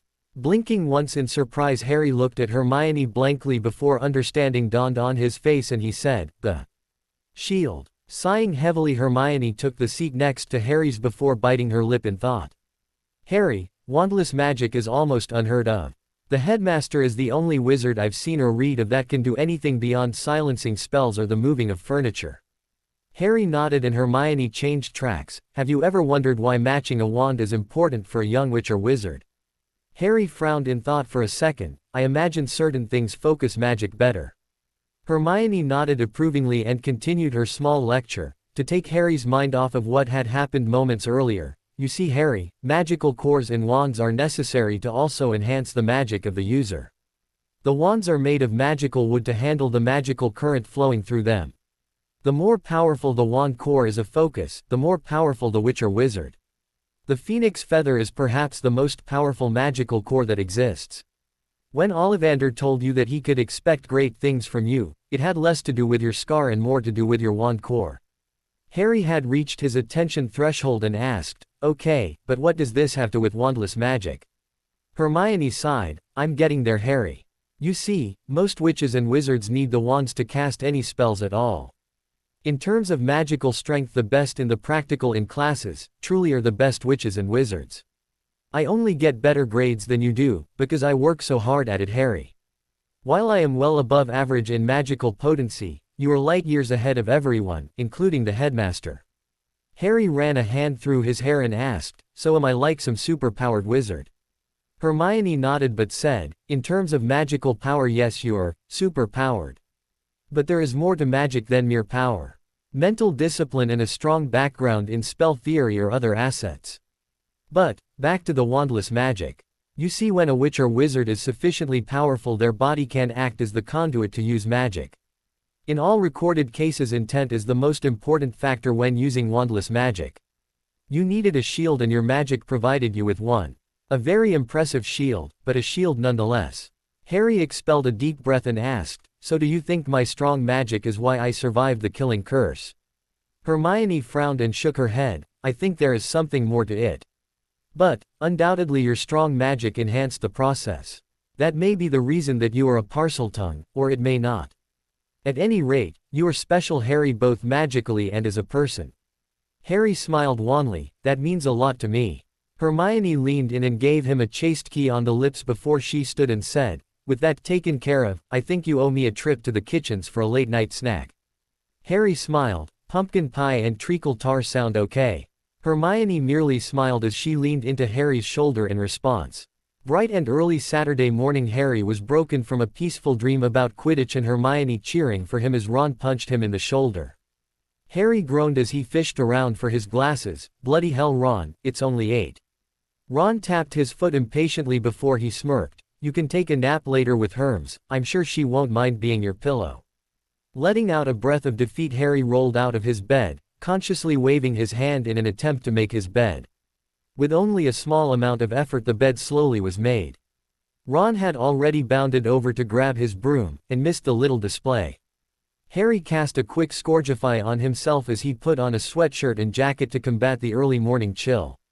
Grabbing his gloves, he removed his broom from his trunk and a quick sizing charm later it was back to full size. Upon seeing Ron's excitement, any aggravation with his best friend melted away. Let's just fly for a while. We can worry about a little training when it warms up about outside. After flying for nearly 2 hours, Ron's jubilant exclamation of, bloody hell, that was awesome.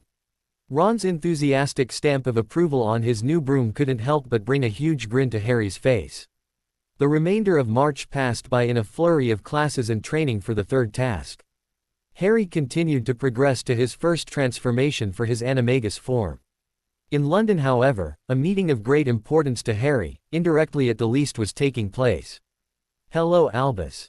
Greetings, my friends. Lovely spring weather we're having, isn't it? Dumbledore's eyes were full of mirth that only an old man discussing the weather would have.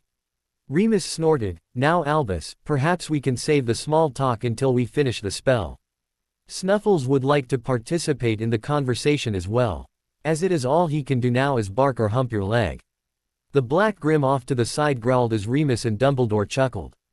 Pulling 4 blood-red stones from a pocket in his robes, Dumbledore said, you need to place these 4 stones at the 4 corners of the property that you want hidden.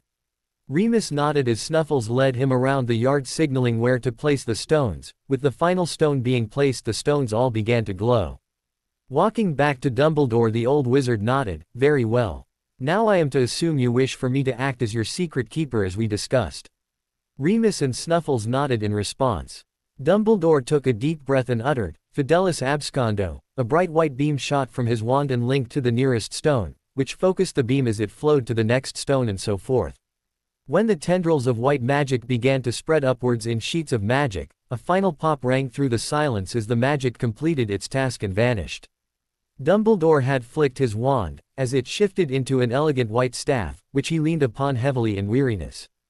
Pulling a piece of parchment from his robes, Dumbledore wrote a quick note on a piece of parchment. "Remus, please show this to Sirius, so that we may move inside." Remus read the note as 12 Grimmauld Place shimmered back into sight, before he passed the note to Sirius, now in human form, and the same happened for him. Taking Dumbledore's arm, they helped the older wizard into the front door of the ancient manor. Finding 3 chairs to sit in, Dumbledore sighed heavily. "It is a very draining spell. Fortunately, it is not one I am asked to perform often." Sirius frowned. What were those stones? They were bloodstones of the Dumbledore clan, very useful amplifiers of magic such as the Fidelis charm. "With this in place, I believe Harry's safety can be guaranteed here after a week to renew the protections at Privet Drive." Remus nodded thoughtfully. "So, if Harry's concerns ring true, then the prophecy that James and Lily went into hiding over may be fulfilled soon." Dumbledore stroked his beard. "It has recently come to my attention that the ultimate destruction of Tom Riddle will not come easily. In fact, I may have to employ your services, Remus, as a researcher. Of course, you can help as well, Sirius, but many of the resources necessary for the research will have to be done outside of the manor. You will be vital in developing a reasonable training regime for Harry and any of his friends that wish to participate." Remus and Sirius shared a look before Remus said, "In other words, Hermione and Ron Weasley." Dumbledore nodded with a strange smile on his face. "The Weasleys' ancestral home is vulnerable.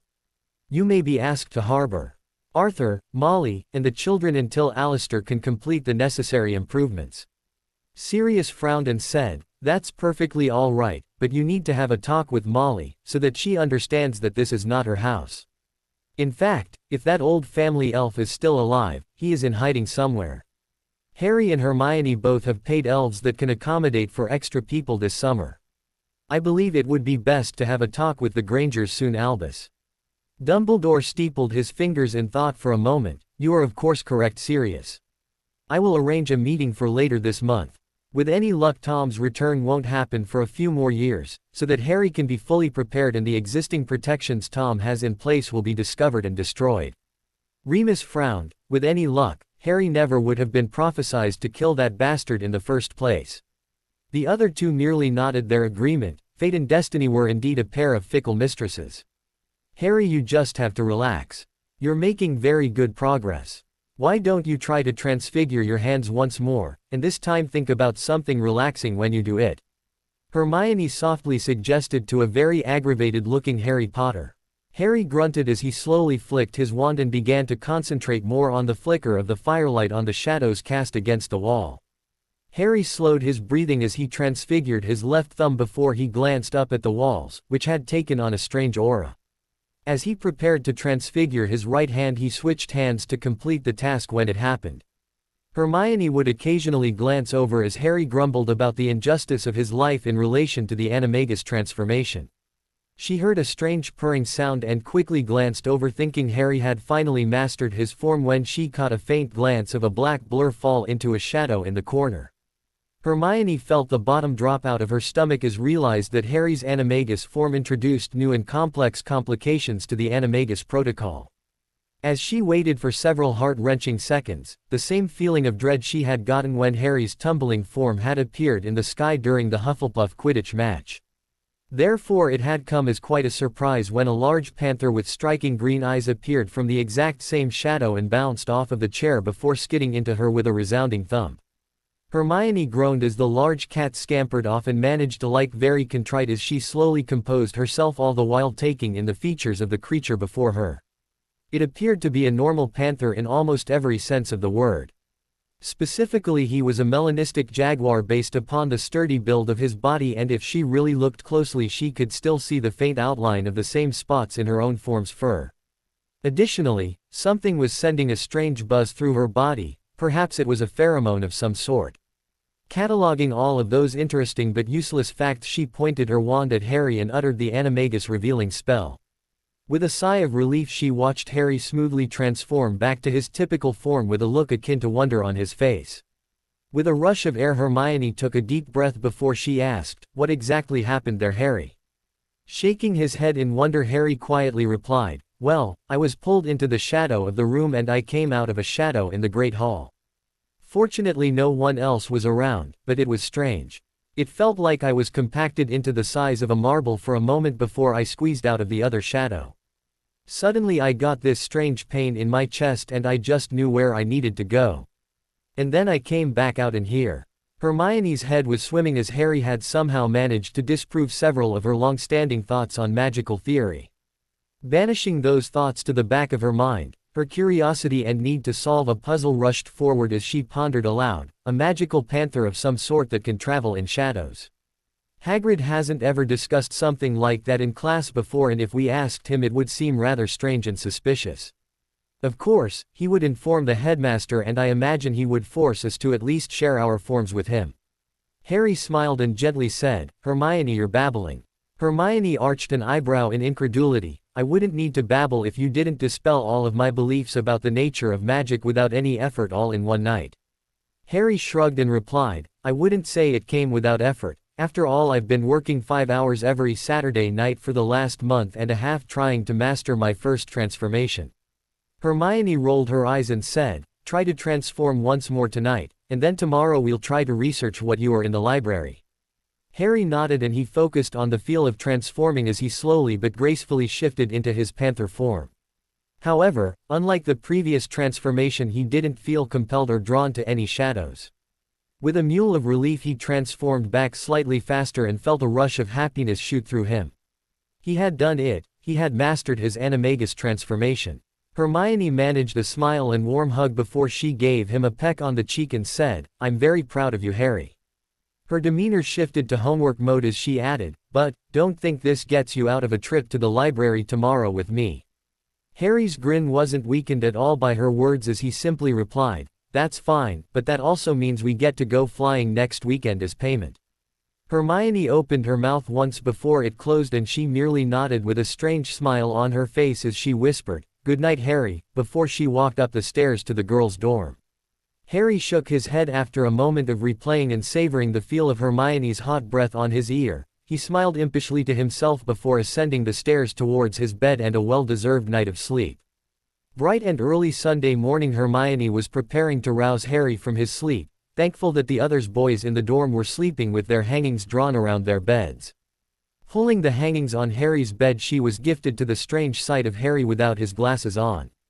While she had seen him without his glasses before, the worry of waiting for him to awake must have made noticing such a simple difference impossible. With a shy smile, she reached over and gently brushed his cheek with the back of her hand. Harry moved his cheek into her touch and she blushed furiously. Touching Harry's cheek like she was seemed infinitely more intimate than all of their kisses before had combined. After waiting a moment for her blush to fade, she gently shook his shoulder and smiled as he blinked owlishly for a moment before reaching over to his nightstand and pulling his glasses on. Stifling a huge yawn and covering his morning breath with his hand, he sleepily murmured, "Morning." Hermione quickly replied in an all-business tone, "Good morning to you, Harry. I thought it would be best if we checked the library early to avoid the crowds and any potential questions." Harry groaned as he pulled the pillow into his face before he pulled it away and said, "If you wanted to avoid the crowds, we could have just used the map in my invisibility cloak." Hermione blushed as she smoothed out an imagined wrinkle on her blouse before she replied, "Harry, I think that fitting 2 people of our age under an invisibility cloak could be construed in only one way if we were caught." Her blush faded slightly. She continued, "Also, unlike some people that shall remain unnamed, I don't break rules simply because they exist." With a sigh and a nod, Harry rolled out of his bed and almost absently waved his wand as it remade itself with a small bit of wandless magic. Hermione arched her eyebrow but didn't comment on the act as she said, "Meet me down in the common room in about 20 minutes. That should give you enough time to shower and brush your teeth." True to form, Harry had finished his morning hygiene routine in roughly 15 minutes as he walked down the stairs and found Hermione all alone in the common room. With a resigned sigh, "You woke me up at 7 in the morning on a Sunday after I went to bed 4 hours earlier. Have you no shame?" Hermione rolled her eyes. "You can take a nap later, Harry. We need to figure this out before you transform and fall through a shadow and end up in China or something." With a small shrug that indicated Harry could deal with that more readily than the cardinal sin of a lost lie-in, Hermione tugged on Harry's hand in aggravation as they exited the portrait hole and began to walk towards the library. By the time they reached the library, the little tiff had been ended amiably as Harry eventually did agree that his unpredictable power in animagus form was more valuable than a lie-in. Of course it didn't hurt that Hermione compromised on the homework schedule of the afternoon and built in some Harry nap time. Dropping a handful of parchment and quills on her usual table, she instructed, "Follow me, we'll likely have to grab several books before we find your form." As they rounded a corner that separated the charms section from the magical creatures section of books, they were startled to see someone other than Madame Pants there. It was the girl from Ravenclaw that had joined SPERE, which was proceeding nicely, as a booth had been approved by the Ministry under the guise that Harry Potter personally requested it. Hermione was too startled with the fact that someone else was in the library, let alone the exact same section, to utter a word. However, Harry managed a slight smile and said, "Hello Luna, I see you're here to beat the crowds like we are." Of course Harry managed to stuff as much sarcasm into the short sentence as possible, all of it directed at Hermione, who by appearances didn't appreciate it. Luna seemed unperturbed by Harry's words as she replied, "I was looking for the book on Nicaraguan nerf herders, but it appears to be checked out." Hermione opened her mouth to retort but closed it with a frustrated grimace as Harry continued, "I see, well we're here researching magical creatures for care and Hermione here wanted to beat the rush, I believe was how she put it."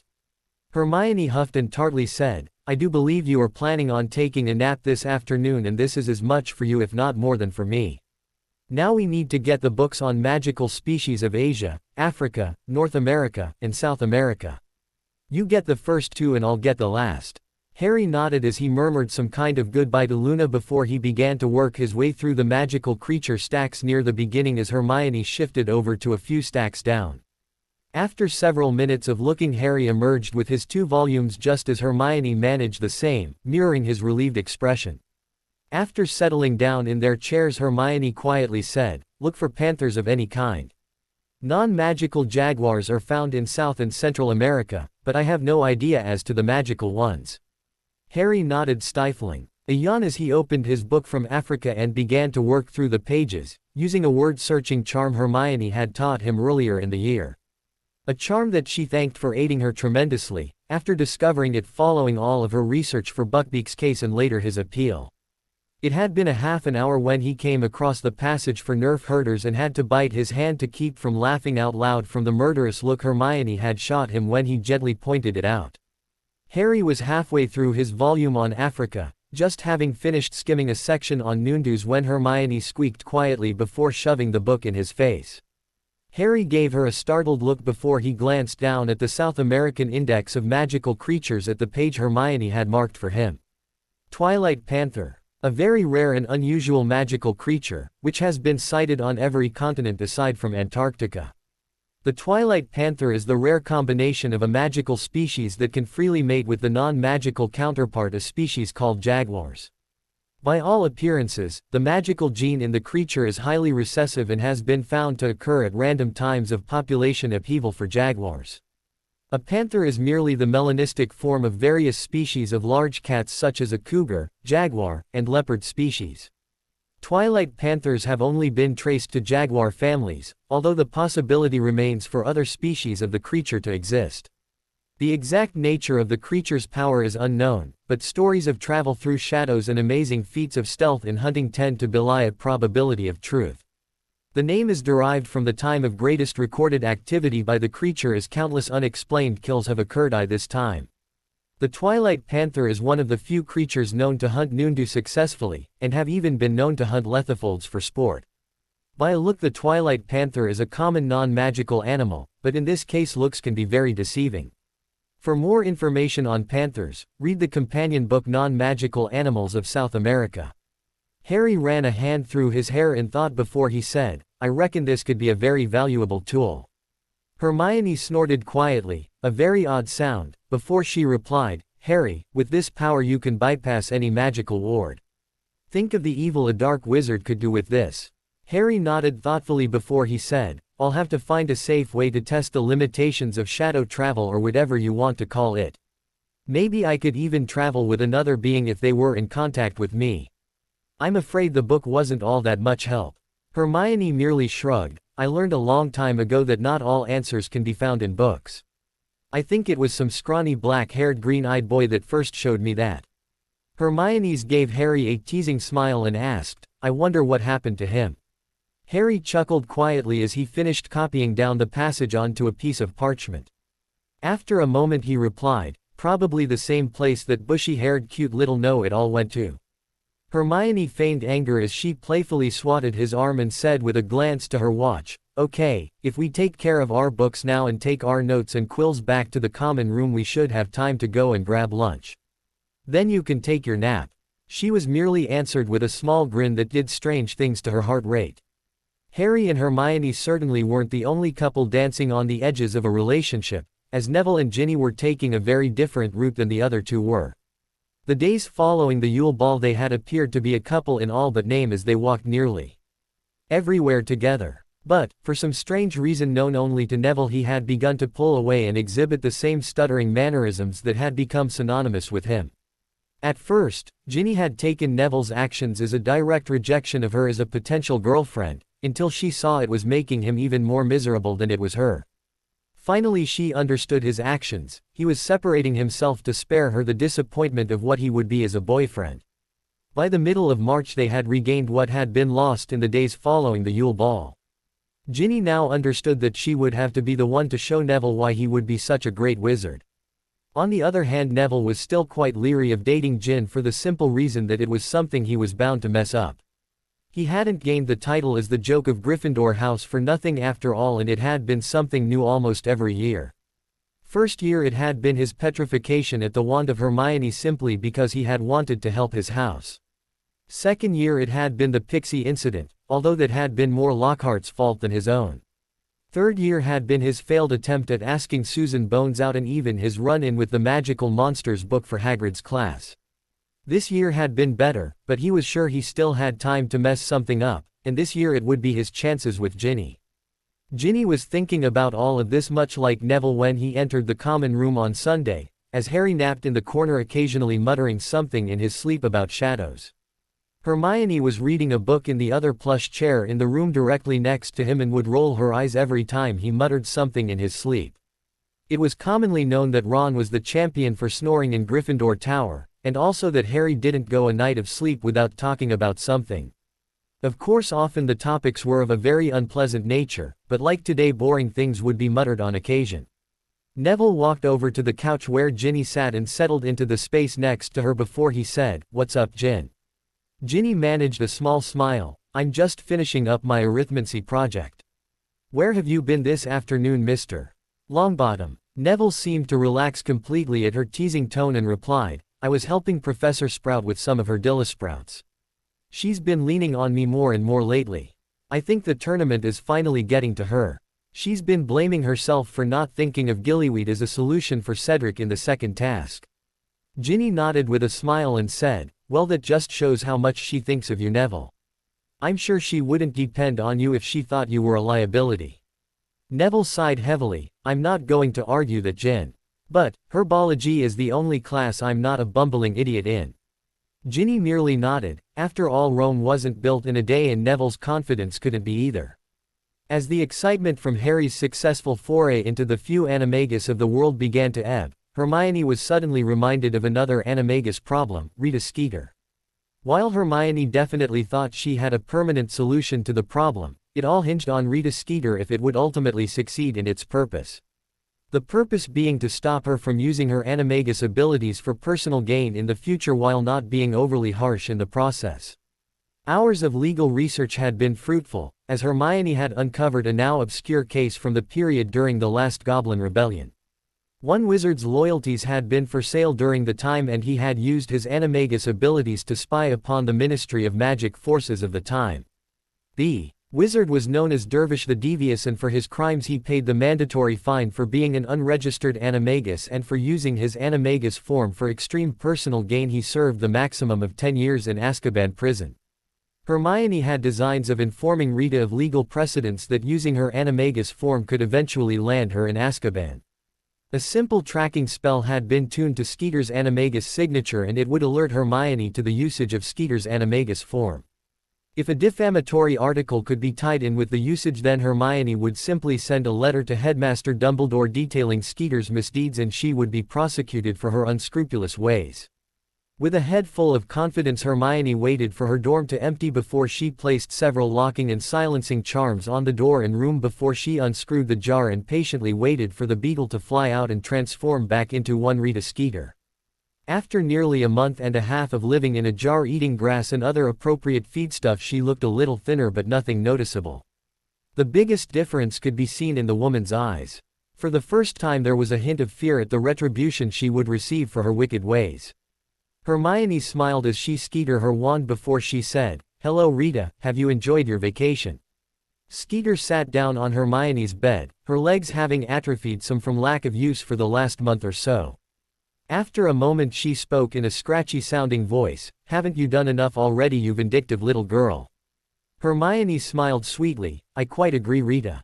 In fact, I don't plan on making a big deal out of your illegal animagus transformations if you don't transform to gather private information about others ever again. I have no issue if you transform, only if you transform to spy upon others.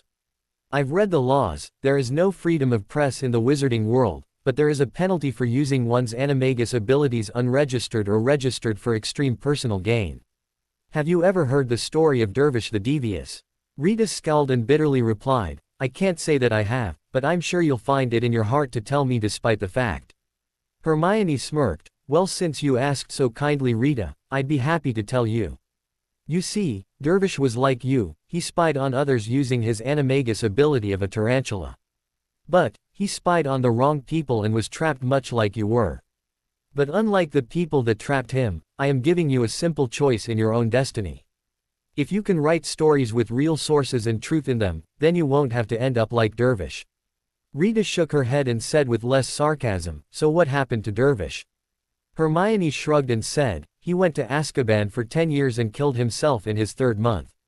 Rita couldn't suppress a shudder at the thought of what Azkaban could do to her before she replied, "Okay, I'll do it your way."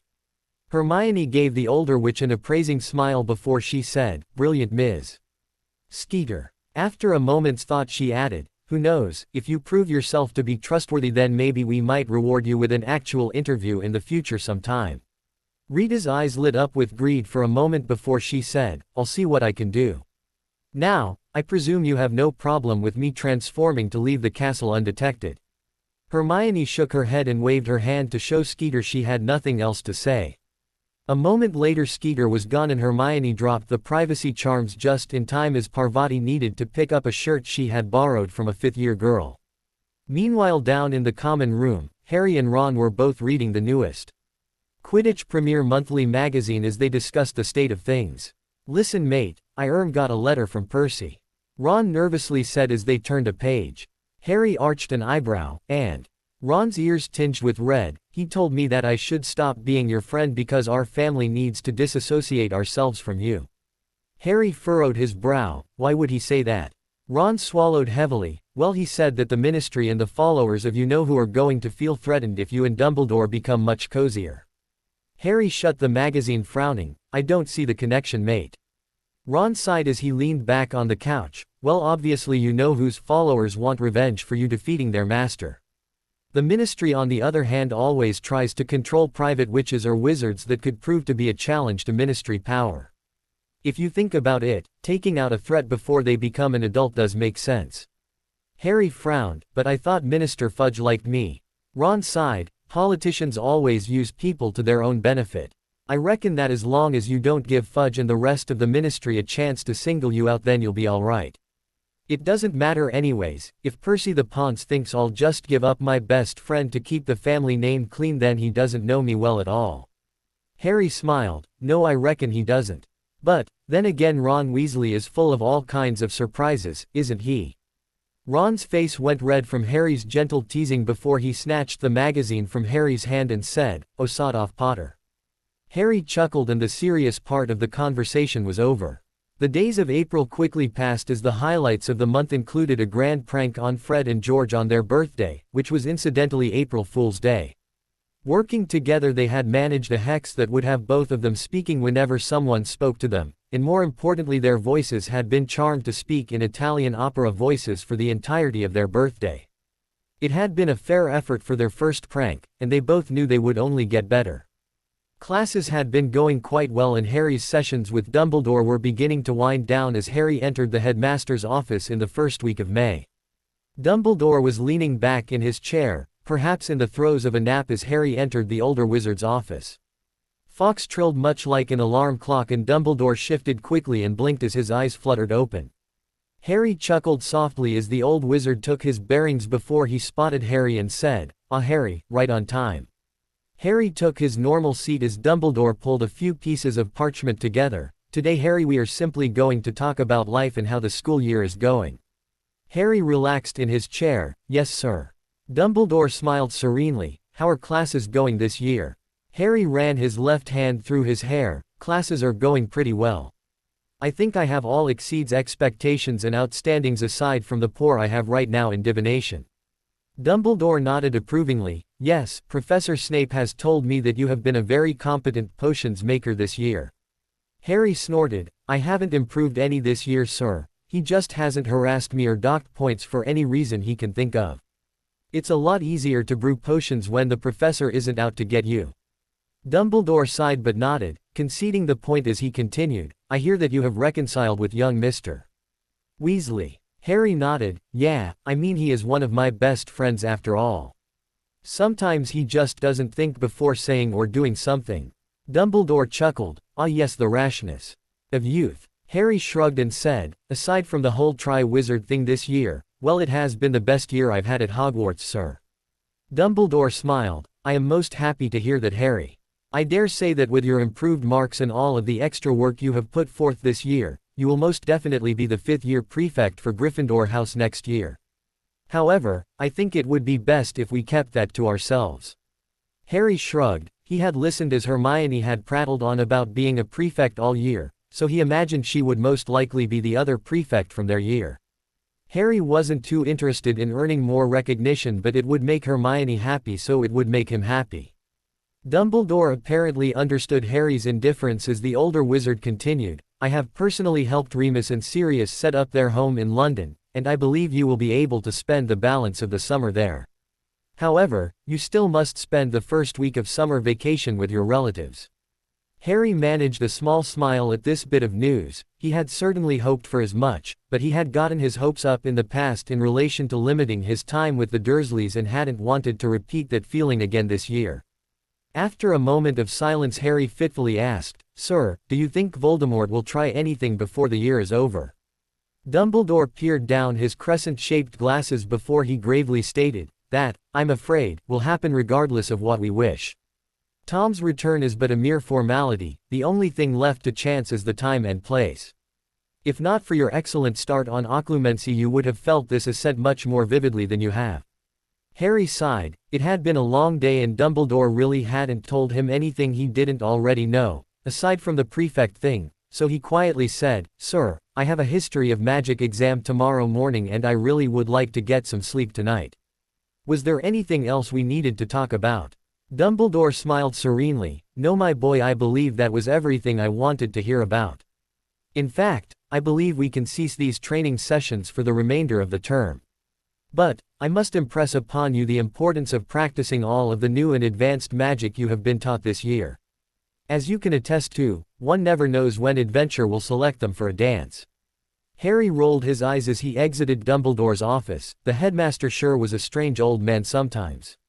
Things had begun to look up for Remus Lupin, ever since he had received a letter from Headmaster Albus Dumbledore requesting he take the defense against the dark arts professorial position. While several less than savory things happened over the course of the year, the term ended with a friend regained and the truth about James and Lily's deaths discovered. Perhaps equally important to Remus was that he had met and gotten to know young Harry. Harry reminded Remus so much of his father in his intense moments, but unlike James he had a kind heart much more like Lily. This year had continued that fledgling peer-mentor relationship, as Remus settled into what could be considered the role of a favorite uncle with Harry. Sirius on the other hand was an odd combination of friend, confidant, and father figure, but so far it seemed to be working quite nicely. Remus looked around the small dining room, which was originally for the help, long before wizards owned house elves. Sirius had made a few requests to make his familial house more habitable, and one included using the family dining room as a meeting and planning room. It was early, much earlier than Sirius ever rolled out of bed, and Remus had an appointment with Will Hardison to make the final arrangements for Harry and Hermione's occlumency and legilimency training. Finishing of his breakfast tea, Remus deposited the dishes in the kitchen sink before he walked over to the flow place, and with a pinch from the large flow powder pot he said, "Ministry of Magic." A matter of 15 minutes later and Remus found himself in Will's office, but unlike the previous time Remus had made an official appointment with some lame academic reason for the meeting. Will was poring over a file as Remus had entered, which he immediately set aside. "Ah, Remy, how are you doing, old chap?" Remus smiled as he settled into his seat. "I'm good, Will. How is work?" Will leaned back in his chair. "Actually it's been very quiet for the Obliviators since the World Cup. Good thing too, the department worked so much overtime that weekend that Fudge has ordered skeleton crews at night to recoup some of the budget shortfall that occurred as a result. Thank Merlin there hasn't been a stray dragon down from Sweden or anything." Remus grinned. "Have you ever wondered what the Muggles would think if they knew that all of those alien abductions were obliviations following time at St. Mungo's from a magical mishap?" Will merely shrugged. "I think an alien abduction is easier to swallow than being told that there is a hidden world amongst them where magic is real." Remus nodded thoughtfully. "Yes, well, be that as it may, I'm afraid this isn't entirely a trip of leisure." Will didn't appear too concerned with this as he asked, "That's quite all right, Remy. In fact I have a small booklet you can give to my two pupils at the soonest possible time to make the most of our time this summer." Furrowing his brow he continued, "How is Mr. Potter dealing with the stresses of the tournament? The news has definitely dried up since Rita Skeeter stopped on her warpath." Remus smiled ruefully. "Well, if I had my druthers Harry wouldn't have to worry about preparing for the tournament. I have a sneaking suspicion the years of reasonably carefree adolescence are coming to an end. But for a 14-year-old boy I'd say he is handling the stresses of the tournament remarkably." Will nodded. "So then when do we want to start?" Remus pulled out small day planner and replied, "Well, Harry will be at some other relatives the first week of summer. I imagine the second week in July would work quite nicely as a starting date." Will pulled out a small planner and with a mark he nodded, "Yes, that should work just fine. I quite look forward to the challenge, Remus." Remus smiled as he glanced at his watch. "Well, since we have another hour to talk, what do you say to a couple of glasses of scotch while I tell you a story about Harry when he was a baby?" It was nearly noon and a couple of rescheduled appointments later when Remus finally walked out of Will's office only by the grace of a very strong sobering charm. Feeling rather happy with the events of the day, Remus remembered that it had been very seasonable the last few weeks in London and decided to walk for a bit before returning to Grimmauld. As he neared the lift someone ran into him from the side, apparently not looking where they were going. Remus turned to say something when the familiar face of Tonks was beaming back at him. "Watch her there, Mr. Lupin." Remus smiled, his anger forgotten. "That's quite all right, Ms. Tonks, and it's Remus." Tonks blushed as her hair shifted from pink to in connection to her embarrassment before she nodded. "I was just getting ready to grab some lunch. Fancy joining me?" Remus opened his mouth in shock a few times as no sound escaped. Remus was well versed in the art of flirting, but his condition had always kept him from taking a chance with the few opportunities at relationships he might have had. But, this time a combination of factors as mundane as getting the last scone at Grimmauld, and as important as the meeting with Will, gave him the last little boost in confidence he had always needed in taking such a chance.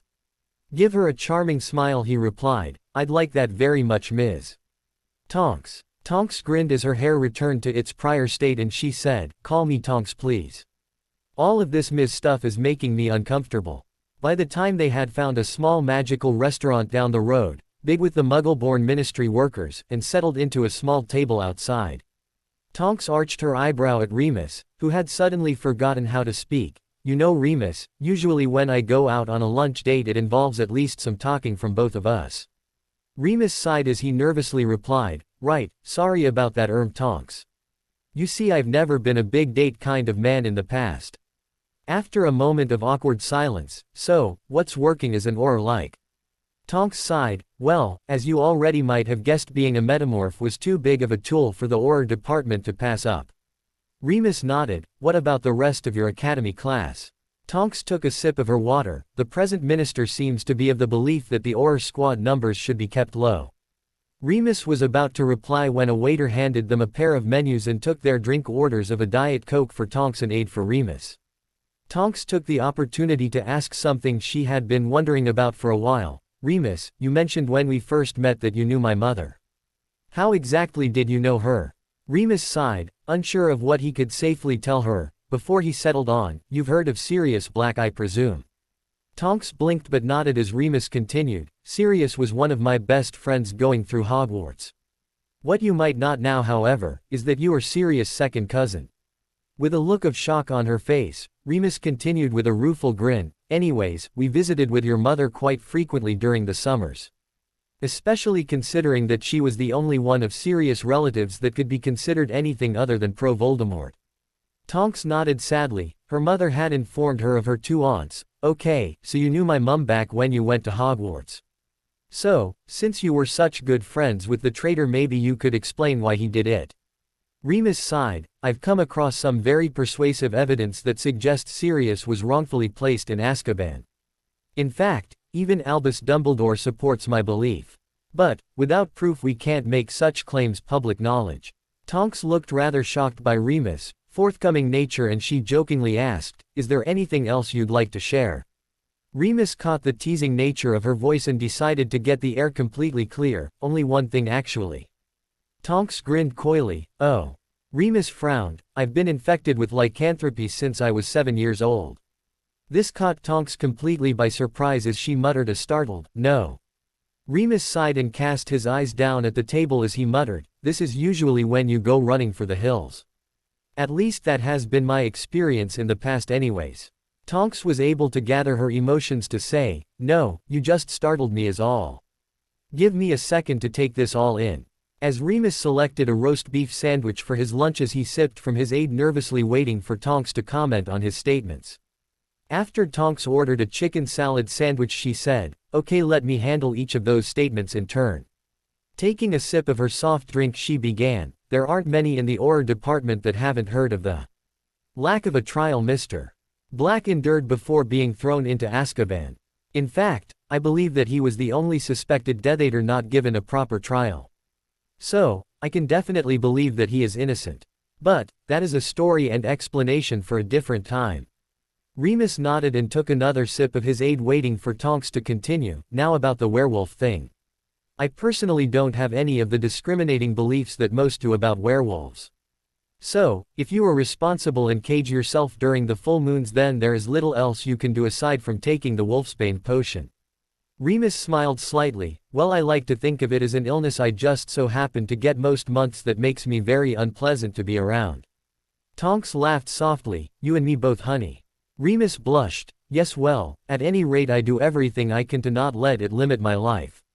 The one exception to that being obviously my love life. Tonks was extremely flattered that Remus was being so open with her, and she softly said, well, we'll just have to see what we can do about that now, won't we? Remus could only grin in response as Tonks reached her hand across the table and gave his hand a gentle squeeze before they lapsed into conversation about their times at Hogwarts. At Hogwarts, Harry awoke early Friday morning, intent on cramming one last time before the History of Magic exam. His discussion with Dumbledore the previous night was ended because he had wanted to study, but almost as importantly he was helping Hermione make her mum a necklace with Muggle craft supplies. In fact, as they sent Hedwig in flight with the finished present, Hermione had softly said, I told Mum it was from both of us. It was strange how such a simple statement affected Harry as strongly as it did. Perhaps it was some inner longing for the mother he would never really know, but he did know that it was a discomfort he hadn't felt in a very long time. As Harry entered the Great Hall, he spotted Hermione sitting in her usual spot, face buried in her potions text. It was a routine that before every potions class Hermione would review the potion they were scheduled to make for the class, to have that added level of security. After sitting in his usual seat next to Hermione, he poured himself a hearty glass of pumpkin juice before taking one big swig and releasing a quenched sigh. Turning to Hermione he asked, "What's the potion for today?" Hermione lowered the book enough to make eye contact, a strengthening draft. Harry nodded. He could remember most of the potion's instructions, so it figured to be a rather easy class as long as Malfoy was kept in check. After quickly devouring 2 pieces of toast he washed down the remnants with the rest of his pumpkin juice before he glanced at his watch and flowed to his feet. Helping Hermione to her feet he chuckled as Ron came stumbling into the hall hopeful to get some breakfast before the exam. Watching Ron's face fall as everyone had begun to leave to their first classes, Harry reached down and plucked a muffin from the table and tossed it to him just as he caught up to his friends. Taking a big bite from the muffin, Ron tried to speak, "MMFF meta Mr. Meme." Harry understood enough to follow Ron's muffled words, but he merely smiled as Hermione said, "Honestly Ronald, when are you going to learn that speaking is done best without food in your mouth?" Harry chortled as Ron swallowed deliberately and replied, "I said, or rather asked, are you ready for the exam?" Harry decided to diffuse any tension. "You remember how scared everyone was of me when I spoke to that snake?" Ron nodded with a confused look on his face. "Well, it's bloody terrifying. Listen to you talk with your mouth full of food." Hermione grinned, and even Ron couldn't help but flash a quick grin in response. Much as it had always been, in basic chemical terms Hermione was the acid, Ron had always been the basic part of the trio, and Harry acted as the buffer, and by default he was also the catalyst for the balance of their adventures.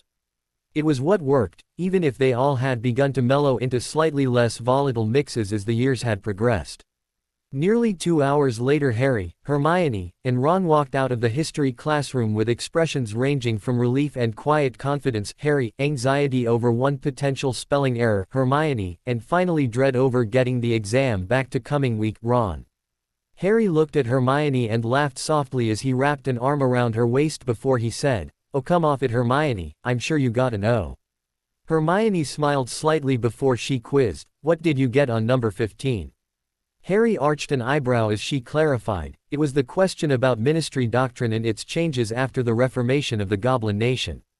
Harry smiled, "I thought it was C, but I guess I won't know for sure until we get them back."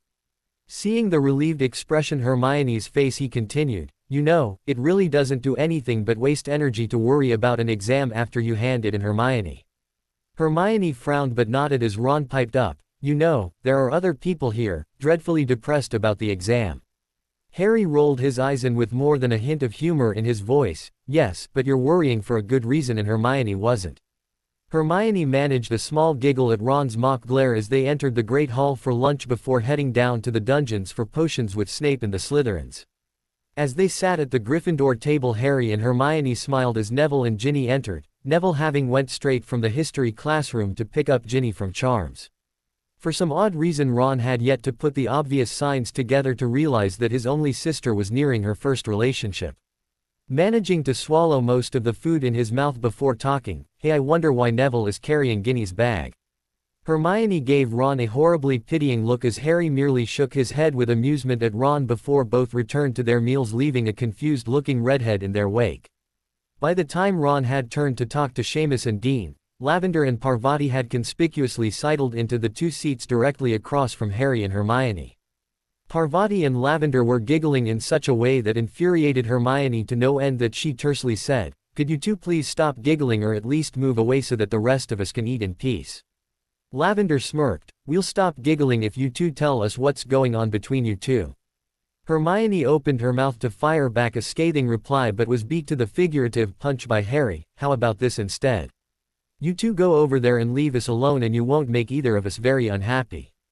Lavender and Parvati looked at Harry with something akin to shock, but the look in his eyes was no longer the playful young man that played Quidditch, but something darker and definitely more dangerous.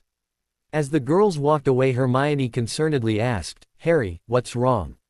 Harry merely shrugged. He had a vague inkling of what was upsetting him at the moment, but he certainly didn't want to start thinking about it at the moment.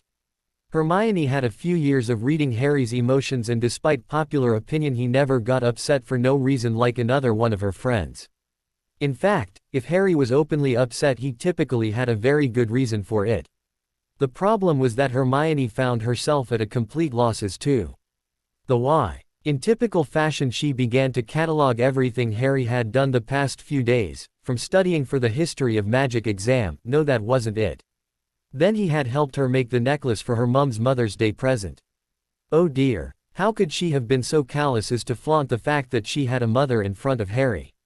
As they entered the far side of the dungeon Hermione's rational mind kicked in. Okay, Harry has never had a problem with Mother's Day in the past, so it has to be something more specific, and more personal. Perhaps it was simply the making of the Mother's Day gift for her mother. No, Harry had enjoyed that throughout and she would have noticed otherwise. In fact, the only hint of anything but pleasure had come at the end of the night when she had said something silly before sending it off. But, what had she said? She could still remember the faint glimmer of a grimace. The pungent odors of the potions classroom wafted into their nostrils as Hermione frantically began to search for the exact phrase that had sent Harry into this minor, well, whatever it was. Just as they walked into the potions classroom it had come back to her. I told Mum it was from both of us. What about that statement could have sent Harry into the moping fit she was certain he was doing his best to conceal at the moment. Hermione sighed as she took her seat. As long as they could get through potions in one piece she could talk to Harry about it later. Snape strode into the classroom with his robes billowing behind him before he merely flicked his wand and said, "Today you have simple strengthening draft. We have already reviewed the various properties of this potion, so when you finish brewing you may leave after handing in a sample of your finished product." Class seemed to be dragging as the strengthening draft was completed with plenty of time to spare by the vast majority of the class, save Crabbe and Goyle, who after 4 years of potions making still were having problems creating the necessary magical fire. As the 3 Gryffindors handed their final potions in, Malfoy walked up from behind them with a telltale sneer on his face. Hermione took all of her willpower to suppress a groan. They had almost made it. With a sudden flash of inspiration she grabbed Harry's arm and dragged him into the hallway to at least limit the potential damage any confrontation might result in. Malfoy followed closely behind as an oblivious Ron stayed behind to wait for Lavender and Parvati about their divination homework due the next week. Upon reaching the relative safety of the hallway Malfoy drawled, "So Potter, big weekend coming up eh?" Harry tensed as Hermione pulled the equivalent of a mental beep of no. Before she said, "Shove off, Malfoy." Malfoy continued, apparently not heeding the sage advice of the bushy-haired book witch. "I sent my mother a gift last night, how about you?" Harry's jaw tightened and Hermione tried one last frantic attempt to stop Harry's rage storm. She wrapped her arms tightly around Harry and murmured into his ear, "Don't pay attention to him, Harry. He's a flaming prat and he's just trying to get you into trouble." Hermione felt the tension drain from Harry's body and she was about to sigh from sheer relief when Malfoy added, "You know, Potter, hugging one mudblood doesn't mean you are hugging your mudblood mother. But, I guess you couldn't even if you wanted to." Hermione sagged slightly. She quickly released Harry, no longer fighting the battle to keep him from hexing Malfoy 3 ways to Sunday. Harry took 2 purposeful strides and in a manner suggesting magic would have been a woeful substitute he landed one fist into Malfoy's stomach and quickly followed it with an uppercut straight to the nose of the now doubled over Slytherin malcontent. It was eerily reminiscent of the slap Hermione had planted on Malfoy the previous year, although what this lacked in surprise it definitely made up for in impact. Hermione gave Malfoy a quick glance to see if Harry had managed any permanent damage, but smiled when all she could see was a rather bloody and crooked nose on the shocked Slytherin's face. However, the smile evaporated when she realized that her moment to check Malfoy had been all the more Harry needed to evade her sight. Sighing heavily she took off at a sprint, hopeful to find Harry before he could get himself into any more trouble. Fortunately, she caught Harry just as he exited the dungeons and panting slightly she leaned against him. "Harry, would you like to talk about it?" Harry stopped and leaned against a wall just outside of the Great Hall and in a flat tone he spoke, "I reckon there isn't a lot to say. I'm an orphan, I always have been and I always will be. But hey, it's okay, they died so you can live, no guilt there." Hermione was taken aback by the underlying bitterness in Harry's words, and she said, "I know that I can't really say anything to help Harry. But you know that if you ever need to talk to someone I can listen." Harry sighed but he began to relax visibly. After a moment he was about to speak when Snape came barreling into sight as he screamed, "Potter, I want an explanation as to why Mr. Malfoy's nose has been broken." Hermione decided once again to protect Harry as she answered, "Professor Snape, Malfoy was making fun of Harry because he couldn't send his mother anything for Mother's Day." Harry really showed a lot of restraint, all things considered. Snape's fury wasn't to be easily quenched, however, as he said, "While I do in no way condone Mr. Malfoy's behavior, resorting to violence on Mr.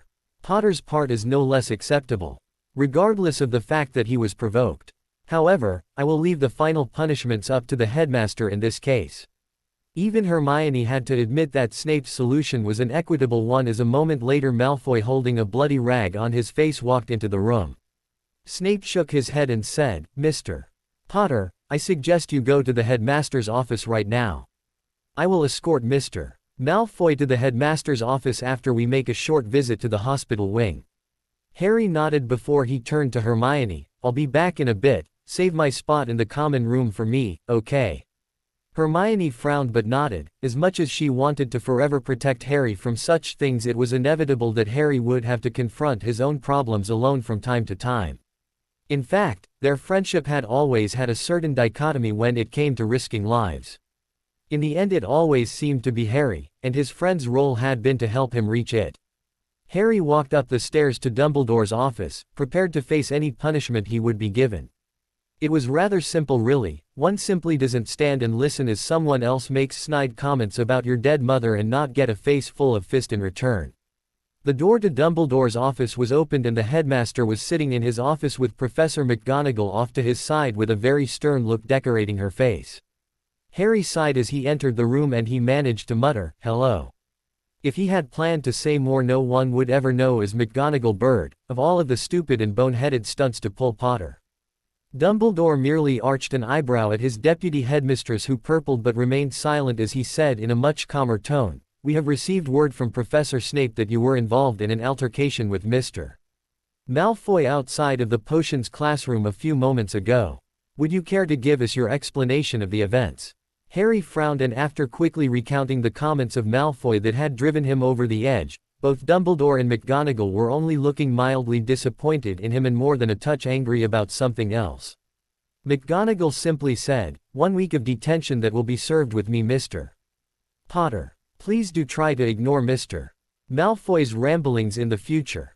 Harry simply nodded, leaving the two professors to silently ponder Harry's actions in fuller detail before discussing it amongst each other. Finally Dumbledore spoke. "While Harry's actions required punishment, I admit that I would have acted accordingly if placed in his position." McGonagall snapped back, "I feel the same way, Albus. I mean the nerve of that little brat to demean Lily's memory and then make fun of Harry's lack of a mother. Why, I have half a mind to punch the pompous little twit myself." Dumbledore merely chuckled and replied, "I do believe that Harry got the point across very nicely in his own unique way, Minerva." McGonagall could only sigh and nod as they awaited Snape and Malfoy from their side trip to the hospital wing. Word of Harry's pummeling of Malfoy swept through the school, and the rumors were quashed just as quickly as Dumbledore made a small announcement at dinner one night. The detentions were served and the days of May continued to melt away. Harry could feel the impending weight of the third task settle firmly around his neck. The final Thursday of May had come, and during dinner Barty Crouch Sr. and Ludo Bagman requested the presence of the 4 champions just outside of the Great Hall at 8. Harry and Cedric met first outside of the Great Hall, having the least distance to travel. Cedric sighed and asked, "So how has the training for the third task gone, Harry?" With a shrug Harry replied, "Actually I've had less training for this task than the other 2. Everything has been mostly review aside from some strange sessions with the headmaster." Cedric furrowed his brow. "Strange sessions?" Harry merely shrugged, "It's not important really. He has shown me memories of the first Death Eater trials and we've discussed them." Cedric merely nodded, understanding there were simply some things that were left better undiscovered, and he simply said, "I reckon that would be useful for some people." Harry laughed in a way that said that it was an understatement, but before he could form a verbal response the other 2 champions came into view along with Crouch and Bagman. Crouch led the way as Bagman followed at a safe distance, apparently the little tiff from during the second task having had some lasting repercussions. Crouch's upper lip curled slightly upwards in a sad attempt at a smile before he said in a strained tone, "Follow Mr. Bagman and I out to the Quidditch pitch if you will." As the older champions walked out ahead and appeared deep in discussion about plans and careers after graduation, Harry was left behind and it opened up a very awkward situation. Unfortunately, this meant that Harry and Bagman were left in the rear as Crouch was in front of everyone. "Listen Harry, I wanted to apologize for trying to force you to cheat for my own selfish gain. I've been forced to take a long hard look at myself and I've joined a Muggle group for people with gambling problems. Anyways, I just wanted to say good luck with the task and I'm sure I'll be seeing you around," Bagman said in what appeared to be an earnest tone. Harry sighed. He really had no inclination to be having such a conversation, and decided appeasement was the best course of action. "Thanks Mr.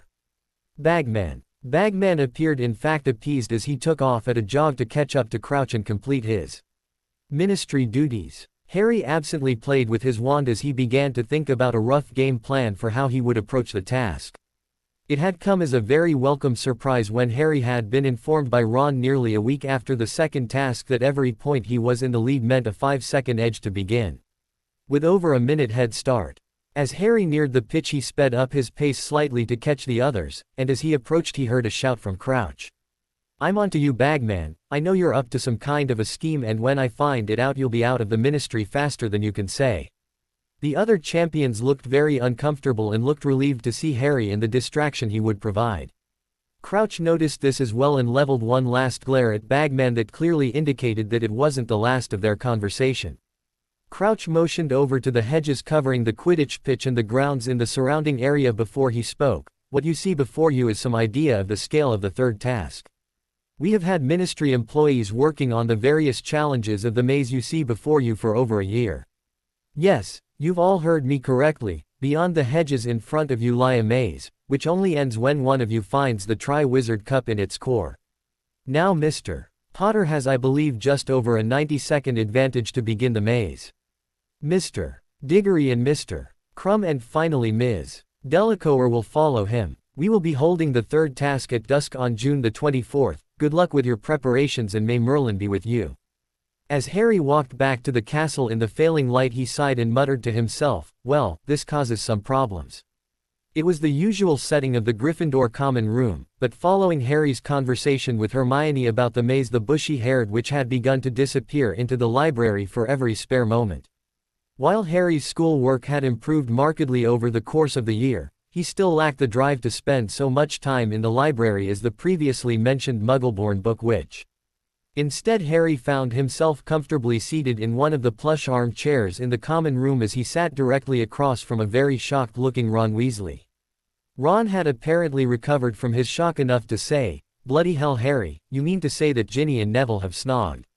Harry sighed. Ron was one of his best friends in the entire world, but he could be so insufferably thick sometimes it simply grated on his nerves. After a moment to squelch those thoughts he replied, "Yes, I imagine they have, Ron. After all, they have been dating for a couple of weeks now." Ron purpled. Harry couldn't tell if it was from oxygen deprivation or nearly bursting a blood vessel, but eventually the redhead said, "I reckon it could be worse, she could be getting on with Malfoy or some nonsense." Harry arched an eyebrow. "Come on Ron, give your sister a little credit." Ron shook his head. "No mate, you don't understand. Ginny has always had this wild side about her. Trust me when I say she probably wrote in the diary in spite of what Dad had told her countless times in the past about magical objects that can communicate." Harry frowned in thought. So Ginny had a wild side. That much would definitely explain much of her behavior her first year beyond the diary's influence. Once again Harry was painfully reminded of how naive and blind he had been his first 3 years at Hogwarts. After a moment he shrugged and asked, "Actually that reminds me of something I wanted to ask you mate." Ron furrowed his brow in thought and he muttered, "Oh." Harry sighed heavily before he bit the figurative bullet. "I'm going to ask Hermione to be my girlfriend next week before the third task. I reckon you might have or had some feelings for her and I just wanted to tell you first." Ron ran a fitful hand through his hair. Harry's words weren't exactly unexpected and yet in a way they still stabbed right through his center. No, it wasn't the fact that Harry would be dating Hermione. In fact, Ron had come to realize recently that his crush on Hermione from the previous year had been as much about not being left behind as any actual feelings for her. The real thing that was troubling Ron at the moment was the potential of another wall being built between himself and his friends. Ron may be thick in emotional matters, but he wasn't exactly blind, and he was well aware that Harry and Hermione were becoming a unit on their own. The fact that he was being left behind was ultimately what hurt the most. After a moment, Ron said in a quiet voice, very unusual, almost disquietingly so for the boisterous redhead, as he said, "I understand." Of all of the answers Harry expected, a far bit of those involving some sort of an explosion, the quiet answer by Ron disconcerted him more than anything else could have. After a long moment of thought, Harry for once said the perfect words, "Tell me what's bothering you, mate." Ron managed a rueful grin. "I reckon this might be something worth answering, Harry merely nodded, patiently waiting for Ron's next response. It was a testament to Ron's new maturity that he didn't just blurt out the first thought in his head. It may have been 5 minutes, it may have been an hour, as far as Ron knew, before he said, "It isn't that I necessarily fancy Hermione, or ever have for that matter. I guess it's more that I can see the three of us growing apart, and if you two become a couple it will only get worse. I mean, people might think I'm thick, but I've noticed the difference since I saw you two before the World Cup." Harry blinked after realizing that was all Ron had to say. With a deep breath he simply said, "It wasn't possible for things to stay the same forever, Ron. But, you have to know that you are always going to be one of my dearest friends, and I'm sure Hermione would say the same if you asked her." Ron nodded before glancing around. "By the way, where is Hermione?" Harry grinned wryly. "She's taken residence in the library since I told her about the maze for the third task. I imagine she's looking for a miracle spell that will solve the maze for me." Ron merely chuckled fondly. Hermione was many things, but she was predictable in her need to protect and help Harry if nothing else. With both of their minds cleared from some of the burdens that had been bothering them, they lapsed in a companionable silence. June dawned lazily around the castle. For once Binns would be unable to attend class for the day due to an obligation with the Council of the Dead. Therefore it was a sleep-tousled Harry that meandered into the Great Hall later than normal Tuesday morning. Hermione had already been up for over an hour, her excitement from a discovery the previous night overwhelming any urges she might have had to sleep. Of course, most of that excitement had been set aside due to a most interesting edition of the Daily Prophet. On the cover was an old stock photo of Barty Crouch Jr., much like the one they had used during the manhunt for Sirius a year earlier. The article read, "Ministry Cover-Up or You Know Who's Return," by Rita Skeeter. After some heavy investigative research, I have come across classified ministry documents that indicate that certain unspecified individuals had knowledge of Barty Crouch Jr.'s escape from Azkaban prison. The document does not clarify who it may be, but it is safe to assume it is an individual with great clout. It is commonly known that Barty Crouch Jr. was disowned by then head of the DMLE, Barty Crouch Sr. following his unveiling as a servant of he who must not be named. However, many of the older family members in the Wizengamot suggested lesser sentences for all of the Death Eaters on trial aside from one Sirius Black. Interestingly enough, research turned up evidence that Black was denied a trial. Perhaps this was another cover-up or example of ministry corruption as well. Similar cover-ups were prevalent during You Know Who's first reign of terror. Perhaps the death of he who must not be named was an exaggeration as well. There is little doubt that tough times lie ahead. Do we wish to enter these dark times with current leadership in place? This reporter is undecided and only hopes time will tell a favorable tale. Hermione reread the article for what must have been the 10th time as she spotted Harry entering the Great Hall. Sitting down with a sleep-drunken grin, he wordlessly accepted the Daily Prophet from Hermione as she grabbed him some food for his breakfast. A moment later she poured him a small glass of pumpkin juice as she watched his brow furrow while reading the article of importance. Suddenly her exciting news flashed back into her consciousness, and she was split as to what to say first. Deciding to tackle the obvious, she said, "Maybe this article could get someone to look into a trial on Sirius' behalf, Harry. If nothing else, it puts the ministry in a tenuous situation. Everything they do from now on will be looked at more closely by the general wizarding populace." Harry took a sip of his juice before he took a large bite of his toast as he chewed thoughtfully, or at least as thoughtfully as one can chew. "You're right, hopefully something good can come from Rita's reporting skills. By the way, did she? Harry gestured aimlessly, conveying his message without actually saying the words. Hermione shook her head. No, she didn't. We'll just have to chalk this one up to actual investigative reporting.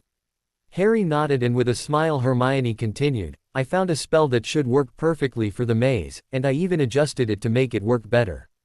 If how it worked in the library is any indication, then you should have a big advantage for the maze. Harry wrapped an arm around Hermione's shoulder, leaning his head over to touch hers, and he murmured, You're definitely too good for me, Hermione. Hermione blushed, but she murmured in response, Well, yes, but I imagine you make it up to me from time to time. Harry leaned in and gave her a quick key on the cheek before he returned to his breakfast. Yes, it was definitely time to take that next step with Hermione. After a moment Harry queried, When do you want to practice the spell? Hermione smiled sweetly and replied, Actually, seeing as how we have no class this morning, I was thinking after we finished breakfast we could find an empty classroom to practice it.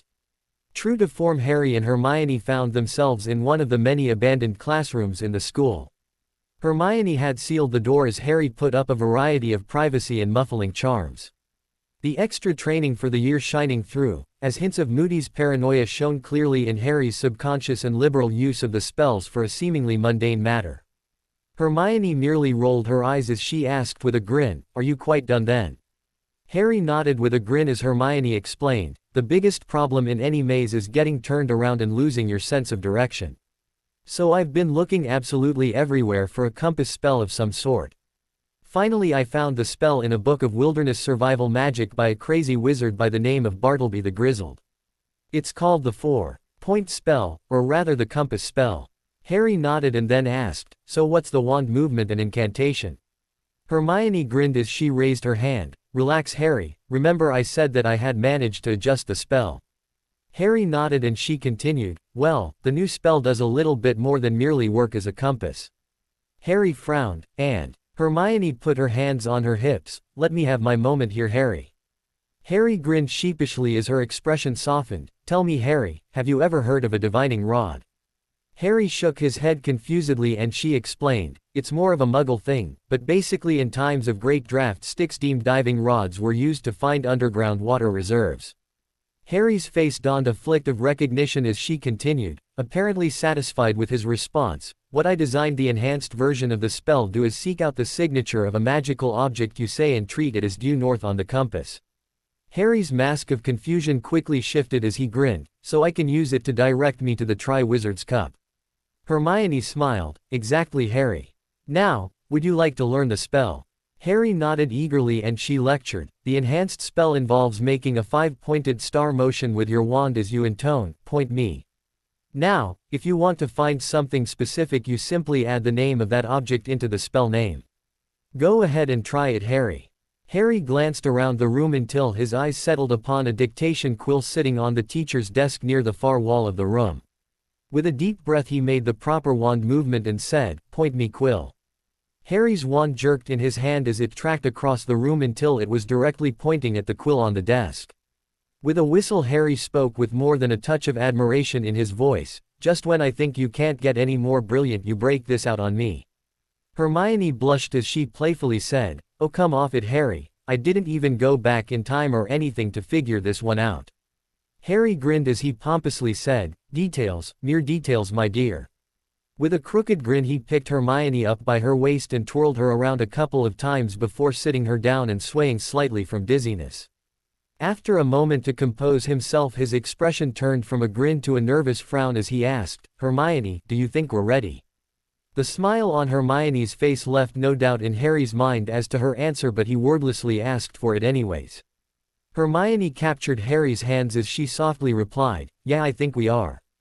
Harry's nervousness melted away as he asked with a huge grin, Hermione, would you like to be my girlfriend?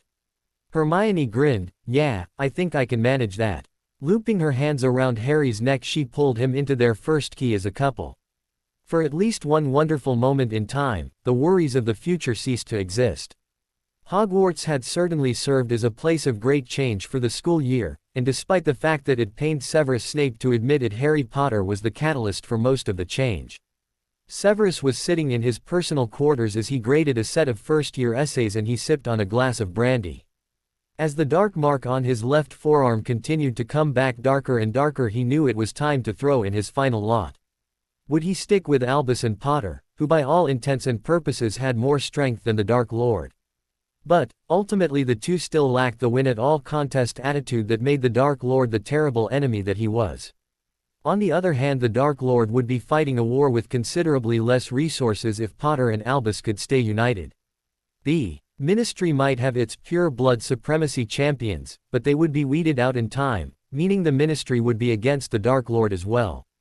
As he took another sip of his brandy, he suddenly realized that he would finally need to throw his lot all of the way in with the Order of the Phoenix. Maybe it was indeed time to let go of the pain of the past, because if he continued his petty little grudge with Potter, it would be self-defeating at best. Regrets? Oh, he had plenty of regrets regarding his behavior in the past. Had he ever truly felt it was fair how he had treated Harry? No, and for that loathed himself for throwing years of anger at an 11-year-old child. What was almost more unforgivable was that his anger and resentment of James Potter had nothing to do with the child in the first place. It was much the same with Black and Lupin. He had held on to that anger and contempt for so long, and what had it gotten him? Despised by many, loved by none, and the few he could call friends he had treated poorly for the most part. It would be a long road ahead to a life he could be proud of, but then again, anything worth having was also worth fighting for. With a groan at what this would mean for him, Severus downed the half a glass of brandy remaining and with a grimace set aside the assignments to figure out exactly how to make his allegiance clear. It would involve swallowing his pride, something Severus Snape had never been good at, but in the end it would hopefully justify itself. If Severus Snape was having a hard time, then Draco Malfoy was having an equally hard go of things after his last failure to beat Potter. His father had heard of the humiliation and promised some rather unusual punishment for sullying the family name upon his return to Malfoy Manor. The punishment most likely involved some liberal dosages of the Cruciatus Curse. After all, his father had never been that imaginative with his punishments in the past.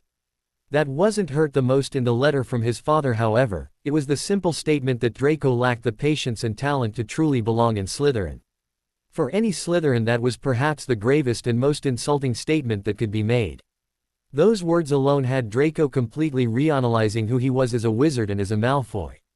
Patience was going to become synonymous with the name Draco Malfoy, and when the time came, Harry Potter would learn to fear him before the end. The days progressed, and while the tension at Hogwarts was growing with each day, the tension at Riddle Manor was becoming beyond unbearable. Wormtail, I have had enough of you sniveling. What news do we have of our spy at Hogwarts and his progress? Voldemort sneered. He was still in the form of a baby, but even by sight one could tell his power was returning with each passing day. Peter Pettigrew trembled in the corner of the room. He was a more powerful wizard than he had ever given himself credit for. But that was simply what he was, a weak person. If ever a person was designed to follow a powerful personality, it was him, and that was simply the state of things. After a moment, Wormtail managed to control the chattering of his teeth enough to answer. I'm sorry, Master. The spy informs you that his plans go according to design. The Tri-Wizard Cup will be turned into a portkey that will only activate when Potter touches it. The other boy will be placed under the Imperius as you requested to prevent any interference from the other champions, Master. Voldemort rubbed his stubby hands together in glee as his ominous red eyes glowed brighter until he said, "Excellent, Wormtail, and with Potter gone the rest will follow." Harry awoke with a start. His scar was throbbing, and with a feeling of dread he realized that Voldemort had to be extremely happy about something. It wasn't a full vision, meaning his occlumency had worked, but it was enough to unsettle Harry enough that he couldn't get back to sleep for the rest of the night. Finally, the morning dawning, the day of the third task had come, and Harry rolled out of bed happy with the knowledge that he had worked ahead on Transfiguration and Defense Against the Dark Arts, meaning he could skip classes as he mentally prepared for the third and final task of the Tri-Wizard Tournament. The one glaring negative of skipping classes was that he couldn't spend any time with Hermione aside from the breaks between classes. Fortunately, classes were ending at 4 p.m. to give everyone sufficient time to eat dinner before going down to the stands by the Quidditch pitch. Harry had informed Dumbledore, Hermione, and the Marauders of the spike of glee he had felt from Voldemort nearly 2 weeks earlier, and it affected each of those people differently. Dumbledore had merely nodded, his warnings of caution ringing as clearly as Moody's mantra of constant vigilance ever had before. With his newly formed relationship with Hermione, her reaction had been by far the most surprising. She had become very clingy initially before that faded, and she was much more openly affectionate than she had ever been before. Granted, the affection still fell on the conservative side of things, but there was rarely a spare moment where she wasn't holding his hand or cuddling on the couch in the common room with him. Of course, Hermione was also none too subtly making her final claim clear to the girls of the school while she enjoyed being close to Harry. It just so happened to be one of those happy coincidences. The Marauders had been extremely pensive about the entire thing, but they merely told Harry in a letter to trust his instincts. With that in mind, it had come as a great surprise when Harry walked down into the Great Hall and saw Remus, Snuffles, Ron, Hermione, and the Grangers. Dumbledore had granted them access around the Muggle-repelling charms, sitting at one of 4 tables in place of the staff table.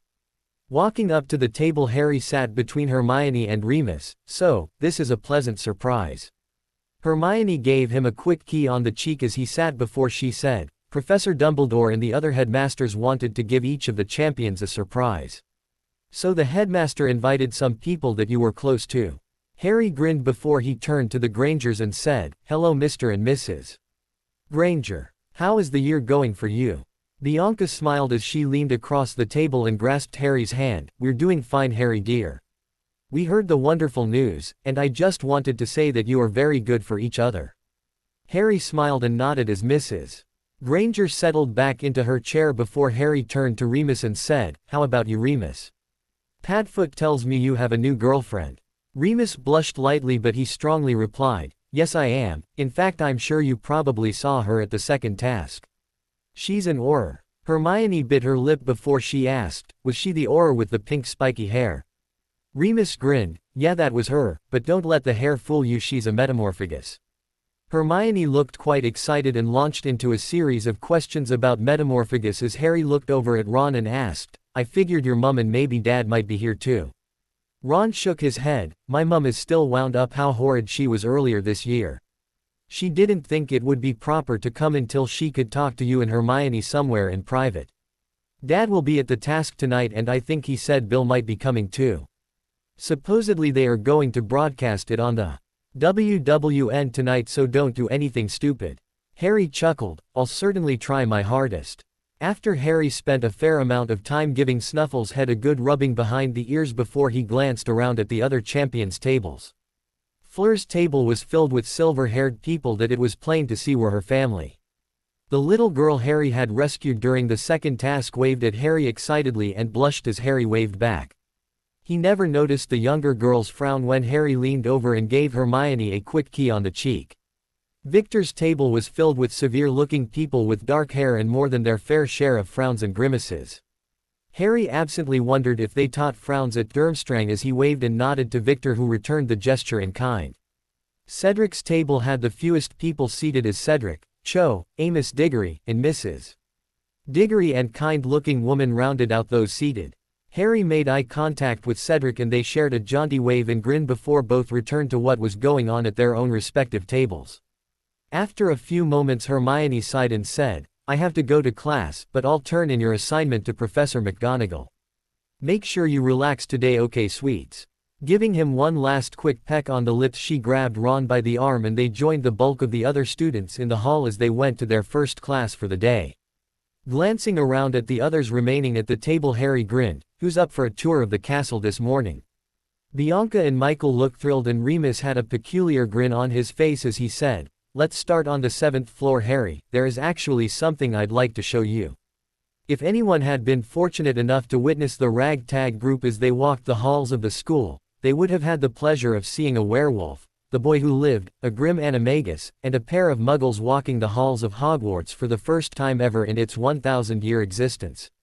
While the Granger couldn't see the ghosts as they floated through the castle, the various portraits could be enjoyed, and they particularly found Sir Cadogan hilarious as he challenged them to a duel with his helmet on backwards.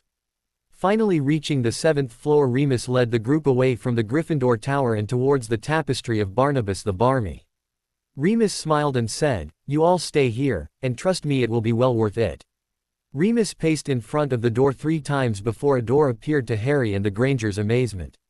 Remus turned to the assembled people and gestured with his hand as he opened the door. The entire group quickly shifted into the room, an exact replica of Remus' defense classroom from the year before. Remus answered the unasked question of the group, "Save Snuffles, this is what we all like to call the room of requirement back in our reprobate days at Hogwarts. It is actually quite useful if you just need to get away from everything." Bianca asked, "So what is this room supposed to be then?" Remus turned to Harry, who grinned. "This is what the defense classroom from last year looked like, Mrs. Granger. Remus was our professor for defense, I'm sure Hermione mentioned it to you." Michael grinned. "Well, she only mentioned it about 1,000,000 times. She was always raving about how nice it was to have a proper defense instructor for once. Well, she would squeeze it into her letters after going into detail about Harry's latest hijinks at any rate." Everyone had a quick laugh about this before Remus solemnly said, "Seriously, Harry, only show this to people you can trust, because in the wrong hands some serious evil can be done here." Harry merely nodded. "Okay, why don't we show you the Gryffindor common room and we can wait for Hermione to get back from class. She can join us as we show you the rest of the castle." After a leisurely walk back to the Gryffindor common room, the fat lady perked up at the appearance of guests. She smiled serenely. "Ah, Mr. Lupin, it has been many years since you've walked through me. Why, that dog of yours looks very familiar. Have I seen him before?" Remus and Harry were frozen as they grasped for an appropriate excuse, but Michael, having heard the tale, being full aware of who their canine accompaniment was, replied, "Oh, I imagine not, dear lady. Old Snuffles has been in our family for years, so you wouldn't have seen him here." The fat lady merely nodded as Harry muttered the password and the group entered the common room with a collective sigh. Michael merely said, "It took me a minute to gather what the problem was, but I hope we've dealt with any potential issues." Harry grinned as they all took residence around the couch in the common room and chatted about magic, wizards' chess, and life in general until Hermione returned. Around 11 the portrait hole swung open and Seamus and Dean merely waved as they took their bags up to the dorm. Dragging up the rear, Hermione appeared in deep thought until she spotted the motley crew in the common room. With a very un-Hermione-like squeal, she rushed over and gave her parents big hugs before she breathlessly asked, "What have you all been doing so far?" Harry winked and replied, "It's a big secret, but I'll tell you for a key." Hermione complied and he mischievously said, "Actually all we've done is tour the 7th floor, we were waiting for you." Hermione mock gasped, "Why, Mr. Potter, already resorting to stealing keys? What will I do with you?" The adults all made choking sounds to break the twins from their flirting as Remus said, "Why don't we do a quick tour of the rest of the castle and visit Hagrid? I'm sure Michael and Bianca would enjoy that." After doing a quick once-over of the castle, they were out on the grounds heading towards Hagrid's hut as Harry and Hermione pointed out the place where they had their first flying lesson, where they had first began their adventure that fateful night a year ago, and even the lake where they had taken many a walk around during the current school year. Finally reaching Hagrid's hut, Harry gave the door a firm rap and yelled, "Hagrid, it's Harry and Hermione, we've brought some guests we thought you might like to meet." A moment later Hagrid's thundering footsteps could be heard as the large door to his hut swung open and his black eyes peered over the group before he jovially said, "Ah, Remus, good to see your old friend. I reckon this must be Hermione's parents. Great man that Dumbledore figuring out how to get her here." As Hagrid welcomed everyone into his hut, they chatted away the rest of the afternoon, Hagrid sharing his stories about Harry and Hermione that reminded him so much of the close bond James and Lily had shared. Hermione had to beg off around 1 in order to make it to defense with Moody on time and gave Harry a key, wishing him good luck if she couldn't give it later. By 3 and everyone's tea had gone cold, Harry said, "As much fun as this has been, I think I have to start preparing for the task tonight." Harry went to his room and he began to suit up for the third task. Putting on the dragonhide vest that Sirius had sent a few weeks earlier, Harry sighed before strapping on the wrist wand holster that he himself had purchased on the last Hogsmeade trip. Harry was cinching up the baggy pants used for the champions' uniforms when Dobby popped into the room. Dobby was holding a sword and a scabbard that was easily his size as he nervously said, "Master Harry Potter, sir." Headmaster Dumley wanted Dobby to be giving Master Harry his sword for the task. Dumley tells Dobby that Scabby will hold swords and isn't be weighing much. Harry nodded as he took the scabbard from Dobby and slid the familiar hilt of Gryffindor's sword out before sliding it back into place with a satisfied grin. Latching the scabbard over his body, Harry pulled the clasp closed as he took some deep breaths before noticing that it was nearly time for the champions to report down to the Quidditch pitch to go over the ground rules for the task. Nearly 2 hours later, the sun was beginning to drift down towards the horizon, and with a glance at his watch, Harry noticed it was nearly 9 at night. The crowds were filled as the champions were led out the field near one of the 4 entrances of the maze. The various entrances were drawn from a hat, and Harry was on the far left nearest to the stands as an anxious-looking Ludo Bagman began to announce the ceremonies to the crowd. Harry glanced around and gave nervous smiles to Hermione, Remus, Snuffles, Ron, Gryffindor house as a whole, and the Grangers before he heard Bagman conclude, "Mr. Potter will begin at the sound of the shot. Let's everyone join in and give all of these tremendous champions a round of applause. For all of you listening at home, please join in as we celebrate some of the best and brightest teenagers of their age." After a lengthy session of applause, Bagman said, "Mr. Potter, please begin at the gunshot." Crouch Sr. raised his wand and a tremendously loud gunshot rang through the stadium. Taking one last glance around, Harry expelled a breath as he entered the maze, his wand gripped tightly in his fingers. Barty Crouch Sr. managed to stifle a sigh as he signaled the start of the 3rd task of the Tri-Wizard Tournament. He was in a very tenable situation given that he had indeed aided his son's escape from Azkaban prison a few years earlier. In fact, he had been forced to hold the whelp under the Imperious Curse just to keep the brainwashed idiot from running off to find his master. Now the coincidences were becoming too frequent to deny it. The Dark Lord was returning from whatever hell he had been ensnared that fateful Halloween all of those years earlier. First it had been Bertha Jerkins, and then the attack at the Quidditch World Cup, followed by the casting of the Dark Mark by his son. Barty was also well aware that Cornelius would lean to whatever side offered the largest bribes, most likely Lucius Malfoy, as had become the practice since the Death Eater trials over a decade ago. Barty knew that he still had some pull in the ministry, and if he rebuilt a few burnt bridges he could possibly challenge Cornelius for power even without the seat of minister. After all, he had only been head of the DMLE and had basically run the ministry during Voldemort's first rise to power. It wouldn't be easy, and it certainly wasn't without big payoffs if he succeeded, but he knew that the odds of defeating Voldemort would increase greatly if he managed to wrest the power away from Fudge. As he watched the small dot on the map that represented Potter approach his first obstacle, he could only run a tired hand over his face. The coming months would require him at the top of his game. Harry was jogging through the dense hedges making up the maze, carefully watching for any signs of danger when he came around a bend and spotted a sight he had long ago thought was gone, never to be seen again. There stood the enormous 3-headed dog, a beast that in mythology had guarded the very gates of hell, but a pet named Fluffy by Hagrid. With a fleeting grin, Harry thought of Hagrid's penchant for extremely dangerous animals, and almost rolled his eyes as he thought that it wasn't the animals but perhaps it was the danger that had cemented his very friendship with the half-giant. Shaking his head from his random and completely inappropriate thoughts, Harry knew what he needed to do. Finding a loose stick hanging from the hedges, Harry quickly transfigured it into a very simple but functional flute. With a grin he vaguely registered the trip to the library second year that Hermione had spearheaded to figure out the nature of the spell that Quirrell had used on the harp months earlier.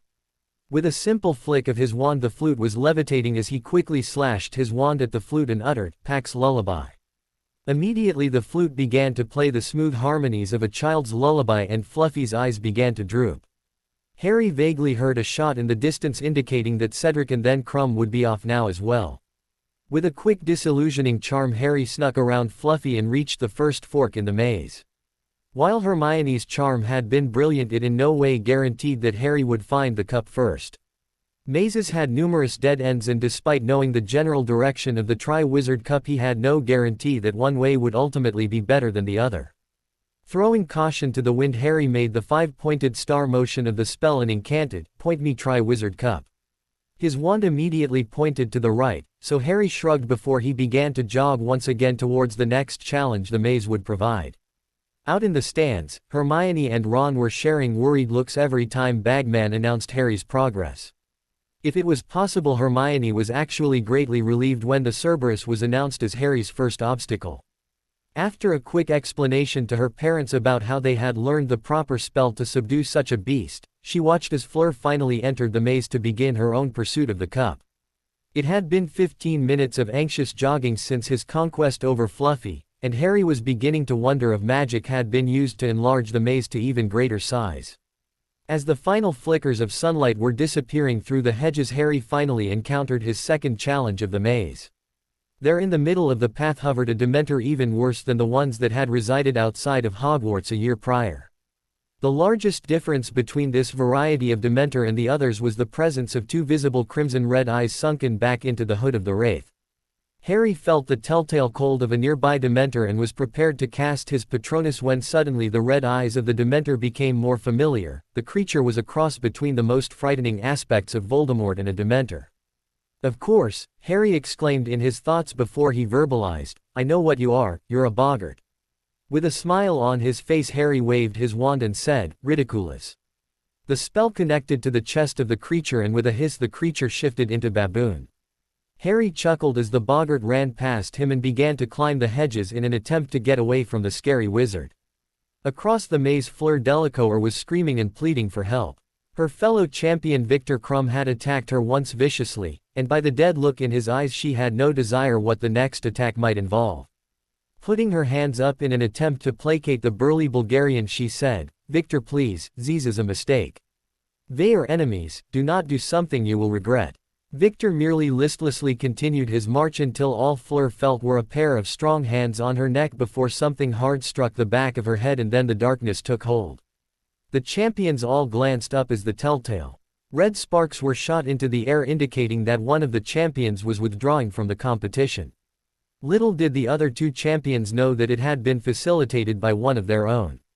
Harry's confrontation with the boggart was announced along with Fleur's mysterious elimination under announced, suspicious circumstances.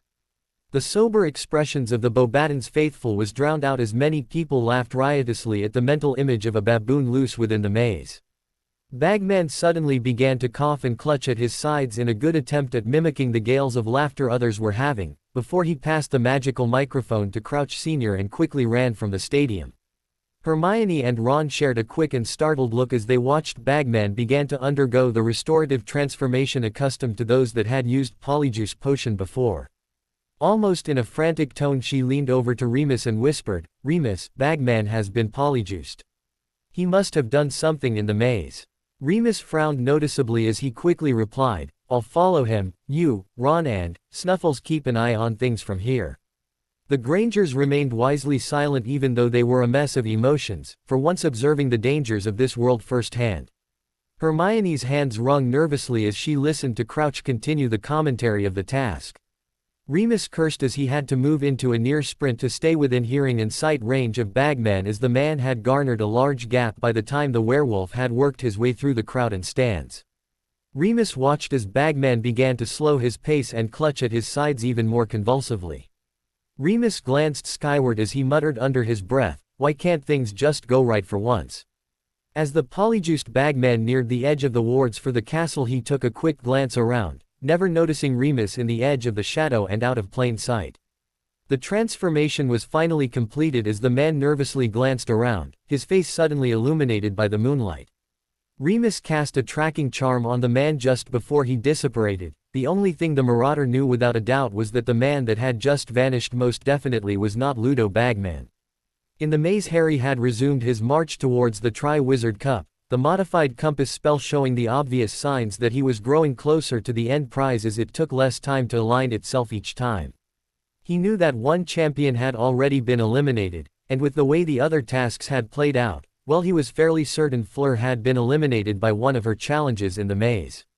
That still left his stoutest competition, and Harry had no real idea as to their progress. Any further musings into his relative progress were stalled as he rounded a curve in the bend to reveal a clearing with what appeared to be a sphinx guarding the next passage leading towards the Tri-Wizard Cup. Harry frowned as he cautiously approached the creature. From what he remembered, a sphinx was a very dangerous creature used to guard something precious. In this case, the next portion of the maze leading to the Tri-Wizard Cup. The Sphinx eyed Harry warily as he approached before it announced, "Stop now, wizard, you must answer 3 challenges to your wit before you may continue." Harry sighed heavily as he vividly remembered Hermione's statement from their first year indicating that few witches or wizards used logic. After a moment to gather his thoughts, he replied, right then, will you please give me the challenges so that I may pass? The Sphinx appeared rather amused by Harry's response before it queried, only one color, but not one size. Stuck at the bottom, yet easily flies. Present. In sun, but not in rain, doing no harm, and feeling no pain. What is it? Running a hand through his sweaty hair, Harry began to go over the lines of the riddle, hopeful to find the answer. Present in sun but not in rain. Stuck at the bottom, only one color. Harry began to think of something only present in sun. Clouds, no, that's stupid, focus Harry. Rain means no sun, so it's darker out. Bottom, what is at the bottom and only present in sun? Harry began to picture himself on a sunny day as he glanced around at the ground in his thoughts, and the answer struck him so swiftly he blurted out, "It's a shadow." The Sphinx's amusement with Harry was even further piqued as it replied, "Correct, young wizard. Now for your second challenge is one with numbers. You may make yourself comfortable and write what I speak." Harry nodded as he quickly transfigured a leaf into a piece of parchment, a twig into a pencil, and a rock into a flat-backed surface on which to write. Apparently accepting this as permission to continue, the Sphinx said, "You are in possession of a 3-liter jug and a 5-liter jug at the edge of a lake. Can you measure exactly 4 liters of water only using the 2 jugs? If so, how can you do so?" Harry frowned in thought as he wrote the question down and began to figure out the best means to accomplish the task. After trying several times to grasp the question, an answer slowly began to enter his mind. Fill the 3-liter jug and pour it into the 5-liter jug twice. This will leave exactly 1 liter in the 3-liter jug. Then fill the 5-gallon jug and, no, that's not it. I was close there. I see. Take the 1 liter from the 3-liter jug and pour it into the 5-liter jug. Then refill the 3-liter jug and pour it into the 5-liter jug, leaving exactly 4 liters in the jug. After Harry's explanation, the Sphinx nodded. "That is correct, young wizard. 2 challenges have fallen at your wit, the third is the hardest, so prepare for it." Harry rolled his eyes as his supplies vanished with a flick of his wand, and he slowly stood back up, all the while shaking his leg that had partially fallen asleep. The Sphinx patiently asked, "I'm white, round, but not always around. Sometimes I am half, sometimes I am whole, and sometimes a slice of me is all you will know. Sometimes I am light, sometimes I am dark, and sometimes I am both. Everyone wants to walk on me, but only a few ever have. What am I?" Harry had the equivalent of a mental snort as he quickly dismissed his first thought of Dudley, when the Sphinx had mentioned white and round. As Harry discovered the answer, he idly wondered how many non-Muggle-born witches or wizards would have understood the walking portion of the riddle. Harry shook his head. Now that his brain had been warmed up, it would be difficult to react as quickly to any other physical tasks. "You're the moon." The Sphinx merely bowed respectfully before it lifted up its front haunches and slid over to allow Harry through to the next passage. Harry breathed a sigh of relief before he returned to his more reactive state and jogged past the Sphinx to the next challenge. Crouch boomed out on his magical microphone, "Harry Potter has bested the mental challenges of the Sphinx."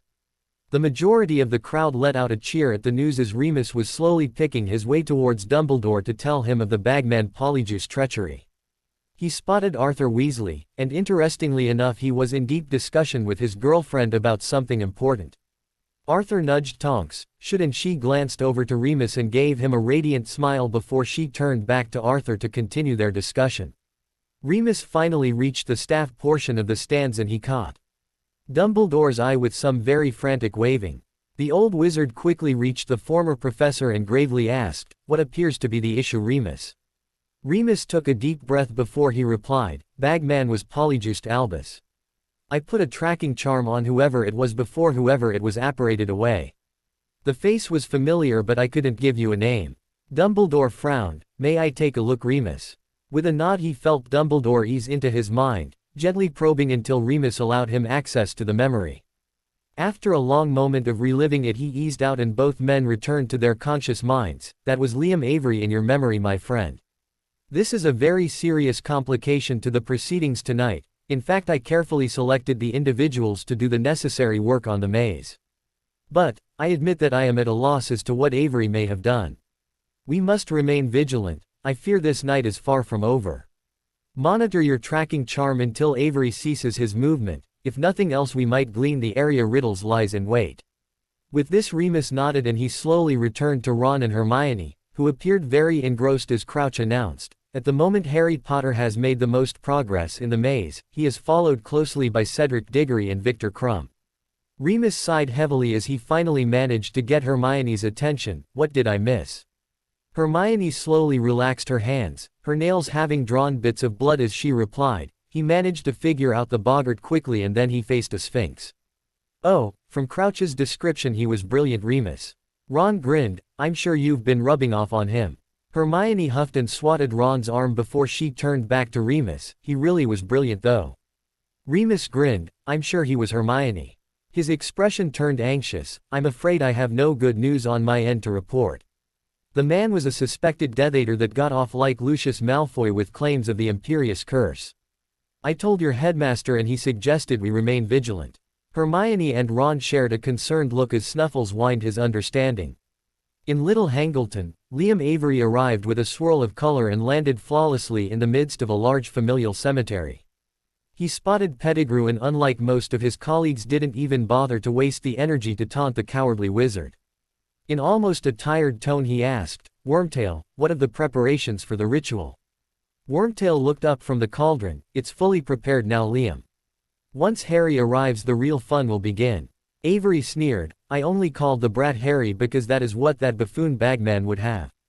"What exactly is your excuse?"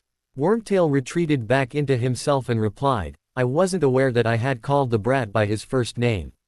It must have been a slip of tongue."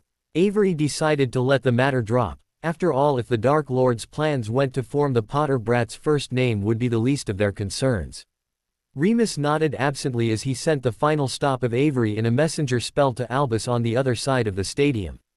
The quaffle was in Dumbledore's possession now. It had only been a matter of 5 minutes since he had cleared the obstacle of the Sphinx, but his gait had slowed to a walk as his scar tingled in a new and different way. It wasn't painful, but it definitely was disconcerting to have no real idea what was causing the feeling. Harry rounded a bend and as a clearing came into focus a burning viscous fluid of some sort landing near his feet. His eyes tracked the fluid back to its source with all of the cunning and skill for the hunt that his animagus form had. As he spotted the large beast only one thing came to mind, Hagrid's blast-ended scroots. With a flash of inspiration Harry raised his wand and uttered, Fumos Maxima. Large billowing stacks of smoke poured from Harry's wand until nothing could be seen in the smoke. With a smirk dancing on his lips Harry transformed, the odds immediately evening as one imposing magical creature began to battle another. While the smoke made shadow travel a questionable exercise at best, Harry had the advantage of his enhanced feline vision to go with a muffled but still very capable sense of smell. Harry stalked the now confused and frantic beast, as it sporadically lashed out into the smoke. With some ingrained instinctual knowledge in his partially beast-like mind simply screamed at Harry to attack the underbelly of the beast. Harry continued to stalk around the flailing beast for a long moment, occasionally releasing a threatening hiss that would make the beast even more hysterical. After all, the Scroot wasn't a predator, it was a violent defensive creature, but even it somehow knew that the hisses from the smoke might very well mean its ultimate death. Finally sensing an opening Harry stalked under the Scroots and with one slash of his claws opened up some small wounds on the Scroot's underbelly. Harry didn't particularly want to kill the beast, and thanks to his readings he still retained that the true killing power from his form came with a powerful bite, something that was ultimately self-defeating against the heavily armored creature. However, the wounds were enough to signal a full retreat in the opposite direction of the predator as the Scroot tore over hedges in a haphazard pattern to find some source of safety. Harry transformed back with a deeply exhaled breath. It had been a few weeks since he had managed the time and privacy to transform, and this was also the first time he had felt the true empowerment that his form bestowed. With a quick wind spell the smoke slowly began to dissipate and diffuse, leaving a viewable clearing. With a sheepish grin Harry could spot the rampaging Scroot on a tangent before he saw several wizards on brooms circle the beast and begin the slow process of bringing it under control. With that thought Harry began the gradual process of reaching the Tri-Wizard Cup once again. The scars tingle forgotten in the surge of adrenaline that was still rushing through Harry's veins, exhilarated from the use of his form. The crowd had roared as Cedric was announced to have defeated the mystery of the Confundus Mist, a very rare and difficult to reproduce spell donated from the repertoire of Professor Flitwick. The news of Crumb's progress had been halting in comparison, as if the Bulgarian had somehow managed to avoid all of the challenges in his path to the cup. Suddenly Crouch's voice sounded over the murmurs of the crowd. Harry Potter has used a smoke spell to defeat the blast-ended Scroot. Unfortunately, he has also sent the beast into a rage and it is rampaging across the maze as we speak. No need to fear, folks. Ministry employees are up to the task as we speak. Hermione and Ron shared a bewildered look. The blast-ended Scroots were those abhorrent beasts that Hagrid had been breeding back when he was still teaching care of magical creatures. If they didn't give someone in the class a burn of some sort during the class, it was a puncture wound that Madame Pomfrey would treat. Of course, her muttered threats under her breath had managed to lift the spirits of many a student, after all, who didn't love to hear authority figures curse. Ron finally managed to ask aloud, how in the bloody hell did Harry beat one of those things with a smoke spell? Hermione of course had her suspicions as to why Harry had used the smoke spell, and all of them involved a tidy little secret that she along with said wizard were the only ones to know. Remus also appeared rather interested in the answer to Ron's question and Hermione managed to improvise a possible answer. I would have to guess he used the sword, Ronald. After all, he did use it to rather spectacular effect last time, unless you've forgotten. Ron managed a sheepish grin as Remus nodded thoughtfully, the secret still in place for the time being. Albus Dumbledore had already sent Mad-Eye Moody on a reconnaissance mission to record as many details of the area of Little Hangleton as was possible before returning to give a report. The name stuck in his mind as being familiar for some important reason, but his pensieve was safely stored away in the castle and his duties as headmaster of the school precluded any kind of a trip back to the castle. With the equivalent of a mental sigh, Dumbledore continued to ponder the next step in the preparations for the inevitable conflict. With a glance to his left, Minerva was clutching almost compulsively at the program she had gathered that had a brief description. Deciding it was pointless to worry during such a grand event, he resolutely gazed down onto the Quidditch pitch awaiting word of Harry and Cedric's respective progress. Harry frowned as he absently wiped his brow of the sweat that had begun to collect as he continued his seemingly endless trek to the Triwizard Cup. Harry began to idly wonder if they indeed wanted anyone to win the blasted cup.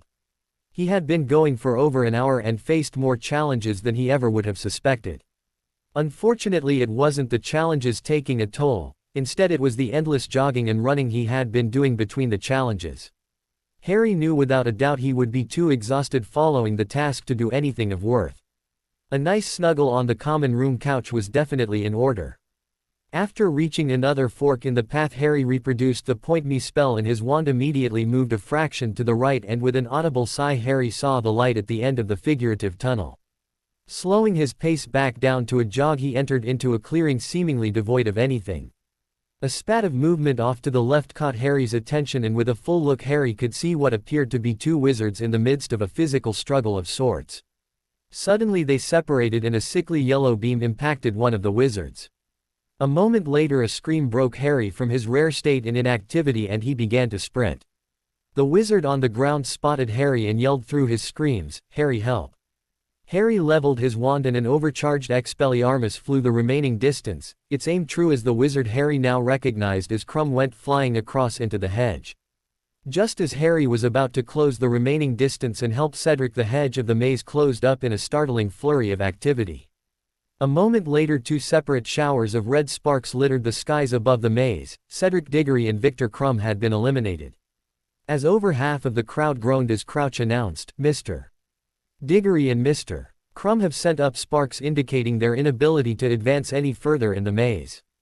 The last remaining contestant is Mr. Potter. One challenge remains for our youngest champion. Will he pass with flying colors as he has with the rest, or will this task prove his undoing?" It was a question no one had an answer to, but a certain bushy-haired witch looked surprisingly confident for the first time the entire night. Harry approached the corridor warily and finally the faint blue glow of what he could only assume was the Tri-Wizard Cup could be seen. Perhaps it was simply a sign that he still had some growing to do, but he mindlessly lowered his wand and began to sprint towards the cup, relief in his tired gait shining clearly, that as if anyone had been around to actually see it. Then a menacing shadow loomed over him from behind, and in almost a comically stupid move Harry stopped running and slowly turned, just like the stupid people that are first to do in a horror movie. There standing behind Harry was an acromantula easily the equal of Aragog in its size, and it appeared to lack all of the moral compunction the friend of Hagrid's had. The beast raised up on 4 of its hind legs before he dropped back down with its front legs hitting Harry with so much damnable force that he was certain a couple of ribs had been cracked at the very least.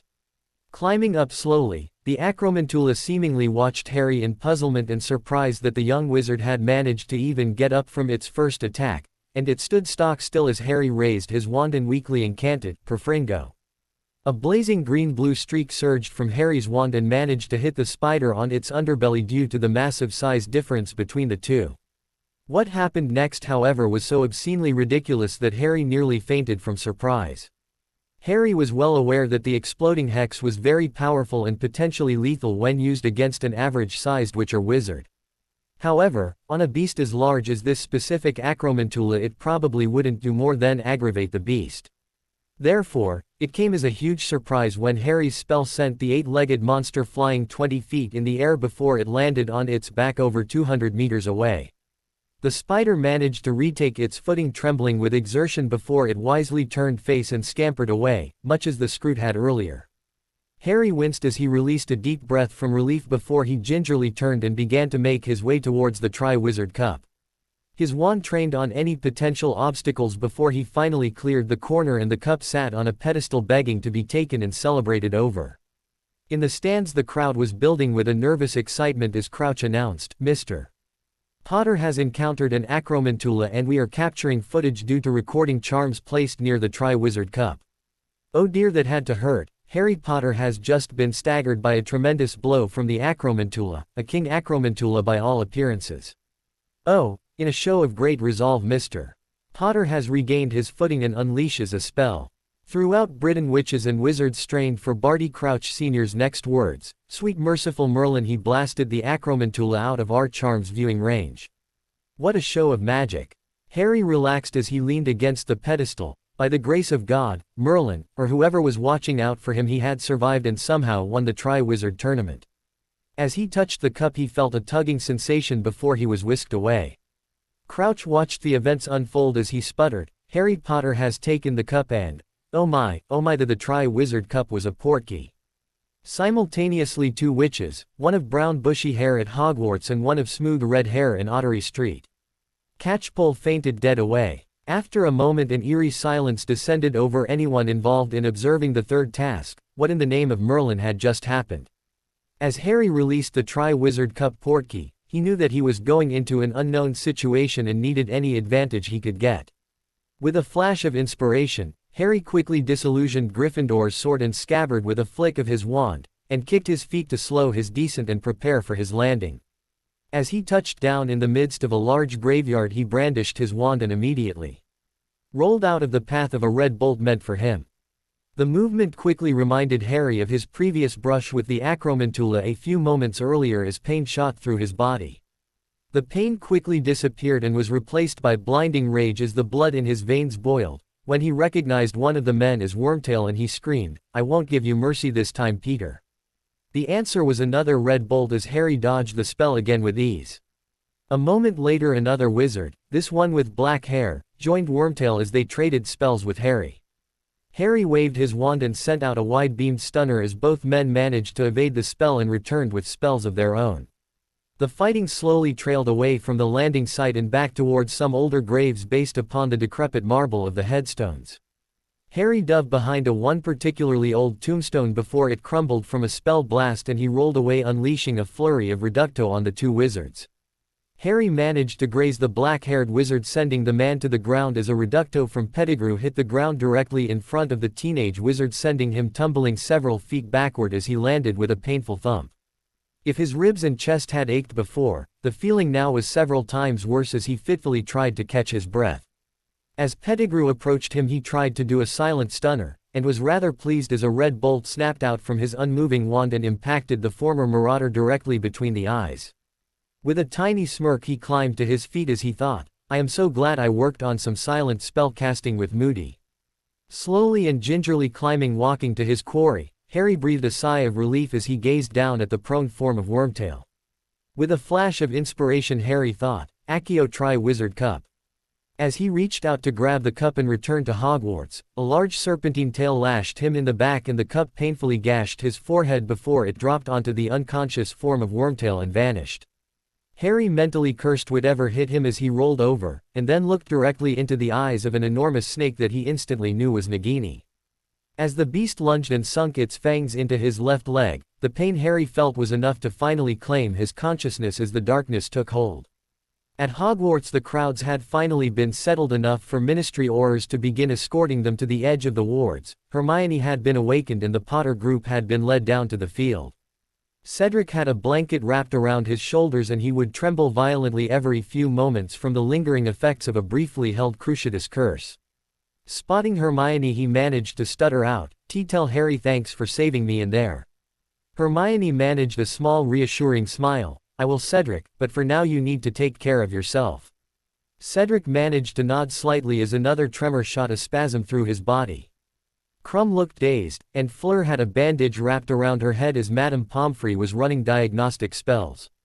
As the group passed they all heard Madame Pomfrey mutter, "Placed under the Imperious Curse. Blunt force trauma, resulting in a concussion. Cruciatus exposure and Merlin knows how bad Potter will be. I knew this tournament was a terrible idea. But, nobody listens to the person who actually has to deal with the injured." Hermione frowned as her lip trembled before her mother wrapped a reassuring arm around her, and they continued towards Dumbledore who was now talking to Moody animatedly. As they approached, Moody grumbled, "I'm telling you Albus, the wards surrounding the tracking charm are so thick and powerful you'd need a team of Gringotts' best curse breakers to take them down. Even then it would take a few hours." Dumbledore felt the approaching presence of Harry's support system as he turned to them and spoke, "We are currently doing everything in our power to bring Harry back safely. I assume that if Harry can get his hands back on the Tri-Wizard Cup he will be able to reactivate the portkey and come back to the castle." Dumbledore closed his eyes as a brief white nimbus swirled around his head before he sighed and opened his eyes. Remus frowned and asked, "What was that, Albus?" Dumbledore removed his glasses, buffing them against his robe before placing them back on his nose, and he replied, "I've directed any portkeys entering the wards to arrive about 10 feet in front of us." Hermione, forgetting about Harry's plight for a brief moment, stated, "It didn't mention anything about headmasters being able to adjust the wards like that in Hogwarts a history."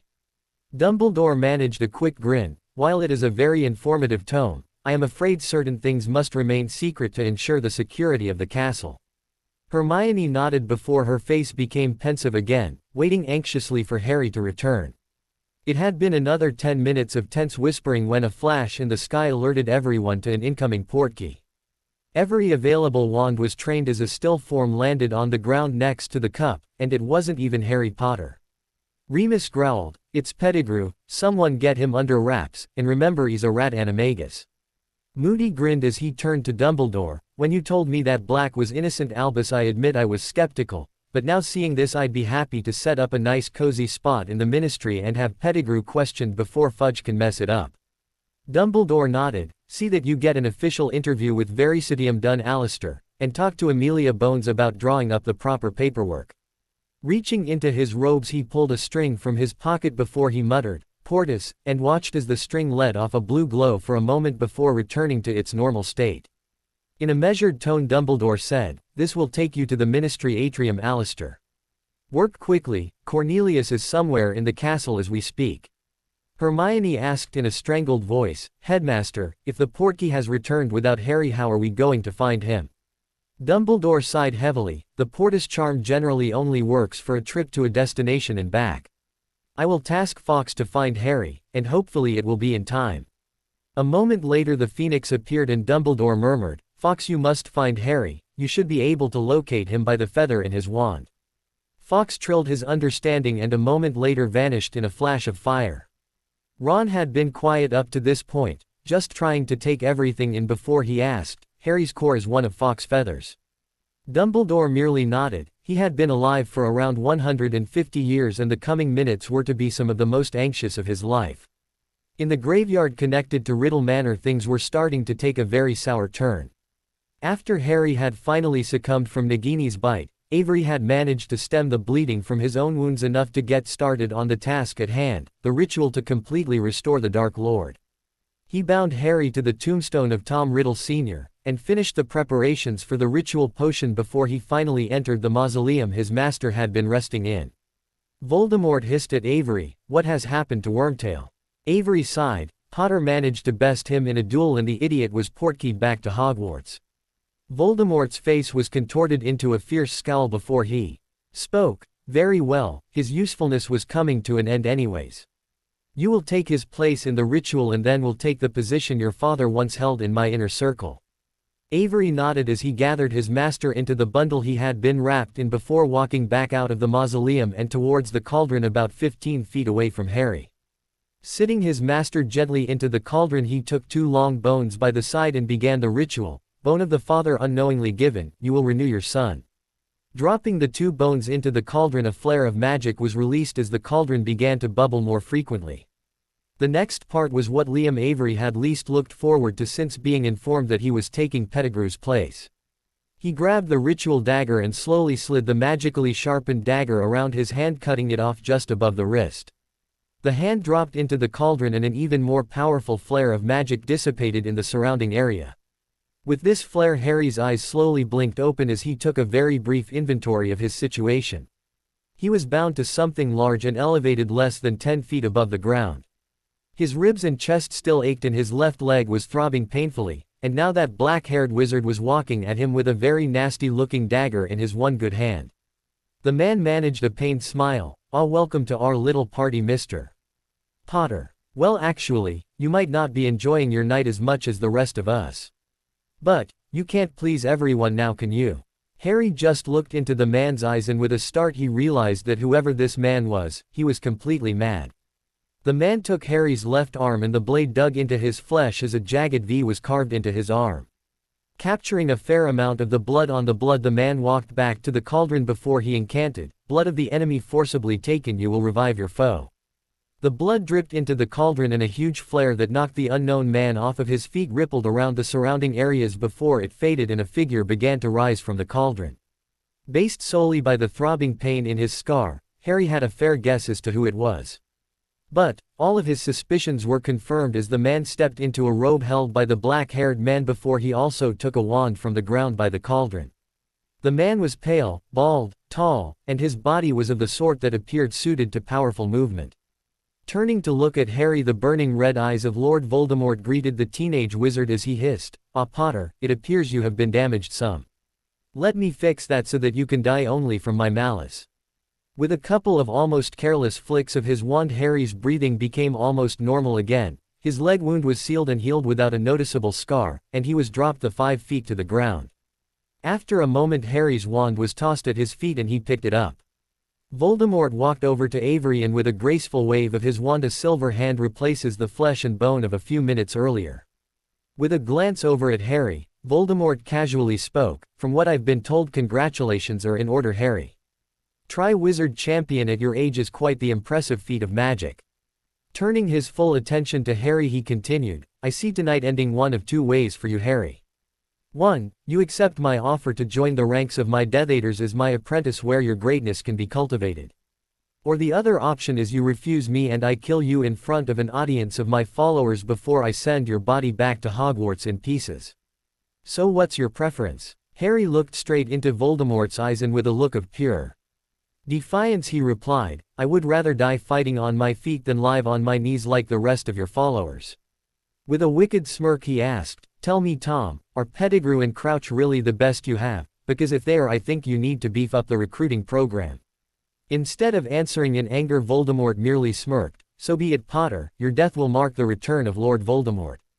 With a wave, Avery walked over and Voldemort pressed his wand to the man's left forearm where the dark mark appeared in all of its evil glory.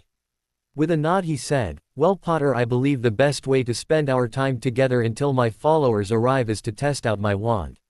Harry arched an eyebrow before the dark wizard screamed, "Crucio!" Of course, despite the fact that Harry was mostly healed from the task in Nagini, he couldn't dive out of the path of the sickly yellow beam as it impacted him. Harry's vision was like a flickering light bulb for a moment as his body tried to compensate for the extreme pain rippling throughout his body. Voldemort released the spell after a minute and chuckled with mirth as he lectured, "Have you ever wondered why unforgivable curses are deemed as such, Harry? Taking Harry's spasm as a no, he continued, "It's true they are largely unblockable and that intent to perform the spells properly requires a certain perverse pleasure from others' suffering. But, more importantly, the spells can corrupt the purest of souls. Magic truly is a remarkable thing, you know." Harry was still twitching, but it had lessened greatly as Voldemort continued, "I believe the filthy muggles would describe chocolate and say as addictive quantities. The exhilarating rush one receives from a properly performed unforgivable eclipses all of those by leaps and bounds. So, you can plainly see why the ministry discourages the practice with a stay in their lovely little hotel on the sea. It wouldn't do for addicted witches and wizards to go about killing anyone they can find simply for what I believe would be called a fix." Harry braced himself on his arms that were still quivering as he slowly climbed to his feet, an occasional facial twitch or spasm in his muscles still plainly visible. As a funnel formed in the sky, Harry replied, "I reckon I'll stick with chocolate, and when I get to having say I'll think I'll draw the line there. You can keep your pain jollies for yourself." Voldemort quirked an amused eyebrow, the only visible hair on his body, as he turned his back on Harry and watched as 9 cloaked individuals appeared. Each of the men immediately bowed around Voldemort and he hissed, "Why is it that so many of my inner circle are free and yet could not make the effort to seek me out so that I could return more quickly?" Voldemort pulled a few of the Death Eaters' masks off as he gave furious looks at each of them, waiting for one to crack. Harry vaguely looked at the few unmasked Death Eaters and couldn't place their faces even though a few of them looked familiar. When none answered, Voldemort continued, "My most faithful rot in Azkaban and I am left with a pack of fools who are too cowardly to answer when spoken to. Penance will be made, but for now join me as I kill the foolish boy credited with my defeat." All of the other men removed their masks and Harry blankly only recognized one of them, Lucius Malfoy, not a surprise for Harry all things considered. At Hogwarts, Severus Snape downed another pain-relieving potion as his mark burned horribly. He would need to begin research into finding a means of cutting the link between the mark and his pain receptors. If he were to be of any use in the war ahead, this much at least would need to be accomplished. Walking into the hospital ward, he spotted Madame Pomfrey, who was fussing over the 3 present champions before he called out, "Poppy." Madame Pomfrey gave the 3 a stern look before she bustled over to Snape and asked impatiently, "What is it, Severus?" Snape sighed, "If Potter is dealing with the unsavory sort that we all expect he is, I assume you would like some Cruciatus restorative potion, and perhaps some nerve-dampening draught as well for any lengthy exposure to the curse." Madame Pomfrey paled before she nodded and replied, "Yes, that would be best, Severus. Thank you for the offer." Snape nodded as he turned on his heel and marched out of the hospital wing with his cloak billowing behind. He had a task to complete, and for once he idly hoped that Potter's stretch of luck would continue or the war would be over before it even started. At the Ministry of Magic, Moody had already gotten a full confession out of Peter Pettigrew and officially reopened the file of Sirius Black. A hearing was scheduled with Madame Bones, help, although the talk throughout the entire building was the disappearance of the boy who lived. Moody stumped over to the Ministry's flow connections and called Hogwarts. "Minerva, this is Moody. Tell Albus that I did as was requested. The paperwork for the puppy has been filled out and approved." Professor McGonagall's stern face appeared in the fireplace as she replied, "I've sent a messenger spell informing him." "Was there anything else?" Moody grunted, "Has Potter made it back yet?" Minerva frowned, "No, and at last check Albus informed me that Fawkes is having difficulties reaching him. I only pray that it isn't too late." Moody nodded, "Aye lass, but have some faith in the boy, he's something special." Minerva managed a tiny smile, "That he is, Alistair. Call back in about 30 minutes, hopefully we will have word by then." Fawkes was having difficulties getting close to Harry because of the vast concentrations of dark magic near Harry's location. Dark magic served to weaken a phoenix's sense of orientation. It would take more time to reach the green-eyed boy as his wizard had asked of him. Voldemort started his little speech. Harry was certain the Dark Wizard had been practicing it for quite some time. "It all started on Halloween over 13 years ago. Even in all of my greatness I overlooked some ancient magic when I attacked the Potters. As all of you know, I did try to recruit both of them to our side, but was ultimately rebuffed, and when other information became available the path was set. I killed James Potter, and while he fought well he is still quite dead." Voldemort smirked as Harry flinched at the mention of his father's death. Before he continued, "The mudblood could have saved herself, but she tried my patience and I killed her as well." Unfortunately, in the process I unlocked ancient sacrificial magic within our friend the boy who lived here. The spell I cast on the brat rebounded and I was reduced to a lowly spirit, forced to roam the world seeking magical sustenance when I could. Only the most faithful of my followers know the lengths to which I went guaranteeing my immortality. If Harry had been doing more than frantically trying to find a way out of this hell, he would have noticed Lucius Malfoy pale at Voldemort's mention. Harry was slowly growing numb both emotionally and physically as Voldemort continued his rant about his greatness and the folly of his followers to ever believe him dead. After several cruciatus were handed out, the evil wizard turned back to Harry and with a sneer and none of the earlier candor they had shared, "Now Potter, it is time I end your meddlesome life." Harry was having a difficult time grasping reality at this point. The nearly blinding aftereffects of the cruciatus were weighing down on his nervous system and emotionally he was rubbed as raw as he had ever been before. Here stood his parents' murderer casually discussing the details of how he had killed them, and all Harry could do was stare. Harry walked through the steps and bowed to begin the duel as was demanded of him by Voldemort. At this point arguing over such a minor thing seemed wasteful, and it was giving him time to hopefully reboot his brain and focus on the task at hand. His body still felt sluggish as Voldemort almost lovingly cast Crucio, and Harry felt the ripples of agony taking over again. Unlike the first time, he focused on something aside from the pain as he tried to think of a way to survive and fight another day. His thoughts grayed for a moment as the pain fought his focus before he focused once again and felt the curse being removed. Crawling to his feet more quickly this time, he stood and returned with the same spell he had used to success earlier, Perfringo, and the spell lashed against Voldemort's hastily constructed shield, pushing the surprised Dark Lord back a few feet. Voldemort turned to his Death Eaters. "The Potter boy has some talent. But, alas, talent goes for naught if it isn't fully utilized. Such a pity that it goes to waste." Voldemort waved his wand and incanted, Avada Kedavra, and a familiar green bolt shot through the air towards Harry's chest. Harry rolled out of the spell's path when he heard Voldemort begin the incantation and returned, Abrumpo, as the blood-red bolt was returned. The spells met in the middle, but instead of the usual spell backlash they connected before the magic was fed back the remaining feet into their wands. Harry was on one knee as he struggled with his wand. Voldemort had taken two hands to grip his wand, appearing quite perturbed with the turn of events. The golden strands connecting the wands began to slowly spread upward as a golden cage of pure magic eventually enclosed the two combatants. Voldemort sneered, "What magic is this, Potter?" Harry slowly rose to his feet. "I imagine this has something to do with my wand being a brother wand to yours." Voldemort's eyes narrowed. "While that is a very interesting fact to know, it only forestalls the inevitable, Potter. You will die tonight, and then you may join your parents as you should have 13 years ago." Harry was about to form a response when a most unusual thing happened. An ethereal form floated from Voldemort's wand. Harry immediately recognized the man as Frank Bryce and he turned to Harry and said, "Aye lad, this one's an evil bastard. Old Frank will help ya when the time is right." Voldemort looked slightly paler than even his pasty white complexion as Harry asked, "So Tom, have you ever heard of a Muggle television show called This Is Your Life?" Voldemort blinked in surprise until he felt the same tingle before Bryce had exited the wand. Next out of the wand was Bertha Jerkins. She turned to Harry and said, "You must hold on, young man, your parents are coming." The spectral shadow joined Bryce as they circled Voldemort, whispering inflammatory things on the Dark Lord's ear.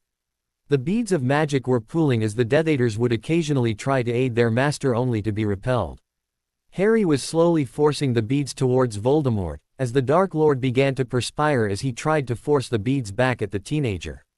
With another tingle, Lily Potter floated out of Tom Marvolo Riddle's wand. She immediately flew to Harry's side, and like a pepper-up potion he felt revived as she frantically whispered, "Harry love, you need to hold on for your father. Once he arrives we can distract Voldemort as you break the connection. Fawkes is coming and he can get you to safety."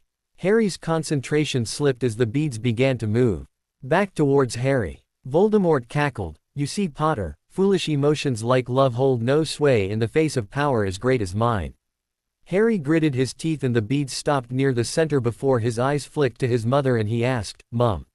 Lily sadly replied, "No Harry, I am merely an echo of my former self. Your father and I have moved on to the next adventure as we should have." Voldemort's arms began to tremble as the echo of James Potter exited the wand, and the beads of magic surged towards the dark wizard. He turned to Harry with messy hair, shorter than Harry's but clearly hard to manage. With tears in his voice he said, "Harry." Harry could only nod, his occlumency becoming useless as his emotions were worn plainly on his sleeves as tears ran down his cheeks. James floated close and said, "All right son, we don't have long before we dissipate. Just promise me one thing." Harry nodded, "Don't stop living your life because this bastard decided to attack you as a baby." Harry thickly replied, "I promise Dad." James nodded proudly as Lily wrapped an ethereal arm around Harry and gave him the closest thing to a hug she could. James and Lily locked gazes before they spoke in tandem. "You need to break the connection after we attack Riddle son. Remember, we'll always love you." The four echoes joined and began to envelope Voldemort as Harry broke the connection with a quick downward slash of his wand. Fawkes flashed into existence next to Harry and grasped the stunned teen's shoulder. Voldemort fought through the echoes just in time to watch Harry vanish in a flash of fire. Enraged he turned to his Death Eaters and said, "Now, it is time you pay for your sins." At Hogwarts, Cornelius Fudge finally managed to work his way down to the Quidditch pitch following a very unpleasant dressing down from the Bulgarian and French ministers of magic for organizing and running such a poorly done tournament. Approaching the small group remaining he bellowed, "Dumbledore, what is the meaning of this? I demand to see Potter right now." Dumbledore turned to Fudge and calmly replied, "I would like to see Harry for much purer reasons than whatever you propose, Cornelius. His final fate is firmly out our hands, but I have sent Fawkes to retrieve him hopefully in one piece." Fudge scowled as he looked at the others before his eyes locked on Remus. "You werewolf, you had something to do with this, didn't you?"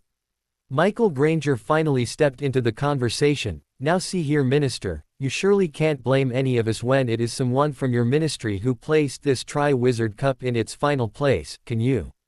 Fudge blustered, "I'd remind you that I am the Minister of Magic, Mr. Michael Granger replied, "Mr. Granger, Hermione is my daughter and Harry is her boyfriend."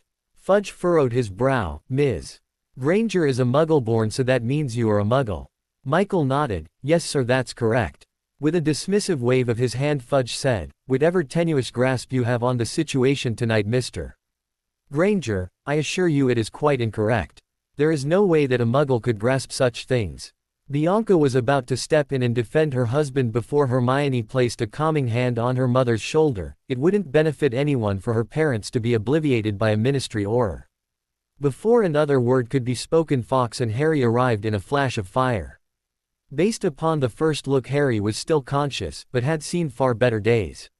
His eyes were haunted, his body was tensed in an attempt to diminish the pain from the multiple cruciatus, and the pain relief spell that Voldemort had cast on his ribs was beginning to fade as Harry protectively cradled his free arm around his chest. Fudge made a move to speak to Harry but was stopped as Remus and the Grangers blocked his clear path to the distraught teen.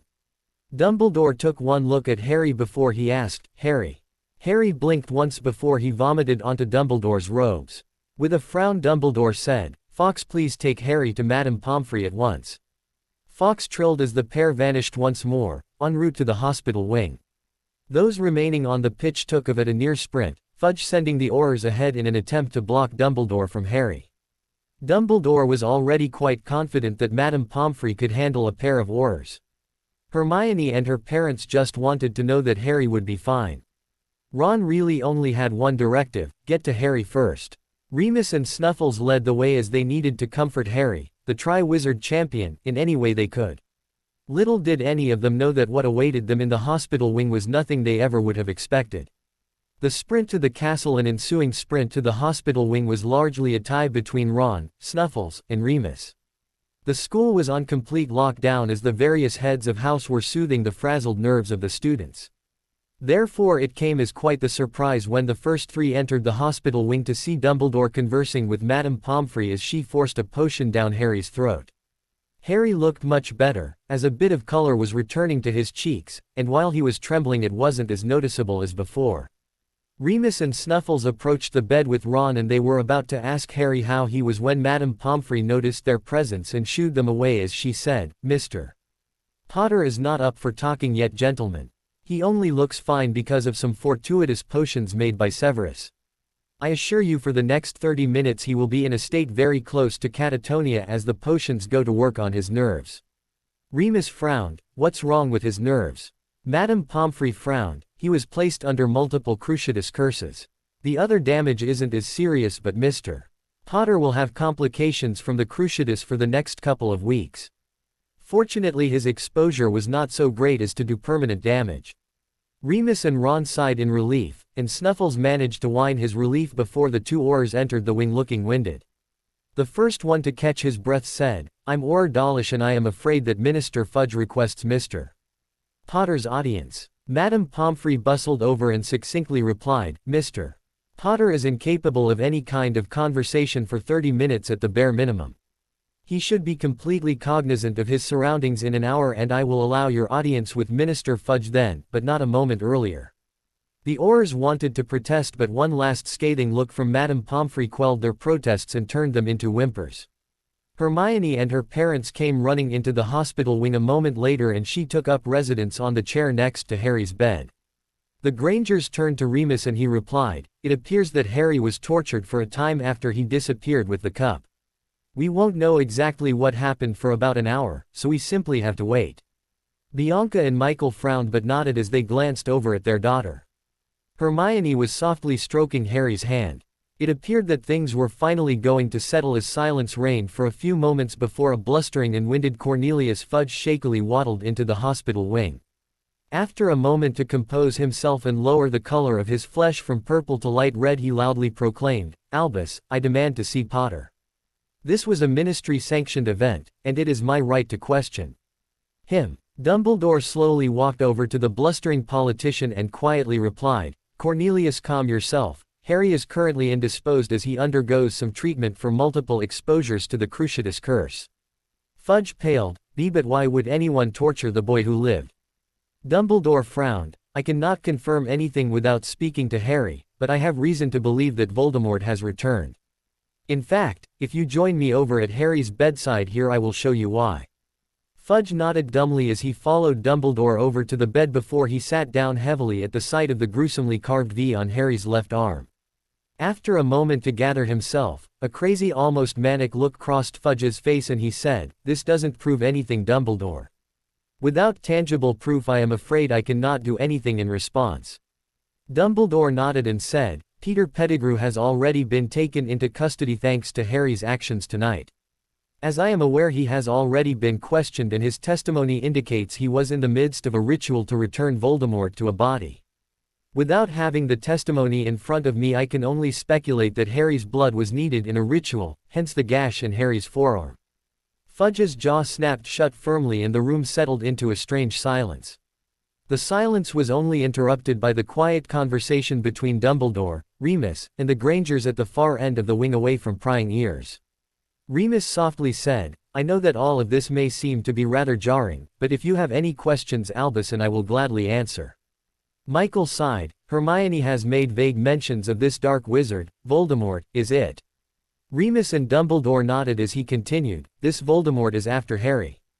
Dumbledore simply replied, "I am surprised that your daughter hasn't told you the full story of Harry's life before, but perhaps it is a reaction that shows how she truly views Harry." All of those present quirked an eyebrow and Dumbledore clarified, "She does not view Harry as the boy who lived. She views him as Harry Potter, a boy who she cares deeply for." The adult Grangers shared a knowing smile and Dumbledore continued, "Harry's parents were murdered by Voldemort when he was 15 months old. Voldemort attempted to kill Harry as well, but the killing curse rebounded back onto Voldemort, casting him from his body but not destroying him completely." Bianca's eyes were wide as she asked, "Now you suspect that this Voldemort has regained his body after taking some of Harry's blood?" Dumbledore corrected, "He regained form, madam. His original body was quite destroyed on the fateful night of his first banishment." Remus let out a heavy breath before he said, "Rest assured Harry and Hermione will be given the best guards possible this summer. In fact, if you are willing we have arranged training for both of them at a friend's house. In fact, with any luck my friend, who is Harry's godfather, will be able to formally accept guardianship of Harry, thus giving him a caring place to live during the summers." Dumbledore once again softly corrected, "Remus, Harry will still need to stay a week at the Dursleys. But, I believe that we can arrange for some canine companionship to ensure Harry's treatment. Remus grinned before Michael broke in. Those relatives of Harry's are quite ghastly people, I must say. I scarcely believed it when I talked on the phone with Harry's uncle and the man had to restrain himself from calling his nephew a freak. Dumbledore winced and admitted, I agree that the Dursleys are not very pleasant people. But, I hope that the 1 week Harry must stay with them every summer until his age of majority will be as pleasant of an experience as possible. Michael and Bianca shared a look before she said, Harry will be welcome in our house whenever he wants. He is a very nice young man, despite his upbringing. Remus smiled and replied, his parents would be very proud to know that. I think that everyone who knew James and Lily were the only ones not celebrating like idiots when Voldemort was vanquished the first time. Michael nodded and then he asked, how does this Voldemort operate? Dumbledore answered, I believe the Muggle equivalent would be a terrorist, perhaps in the form of the Irish Republic Army. Michael frowned, that's not exactly a fair comparison based upon everything you've stated. The Irish seeks freedom even if it is a bad way of seeking it. This Voldemort only seeks power, am I correct? Remus furrowed his brow, he is a terrorist, Mr. Granger, but yes, he only seeks power through his actions. Dumbledore twinkled slightly. At any rate, if Voldemort is back, in the past he often operated between cycles of activity and inactivity, so we should expect more of the same. He will attack specific targets, typically those are the greatest threat to him and his legions. In fact, James and Lily escaped Voldemort thrice before they finally succumbed. He is persistent if nothing else, Harry and your daughter can attest to as much. Glancing across the room at Fudge, Dumbledore noticed that the man was beyond his initial stages of shock and denial and had moved on to measuring the strengths and weaknesses of his own position. Reaching a hand into his robe, he pulled an old watch out and with a glance realized that Harry would be ready to talk in about 10 minutes. Once Harry was completely aware of his surroundings, then things would indeed get very interesting. At the Ministry of Magic, news of Harry Potter's reasonably safe return had already begun to permeate from department to department.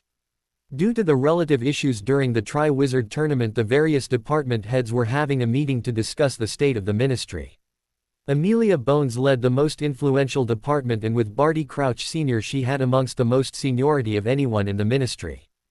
Glancing around, she quickly dealt with the topic that most were already discussing. Peter Pettigrew was indeed captured tonight and has been questioned.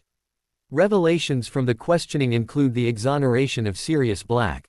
I have already contacted my peers in Muggle law enforcement and ordered the cessation to the manhunt for the man. Additionally, Pettigrew alluded that he was to undergo a part in a ritual to restore Voldemort to his body. Bones sighed heavily as the majority of those present flinched at Voldemort's name before Barty Crouch Sr. stood. I now am willing to accept my responsibility in refusing Black a trial, whatever that may be. Bones glanced around and saw that the rest of the department heads were of a split opinion, so she made a political decision. That won't be necessary, Barty. I think that everyone here can agree that we don't want Fudge taking any more power in the ministry by appointing a puppet in your position. Arthur Weasley stood and said, I quite agree, Amelia, but we have to discuss what you know whose return might mean for the ministry. Bones nodded. Well, I think all of us present can remember what it was like during Voldemort's first reign. We made mistakes collectively, but I can think of a few things we could institute soon that would help. Mandatory checks for the Dark Mark, random testing for the Imperius, and Vericitium questioning. Fudge will fight this because of his anonymous benefactors won't want such a change, but if we provide a united front it will pass. We will need to restore the Auror Squad to numbers comparative to the end of Voldemort's first reign, and for that we will need Fudge's complete approval. Amos Diggory, still slightly shaken from visiting his trembling son a few moments earlier, offered, I'll send ministry delegations to the Giants, registered werewolves, and the Dementors to ensure their respective loyalty. Bones looked around, happy with the progress of the meeting as she said, I think that we'll know more tomorrow. If Voldemort has indeed returned, we will follow through on each of these contingencies. But, we can't risk another full meeting like this, because Fudge wouldn't look kindly to plotting behind his back. Everything else on informal channels from here until Fudge is out of office. Good night everyone. Try to get some sleep. The next several days I fear will require our very best. Crouch Sr. was the last to leave the large board room as he mused in his thoughts. Bones' attitude and initiative was surprising. She is an excellent administrator but had no political aspirations. If he could firmly align himself as her solid second, he could complete his peaceful coup in far less time than working alone. All things considered, tonight had gone as well as he could expect.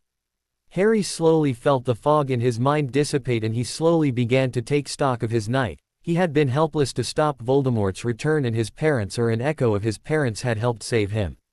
He knew he was in the hospital wing, and based upon the numbed pain he was still in, he figured the pair of crucios would have some lingering effects.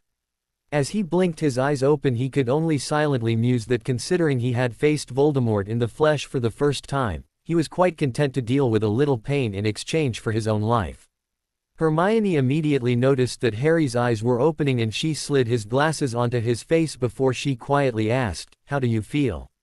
Harry quietly replied, "As well as can be expected, I guess." "Did you catch Wormtail?" Hermione smiled and nodded as the adults in the room finally took notice that Harry had rejoined those amongst the living. Snuffles jumped onto the bed and curled up at Harry's legs, and the adults all walked over to the bed, Fudge standing next to Dumbledore as the old wizard asked, "Would you care to tell us what happened tonight, Harry?" Madame Pomfrey handed Harry a small glass of water and they all watched as trembling hands, aided by Hermione's gentle touch, tipped the glass back and the fluid quenched his potion-parched throat. Harry quietly spoke, "I was transported to a graveyard somewhere. I noticed that it was where Riddle's father was buried." Fudge frowned. "Riddle." Harry sighed. "Tom Marvolo Riddle, better known as Lord Voldemort." Fudge's eyes were wide as the name struck a chord of some sort, but he quickly masked his expression as Harry continued, "I managed to stun Pettigrew and injure another dark-haired wizard. I summoned the Tri-Wizard Cup, but Riddle's snake prevented me from taking it back to Hogwarts. It landed in Wormtail and he vanished just as the snake bit me on my leg. It was painful enough that I blacked out." Dumbledore quickly clarified, "Yes, Pettigrew has been dealt with, Harry. With any luck, your dream from last year may come true for the coming summer." Harry managed a small smile, well aware that Dumbledore wasn't in the clear to refer to the black dog on his bed as serious. Harry shuddered as a residual tremor shot down his nerves, and every adult present grimaced at the pained expression on his face. Hermione merely wrapped her arms around him and offered all of the comfort she could. After a moment he continued, "When I came to, I was tied to Riddle Sr.'s tombstone, and the same black-haired wizard I had injured earlier was walking towards me with a dagger of some kind. But one of his hands was missing and a cauldron behind him was billowing smoke. Anyways, he cut this V in my arm and said something along the lines, 'Blood of the enemy forcibly taken, you will revive your foe.'" Dumbledore's eyes flashed with some jubilant emotion for a fleeting moment, which Harry noticed but didn't comment upon other than to nod at the old wizard and continue. "Then he put the blood from the cut in the cauldron and Voldemort climbed out with a new body. He was bald, and if I'd never seen his eyes before I would have been terrified by how much they glowed red." Harry shuddered once again as Hermione gently squeezed him to show that she wasn't going anywhere. The Grangers had watched the entire thing with something akin to shock. This wasn't the same polite boy they had hosted during the summer. This was a powerful young man shaken but not destroyed by a night of sheer terror. Hermione's actions also sent a strong message to Michael and Bianca. Their daughter would stand by Harry through it all and they could do nothing to change that. Harry sighed as he continued, "He hit me with the Cruciatus after he eased my pain and healed the snake bite wound on my leg. He held it for a while before he summoned some of his other Death Eaters using the Dark Mark." Fudge began to hold his breath as Harry continued, "The Minister of Magic knew he wasn't going to like what came next. I really didn't recognize any of them." A tremor shook Harry's body. Fudge misconstrued it as the end of his statement before Harry continued, "Aside from Lucius Malfoy." The Aurors shared a look at this before Fudge said, "Well, he was obviously under the Imperious Curse, which would explain his presence." Dawlish spoke up, "Minister Fudge, sir, the Imperious would have to have been placed upon Malfoy at the third task tonight. Considering he was clearly not under the curse at the task, I think we can assume this means that he was lying before also." Fudge frowned but nodded, "Mr. Potter, how can we know that you speak the truth? I think most are well aware there is no love lost between yourself and Lucius' son Draco. This would be an excellent opportunity to pay vengeance upon the boy." Harry shrugged, "I'd take Vericitium to testify to what I saw if I thought it would matter." Fudge nodded, "I will put in a request for an appointment this summer to verify your claims." Dumbledore added, Cornelius the First want you to rethink what I know you are doing. Lucius Malfoy will not protect you from the consequences of his actions forever, and if you part ways now you still may survive the implications. Fudge pulled a chair over to the bed, and for the first time noticed the growling black dog on the bed before he replied, You know as well as I do that the testimony of a 14-year-old wizard, even if he is the boy who lived it, won't be enough to convict Lucius Malfoy. Dumbledore nodded. I understand, Cornelius, but this is your opportunity to free yourself of his influence and be the minister on your own terms. Prepare the ministry for war, prepare the public for Voldemort's return, and tell them of his return. Fudge sighed. I don't think informing the world of his return would be wise, Dumbledore. However, I will put more money into international Auror recruitment and for the Auror Academy. More than this would require some tangible proof, Albus, such as a public sighting. Dumbledore frowned but acquiesced. He had never had such luck in influencing Fudge. Of course, being presented with proof from the boy who lived wasn't without its share of influence on its own. Harry had watched the political exchange with interest, as had everyone else present before he continued his tale, after Voldemort yelled at the Death Eaters. He summoned for not seeking him sooner. He told me that he would duel me. He hit me with another Crucio before the duel even started. This one was shorter, but then we dueled for a few minutes and I had to dodge one killing curse before our wands connected. I assume it had something to do with having brother wands, but beyond that I really don't know. Pain rippled through his body and Harry bit down on his lip so hard he drew blood before he continued. The thing was, the wands connected and there was so much power. There was a giant golden cage that surrounded us, and after a few minutes echoes of Voldemort's victims began to float out of his wand. First, it was an old caretaker at Riddle Manor, and then it was Bertha Jerkins. Harry swallowed the lump in his throat, then my mum came out of his wand. Harry swallowed thickly again as Snuffles licked his hand as he whimpered. Remus had to lean against the wall as Harry finally managed to continue with tears rolling down his face. My mum told me to hold for Dad, she said they would help me. Harry broke down slightly as the emotion of the moment became too much. The elder Grangers, Fudge, and the Aurors felt as if they were intruding on something very private before Harry continued in a much more controlled voice. My dad came out of the wand and he made me promise to keep living my life despite Voldemort. Then my mum kind of hugged me before they distracted Voldemort enough for me to break the connection. Fawkes came after that, and I really don't remember much following. Hermione gently cooed into his ear as the adults walked to the other side of the room to quietly discuss the night's events. Harry had managed to settle enough to carry on a normal conversation after a couple of minutes with Hermione's hand running through his hair, the only action commencing. Finally, Ron spoke from his seat by Harry's bed. Well mate, at least you won the tournament and the galleons with it. Hermione replied for Harry, I swear to Merlin, Ron, you have to have the emotional range of a teaspoon. How any girl will put up with you is beyond me. Harry chuckled softly, and for once Hermione was glad that Ron could make light of things in such a dark situation. Harry softly said, honestly, it wasn't any worse than down in the chamber. Of course, I needed Fawkes to save me again, but better lucky than good. Hermione climbed up into the bed and wrapped his left arm into a gentle hug, taking care not to touch the still healing cut on his forearm. Finally she spoke, Harry, I don't think it's very realistic to expect to beat Voldemort. He has 50 years of experience on you, and while you know a lot of magic, he has had much longer to learn his strengths as a wizard. All we can do is continue to work hard, and when the time is right you and Dumbledore can beat him, and make sure he stays dead this time. Ron's eyes were wide. Why would you want to beat Voldemort, Harry? Harry looked his friend dead in the eye and replied, I wish I could say that my intentions were completely pure, but I can't. Seeing my mum and dad tonight, well, I realized that Voldemort needs to be stopped for the last time, and I'd like to do it for my mum and dad. He needs to be stopped so more families can't be shattered, simply because the arrogant wanker wants to. Ron choked on his next words and Hermione softly said with a smile, I think you've rendered Ron incapable of speech by calling Riddle an arrogant wanker. Harry grinned and replied, as long as I haven't made him lose his appetite. Ron blinked and replied, oi, that's not funny. Talking about my appetite like that, it's insulting really. He grinned and added, there's nothing that can make me lose my appetite, mate. The three shared a laugh until one of the Aurors approached the bed with a sack in his hands. Clearing his throat, he sat the bag down on the bed and said, "Here are your winnings, Mr. Potter. Congratulations on a good tournament." Harry smiled slightly and nodded his thanks as the aura retreated back to the other adults. In the Ministry of Magic, a worker stamped the formal declaration clearing Sirius Black of all charges, and the memo to the Muggle crime enforcement at Scotland Yard that he had been cleared of all charges, putting an end to the long manhunt for the man. The man was about to send the messages off when a sound in a connecting room begged for his attention first. Rita Skeeter walked into the room and with a couple of duplicating charms she quietly walked out. This story would sell better than her stories about Potter earlier in the year.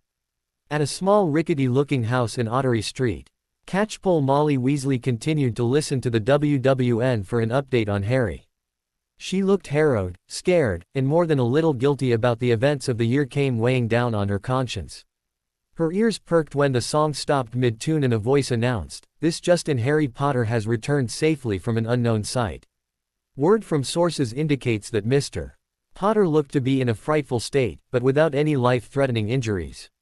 Additionally, sources from within the ministry are confirming that long-thought serial killer Sirius Black has been cleared of all charges when new evidence indicating he was framed by a man thought dead.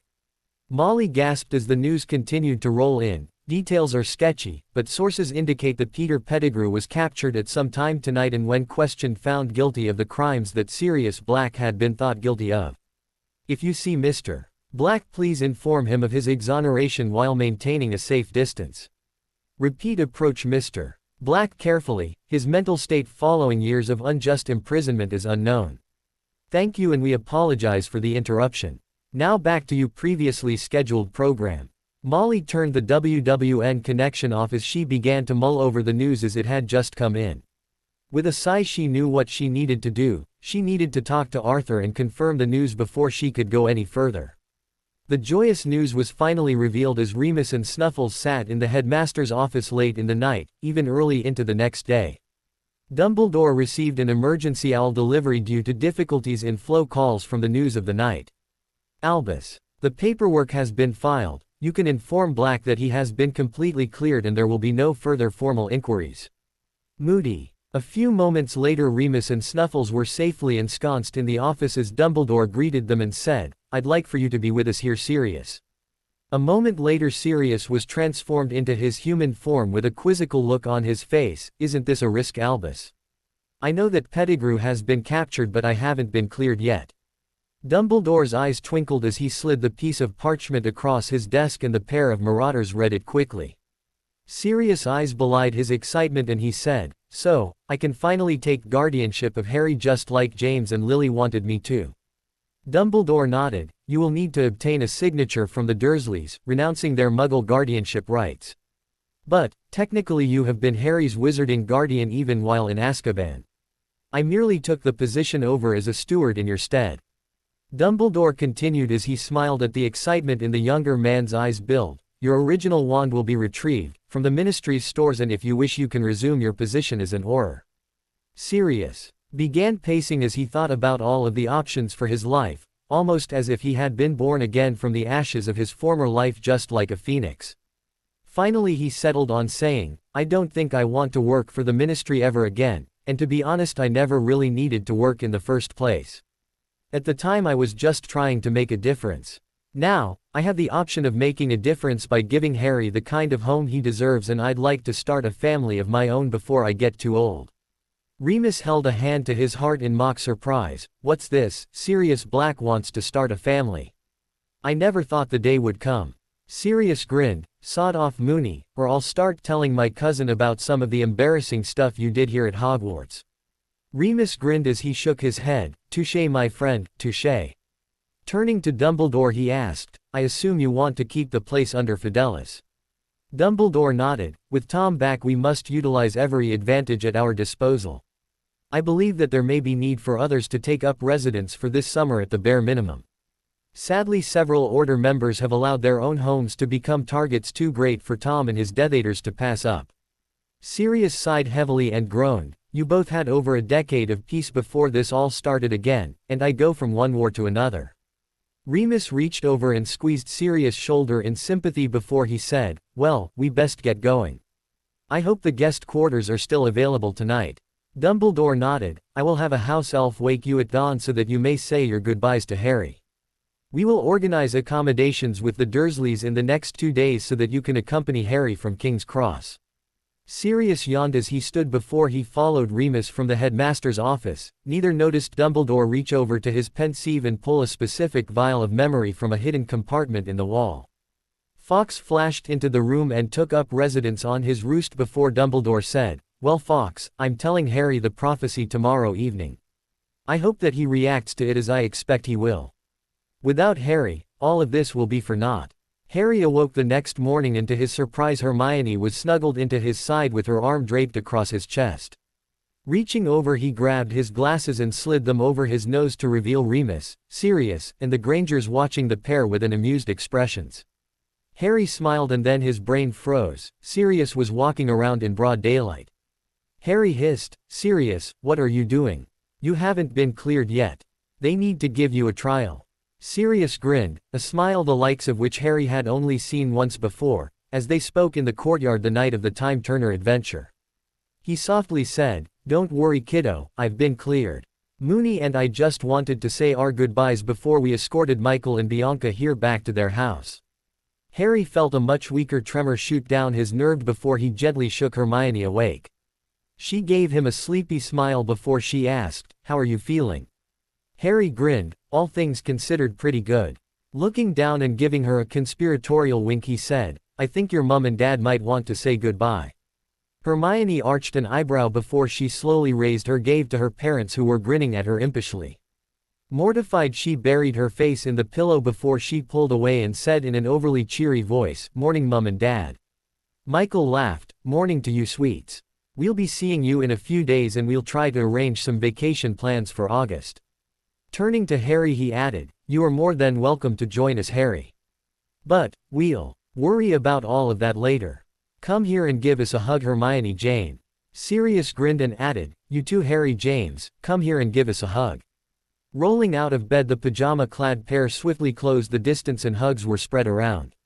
Remus and Sirius got a bit carried away and ended up hugging everyone, and Harry suddenly saw the eerie similarity between the Marauders and the twins. With a sudden flash of inspiration Harry's eyes panned across the room to the bag of galleons on his bedside. Suddenly he had a very good idea on how to spend the galleons, and he knew the end result would be well worth it. As the adults left the castle the young Gryffindors took the clean clothes from Dobby and Winky that the elves had left the previous night, and they showered in opposite bathrooms in the connecting room of the hospital wing. Walking with hand entwined into the Great Hall, Harry was greeted with a standing ovation as he worked his way to the Gryffindor table.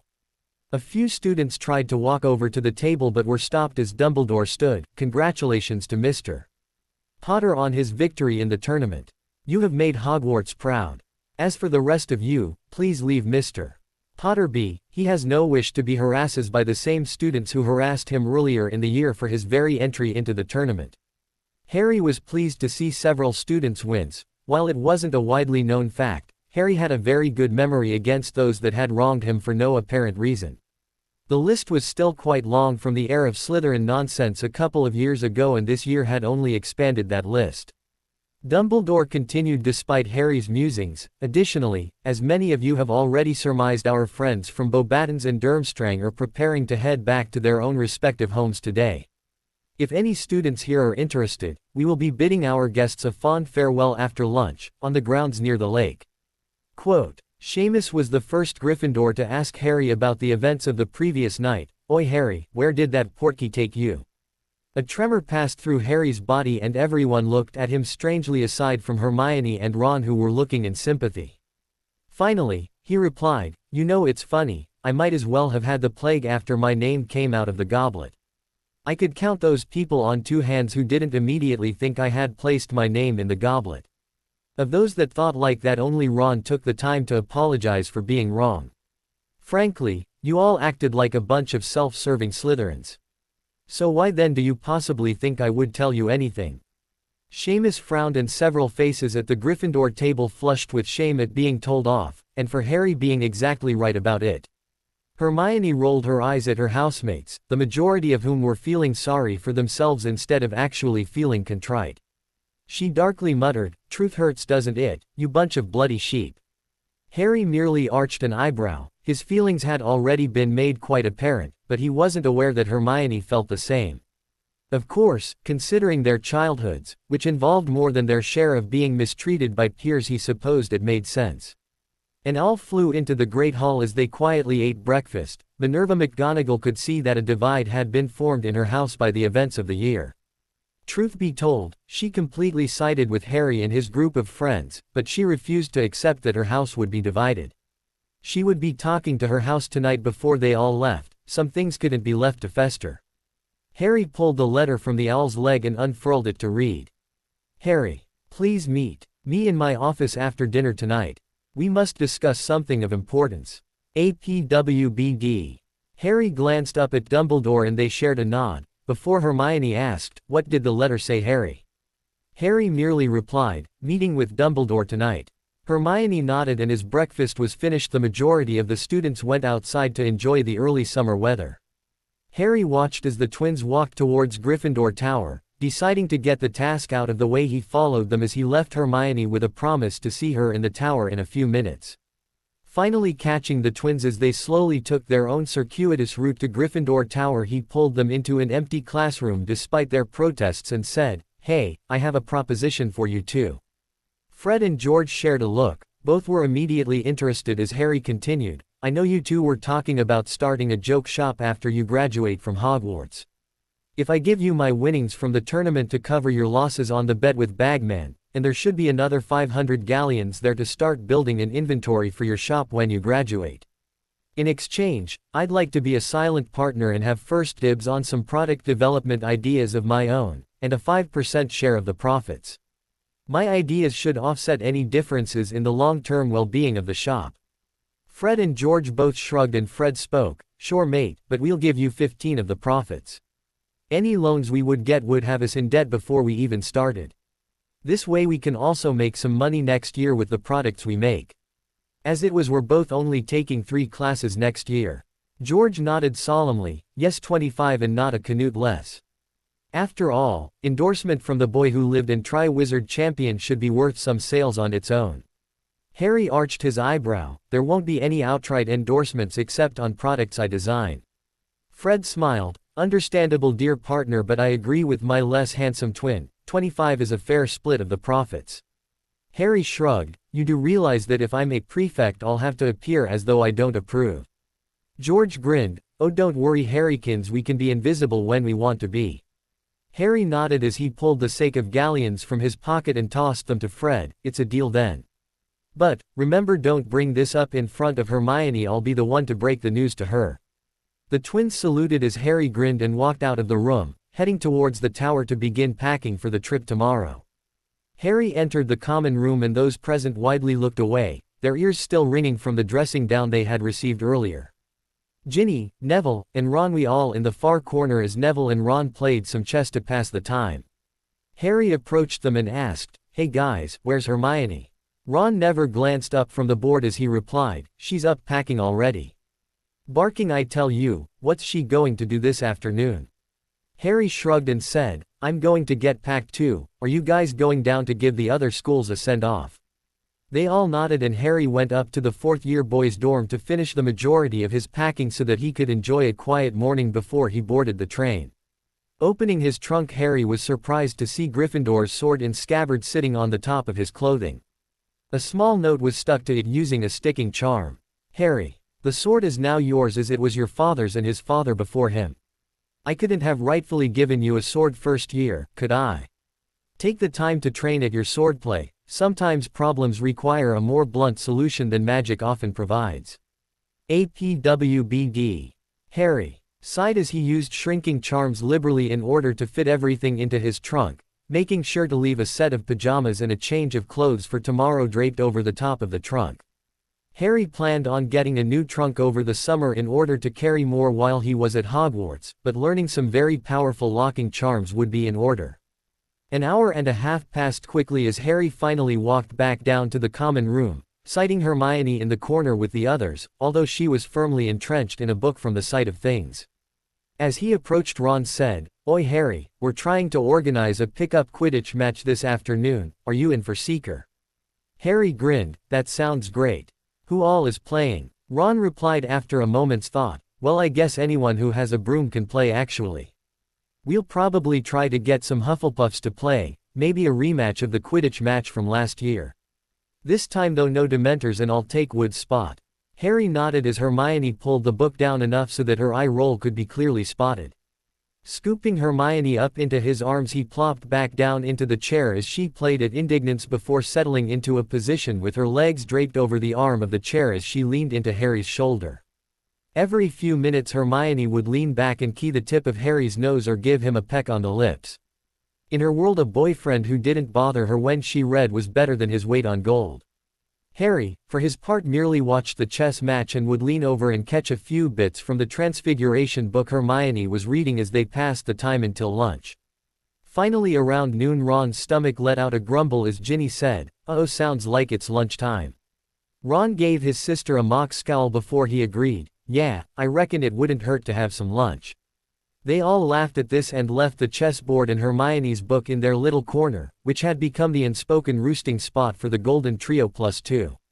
After a pleasant and relatively quick lunch, the majority of the school walked out onto the grounds and said their goodbyes to friends made over the course of the year. Harry first talked to Krum. The Bulgarian had been completely vindicated in his role during the third task, but the most interesting side plot for the Durmstrang students was the disappearance of their headmaster following the third task. With Karkaroff AWOL, the deputy head was in charge and he was a far less imposing presence than the other man. Krum smiled at Harry, one of the few he was willing to smile in the presence of. "I have enjoyed this year very much, Harry.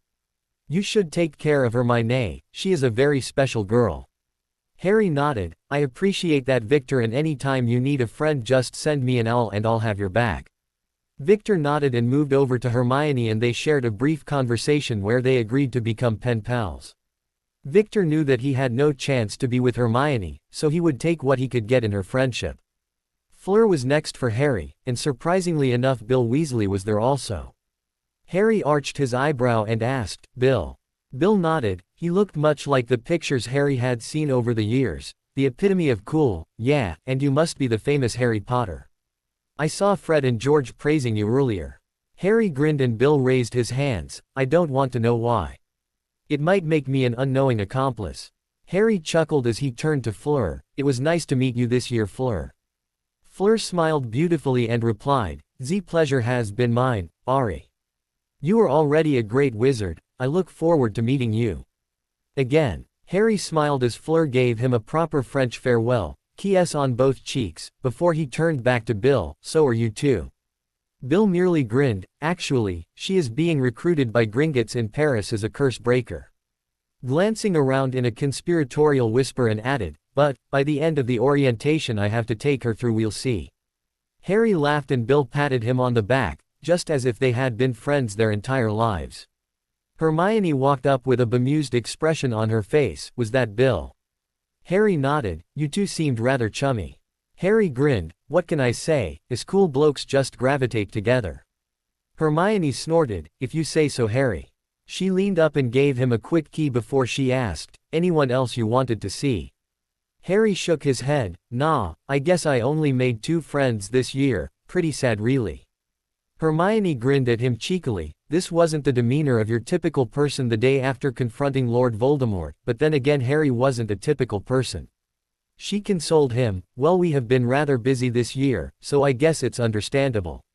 I only made friends with Victor and a nice girl from Beauxbatons named Monique." Harry wrapped his arm around Hermione and pulled her close as they first watched the great winged Abraxan of Beauxbatons take flight. Shortly thereafter the great vessel of Durmstrang dipped underwater and with one last lazy wave from the giant squid they were gone and the great experiment had ended. The afternoon Quidditch match was a festive affair as an unofficial rematch of the Dementor match from third year was held between Gryffindor House and Hufflepuff House. Unlike the last time Harry managed to capture the snitch after about 20 minutes, Gryffindor winning 270 to 120 with Ron making a fair show for his first match as keeper. As they finished up their dinner, the food tasting bland as it was overwhelmed by the excitement of being the last night in the castle for a few months. Harry glanced up at the head table and Dumbledore merely nodded as they both exited the hall at the same time and shared a quiet trip to the headmaster's office. Upon entering the office, Harry immediately knew that whatever news the headmaster had to share, it wasn't going to be of the pleasant variety. As they held a long staring contest from their chairs, Dumbledore finally spoke. "I have something to show you. Something which I fear will make your life even more difficult in the coming years." Harry nodded as Dumbledore stood and motioned Harry over to the pensieve. Looking confused, Harry asked, "What is it, sir?" Dumbledore sighed. "It was over 15 years ago and I was interviewing a young witch for the open position as divination professor here at Hogwarts. I had rented a spare room at the Hogshead Tavern to hold the interview. The witch's grandmother was a highly documented seer, so I humored the woman out of respect for her grandmother. After a very bland interview, I was prepared to end the interview when she gave a real prophecy. That was the day that Sybil Trelawney gave the first of her prophecies." Dumbledore swirled the silver fluid in his pensieve before he muttered, "Projectus," and watched as a three-dimensional image appeared. "The one with the power to vanquish the Dark Lord approaches. Born to those who have thrice defied him, born as the seventh month dies. And the Dark Lord will mark him as equal, but he will have power the Dark Lord knows not. And either must die at the hand of the other, for neither can live while the other survives." J.K. Rowling, Harry Potter and the Order of the Phoenix, ch. 37. To be honest, Harry wasn't terribly surprised at the prophecy. In fact, the only thing that puzzled him was the mysterious power the Dark Lord knows not. Dumbledore watched Harry pensively until the teenager finally spoke. "Why is it that you have known this prophecy since before I was born, and yet you still placed me with the Dursleys?" Dumbledore blinked. This wasn't the reaction he had expected. He had thought there would be some anger and resentment, but that they would be washed away in the face of disbelief and despair. After gathering himself, he replied, "We have had this conversation before. It was the place of the best protection available." Harry shook his head. "If you believe the prophecy, then you also would have to believe that only Voldemort would kill me. You could have placed me with another family under an assumed name and at least attempted to prepare me for this battle against Voldemort." Dumbledore firmly replied, "I didn't want you to grow up with such a burden. I wanted you to have a childhood." Harry's voice was cold. "You want to talk about burdens? Try growing up and not knowing your name until you turn 5. Try growing up without friends because your fat-assed cousin scares them away and your aunt and uncle spread rumors that you're a criminal. Or how about growing up thinking your parents were drunks that died because of you?" Dumbledore's eyes widened as Harry just began to build some steam. "Who makes you the one to decide that I have to live that life?" Too startled to do much more than breathe, the old wizard replied, "I placed you with your aunt and uncle to protect you, Harry. It was for the greater good. Prophecies are notoriously vague, and I shuddered to think of risking your life for the chance of more happiness." Harry snorted. "Remember after the whole Philosopher's Stone debacle first year? I asked you why Voldemort was after me, why he wanted to kill me as a baby. You could have told me then and I could have prepared for this. I may not have been happy with you, but I could have come to understand it." Dumbledore was growing desperate. "I had your best interests in mind, Harry. I did not do these things out of malice, but out of love." Harry narrowed his eyes and tilted his head as his glasses slid down to the edge of his nose. "If that is what you do for someone you love, I'd really not want to see what you do to those you hate." Harry stood and walked to the door before he turned to Dumbledore and replied, "It's not for me to decide what penance you pay for being such a callous old man. I'll let my mum and dad deal with you when the time comes. Good night, Professor." Dumbledore frowned but didn't stop Harry aside from to say, "Harry," the teenage wizard turned, "I understand why you are upset and I won't ask for your forgiveness, but I will work to earn it from you. All I can do, however, is promise that I will not withhold information from you about you anymore. I pray that you can someday find it in your heart to look at me without malice." Harry sighed as he quietly replied, "I don't hate you, sir, but I'm pretty sure I'll have a hard time respecting you ever again." Harry's words acted as a physical blow to the old wizard as he turned and left the office, the door shutting behind him with a soft click. Dumbledore wasn't crying, but he was looking decidedly ill from what could be seen around his beard.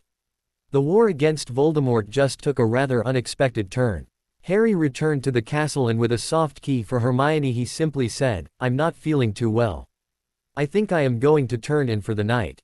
Before she could ponder his words any further, he had disappeared up the staircase, the mystery remaining until tomorrow at the very least. By the time Hermione had awoken, she found Harry already prepared for the trip, his trunk already long gone with Dobby's aid. He smiled at her and said, "Good morning." With a discerning eye she said, "You look like you didn't sleep well last night. Are you all right?" Harry nodded, "Yeah, I've just been thinking about some stuff. I'll tell you about it soon, I promise." Hermione accepted this, and with a little persuasion from Harry, Winky appeared and took her trunk to the express, making the morning considerably less stressful with the one simple action. As they rumbled down the path to Hogsmeade, Hermione still hadn't gotten anything from Harry on why he was acting so closed off. Deciding to take drastic measures, she leaned over and proceeded to give Harry a very steamy key. After she pulled away, she asked, "Feeling better?" Harry grinned. "I feel fine, Hermione, but that did make me feel better." Hermione sighed, "I wish you'd tell me what is bothering you." Harry wrapped an arm around her and ignored Ron's snickering on the other side of the carriage as he said, "I promise you'll be the first person I talk to when I'm done thinking about it myself. It isn't just one thing, thought, love." Harry eyed her warily. The topic of pet names hadn't really been broached before, and she simply smiled sweetly in response. No longer fearing for his life, he continued, "That's all I'll probably do in my week at the Dursleys' think. I mean, Sirius will be around for a few days, but I'll steer clear of my aunt, uncle, and Dudley. I won't be that hard up for conversation." Hermione rolled her eyes but couldn't stifle the small giggle that escaped her lips. Ron shook his head ruefully and in a mock-emotional voice said, "I never thought I'd see the day," Hermione giggling. Hermione reached across the carriage and swatted his arm. "Maybe if you ever said anything funny I might giggle more, Ronald." Ron raised his hands in a placating gesture. "Okay, I'm sorry, Ms. G. Eagles." They all shared a laugh this time as the carriage finally stopped at the station and students began piling out of carriages. They managed to find an empty compartment with no difficulty, and the five of them settled into carrying positions. Ron was reading the newest issue of Quidditch Monthly. Ginny and Neville were sitting with their shoulders touching as they read Teenwich Weekly. Harry and Hermione were cuddled on the bench, neither having got much sleep the previous night, and they were on the way to taking a light nap with Hermione burrowed into Harry's chest. It was a quiet compartment as the train rumbled through Scotland for a time before it chugged into the English countryside. Harry and Hermione had both fallen into a light but comfortable sleep as Ron had challenged Neville to a chess match, with his manhood at stake from being publicly ridiculed for reading Teenwich Weekly. The door to the compartment slowly slid open, and for once a solitary Draco Malfoy sauntered into their compartment. Ron made to move, but Malfoy was glaring disinterestedly at Harry and Hermione napping on the bench. Ron's eyes narrowed and he quietly asked, "What do you want, ferret boy?"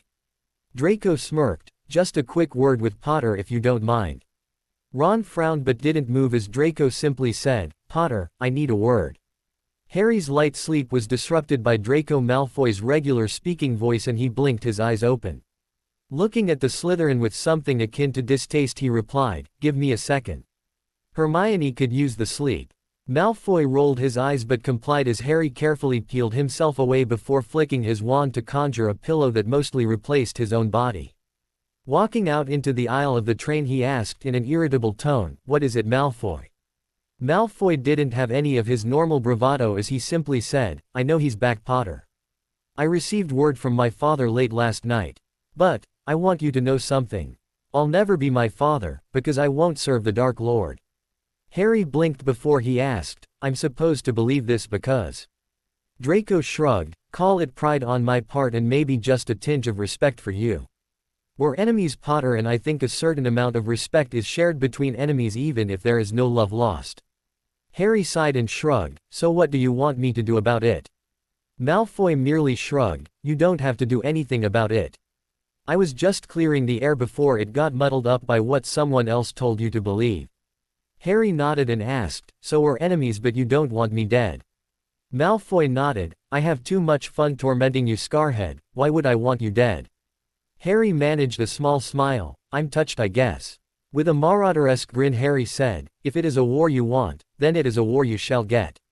Malfoy merely smirked and gave Harry a jaunty salute before turning on heel and heading to the opposite side of the train. Harry ran a hand through his hair and sighed, "Well, that was unexpected." Harry returned to the compartment and he noticed Hermione was still sleeping. Ron had a strange expression on his face and asked, "What did Malfoy want?" Harry simply replied, "Oh, we decided to be best friends, mate. Sorry, looks like you're out of a job." Noticing the look on Ron's face, he sighed, "Bloody hell, Ron, he's Malfoy, what do you think?" Ron arched an eyebrow but didn't comment further as Harry glanced out the window. "Bugger, less than an hour until we get back to King's Cross. Reckon I better wake Hermione up." Reaching over, he caressed Hedwig's beak as she preened in her cage. She hooted affectionately and nipped at his finger before Harry smiled and she went back to her task. As they exited the express for the end of their 4th year, they spotted Snuffles and the Grangers just inside the barrier. Hugs and a few sloppy licks were traded around before they parted ways.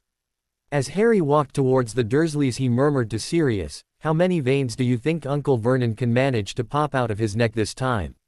"I say 5. Snuffles barked twice and Harry laughed. "Huh, you don't know Uncle Vernon very well, do you?" As they silently followed Vernon and Petunia to the car, Harry sighed. He had a lot to think about in the next week. To be continued. I hope you enjoyed this story. Also remember to subscribe and like this video. See you in the next video.